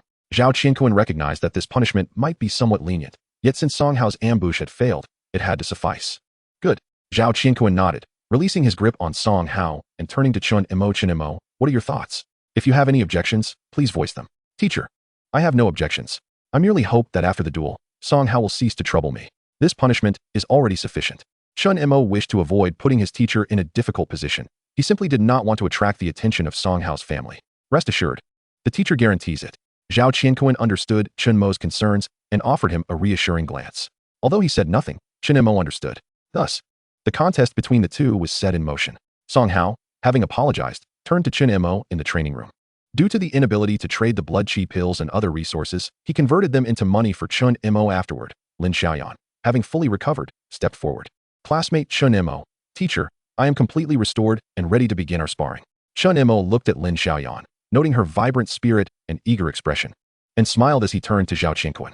Zhao Qianquan glanced at Lin Xiaoyan and nodded. All right, prepare yourselves. The sparring will commence shortly. Chen Mo and Lin Xiaoyan set off to fetch their respective weapons, the wooden swords provided by the school. Arriving at the contest arena, they stood facing each other, 10 meters apart. Chen Mo, I assure you, I shall not show any mercy, Lin Xiaoyan declared, her fighting spirit palpable, laced with a hint of playfulness. Noticing the mischievous glint in Lin Xiaoyan's eyes, Chen Mo chuckled, bring it on. But if you lose, don't you dare shed tears. Impossible. Chen Mo, are you underestimating me? Over the past 3 years, I've lost countless times without shedding a tear. If you belittle me, you shall surely regret it. Lin Xiaoyan's cheeks flushed slightly, feeling as though Chen Mo was teasing her, her tone infused with a mix of indignation, embarrassment, and fervor for battle. Listening from the sidelines, Song Hao felt a surge of anger at their flirtation in the contest arena. How dare they act so brazenly? He could hardly contain himself. Just as he was about to alert the teacher, he heard the instructor's voice. Are you ready? Ready? 2. All right, begin. In unison, Chen Mo and Lin Xiaoyan drew their swords with a sharp swish, launching fierce attacks at each other. In the blink of an eye, their weapons clashed, producing a resounding clang. Following this, both shifted their stances and continued their assault. The sounds of clanging metal echoed as their strikes became a blur, and within mere breaths, they exchanged over a dozen blows. Absolutely spectacular. The students below could not contain their excitement. Who do you think will win? Is there even a question? Of course. It's Lin Xiaoyan. She defeated Song Hao, and Chen Mo has always ranked at the bottom. Even with perfected swordsmanship, he stands no chance against her. True, Lin Xiaoyan is vastly experienced, while Chen Mo lacks any notable achievements. He certainly cannot prevail. As the classmates animatedly debated the contest's duration, suddenly, the sound of clashing weapons ceased, and Chen Mo and Lin Xiaoyan had separated. Then, they heard Lin Xiaoyan's voice, which sent shockwaves through the crowd. I concede. Chapter 65, Physical Condition.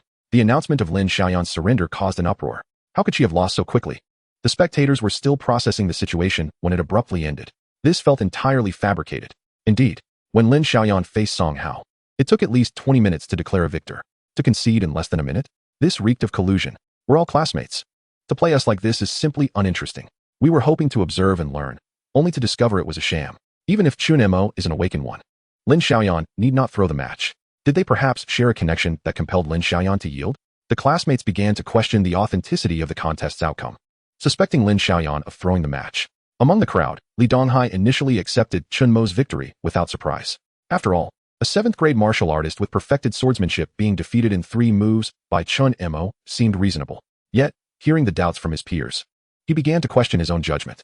The scene he witnessed, Chen Mo and Lin Xiaoyan clashing weapons and then immediately parting ways, preceded Lin Xiaoyan's concession. Although the exchange had been swift, neither appeared injured, leaving the outcome solely in their hands. Gradually, Li Donghai began to align with his classmates' sentiments, believing Lin Xiaoyan had intentionally lost to elevate Chen Mo's reputation. This was utterly unacceptable. He could not allow such an occurrence to transpire. Teacher, Lin Xiaoyan's concession is too dubious. They are clearly colluding. Lin Xiaoyan's actions are merely to promote Chen Mo, who, despite being an awakened one, is still inexperienced and unremarkable. There should be consequences for both of them. Exactly. As soon as Li Donghai finished, Song Hao also stepped forward. He did not direct his comments towards Zhao Qianquan, but rather aimed at Lin Xiaoyan and Chen Mo. Lin Xiaoyan, you defeated me to claim first place, only to now relinquish it to Chen Mo to curry favor with him. Is this amusing to you? Is being an awakened one worthy of your flattery? He is merely an ordinary commoner with no substantial cultivation resources. He will not progress far. We do not acknowledge such achievements. An awakened one is just a gimmick.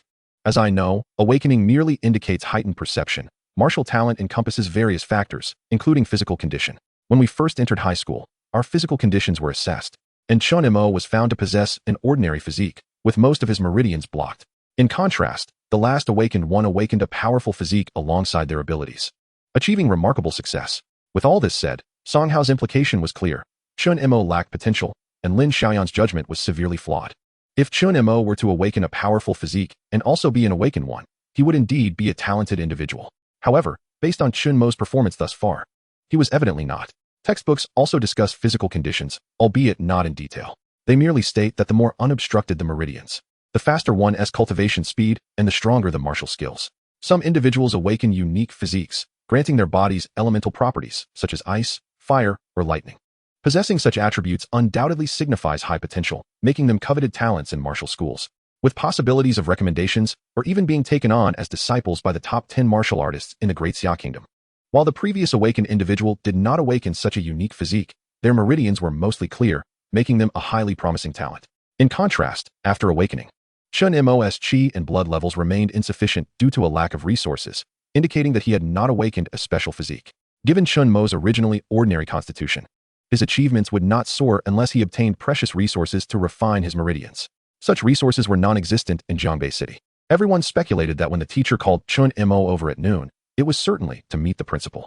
Yet, based on their interactions, it was evident that the principal did not regard Chen Mo with much importance. This indirectly suggested that Chen Mo's physical condition had not changed significantly. Upon hearing Song Hao's remarks, the gazes of the other students towards Chen Mo shifted, admiration faded, and was replaced by a hint of disdain. Had it not been for Song Hao's reminder, I would have been oblivious. It turns out there is a vast difference between awakened individuals. In other words, Chen Mo was merely someone with heightened perception, not necessarily a martial genius. However, some students remained clear-headed. Regardless of the circumstances, Chen Mo had awakened, and his achievements would undoubtedly surpass theirs. Even if he did not become a martial artist, he could still become a martial arts instructor. It is important to note that the school had very few teachers who had perfected their foundational martial skills. Most were merely proficient, far from attaining perfection. However, this is sufficient. The fundamental martial skills hold little significance for them. Rather, it is the advanced techniques at the warrior stage that wield greater power and allow them to unleash their true potential. Song Hao, I did not permit Chen Mo to win. A loss is simply a loss, devoid of any notion of concession. The issue you mentioned regarding physique does exist, yet it does not impede one from becoming formidable. Chen Mo has already surpassed the majority of his classmates in terms of enlightenment. It is merely your inability to recognize reality. Furthermore, my sparring with Chen Mo is not your concern. The teacher has yet to reach a conclusion, yet you are quick to assume that I allowed him to win. At this juncture, Lin Xiaoyan turned her gaze toward Zhao Qianquan. Teacher, you must see clearly. I lost. Chen Mo showed mercy. Thus I gracefully conceded without engaging in any form of deception. During her duel with Chen Mo, she had experienced the prowess of his swordsmanship, understanding the disparity between perfection and mastery. This gap is not solely the difference between a 15:2 ratio in resources. It encompasses variations in techniques, speed, and openings, all of which exhibit considerable disparity. Hence, she accepted her defeat with complete conviction. Indeed, Chen Mo also stepped forward, wishing to address Song Hao's slander. Since you, classmate Song Hao, believe that Lin Xiaoyan was merely letting me win, the upcoming match between you and me will serve as a fitting opportunity. I hope you will not hold back, lest the classmates question your integrity. Zhao teacher, would you not agree? The best rebuttal is to directly vanquish this obstinate Song Hao, who has been incessantly seeking trouble without provocation. The sycophant is most vexing. Whatever he does, he will concoct a narrative in his mind. Once I defeat him, we shall see what he has to say. Zhao Qianquan recognized that it was time for him to intervene. Indeed, both Lin Xiaoyan and Chen Mo have articulated their points well. The rapid exchanges between the two earlier were difficult for you to comprehend, which is understandable. However, to question without fully grasping the facts is unwarranted. If such skepticism were to occur outside the city, one might face dire consequences. You must all bear that in mind. Chapter 66. The reason behind Lin Xiaoyan's concession. At this point, Zhao Qianquan cast a glance at the crowd, pausing slightly as his gaze passed over Song Hao and Li Donghai, seemingly issuing a warning to both. Yet, Song Hao remained unfazed. He had resolutely decided to transfer classes and was unafraid of incurring Zhao Qianquan's ire. After all, he hailed from a martial family. In contrast, Li Donghai trembled slightly, instinctively lowering his head, unwilling to meet Zhao Qianquan's gaze. He felt an intense scrutiny that seemed to slice through him, sending chills down his spine. He instinctively feared this homeroom teacher, who upheld strict standards, treating all students, be they commoners or from martial families, with equal rigor. Effort was paramount, and those who failed to exert themselves would face consequences, regardless of their background. Whatever one might say was of no consequence. Most students bowed their heads, unwilling to face Zhao Qianquan. The shadow he cast was too formidable. Meanwhile, Lin Xiaoyan and Chen Mo remained composed. Zhao Qianquan's final gaze rested upon Chen Mo. Chen Mo, do you require time to recuperate? You have just engaged in battle. For the sake of fairness, it would be prudent for you to rest for a moment. No need. Teacher, it will not be too late to rest after the match. Chen Mo felt no fatigue from the recent duel. Lin Xiaoyan's moves were entirely within his expectations, allowing him to secure victory with ease. He had memorized her techniques during her bout with Song Hao, fully aware of the openings she presented. Utilizing the same foundational sword techniques made it all too simple to prevail. However, to avoid discouraging Lin Xiaoyan, he had deliberately held back, engaging in a dozen exchanges before she conceded. Given that, prepare yourselves, the match will commence shortly. Wait, Teacher Zhao, you have yet to explain how Chen Mo triumphed over Lin Xiaoyan. It seems inexplicable to us, and many classmates remain unconvinced. Song Hao sought to undermine Chen Mo before the competition, having not fully comprehended the previous exchange and eager to discern how Chen Mo had won. He needed to be prepared. There could be no room for Chen Mo to find an opening. Chen Mo's moves had been exceptionally swift, and his focus had been on Lin Xiaoyan, leaving him unable to discern the intricacies of Chen Mo's technique. Faced with this inquiry, Zhao Qianquan remained calm and turned to Lin Xiaoyan. Xiaoyan, please enlighten the class. Certainly, teacher. Lin Xiaoyan stepped forward, rolling up the sleeve of her wrist guard to reveal her arm to the audience. This is the reason for my concession. The onlookers were bewildered. They observed a circular red mark the size of a thumb on Lin Xiaoyan's wrist. Before they could voice their questions, she swiftly explained, this red mark is from where Chen Mo's blade tip struck. Had he exerted more force, my hand would have been injured. With a sharper weapon, the tendons in my wrist would likely have been severed. His strike was so swift that I could hardly react. Acknowledging my inferiority, I naturally conceded. At this revelation, all present comprehended that Lin Xiaoyan had indeed not engaged in deception. She had genuinely lost. Many students gaped, their mouths agape, at a loss for words. At this moment, Zhao Qianquan corroborated. Chen Mo's strikes are remarkably swift. I observed clearly that he struck Lin Xiaoyan's wrist at the precise moment her previous strength had dissipated and her new strength had yet to manifest. Had his force been even slightly greater, she would have struggled to maintain her grip on the blade. The students were well aware of Zhao Qianquan's keen perception as a martial artist. He could discern the subtle nuances that eluded them, let alone the exchanges between the two.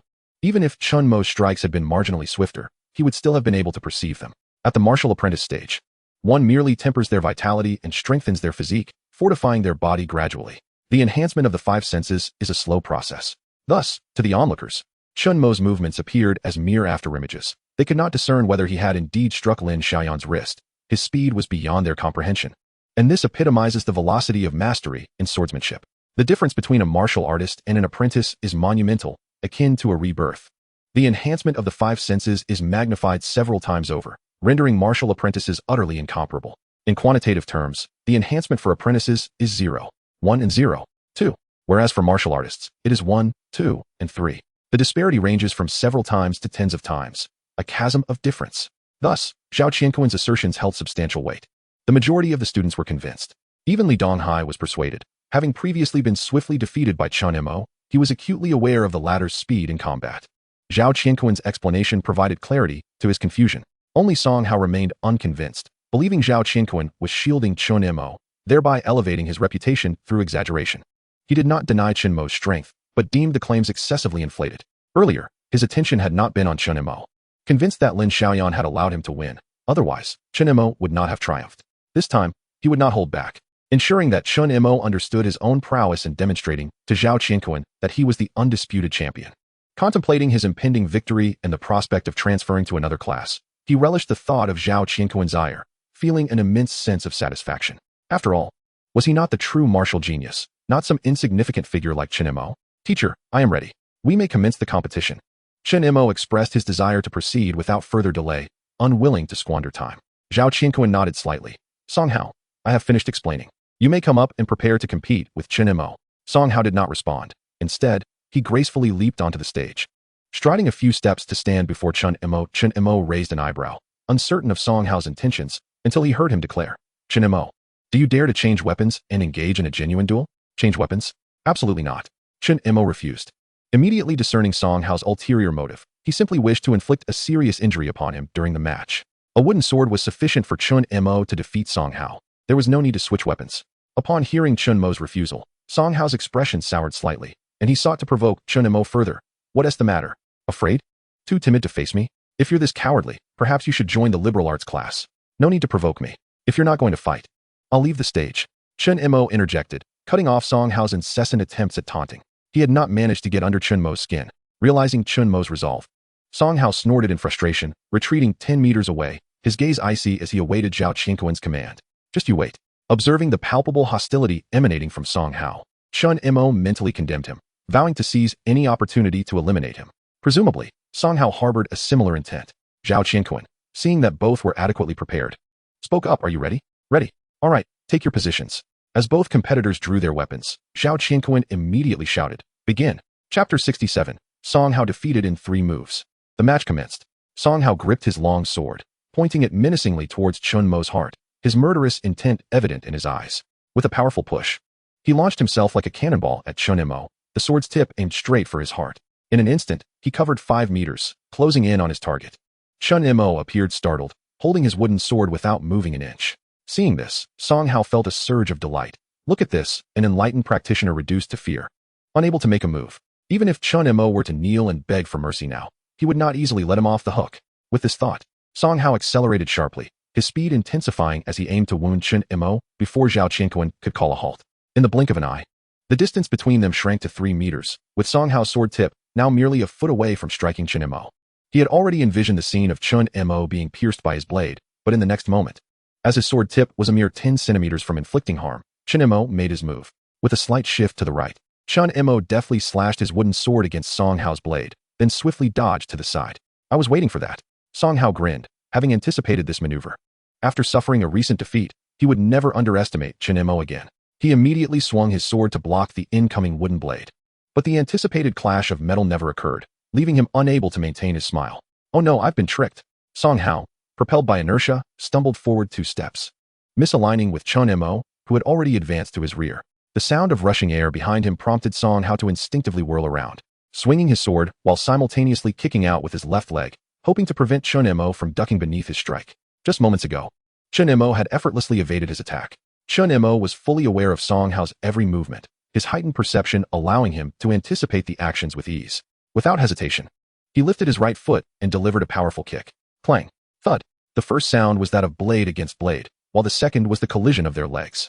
Chen Mo's toe struck Song Hao at a pressure point on his thigh, causing a painful and numbing sensation. The force of the impact rendered Song Hao unable to maintain his balance on one leg. Stumbling backward, his swordplay became disordered. Just as he attempted to regain his composure and quickly change his defensive strategy, he felt Chen Mo's wooden sword pressed against his throat. Accompanied by Chen Mo's calm, yet thunderous voice, "Song Hao, you have lost." The final strike had been too swift for Song Hao to register. "I lost," he uttered in disbelief, struggling to comprehend that he had been defeated, within just 3 moves, by Chen Mo. As he stood there in shock, Chen Mo retracted his wooden sword and slowly walked away, approaching Zhao Qianquan. Observing this, Zhao Qianquan nodded in satisfaction, clapping Chen Mo on the shoulder. "Well done. Mastering the fundamental sword technique and besting Song Hao in 3 moves. Previously, you were merely going easy on Lin Xiaoyan, weren't you?" Chen Mo merely chuckled in response. Zhao Qianquan shared a knowing smile before glancing at Song Hao and addressing the onlooking classmates. "Did you all witness that? The outcome of the match is crystal clear." A chorus of murmurs swept through the crowd as they slowly regained their senses. The revelation was astonishing. Although the details of their techniques were obscured, the result was undeniable. Chen Mo's wooden sword had rested upon Song Hao's throat. Unbelievable. Chen Mo emerged victorious. How did he manage that? In just a few moves, his blade was at Song Hao's neck. Indeed, it was not Lin Xiaoyan who had been holding back. It was Chen Mo who had been lenient with her. Incredible. This realization struck them. Lin Xiaoyan and Song Hao were evenly matched, yet one had lost after numerous exchanges, while the other fell in merely 3 moves. Thus, they had misjudged Lin Xiaoyan. "You all see now. This is my brother, Chen Mo," Jiang Tao exclaimed, grinning at his companions Li Donghai, Wang Wensheng, and others. Just moments ago, they had all predicted Chen Mo's defeat. Now, they were left speechless. Li Donghai and the others bowed their heads in silence, unable to utter a word. Jiang Tao dismissed their presence, turning his gaze back to Chen Mo on the stage, shouting exuberantly, "Chen Mo is number 1. The other students, hearing this, quickly joined in the chant. "Chen Mo is number 1. Chen Mo is number 1. Meanwhile, Song Hao, still on the stage, found these cheers unbearable. As the vanquished, he felt utterly humiliated. He could hardly fathom how he had lost so easily. So, the fool was truly me? Song Hao's expression shifted, his heart brimming with indignation. He had intended to injure Chen Mo to vent his frustrations, yet he had been thoroughly defeated. With Chen Mo present, he realized that future accolades would forever elude him. This only solidified his resolve to switch classes, disregarding the crowd and the teacher, quietly slipping away from the corner of the stage. Zhao Qianquan, noting Song Hao's behavior and understanding his character, recognized that he was struggling to accept the defeat. To spare Song Hao any further embarrassment, he refrained from calling him back. As for the rewards for the recent assessment, they could be given to him later. Thus, Zhao Qianquan did not intervene with the cheering students, ensuring they would remain oblivious to Song Hao's departure. However, Song Hao, departing quietly, had expected Zhao Qianquan to call him back. To his surprise, Zhao Qianquan did not even glance his way. His gaze remained fixed elsewhere, and Song Hao was acutely aware of a martial artist's perceptive abilities. Knowing Zhao Qianquan must have sensed his exit. Since there was no attempt to retain him, he felt no obligation to uphold the teacher-student relationship any longer. His reasons for changing classes had now multiplied. Alone and despondent, Song Hao hastily exited the training building. Other students had also noticed Song Hao. However, upon seeing his icy demeanor, they hesitated to approach him, redirecting their attention back to Chen Mo. After a considerable interval, Zhao Qianquan finally managed to quiet the crowd, announcing that Song Hao had already departed. Well, this round of assessments has concluded, and the rankings are in. Chen Mo is first. Does anyone have any objections? None, came the collective reply. Very well, then this month's standing shall remain as is. For those who ranked lower, it is imperative that you dedicate yourselves to your training. Should you encounter any uncertainties, do not hesitate to consult your teachers. After offering some encouragement, Zhao Qianquan dismissed the class and led Chen Mo and Lin Xiaoyan to his office to claim their rewards. As they walked, Chen Mo and Lin Xiaoyan trailed behind Zhao Qianquan, noticing that the hall was sparsely populated. Lin Xiaoyan playfully tapped Chen Mo on the shoulder, feigning annoyance. Chen Mo, did you go easy on me just now? After all these years of losing countless times, it never bothered me. But your leniency makes me look bad. With a chuckle, Chen Mo scratched his head, meeting Lin Xiaoyan's sparkling gaze, and replied, my apologies, I assure you it won't happen again. That's more like it. Chapter 68, The Appointment. Lin Xiaoyan, why haven't you left yet? Upon exiting Zhao Qianquan's office, Chen Mo spotted Lin Xiaoyan waiting at the staircase. I'm waiting for you. Me? Chen Mo blinked in surprise. Yes. Lin Xiaoyan nodded with a smile, reaching out as if to pat Chen Mo's shoulder, but reconsidered due to their lack of familiarity and withdrew her hand. Noticing her awkwardness, Chen Mo swiftly changed the subject. Is there something you need my help with? Uh-huh. Lin Xiaoyan nodded eagerly. Let's go. I'm treating you to a meal. Sounds good. The two descended the stairs side by side. By the way, you can just call me Xiaoyan. No need for formalities. All right, Xiaoyan, you can call me Xiao Mo, Mosey, or Chen Mo, whichever you prefer. Okay, I'll call you Xiao Mo, and you call me Xiaoyan. After a brief pause, she continued. Now on to business. When are you free? I would like you to guide me in my swordsmanship. Having just received a reward in the form of elixirs from teacher Zhao, she anticipated that Chen Mo might be busy in the coming days. However, she wanted to secure an appointment, concerned that his weekend might be booked by others. As the sole partner for practicing basic sword techniques at the martial arts school, she felt it imperative to arrange a time to ensure she wouldn't miss out. If you wish to schedule a session, just send me a message. You are my friend, so you will naturally be prioritized. Chen Mo was more than willing to accommodate the affluent young lady. Although their time together had been brief, he recognized that she was not one to shy away from paying for lessons. Hearing Chen Mo refer to her as a friend brought a smile to Lin Xiaoyan's face. She found their interactions quite comfortable and valued Chen Mo's friendship. It's better to say it in person, she insisted. Training is crucial. And sometimes I get so busy I don't check my messages. True enough. Chen Mo nodded, but added, however. But what? But this week. I'm actually quite occupied. Chen Mo revealed without hesitation. The homeroom teacher kept me back to inform me that the principal has set a challenge for me, requiring a week to complete. Lin Xiaoyan was momentarily taken aback, then quickly realized the implication. Right? You're an awakened one. The principal needs to assess your potential. The greater your potential, the more resources you will receive. Then let us schedule for next week. I wish you success in passing the principal's challenge. Lin Xiaoyan recalled Song Hao's earlier comments regarding Chen Mo's meridians and his potential not being as pronounced as that of previous awakened individuals. Nevertheless, she genuinely hoped Chen Mo would succeed. Thank you. Chen Mo expressed his gratitude, then added, we can't predict what will transpire next week. After our meal, will you be staying at school or heading home? If you're staying, I can spend an hour with you tonight to go over things. If not, we can find another time. I might need to enter seclusion for the next 7 days. The principal's challenge required him to master a new foundational martial technique within a week, and he intended to dedicate this time to enhancing his skills, aiming to elevate his basic swordsmanship to the next level. I'm staying at school anyway. Returning home would just mean more training. Besides, you can guide me. Lin Xiaoyan was eager to improve, and with the opportunity at hand, she would not refuse. As long as Chen Mo provided her with guidance, her foundational swordsmanship would undoubtedly improve swiftly. Although she could afford to hire other instructors, those teachers were often older warriors with whom she found it difficult to connect. Furthermore, hiring a martial artist could cost 50,000 yuan per hour, and there was no guarantee they would be available.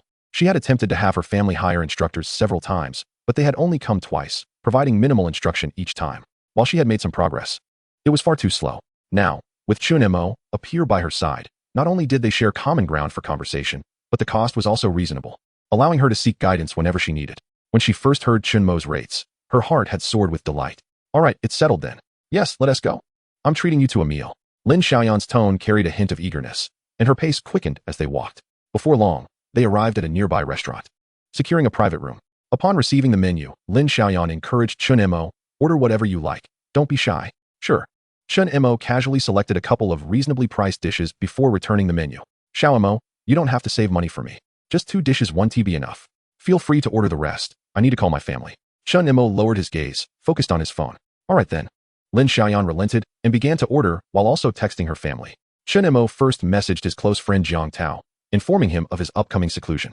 Jiang Tao promptly replied, wishing him success in the assessment. Next, he called his mother, openly discussing his plans with her, without concealing anything from Lin Xiaoyan. His mother was aware of his awakening, so she felt assured about him training at school. Finally, he had a brief chat with his sister, Chen Wanner, before hanging up. Once the calls were completed, the waiter began to bring out the dishes. In a short while, an array of over 10 dishes was served. The restaurant offered a diverse selection, all beautifully presented and aromatic, especially the dishes made from fierce beast meat, which smelled divine. Both of them could not help but swallow hard, exchanging amused glances as they burst into laughter. With the food laid out, Lin Xiaoyan declared, let us eat. Don't hold back. She waved her hand grandly, picked up her chopsticks, and began serving herself. Chen Mo followed suit. Meanwhile, in a lavish training room within the school's martial arts building, Song Hao wore an expression of indignation, lowering his head as he pleaded with a towering, muscular man who stood at nearly 2 meters tall. Cousin, you have to help me. I've been first in class 3 for 3 years, and now Chen Mo, having just awakened, has trampled me underfoot. I can't possibly show my face in that class anymore.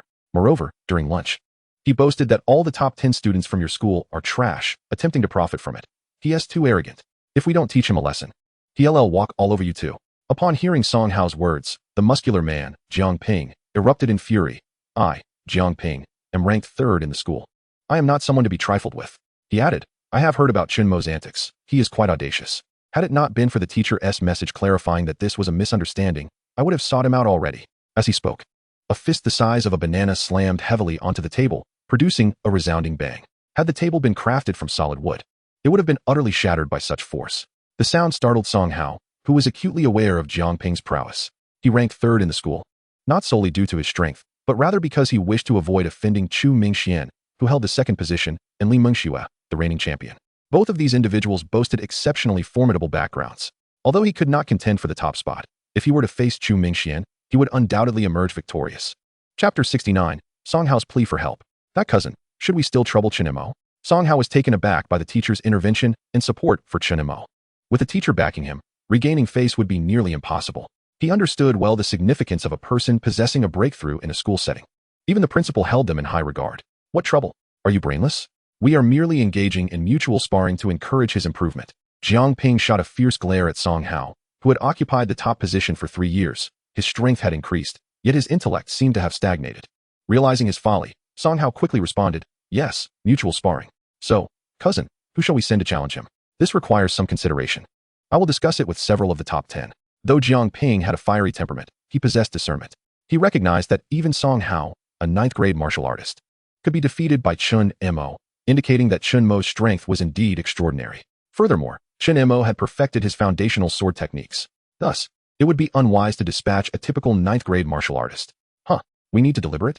Song Hao's initial excitement dissipated instantly. He believed that as long as someone with a vitality value of 95 challenged Chen Mo, they would teach him a lesson. Eager to reclaim his dignity, he would not have sought out Jiang Ping otherwise. Are you an idiot? Jiang Ping could hardly contain his fury. Were it not for Song Hao being his cousin, he might have slapped him across the face. Your vitality is 91, and with your foundational swordsmanship at a grand accomplishment, you were still defeated in 3 moves. Sending someone with a vitality of 95 will not guarantee victory. Perfection and grand accomplishment cannot merely be measured by a few points of vitality. I have sparred with teachers who have perfected their foundational martial techniques, and incomparable strength. I was still overpowered. Presently, Chen Mo's vitality is only 69. He has triumphed over many, but we must consider the overall picture. Seeing Jiang Ping pause, Song Hao assumed he had finished speaking. Yet he remained oblivious to what needed consideration. Was it not simply a matter of high vitality and overwhelming strength? If so, they could just send someone with superior vitality to crush him, couldn't they? Jiang Ping felt as though he might explode from frustration. His cousin's intellect seemed to fall short of even that of a pig. Come here. Song Hao was taken aback, wondering why he was being summoned. Even from 2 meters away, he could sense Jiang Ping's wrath and was reluctant to approach, remaining motionless. Come here. Didn't you hear me? Oh, reluctantly, Song Hao inched closer. Bow your head. He complied immediately, knowing that disobedience would result in punishment. Remembering the brutal sparring sessions with Jiang Ping, he shuddered involuntarily. Smack! Song Hao felt a ringing in his head, caught off guard by the sudden strike, causing him to stagger back a step. Confused, he looked at Jiang Ping with a sense of grievance. Cousin, I merely wish to awaken you, to clear the mental fog from your mind. I don't have any fog, Song Hao replied, bewildered. Jiang Ping glanced at him, intending to explain, but ultimately gave up. It seemed hopeless. He then waved his hand dismissively. Leave. Seeing you irritates me. And what about Chen Mo? I have plans. And, is there anything else? Cousin, I wish to transfer classes. I can no longer remain in class 3. I hope you can assist me. Song Hao felt anxious, glancing at Jiang Ping before lowering his gaze. Fine. I will help you, but be aware that transferring is not a simple matter. I am determined. I want to transfer. Song Hao left, content. A few minutes later, he returned. What is it now? Jiang Ping asked, his tone laced with annoyance. Cousin, that Chen Mo is causing trouble again. Look at the forum. Song Hao's face was filled with fury, wishing to tear Chen Mo apart. Jiang Ping retrieved his phone, logged into the forum, and quickly grasped the situation. It appeared that a video of Chen Mo defeating Song Hao had been uploaded, with rampant boasting about the breakthrough individual, declaring Chen Mo's ascension to the school's top rank imminent. Numerous comments speculated about Chen Mo's identity while deriding Song Hao as worthless. The incident at noon had only served to elevate Chen Mo's notoriety, inciting those who had previously sought to confront him to call upon the school's top 10 to deal with Chen Mo. A smaller faction clung to the earlier claims of Chen Mo's monetary motives, mocking those who had been proven wrong. The astute observer would not admit to their error, insisting that Chen Mo's strength was merely a guise for financial gain. If you had paid him and he won, wouldn't that simply be a matter of him profiting? This explanation garnered acceptance from many. Jiang Ping paid little heed to the forum's discussions, instead replaying the video of the duel between Chen Mo and Song Hao multiple times before finally setting his phone down. Song Hao had been waiting anxiously, hesitant to disturb Jiang Ping. Upon seeing him put the phone down, he immediately inquired, Cousin, you've seen it. Chen Mo has become arrogant. He is relentlessly mocking me. How can I continue at this school? If you can't stay, then take a leave of absence and go home to train. Jiang Ping was unceremonious, noting that Song Hao's focus was perpetually on his own reputation, completely failing to recognize the true threat posed by Chen Mo. Cousin, will you help me teach Chen Mo a lesson? Song Hao pressed, gathering his courage. He sought Jiang Ping's assistance to confront Chen Mo, unsure where else to turn if Jiang Ping refused. This Chen Mo is not as simple as you presume. He is a breakthrough individual, already under the principal's scrutiny. If anything were to go awry, both our families would be implicated. From what I just saw in the video of your duel, even a martial artist with a vitality of 95 and perfected foundational martial arts would struggle to defeat him. Those with a vitality of 96 or above are among the school's top 10. If you were to lose, the animosity directed at you would be fierce. You understand the reasons behind the rankings of the top 10 in the school. The resources they command are beyond your ability to repay. But I refuse to accept this. Song Hao pleaded, Cousin, is there no other way? I'll think it over and consult with others. You should leave for now. Fine. Song Hao departed, simmering with discontent. Once outside the training building, he could no longer contain his frustration, muttering to himself, humph, claiming to be the third in the school, yet too cowardly to confront Chen Mo. As he looked up, he spotted Chen Mo and Lin Xiaoyan walking toward him, engaged in light-hearted conversation. Anger surged within Song Hao. His eyes flashed with murderous intent as he approached them. Chen Mo, what are you doing with Lin Xiaoyan? What business is it of yours? Chen Mo found Song Hao's threatening demeanor amusing, truly a sycophant. You. Just as Song Hao prepared to hurl an insult, he heard Lin Xiaoyan's voice. Xiao Mo, let us go. Don't pay him any mind. They quickened their pace, brushing past Song Hao. Song Hao's composure shattered. Lin Xiaoyan unexpectedly addressed Chen Mo as Xiao Mo. Such an affectionate term. He had pursued Lin Xiaoyan for 3 years, yet could not elicit a single intimate word from her. Chapter 70, Guiding Lin Xiaoyan. Conversely, it took Chen Mo only a few hours to win her over. How disheartening. Song Hao stared at the retreating figures of the two, his gaze filled with resentment. You wretched girl, if you refuse to appreciate my pursuit, do not blame me for what follows. Wow. Chen Mo, the training room provided by the school, is truly luxurious. It boasted a lounge, a restroom, and all essential living supplies. From compressed biscuits to jerky and functional drinks, everything was thoughtfully prepared. It was akin to the opulent training rooms of martial arts academies. Lin Xiaoyan took a stroll around Chen Mo's training room, unable to suppress her admiration. She had been fortunate enough to visit the lavish training facilities of a martial arts school, and in comparison, this one was hardly lacking. In truth, she too yearned for such a training room, but her abilities had not yet reached the level to warrant such luxury. The conditions at school were insufficient. One needed to rank among the top 10 to qualify. Should she opt for a martial arts academy, it would entail exorbitant costs, which would not yield commensurate returns, too wasteful. Thus, she typically resorted to using the average training rooms. Indeed, it is splendid. As long as your strength is formidable enough, you can utilize such a training room. Chen Mo was naturally quite pleased with the hotel-like training facility. For the next 7 days, he would eat, drink, and conduct his business here. Although the stored food consisted solely of dry rations, they were all complimentary, which alleviated some of Chen Mo's worries. Absolutely. I will surely possess it. Lin Xiaoyan was filled with fighting spirit, her heart brimming with excitement. After inspecting the lounge, the two turned their attention to the training area. It spanned half the size of a basketball court, with a weapons rack nearby and a metallic training dummy in the distance. The training area was spacious and easily surveyed at a glance. Lin Xiaoyan hurried to the alloy dummy. Xiao Mo, look. This alloy dummy is the latest model for training this year. It boasts numerous functions. Upon hearing this, Chen Mo immediately approached the dummy. What functions does it possess? It is proficient in various fundamental martial arts techniques, can automatically simulate sparring, and even assess damage. Furthermore, it analyzes the outcomes of the sparring sessions, providing reasonable suggestions. Additionally, it can teach and possesses self-repair capabilities, able to restore itself even after being disassembled. However, it is regrettable that its proficiency in fundamental martial arts is not perfect. It reportedly lacks a slight edge. If I were to practice with it daily, I could undoubtedly make significant progress. Lin Xiaoyan's eyes sparkled with desire as she spoke. But she quickly restrained her enthusiasm. Chen Mo stood beside her, oblivious to her gaze, yet he could discern her eagerness from her tone. He almost suggested that she train here but refrained, aware that their relationship had not yet reached that level of intimacy, and their training would inevitably influence one another. Why not practice with it now? I can assess your practical skills, and then I will offer you guidance. Great! Lin Xiaoyan exclaimed excitedly, immediately rushing to the weapons rack to fetch a weapon. Chen Mo stepped aside, watching her actions. The alloy dummy, an intelligent robot, responded to Lin Xiaoyan's command and followed her to the center of the training area, maintaining an appropriate distance. Lin Xiaoyan instructed the dummy to engage her using the highest level of basic knife techniques. Upon receiving the command, the dummy swiftly produced a straight blade with its right hand, adopting an attacking stance. Lin Xiaoyan charged forward with her knife, and the sounds of clashing metal filled the air as they began to spar. Chen Mo observed from a distance, aware that Lin Xiaoyan's proficiency in knife techniques was roughly at an intermediate level, while the dummy, being just shy of perfection, posed a considerable challenge. Before long, after exchanging numerous blows, Chen Mo noticed Lin Xiaoyan gradually falling behind. Her defeat was merely a matter of time. He meticulously noted her shortcomings in knife techniques. This young heiress possessed commendable aptitude. During their practice, her skills had seen a slight improvement. If Chen Mo had not been so observant, he might have overlooked it, as the enhancement was minimal, akin to a minor increase in proficiency on his skill panel. Minutes later, Lin Xiaoyan succumbed to defeat, yet her face bore no trace of sorrow. Rather, she appeared exhilarated. As she returned the dummy to its original position, she turned to Chen Mo. Xiao Mo, I lost. There was no hint of grievance in her tone. Let us take a break for now. We can discuss your questions afterward. Noticing Lin Xiaoyan's slightly labored breathing and flushed cheeks, Chen Mo realized that the sparring had taken a toll on her stamina. What is this? I'm not tired. That was merely a warm-up. Lin Xiaoyan, brimming with impatience, insisted, you should start guiding me now. I don't want to waste your time. All right, I just finished eating. If you don't mind the potential impact on your stomach. Chen Mo shrugged, deciding not to dissuade her. What's there to fear? Exercising after a meal is perfect for digestion. Very well. Chen Mo began to elucidate the deficiencies observed during Lin Xiaoyan's sparring session. Upon hearing his insights, Lin Xiaoyan felt as if a veil had been lifted from her understanding. So that is how it is.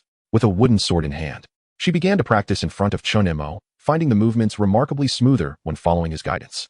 A few brief pointers from Chen Mo made Lin Xiaoyan feel as though she had made significant strides. Xiao Mo, you seem more suited to be a martial arts instructor. The instructor I hired at home pales in comparison to your teaching. Not bad. Chen Mo humbly replied, though inwardly he felt quite pleased, particularly receiving praise from a stunning beauty. I'm merely speaking the truth. Lin Xiaoyan laughed. All right, I can only tolerate so much flattery. Let us continue. Understood. Chen Mo resumed his instruction, sometimes offering verbal guidance, other times demonstrating techniques for her. Time flew by unnoticed. After more than an hour, he finally called for a halt. All right, let us take a break. Seeing Lin Xiaoyan drenched in sweat, her training attire damp in places, and her breathing rapid, it was evident she was quite exhausted.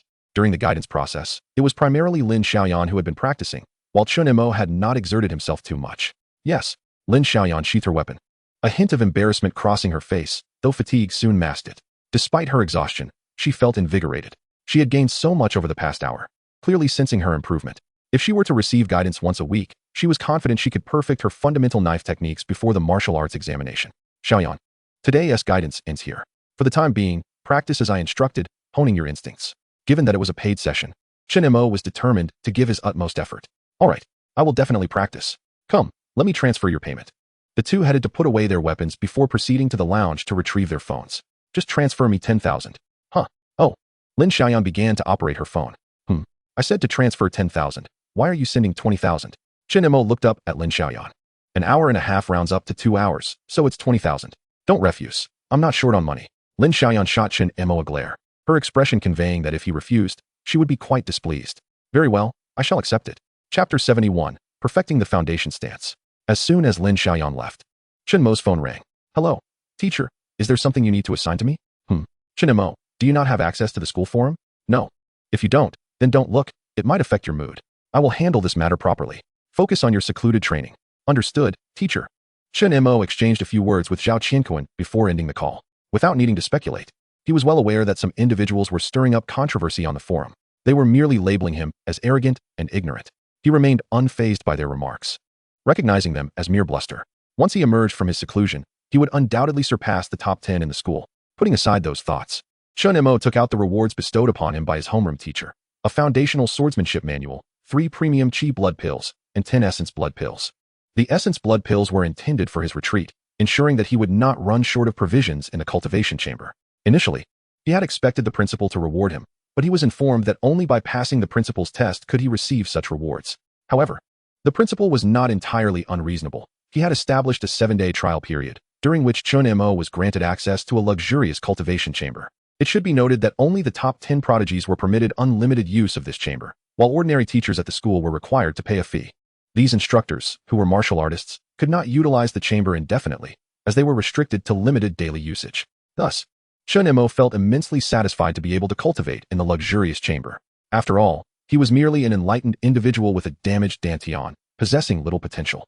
If the principal were indifferent, he could very well disregard him altogether, let alone offer him any opportunities. Some principals, overly concerned with their reputation, might even transfer him to a humanities class, or in more severe cases, expel him outright. Such outcomes would render his situation even more precarious.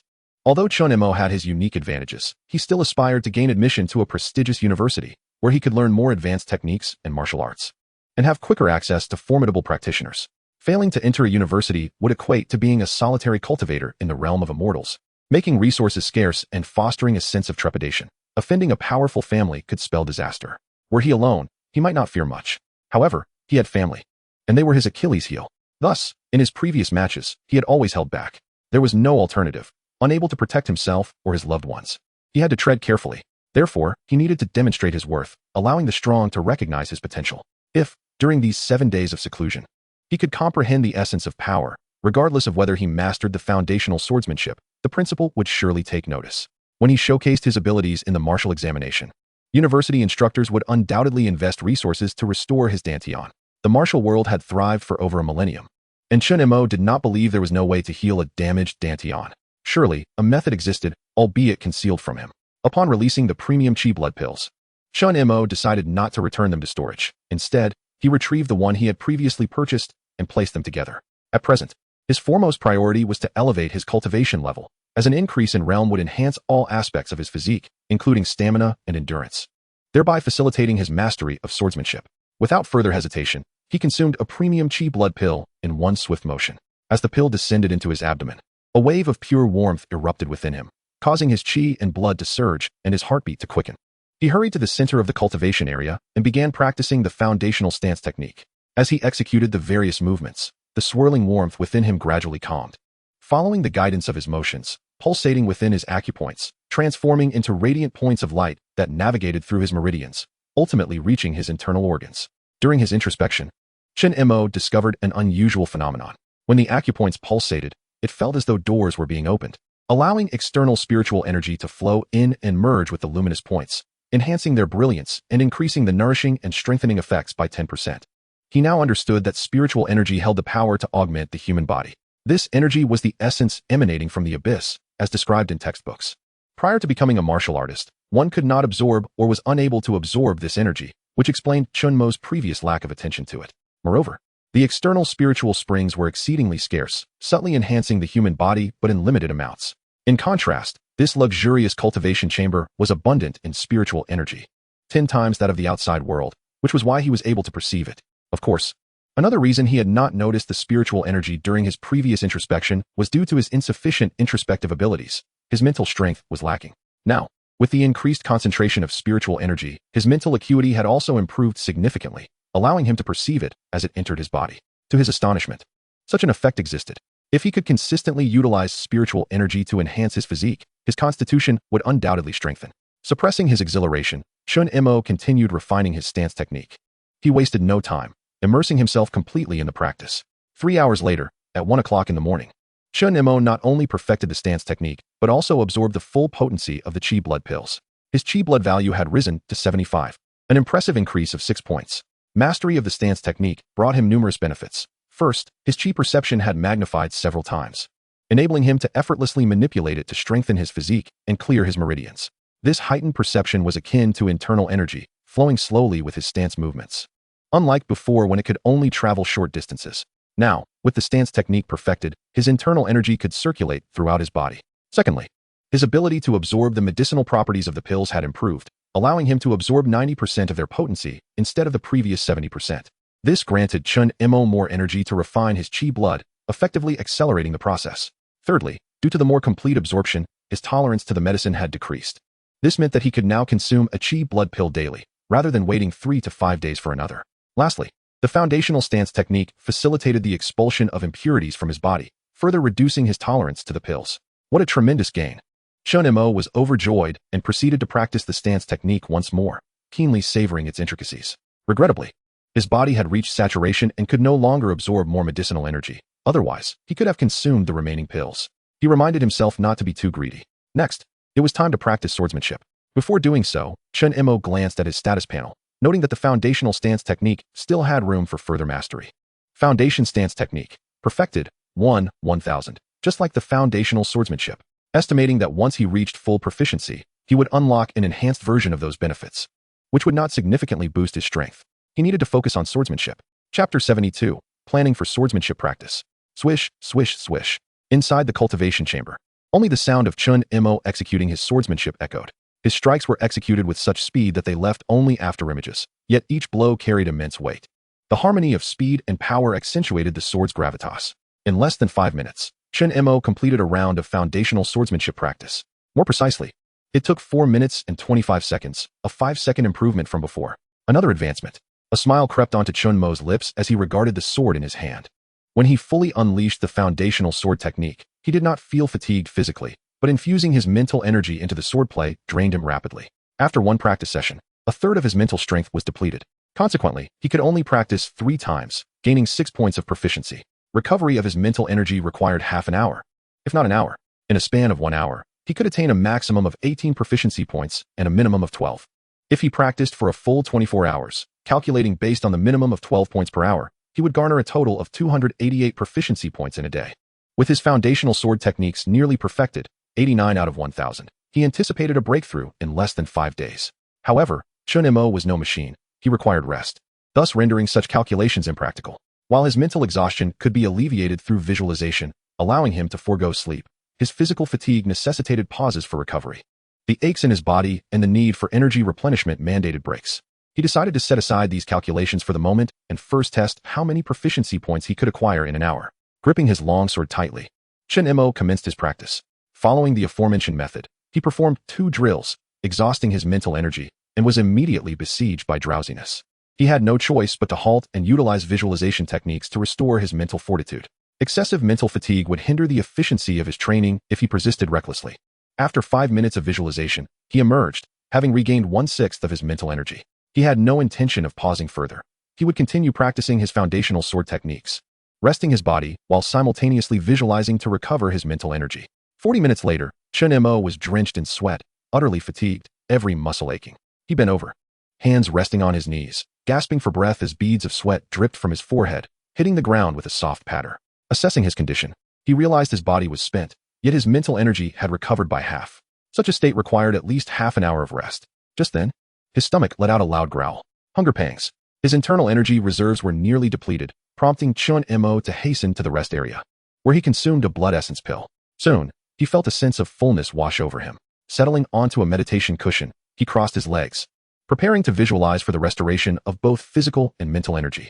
Upon glancing at the proficiency panel, he noted an increase of 8 points in his foundational sword technique, bringing his total to 97. Focusing his mind, Chen Mo immersed himself in visualization. By the time his mental energy was fully restored, half an hour had elapsed. Revitalized, he stood once more, stretching his body, the fatigue dissipating entirely as he felt rejuvenated. Through this experiment, Chen Mo discovered that visualization also served to recover physical strength. After a moment of contemplation, he understood the phenomenon. During visualization, his entire being existed in a state of serene tranquility, devoid of distracting thoughts, thus accelerating his body's natural self-repair processes, more effective than sleep itself. Realizing this, Chen Mo felt compelled to alter his training regimen. He decided to integrate his mental energy into his sword techniques, practicing 3 consecutive times, visualizing for half an hour, then practicing 3 more times. He estimated that his proficiency gains would cycle through 12, 6, and 6 points. Over 3 hours, this would yield 24 points of proficiency, and over a full day, he could amass 192 points. Combined with his existing 97 points, he could fully master the foundational sword techniques in less than 5 days. Although he found this pace somewhat slow, Chen Mo did not deviate from his chosen method. After all, he intended to train for 24 hours without sleep for 7 consecutive days. Insufficient rest would only hinder his progress. He remained uncertain if foregoing sleep would lead to complications. Yet he was resolute in his commitment to this grueling regimen. This method of training was the most prudent approach. Moreover, integrating mental energy into his sword techniques would enhance his mental prowess, and visualization would also bolster his mental energy, leading to an increase in the total amount of mental energy, thereby allowing for more frequent practice of sword techniques. Consequently, as time progressed, the rate of proficiency improvement would accelerate. With this decision made, Chen Mo embarked on his training journey once more. Time slipped away, and soon it was 8 a.m. the following morning. Chen Mo had diligently practiced for 7 hours straight, from 1 a.m. to 8 a.m. Remarkably, he did not feel fatigued or overwhelmed. His training method proved to be effective. Had he pushed himself to the brink, he would likely have faltered by now. This scientific approach dictated that, although his internal energy reserves would deplete every hour, necessitating replenishment, he had 20 blood essence pills at his disposal and a large supply of compressed biscuits and jerky in the rest area, eliminating worries about sustenance.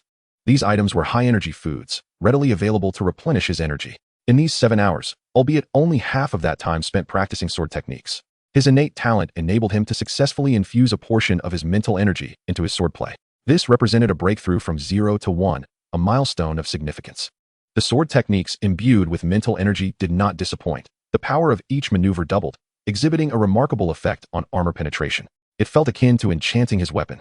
After conducting experiments on a metallic dummy, Chen Mo observed that, following the infusion of mental energy, he felt a more profound bond with his longsword. According to the observations from the metallic dummy, his strikes could now breach the defenses of ordinary feral beasts and low-tier warriors. Of course, while he could penetrate defenses, the resulting damage could be likened to mere scraping. Even so, Chen Mo was immensely satisfied. Textbooks classified feral beasts from low to high tiers as follows: common level, threat to martial apprentices and warriors; elite level, threat to warriors and masters; battle general level, threat to grandmasters, capable of destroying small cities; lord level, threat to grandmasters, requiring multiple grandmasters to subdue, capable of destroying medium-sized cities; and king level, disaster level, capable of destroying large cities. The legendary emperor level could annihilate nations. Most of the feral beasts Chen Mo had encountered were through documentaries and online videos. In reality, he had only witnessed ordinary feral beasts during a few beast tides. He had never seen any higher-tier beasts. Had he done so, he would likely not be here to tell the tale. The beast tide 5 years prior, which nearly led to the city's destruction, had featured a battle general level feral beast. These creatures possessed formidable physiques, rapid speed, and tenacious vitality, with some exhibiting unique beast abilities such as fire breathing, electricity discharge, invisibility, mental shock, and toxins, alongside astonishing defensive capabilities. Without the aid of alloy weaponry and the internal energy of martial artists, it was nearly impossible to breach a feral beast's defenses. Chapter 73. A breakthrough from 0 to 1. The feral beasts were exceedingly formidable. Thus, non-martial artists were prohibited from leaving the city. Outside the city lay a haven for feral beasts, where even a 9th-tier martial apprentice would only have the option to flee when confronted by an ordinary feral beast. They simply existed on entirely different levels. Elite feral beasts possessed unique energies that made them exceedingly difficult to defend against. Now that Chen Mo could integrate mental energy into his sword techniques, effectively enchanting his weapons, he had developed a means to breach feral beast defenses. As he infused more mental energy into his sword techniques, he would be capable of hunting feral beasts. How absurd! Chen Mo shook his head vigorously, dismissing the unrealistic thoughts that flitted through his mind. Having just gained a modicum of strength, he mused about hunting feral beasts. Such notions were tantamount to courting death. Opening his panel, he focused his mind, causing it to materialize before him. Host, Chen Mo. Talent, The way rewards diligence. One reaps what one sows.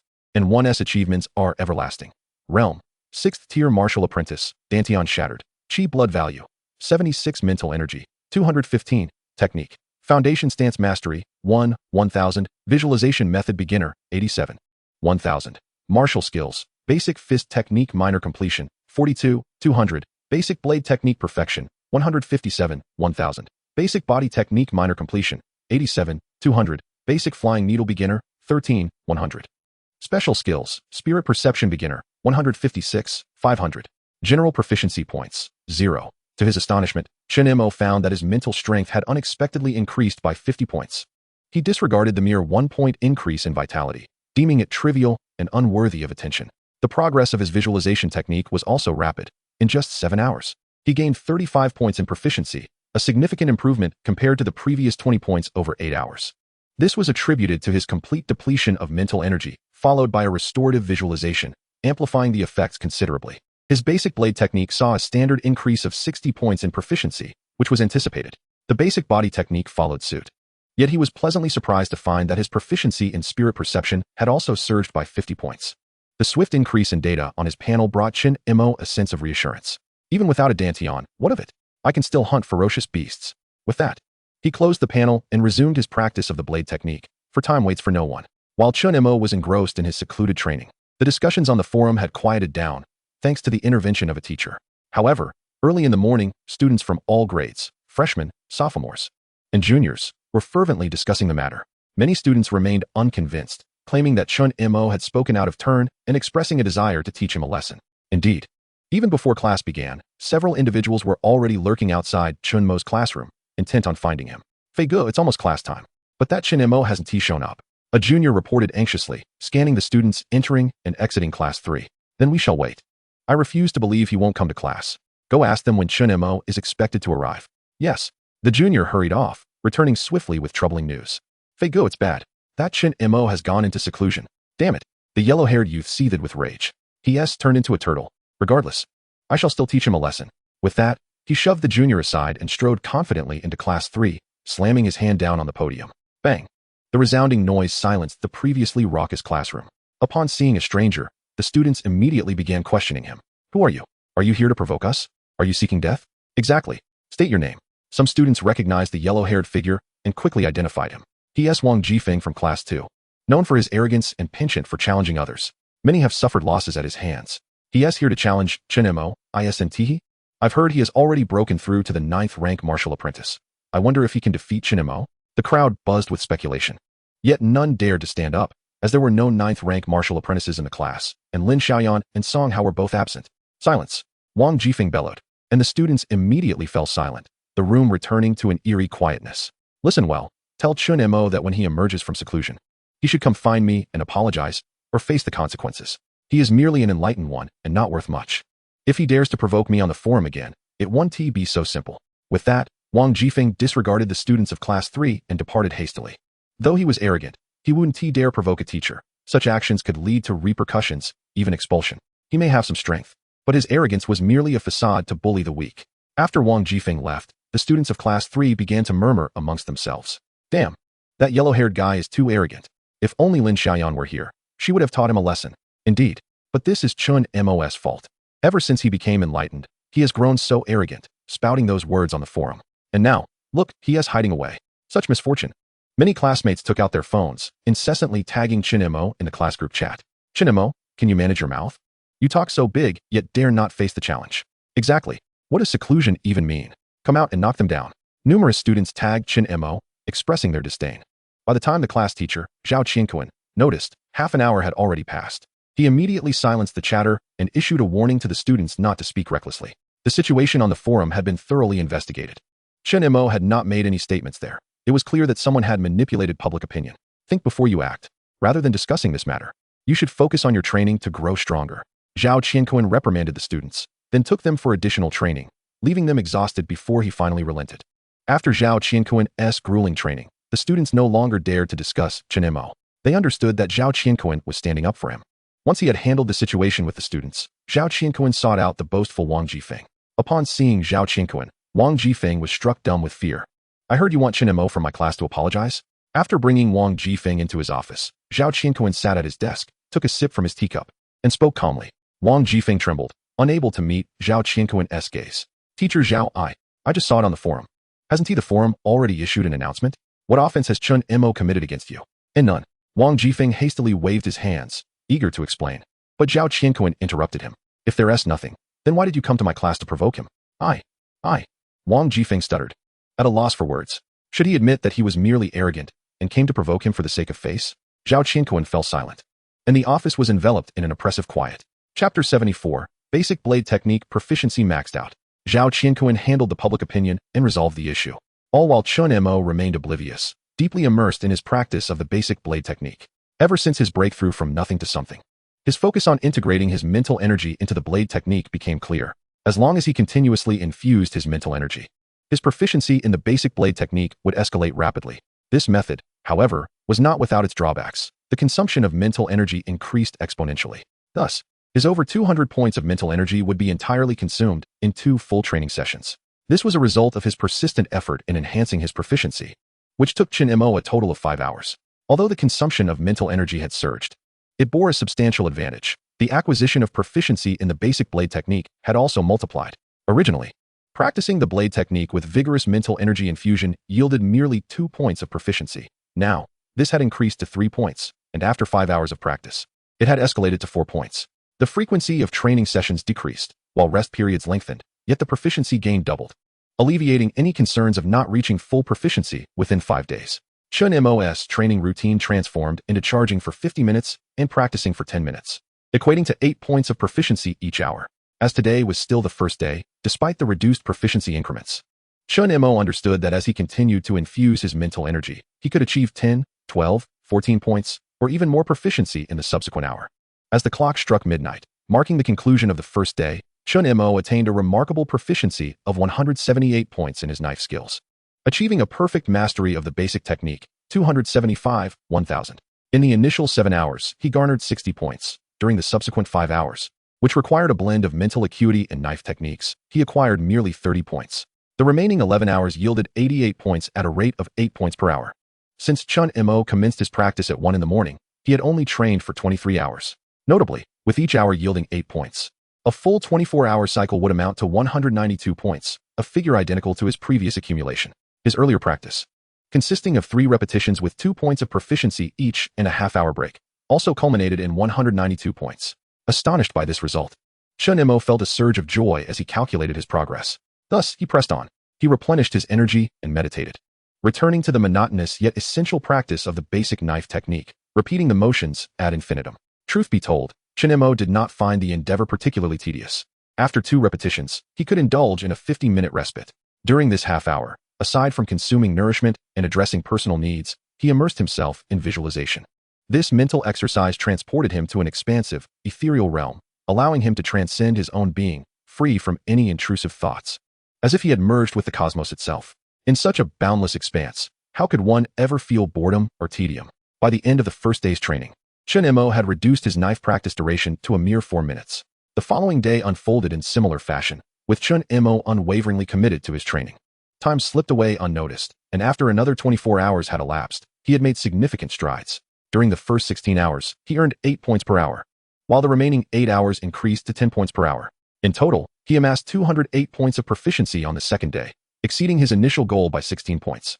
Consequently, his proficiency panel now reflected perfect mastery of the basic knife technique, 483, 1000.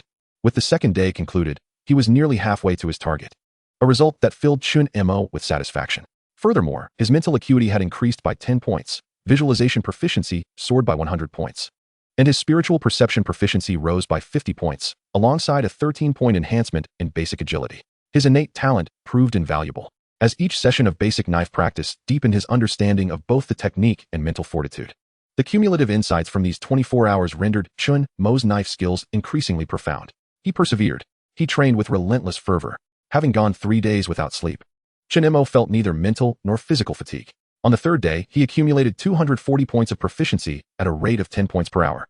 His basic knife technique reached a remarkable proficiency of 723, 1000. Visualization garnered him an additional 120 points, spiritual perception earned 60 points, and basic agility achieved 20 points. His mental acuity increased by 15 points. The progress was promising, aligning perfectly with his plan, and he surpassed the previous day's achievements. With only 277 points remaining to reach full proficiency, he resolved to complete this goal by the end of the 4th day. Chen Mo closed his panel and ventured to the rest area to replenish his energy. With his supply of blood-replenishing pills exhausted, he resorted to consuming jerky and compressed biscuits, a process that consumed precious time. To expedite his efforts, he relocated all his food supplies to the training ground, eliminating the need for back-and-forth trips. After eating, he would visualize, then immediately return to practice his knife skills, and upon finishing, he would eat again. As for the refuse, he had no time to dispose of it, merely stacking it together to be discarded at the end of the day. By the 4th day's end, he achieved full proficiency. As his mental acuity merged with his knife techniques, each practice session resulted in greater gains. Thus, by 6 in the evening on the 4th day, Chen Mo's basic knife proficiency reached the pinnacle of 1,000. Before he could even glance at his panel, he entered a state of profound transcendence. Before him stood an ancient long knife, upright and unassuming, akin to the one he had purchased for 500. Yet, it emanated an overwhelming sense of pressure. Just as he reached out to grasp it, the knife transformed into a streak of light, surging into his forehead. Before Chen Mo could comprehend the phenomenon, an avalanche of knife technique memories inundated his mind. An invisible force seemed to tear apart his brain, inflicting unbearable pain that compelled him to scream and collapse to the ground. Instinctively, he cradled his head with his hands, curling his body in agony, the pain refusing to relent as he writhed in torment. Cursing under his breath, he yearned for time to accelerate, not in pursuit of the cessation of pain, but merely for a momentary alleviation. After a minute, the agony vanished entirely. Just as he contemplated accessing his panel to discern what had transpired, a refreshing sensation coursed through his mind. This sensation lingered briefly before traversing through his limbs, instilling a profound sense of comfort. It was sheer bliss. He became entranced, forgetting the previous anguish. The coolness arrived abruptly and departed just as swiftly, leaving him in a state of tranquility. However, Chen Mo remained on the ground, reluctant to rise, needing time to recuperate. The recent ordeal had left him significantly shaken. He had not anticipated such intense suffering accompanying his breakthrough beyond the perfect mastery of the basic knife technique. After a minute, his body regained its control, and Chen Mo sprang to his feet, disregarding his sweat-soaked garments, eager to access his panel and assess his gains. After enduring such torment, he anticipated substantial rewards, wondering whether he had acquired insights into knife momentum or intent. With a mere thought, he opened the panel. Chapter 75, A Monumental Change in the Panel. Host, Chen Mo. Talent. The way rewards diligence. One's efforts yield commensurate rewards. Once proven, always proven. Realm. 8th rank martial apprentice, cracked Dantian. Vitality. 86 mental, 1240. Cultivation method. Perfect mastery of basic stance. 1, 1000. Entry-level visualization. 875, 1000. Martial skills. Minor accomplishment in basic fist technique. 42. 200. Basic knife technique. Supreme. Minor accomplishment in basic agility. 180, 200. Entry-level basic flying needle. 13, 100. Special skills. Minor accomplishment in spiritual perception. 14. 1000. Entry-level knife momentum. 1, 5000. Universal proficiency points. 0. Chen Mo's panel had undergone a remarkable transformation. Incredible, he exclaimed, overwhelmed with excitement as he noted the change in his Dantian status, shifting from shattered Dantian to cracked Dantian. He immediately turned his focus inward. With a mere thought, his Dantian vividly appeared before him. The size of a peanut, his Dantian, magnified through his inner vision, now resembled that of a basketball. During this introspection, he could freely enlarge or reduce what he observed. Previously, he could only enlarge his Dantian to the size of a quail egg, as its shattered state rendered it fragmented and difficult to discern. Now, magnified to the size of a basketball, the cracks became apparent, resembling the lines on a basketball, allowing him to see its hollow interior clearly. Moreover, he could perceive the opposing cracks through the fissures before him. With such a Dantian, it was impossible to store inner energy. Nonetheless, this was a significant improvement. The previous state of his Dantian was indeed shattered, fragmented into pieces, with many of them displaced from their original positions. Now, the situation has greatly improved. The fractures have not only returned to their original positions, but have also diminished significantly. Chen Mo attempted to compress his Dantian, using his mental energy, aiming to reduce the cracks even further. With over 1,000 units of mental energy at his disposal, it was indeed potent enough to compress the Dantian, causing the fractures to shrink a bit more. However, when the cracks were reduced to about half their size, no matter how much Chen Mo exerted himself, the Dantian remained unyielding, accompanied by excruciating pain. It was evident that further compression was impossible. Seeing the fractures triggered Chen Mo's obsessive tendencies, compelling him to devise ways to mend them. Continuing to compress would not remedy the Dantian, even if the cracks were aligned. It required something else for repair, or perhaps the dantian needed to regenerate on its own. Chen Mo recalled the principles of electric welding from his previous life, realizing that repairing the dantian operated on a similar premise. Heavenly materials and earthly treasures? I possess none. The techniques of muscle transformation and marrow refinement? Absent as well. What other methods could be employed? As he pondered deeply, an epiphany struck him. Of course, spiritual energy. It could be utilized for mending. Without delay, Chen Mo began to adjust his body, practicing his stance to absorb spiritual energy. This was the only technique at his disposal, and with the assistance of his mental energy, he swiftly drew in the spiritual essence. However, the spiritual energy was exceedingly volatile. Once it entered his body, it became even more tumultuous. Nevertheless, with the support of his stance, Chen Mo managed to tame a small portion of the spiritual energy, merging it with his bodily energy, guiding it through his meridians until it ultimately reached the dantian. Once the spiritual energy entered the dantian, it dispersed wildly. Were it not for Chen Mo's high mental acuity, he would have been incapable of retaining it. Employing his mental energy, he controlled the spiritual essence to repair the dantian. It proved effective. Through his efforts, he discovered that spiritual energy could indeed mend the dantian. Regrettably, the process was painfully slow. The dantian, the size of a basketball, could only be repaired at the rate of a sesame seed-sized opening at a time, making it uncertain how long it would take to complete the repairs. It would be faster to find heavenly materials and earthly treasures for mending, even with innate talent as a safety net. Chen Mo was reluctant to undertake such a tedious endeavor. Reflecting on the recent changes in his dantian, he surmised that the transformation was likely due to the foundational sword technique reaching its pinnacle, causing a feedback of energy. Chen Mo contemplated whether refining other techniques might yield quicker results. Thus, he resolved to elevate all his foundational martial skills to their utmost realms. This was a goal he aimed to accomplish before the martial examination. Setting aside concerns regarding the dantian, Chen Mo continued to examine the other changes on his interface. His vitality had increased by 10 points, propelling him to the rank of an 8th grade martial apprentice. What delighted him most was that his mental energy had surged by an astonishing 1,000 points. Chen Mo quickly realized that the agonizing sensation he had just experienced, akin to having his head torn asunder, was a direct consequence of this mental leap. The root cause lay in his low vitality coupled with the explosive increase in mental energy, resulting in such a reaction. Fortunately, he had previously endured similar pain while cultivating mental energy, enabling him to withstand it. Otherwise, he might have faced mental fragmentation. With the sudden increase of 1,000 points in mental energy, Chen Mo immediately turned his attention inward to his upper dantian, discovering it had expanded several folds. His cognitive abilities and memory had also seen significant enhancement.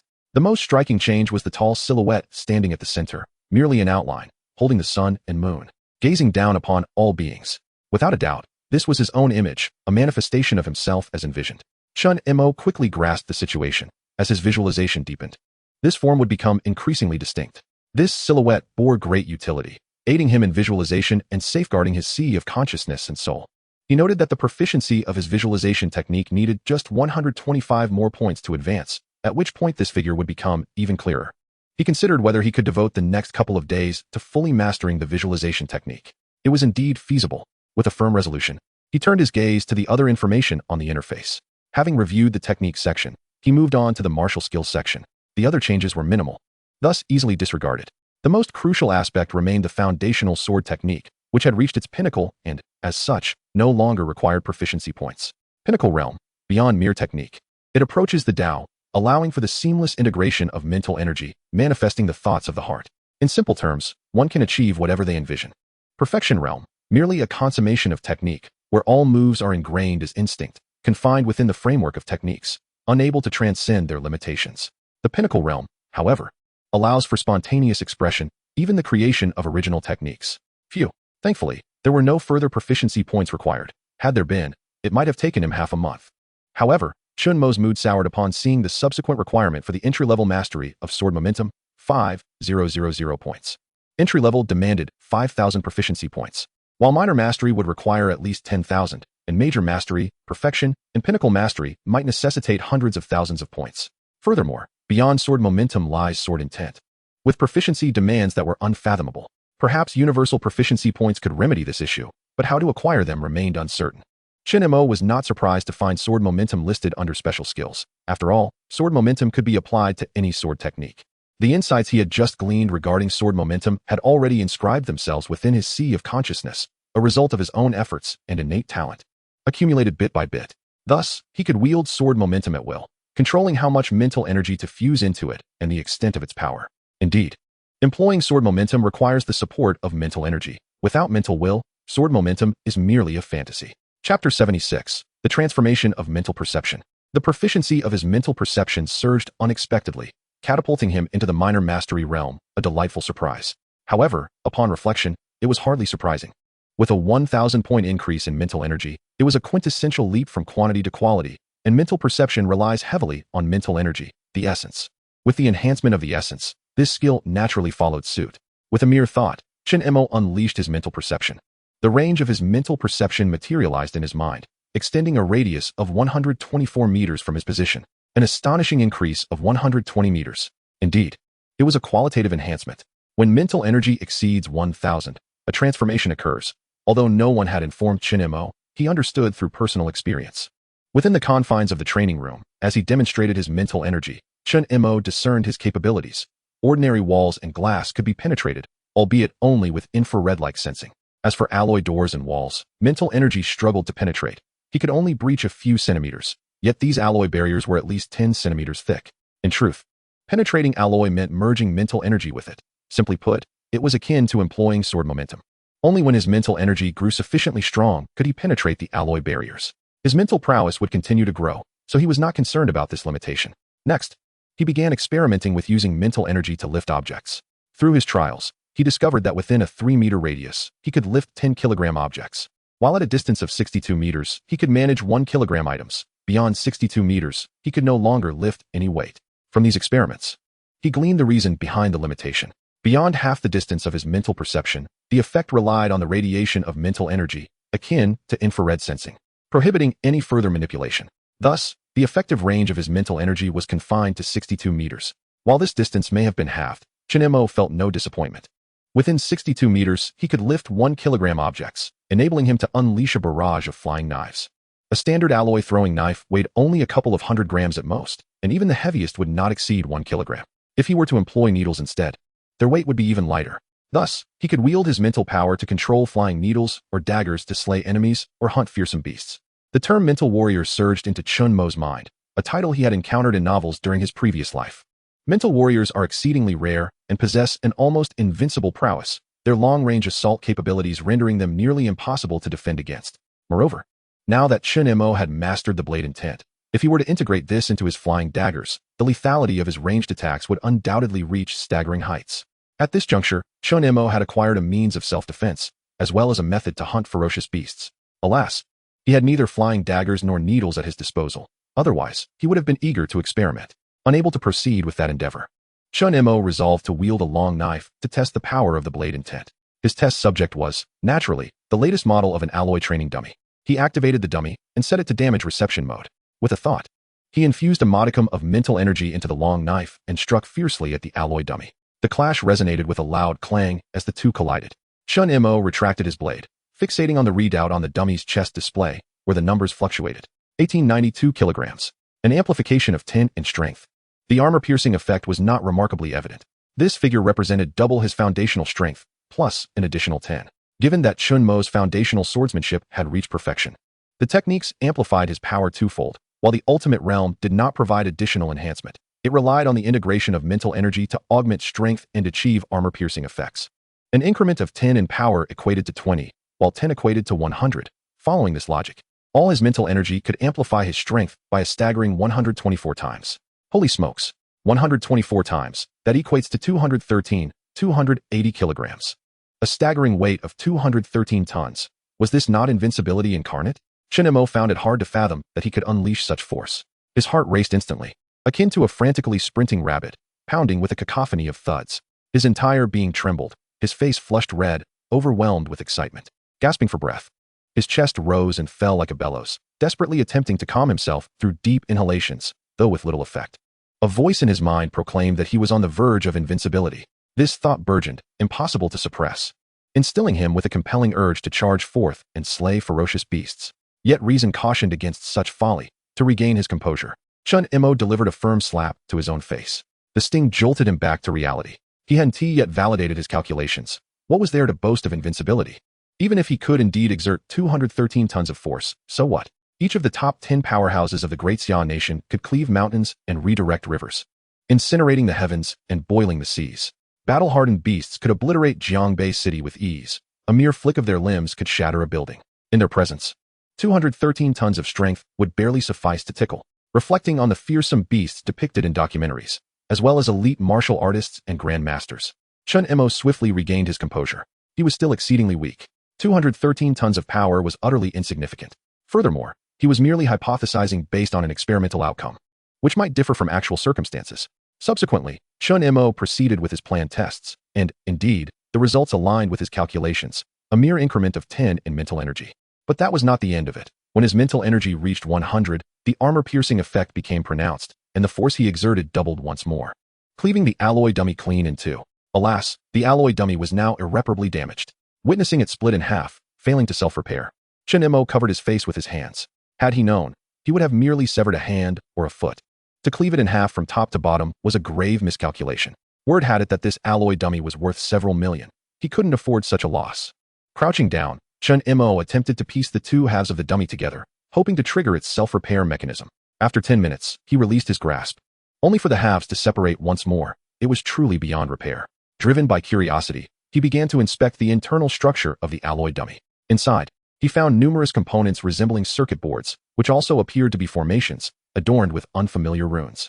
Before long, he stumbled upon something recognizable, the beast core. Only elite-class beasts could generate such cores. The beast core serves as the epicenter of a beast's energy, akin to a martial artist's dantian. And rare beast cores are categorized by attributes. For instance, they may embody the 5 elements of metal, wood, water, fire, and earth, as well as wind, thunder, lightning, light, and darkness, among others. After slaying a beast, the beast core does not vanish. It can be extracted for use. Martial artists have devised numerous applications through study to enhance themselves, or they may convert it into mechanical energy through various means. Conversely, beasts consume them outright to augment their own power. Attribute-endowed beast cores are possessed by especially formidable beasts, making them exceedingly rare and powerful. The prices of these cores are exorbitant, often existing without a market. Evidently, the beast core supplying energy to the alloy dummy was but a common one. Chapter 77, The Might of Blade Intent. Gazing at the severed beast core, Chen Mo felt utterly speechless. No wonder it couldn't self-repair. It was devoid of energy. In light of this, he resolved to make use of the remnants. He placed the two halves of the beast core in his palm, and with a mere thought, the pieces levitated before his eyes.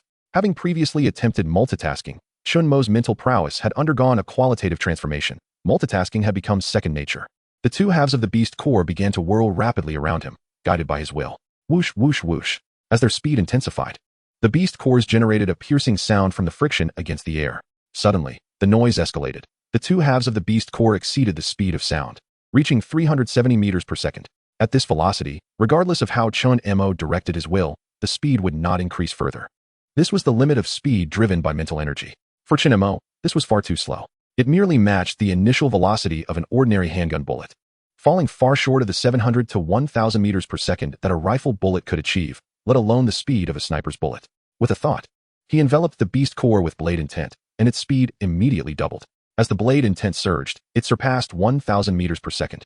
The sound diminished, and the velocity soared. This was precisely what he desired. With the enhancement of blade intent, Chen Mo's long-range attack had finally become effective. However, his mental energy was depleting rapidly. With another thought, the previously lightning-fast beast core came to an immediate halt before him. To accelerate at will, or to come to a stop, Chen Mo felt immense satisfaction. It was time to test the power of the flying dagger. Chen Mo approached the force measurement device, adjusted the parameters, reset the records, and after ensuring everything was in order, initiated the test. This force measurement device could gauge up to 1 million kilograms, so Chen Mo was unconcerned about damaging it. Though the training room was expansive, its longest side measured only 30 meters, limiting his test of the flying dagger's power to that distance. Activating his spiritual perception, the measurement device came into view. With a thought, he infused blade intent into half of the beast core, instantly saturating it with 100 units of mental energy. Whoosh!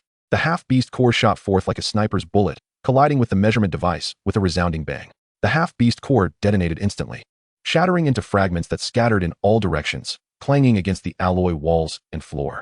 The testing board exhibited no discernible alterations. Yet the entire force gauge quivered ever so slightly, causing a cascade of dust to fall away. The numbers on the display surged with remarkable speed, soaring into the 4-digit realm and, in the blink of an eye, surpassing 5 digits. The figures continued to escalate wildly, decelerating only after surpassing 40,000, ultimately breaking through to an astonishing 52,435 kilograms. Witnessing this figure, Chen Mo was taken aback. According to previous calculations, the maximum increment of the blade's momentum should have been merely 17,200 kilograms of force. When factoring in the blade's armor-piercing effect, it only exceeded 50,000 kilograms. The increase in the blade's momentum was terrifyingly formidable. Textbooks elucidate that at the martial apprentice stage, pure foundational strength ranges from 1,000 to 1,100 kilograms, with martial techniques capable of at most doubling that, translating to 2,000 to 2,200 kilograms. At the martial artist stage, pure strength lies between 2,000 to 10,000 kilograms, with martial techniques amplifying that by a factor of 1 to 3. This implies that a 9th grade martial artist, exerting 3 times their strength, would only reach 30,000 kilograms. The over 50,000 kilograms of force that Chen Mo just manifested had already surpassed the threshold of a martial artist.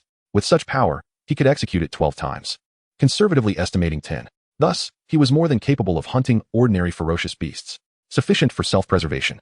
Chen Mo resolved to venture forth and hunt ferocious beasts upon his exit from seclusion. Chen Mo proceeded to test the might of his blade technique once more, this time incorporating the blade's momentum. After a series of assessments, he found that by infusing over 100 units of mental energy into the blade's momentum, with the armor-piercing effect in play, his strength doubled anew. With over 500 units of mental energy, his power doubled again. He refrained from testing at 1,000 mental energy, as he had already expended the majority of his reserves and needed to recuperate through visualization. Based on estimations, surpassing 1,000 mental energy would naturally double his strength again, resulting in a figure far exceeding the original 210,000 kilograms, culminating in an astonishing 340,000 kilograms. This could only be kept as a trump card. At last, he felt a sense of reassurance. Chen Mo deleted the data from the force gauge and restored it to factory settings. Such power was too formidable to be disclosed, and he resolved to keep this secret. As for the alloy dummy, Chen Mo planned to admit that he had cleaved it in two, having comprehended the blade's momentum, which enabled him to unleash such strength, an extraordinary feat, to be sure. Moreover, the blade's momentum possessed an armor-piercing effect, defying logic. This alloy dummy could withstand only the might of martial masters and below. With such control over his mental energy, flying knives and needles seemed to lose their significance, rendering further practice unnecessary. Upon glancing at the panel, Chen Mo discovered that the basic flying needle skill had vanished from the martial techniques section. In the special skills category, a new skill had emerged, telekinesis. Telekinesis entry, 15,1000. Telekinesis refers to the ability to control objects using mental energy, akin to having an invisible hand. The proficiency of the blade's momentum increased by 12 points during the recent test, evolving into blade momentum entry, 14,5000. Presently, he possessed sufficient strength. The next step was to enhance his vitality. Over the past 4 days, he had diligently practiced his blade technique, neglecting his foundational stance training entirely. With 3 premium vitality pills remaining uneaten, Chen Mo wasted no time. With a mere thought, one of the premium vitality pills resting on the table in the rest area flew to his presence. Chen Mo refrained from using his hands, attempting to open the packaging with his mental energy, only to discover that 10 kilograms of force was insufficient. He was compelled to use his hands to unwrap the pill and swallow it, immediately embarking on his stance training. This time, rather than allowing the inner breath generated within his body to autonomously follow the stance, he focused inwardly, augmenting his mental energy to continuously cleanse his meridians. Initially, he exerted too much force, nearly bursting his meridians, but fortunately, his robust mental energy enabled him to maintain control over the inner breath. After numerous attempts and adjustments, the inner breath began to methodically cleanse his meridians. Time slipped away unnoticed. After exhausting the entirety of the medicinal power, 2 hours had elapsed. This time, his vitality increased by only 3 points, bringing his total vitality to 89. This lack of increase was attributable to the consumption of the medicinal power while cleansing his meridians. Chen Mo sensed a new transformation within his body. He realized that he exhibited no resistance to the premium vitality pills. With newfound resolve, he proceeded to consume the second premium vitality pill. After digesting it, he still faced no resistance, thus continuing with the third. The effects of these last 2 pills were rather disappointing. The second only granted him 2 points of vitality, while the third offered a mere single point. Consequently, his vitality value reached 92. After breaking through to the 9th grade martial apprentice stage, he discovered that the energy required to refine his vitality had significantly increased. Furthermore, he needed to continuously cleanse his meridians and expand his channels. Instinctively, he understood that this was imperative. Therefore, he recognized the necessity of consuming vast resources to ensure the thorough unblocking of all meridians, thereby further strengthening his body. Chapter 78, Completion of Training, Emergence from Seclusion. A day later, on the 6th day at 8 in the morning, Chen Mo awoke naturally. Yes, he had not slept for a full 6 days. Though his body and mind felt invigorated, he still chose to sleep at 10 o'clock on the 5th night. Upon awakening, he was filled with vitality, both physically and mentally refreshed. A good night's sleep felt wonderful, especially after 6 days of wakefulness. Chen Mo reflected on this as he made his way to the bathroom. The reason for his slumber was that Chen Mo had perfected all his foundational martial techniques, including the basic sword technique given by his homeroom teacher, Zhao Qingquan. Had he continued training for another week, he could have mastered all foundational martial techniques to their utmost pinnacle, with over 1,000 units of mental energy at his disposal. His perception was extraordinarily keen, allowing him to instantly discern any flaws in his practice techniques while also formulating ways to improve them. Coupled with his innate talent that facilitated the solidification of memories and movements, he avoided repeating mistakes, ensuring that each improvement yielded progress. This synergy allowed him to advance rapidly in mastering these foundational martial techniques. The basic fist technique was perfected in just over 2 hours, the basic sword technique in 3 hours, and the basic body technique in 2 hours. After achieving perfection, Chen Mo employed his previous method to infuse mental energy into his fist, sword, and even body techniques, resulting in a swift increase in proficiency. The system panel underwent a substantial transformation. Host, Chen Mo, talent, diligence reaps rewards, one's efforts yield corresponding returns, and one's certification is everlasting. Realm, 9th grade martial apprentice, Dantian ruptured, vitality value, 92 mental energy, 1245. Cultivation method, basic stance perfected, 77, 1000. Visualization method entry, 895, 1000. Martial techniques, basic fist technique perfected, 42, 1000. Basic blade technique, ultimate. Basic body technique perfected, 12, 1000. Basic sword technique perfected, 168, 1000. Special skills, mental perception minor success, 54, 1000. Momentum entry, 174, 10,000. Telekinesis entry, 45, 1000. Universal proficiency points, 0. Aside from his vitality remaining at 92 and universal proficiency points still at 0, all other data showed progress. Notably, within the special skills category, the original blade momentum had evolved into momentum, expanding its range and requiring double the proficiency. For Chen Mo, this was not a concern but rather a delightful surprise. The scope of momentum was vast, encompassing but not limited to blade momentum, sword momentum, fist momentum, spear momentum, and aura, among others. Regardless of whether he bore a weapon, Chen Mo possessed the ability to wield momentum, to vanquish foes and intimidate adversaries. This technique could only be comprehended by grand martial masters. Yet Chen Mo grasped it during his apprentice stage, a revelation that would undoubtedly leave everyone astounded. The methodologies of grand martial masters are scarcely detailed in textbooks. However, it is succinctly noted that momentum is exclusive to warriors above the grand martial master level. Last year, at the school's opening ceremony, Chen Mo observed the principal standing at the podium, emitting a mere hint of his aura, which left Chen Mo feeling as if he were confronting a ferocious beast. His scalp prickling and his body immobilized. Now that he had comprehended momentum, he was capable of employing techniques akin to those of the principal. Nonetheless, he was acutely aware of his lower realm and understood that his exertions would lack the true strength of a grand martial master. Still, it was sufficient for him to dominate the student body of the entire school. After his shower, he tidied his belongings and set about cleaning the training room. Chen Mo recognized that, upon his emergence from seclusion, others would come to tidy and dispose of the refuse. Yet he felt compelled to do so himself, as he was the one who had created the disarray. The lavish training room spanned several hundred square meters, and cleaning it alone would take a considerable amount of time. Fortunately, the room was equipped with a sweeping robot. Thus, after addressing the larger debris, he could entrust the rest to it. The sizable hunk was a metallic dummy he had cleaved in two. Chen Mo relocated it to its original corner, while the scattered fragments of ferocious beast cores were left for the sweeping robot. After issuing the command for it to clean up and return to its designated spot, Chen Mo took his weapon, the Tang Hung Dao, and his backpack, departing the opulent training room. At the entrance of the training building, Chen Mo gazed up at the sun on the horizon, its crimson rays casting warm light upon him. From this moment forth, everything would be different. A keen and radiant aura emanated from within him. It was Sunday, perhaps he should return home. In the next instant, he transformed back into an ordinary student, not pausing for a moment as he proceeded directly towards the school gates. After Chen Mo's departure, 2 other students exited the training building. "Did you just feel an overwhelming pressure?" "It was intense," one remarked. "I felt it too, as if a fierce beast were watching us. It nearly scared the life out of me." "Do you think a beast has escaped?" "How could there possibly be a beast at the school? Don't you remember? Last year at the opening ceremony, when the principal merely released a bit of his aura, it generated a similar sense of pressure. I reckon the principal accidentally leaked some of his momentum. I feel the same way. The principal must be quite angry now. There are rumors circulating that the one who opened their meridians has had their Dantian destroyed and can no longer become a martial artist. I wonder if it's true?" "It certainly is. Otherwise, how could the principal be angry? I heard from a friend of a friend in another class that this news is absolutely credible." They even released the case details of that person who opened their meridians.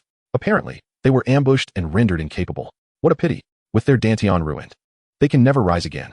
But who did they offend to warrant such treatment? I wouldn't know. It's likely the principal won't be able to uncover that either, which is why he is furious. We should hurry and leave. The principal is a grand martial master. If he hears us speaking like this, we'll definitely be in trouble. Right. Let us go. The two swiftly departed from the training building. As for the news of his dantian being destroyed, Chen Mo paid it no mind.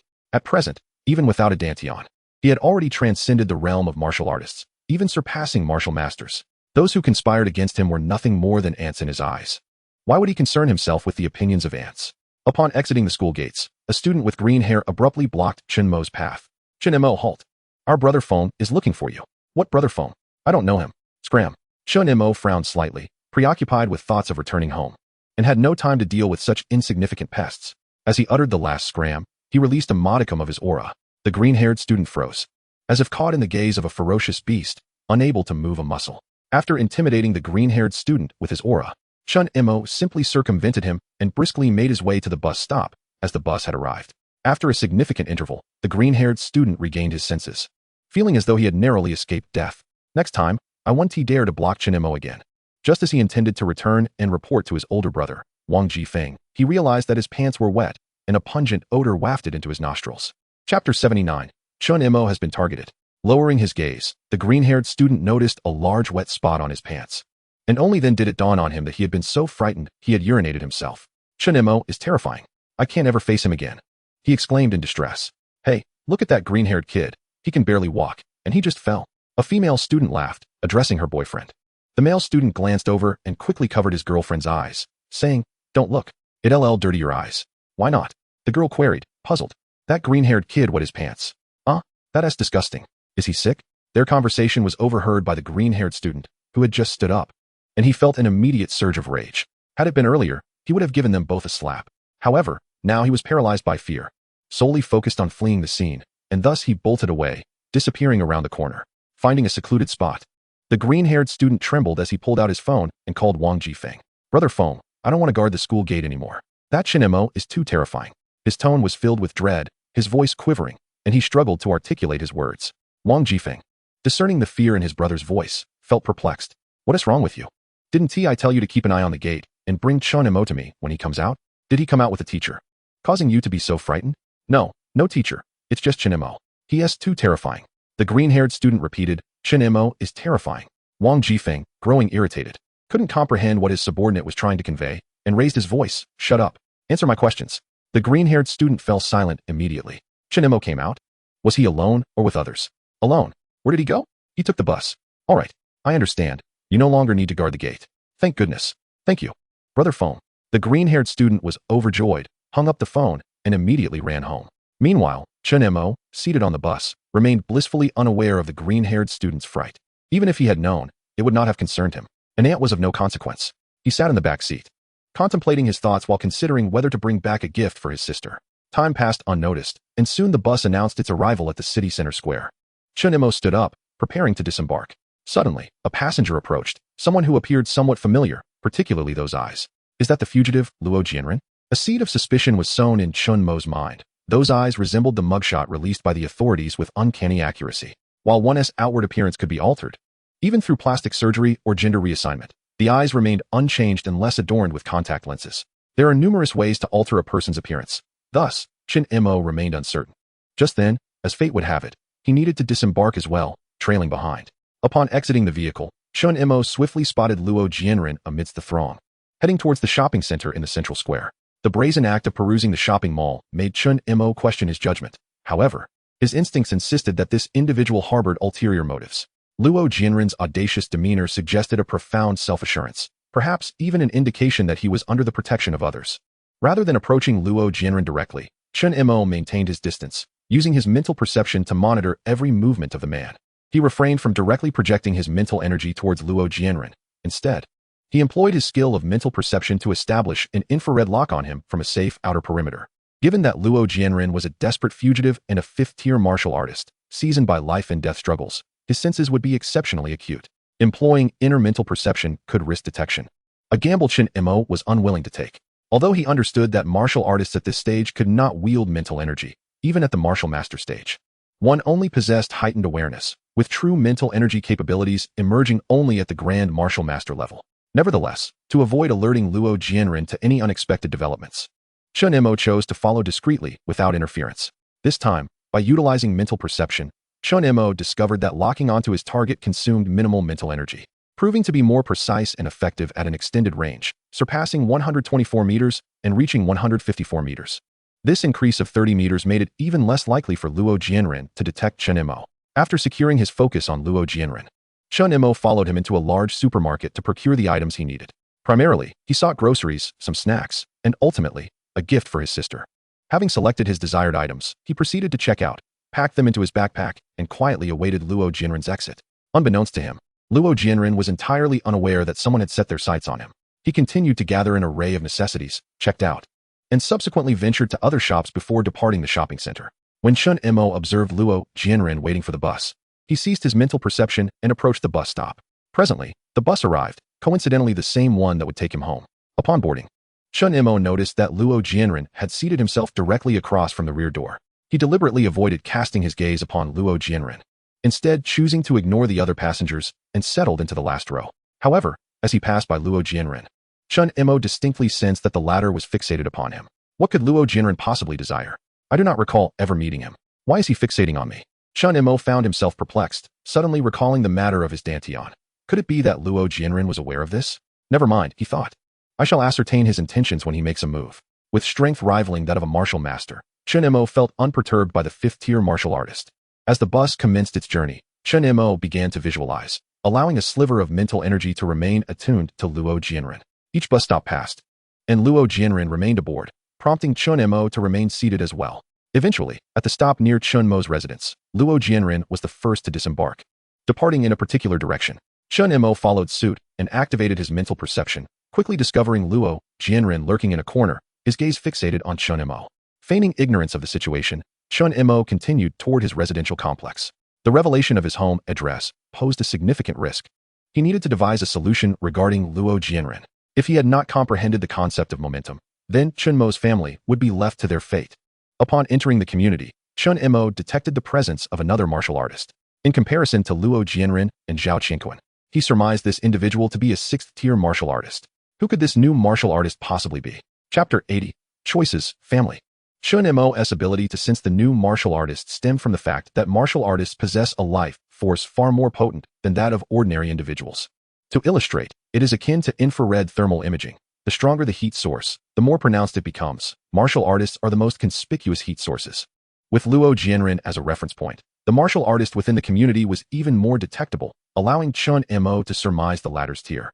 The community where Chen Mo resided was predominantly inhabited by ordinary people, devoid of martial artists. Thus, the emergence of one was indeed anomalous. Should he ascertain information about the martial artist within the community, or should he track the fugitive Luo Jianren? Chen Mo hesitated, but sensing Luo Jianren moving towards a certain direction, nearing the limits of his perception, he resolved to pursue without delay. He swiftly navigated through the community, retrieving his phone to contact his homeroom teacher, Zhao Qianquan, inquiring whether he could dispatch someone to protect his family. Beep, beep, beep. Please pick up the phone. Chen Mo felt a surge of urgency as he sensed Luo Jianren accelerating away. He hastily pursued, pretending to search for something. After all, the community was under surveillance, and running frantically would not evade the cameras. Soon, he reached the perimeter of the community, yet the phone offered the disheartening message. Hello, the number you have dialed is out of service area. Please try again later. Damn. Chen Mo ended the call and halted his pursuit of Luo Jianren, prioritizing his family's safety, until he clarified the identity of the martial artist within the community and whether they posed a threat to his family. He would not leave the premises. Sensing the direction in which Luo Jianren had departed, Chen Mo pondered. That route led to an abandoned factory. 5 years prior, a beast tide had ravaged the facility, resulting in a pollution leak that rendered the site hazardous. The remediation of such contamination required substantial financial resources. Coupled with the fact that it lay in the remote eastern sector of the city, it had been forsaken and left to decay. He resolved to investigate that area further at night, with Luo Jianren now fixated on him and aware of his family's residence. The danger to his loved ones was imminent. With his newfound strength, Chen Mo was determined to eradicate this threat before it could escalate. Without lingering any longer, Chen Mo, well acquainted with the layout of the community, swiftly made his way to the central square. Although technology had advanced considerably, even developing artificial intelligence, Such innovations were not accessible to the average person. The community where Chen Mo resided, despite being officially constructed, lacked high-tech installations, and surveillance coverage was incomplete, with several blind spots remaining. Venturing out at night would allow him to evade detection. As he proceeded briskly across the square, Chen Mo kept his mental perception active, ever vigilant of the martial artist within the community, who was currently strolling in the square. Through his mental perception, he easily overheard residents discussing the rumors regarding his dantian being rendered useless. It appeared that the entire community was privy to this information. Chen Mo furrowed his brow, pondering who had disseminated this news. How would his parents face their neighbors? Surely they would become the subject of ridicule. Under such circumstances, his family would likely refrain from stepping outside. With these thoughts weighing on him, Chen Mo quickened his pace, even neglecting to greet familiar faces. Anxious, he employed his perfected foundational movement technique, breezing past the crowd like a gust of wind. Hey, who was that just now? They vanished in the blink of an eye. What? I didn't catch a glimpse either. Could they be a martial artist? What? A martial artist has come to our community? How come we haven't heard any news about this? Who offended a martial artist? And what should we do? Indeed. Wasn't there a report on a fugitive a few days ago? Could that have been him? Possibly. We should alert the Enforcement Bureau immediately. Indeed, if the information proves useful, there is a reward of 10,000 yuan. But let me make it clear, if the reward comes through, we shall split it evenly. Agreed. Chen Mo remained oblivious to the fact that his use of agility had led someone to report him to the Enforcement Bureau. At that moment, he arrived at his doorstep. His mental perception still active. Knowing that his mother and sister were at home, he finally breathed a sigh of relief. However, inside the house, he found his sister lying on the bed. He hurriedly produced his key to unlock the door and disabled his mental perception. Once inside, he cautiously shut the door and swiftly approached his mother's room, pushing the door open. "Mom, sister, I'm back." "Brother," Chen Mo exclaimed upon hearing his voice, struggling to rise. In her excitement, she found it difficult to catch her breath. "Warner, be good, your brother is back. Don't move too much," Chen Mo's mother quickly reassured, attempting to lift Chen Warner. Yet, Chen Mo had already reached the bedside and instinctively cradled his sister, activating his mental perception to assess her condition while gently patting her back to help her breathe more easily. Upon examination, he discovered that her condition had worsened, prompting him to employ massage techniques he had learned from a doctor. He delicately tapped and kneaded her back. This massage method had been practiced by the entire family, enabling them to alleviate symptoms and buy time during Chen Warner's episodes. Given the unpredictability of her condition, they had all mastered this technique for emergency situations. Soon, the symptoms of Chen Warner's labored breathing subsided, her breath steadied, and her previously flushed face gradually returned to normal. With his enhanced mental perception, Chen Mo possessed a profound understanding of human anatomy and functionality, allowing him to apply pressure to the correct acupoints with remarkable precision, yielding more pronounced therapeutic effects. What would typically require at least half an hour to alleviate was resolved in under a minute due to Chen Mo's deft hands. "Brother," as her symptoms eased, Chen Warner returned to her usual self, immediately wrapping her arms around Chen Mo's neck, unwilling to let go, as if terrified of losing him. "I'm here, Warner." Chen Mo felt his sister's dependence on him and gently patted her back. "Brother, I missed you so much." Her tone was filled with affection and yearning, tugging at Chen Mo's heartstrings. "I missed you too, Warner. I'm back now, and I brought you a gift. Shall we take a look?" "Yes," Chen Warner replied, her voice brimming with anticipation and joy, completely shedding her earlier sorrow. Chen Mo's mother observed from the side, relieved to see her daughter revitalized. The weight on her heart finally lifted. "Xiao Mo, have you eaten breakfast? I can make something for you." "Mom, there's no need. I already ate outside. I'm taking Warner to see her gift." "All right, go ahead. She hasn't seen you in a few days and has been missing you terribly. Let me help you take off your backpack."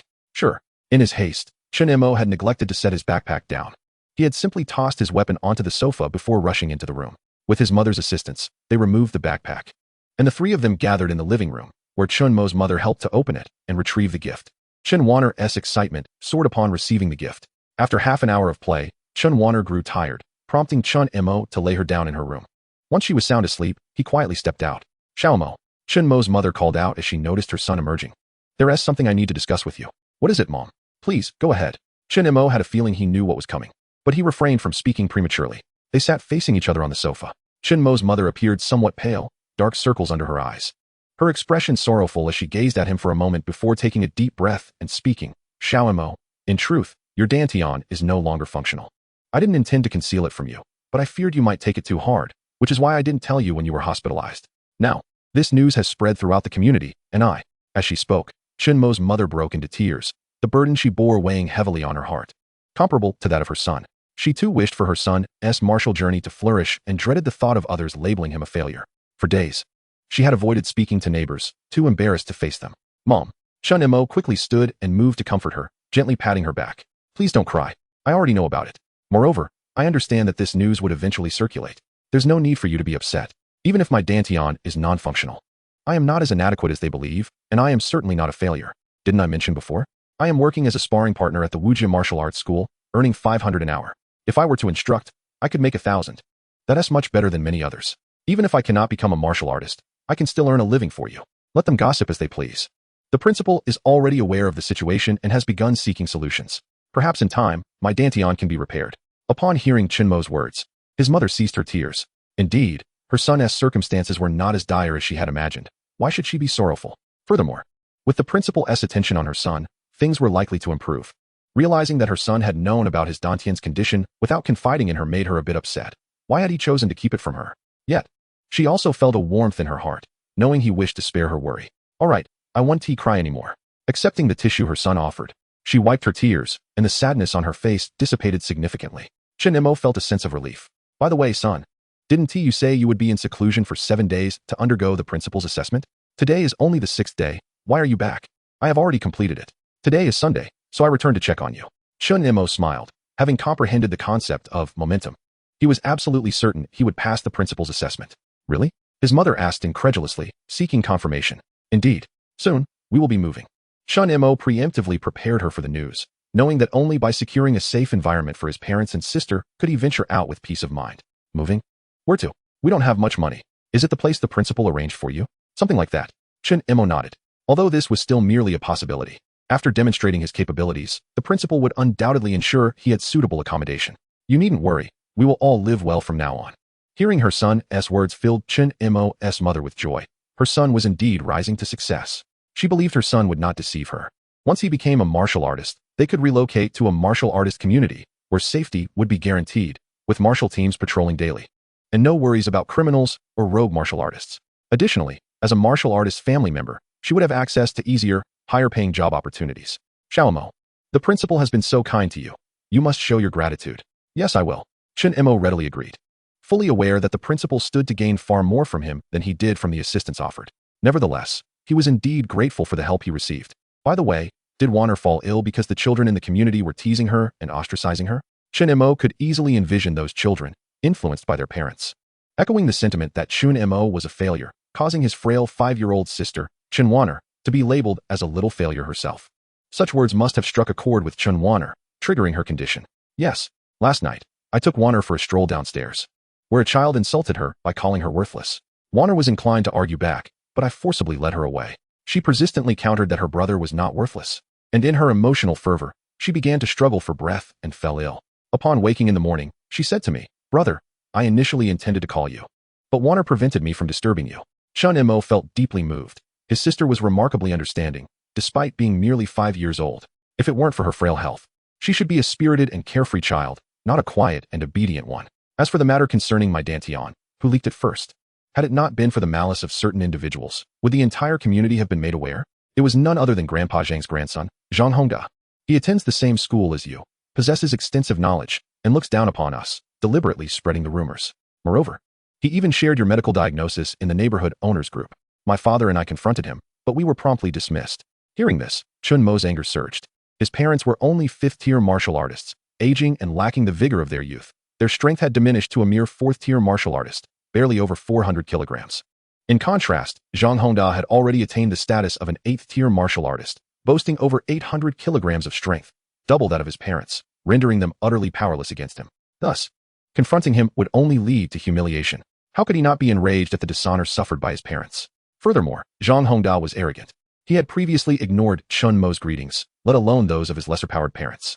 "Mother, I will seek justice for you," Chen Mo exclaimed, rising abruptly. To allow his parents to suffer indignities without retribution would be a disgrace to filial piety, especially when it came to martial arts. Don't go. Zhang Hongda is an 8th-tier martial artist and is rumored to be on the verge of breaking through to the 9th tier. Your efforts would be futile and could result in injury. Chen Mo's mother urgently intervened, fearing further humiliation. "Mother, you need not worry. I have grown quite strong." To reassure his mother, Chen Mo ventured to a corner of the living room and picked up a barbell used by his father for training. He approached his mother, saying, "Look, mother, this is father's barbell, made of iron." Confused, Chen Mo's mother nodded. And what of it?" Without replying, Chen Mo gripped the barbell. And in the next moment, It was as pliable as dough under his hands. How is this possible?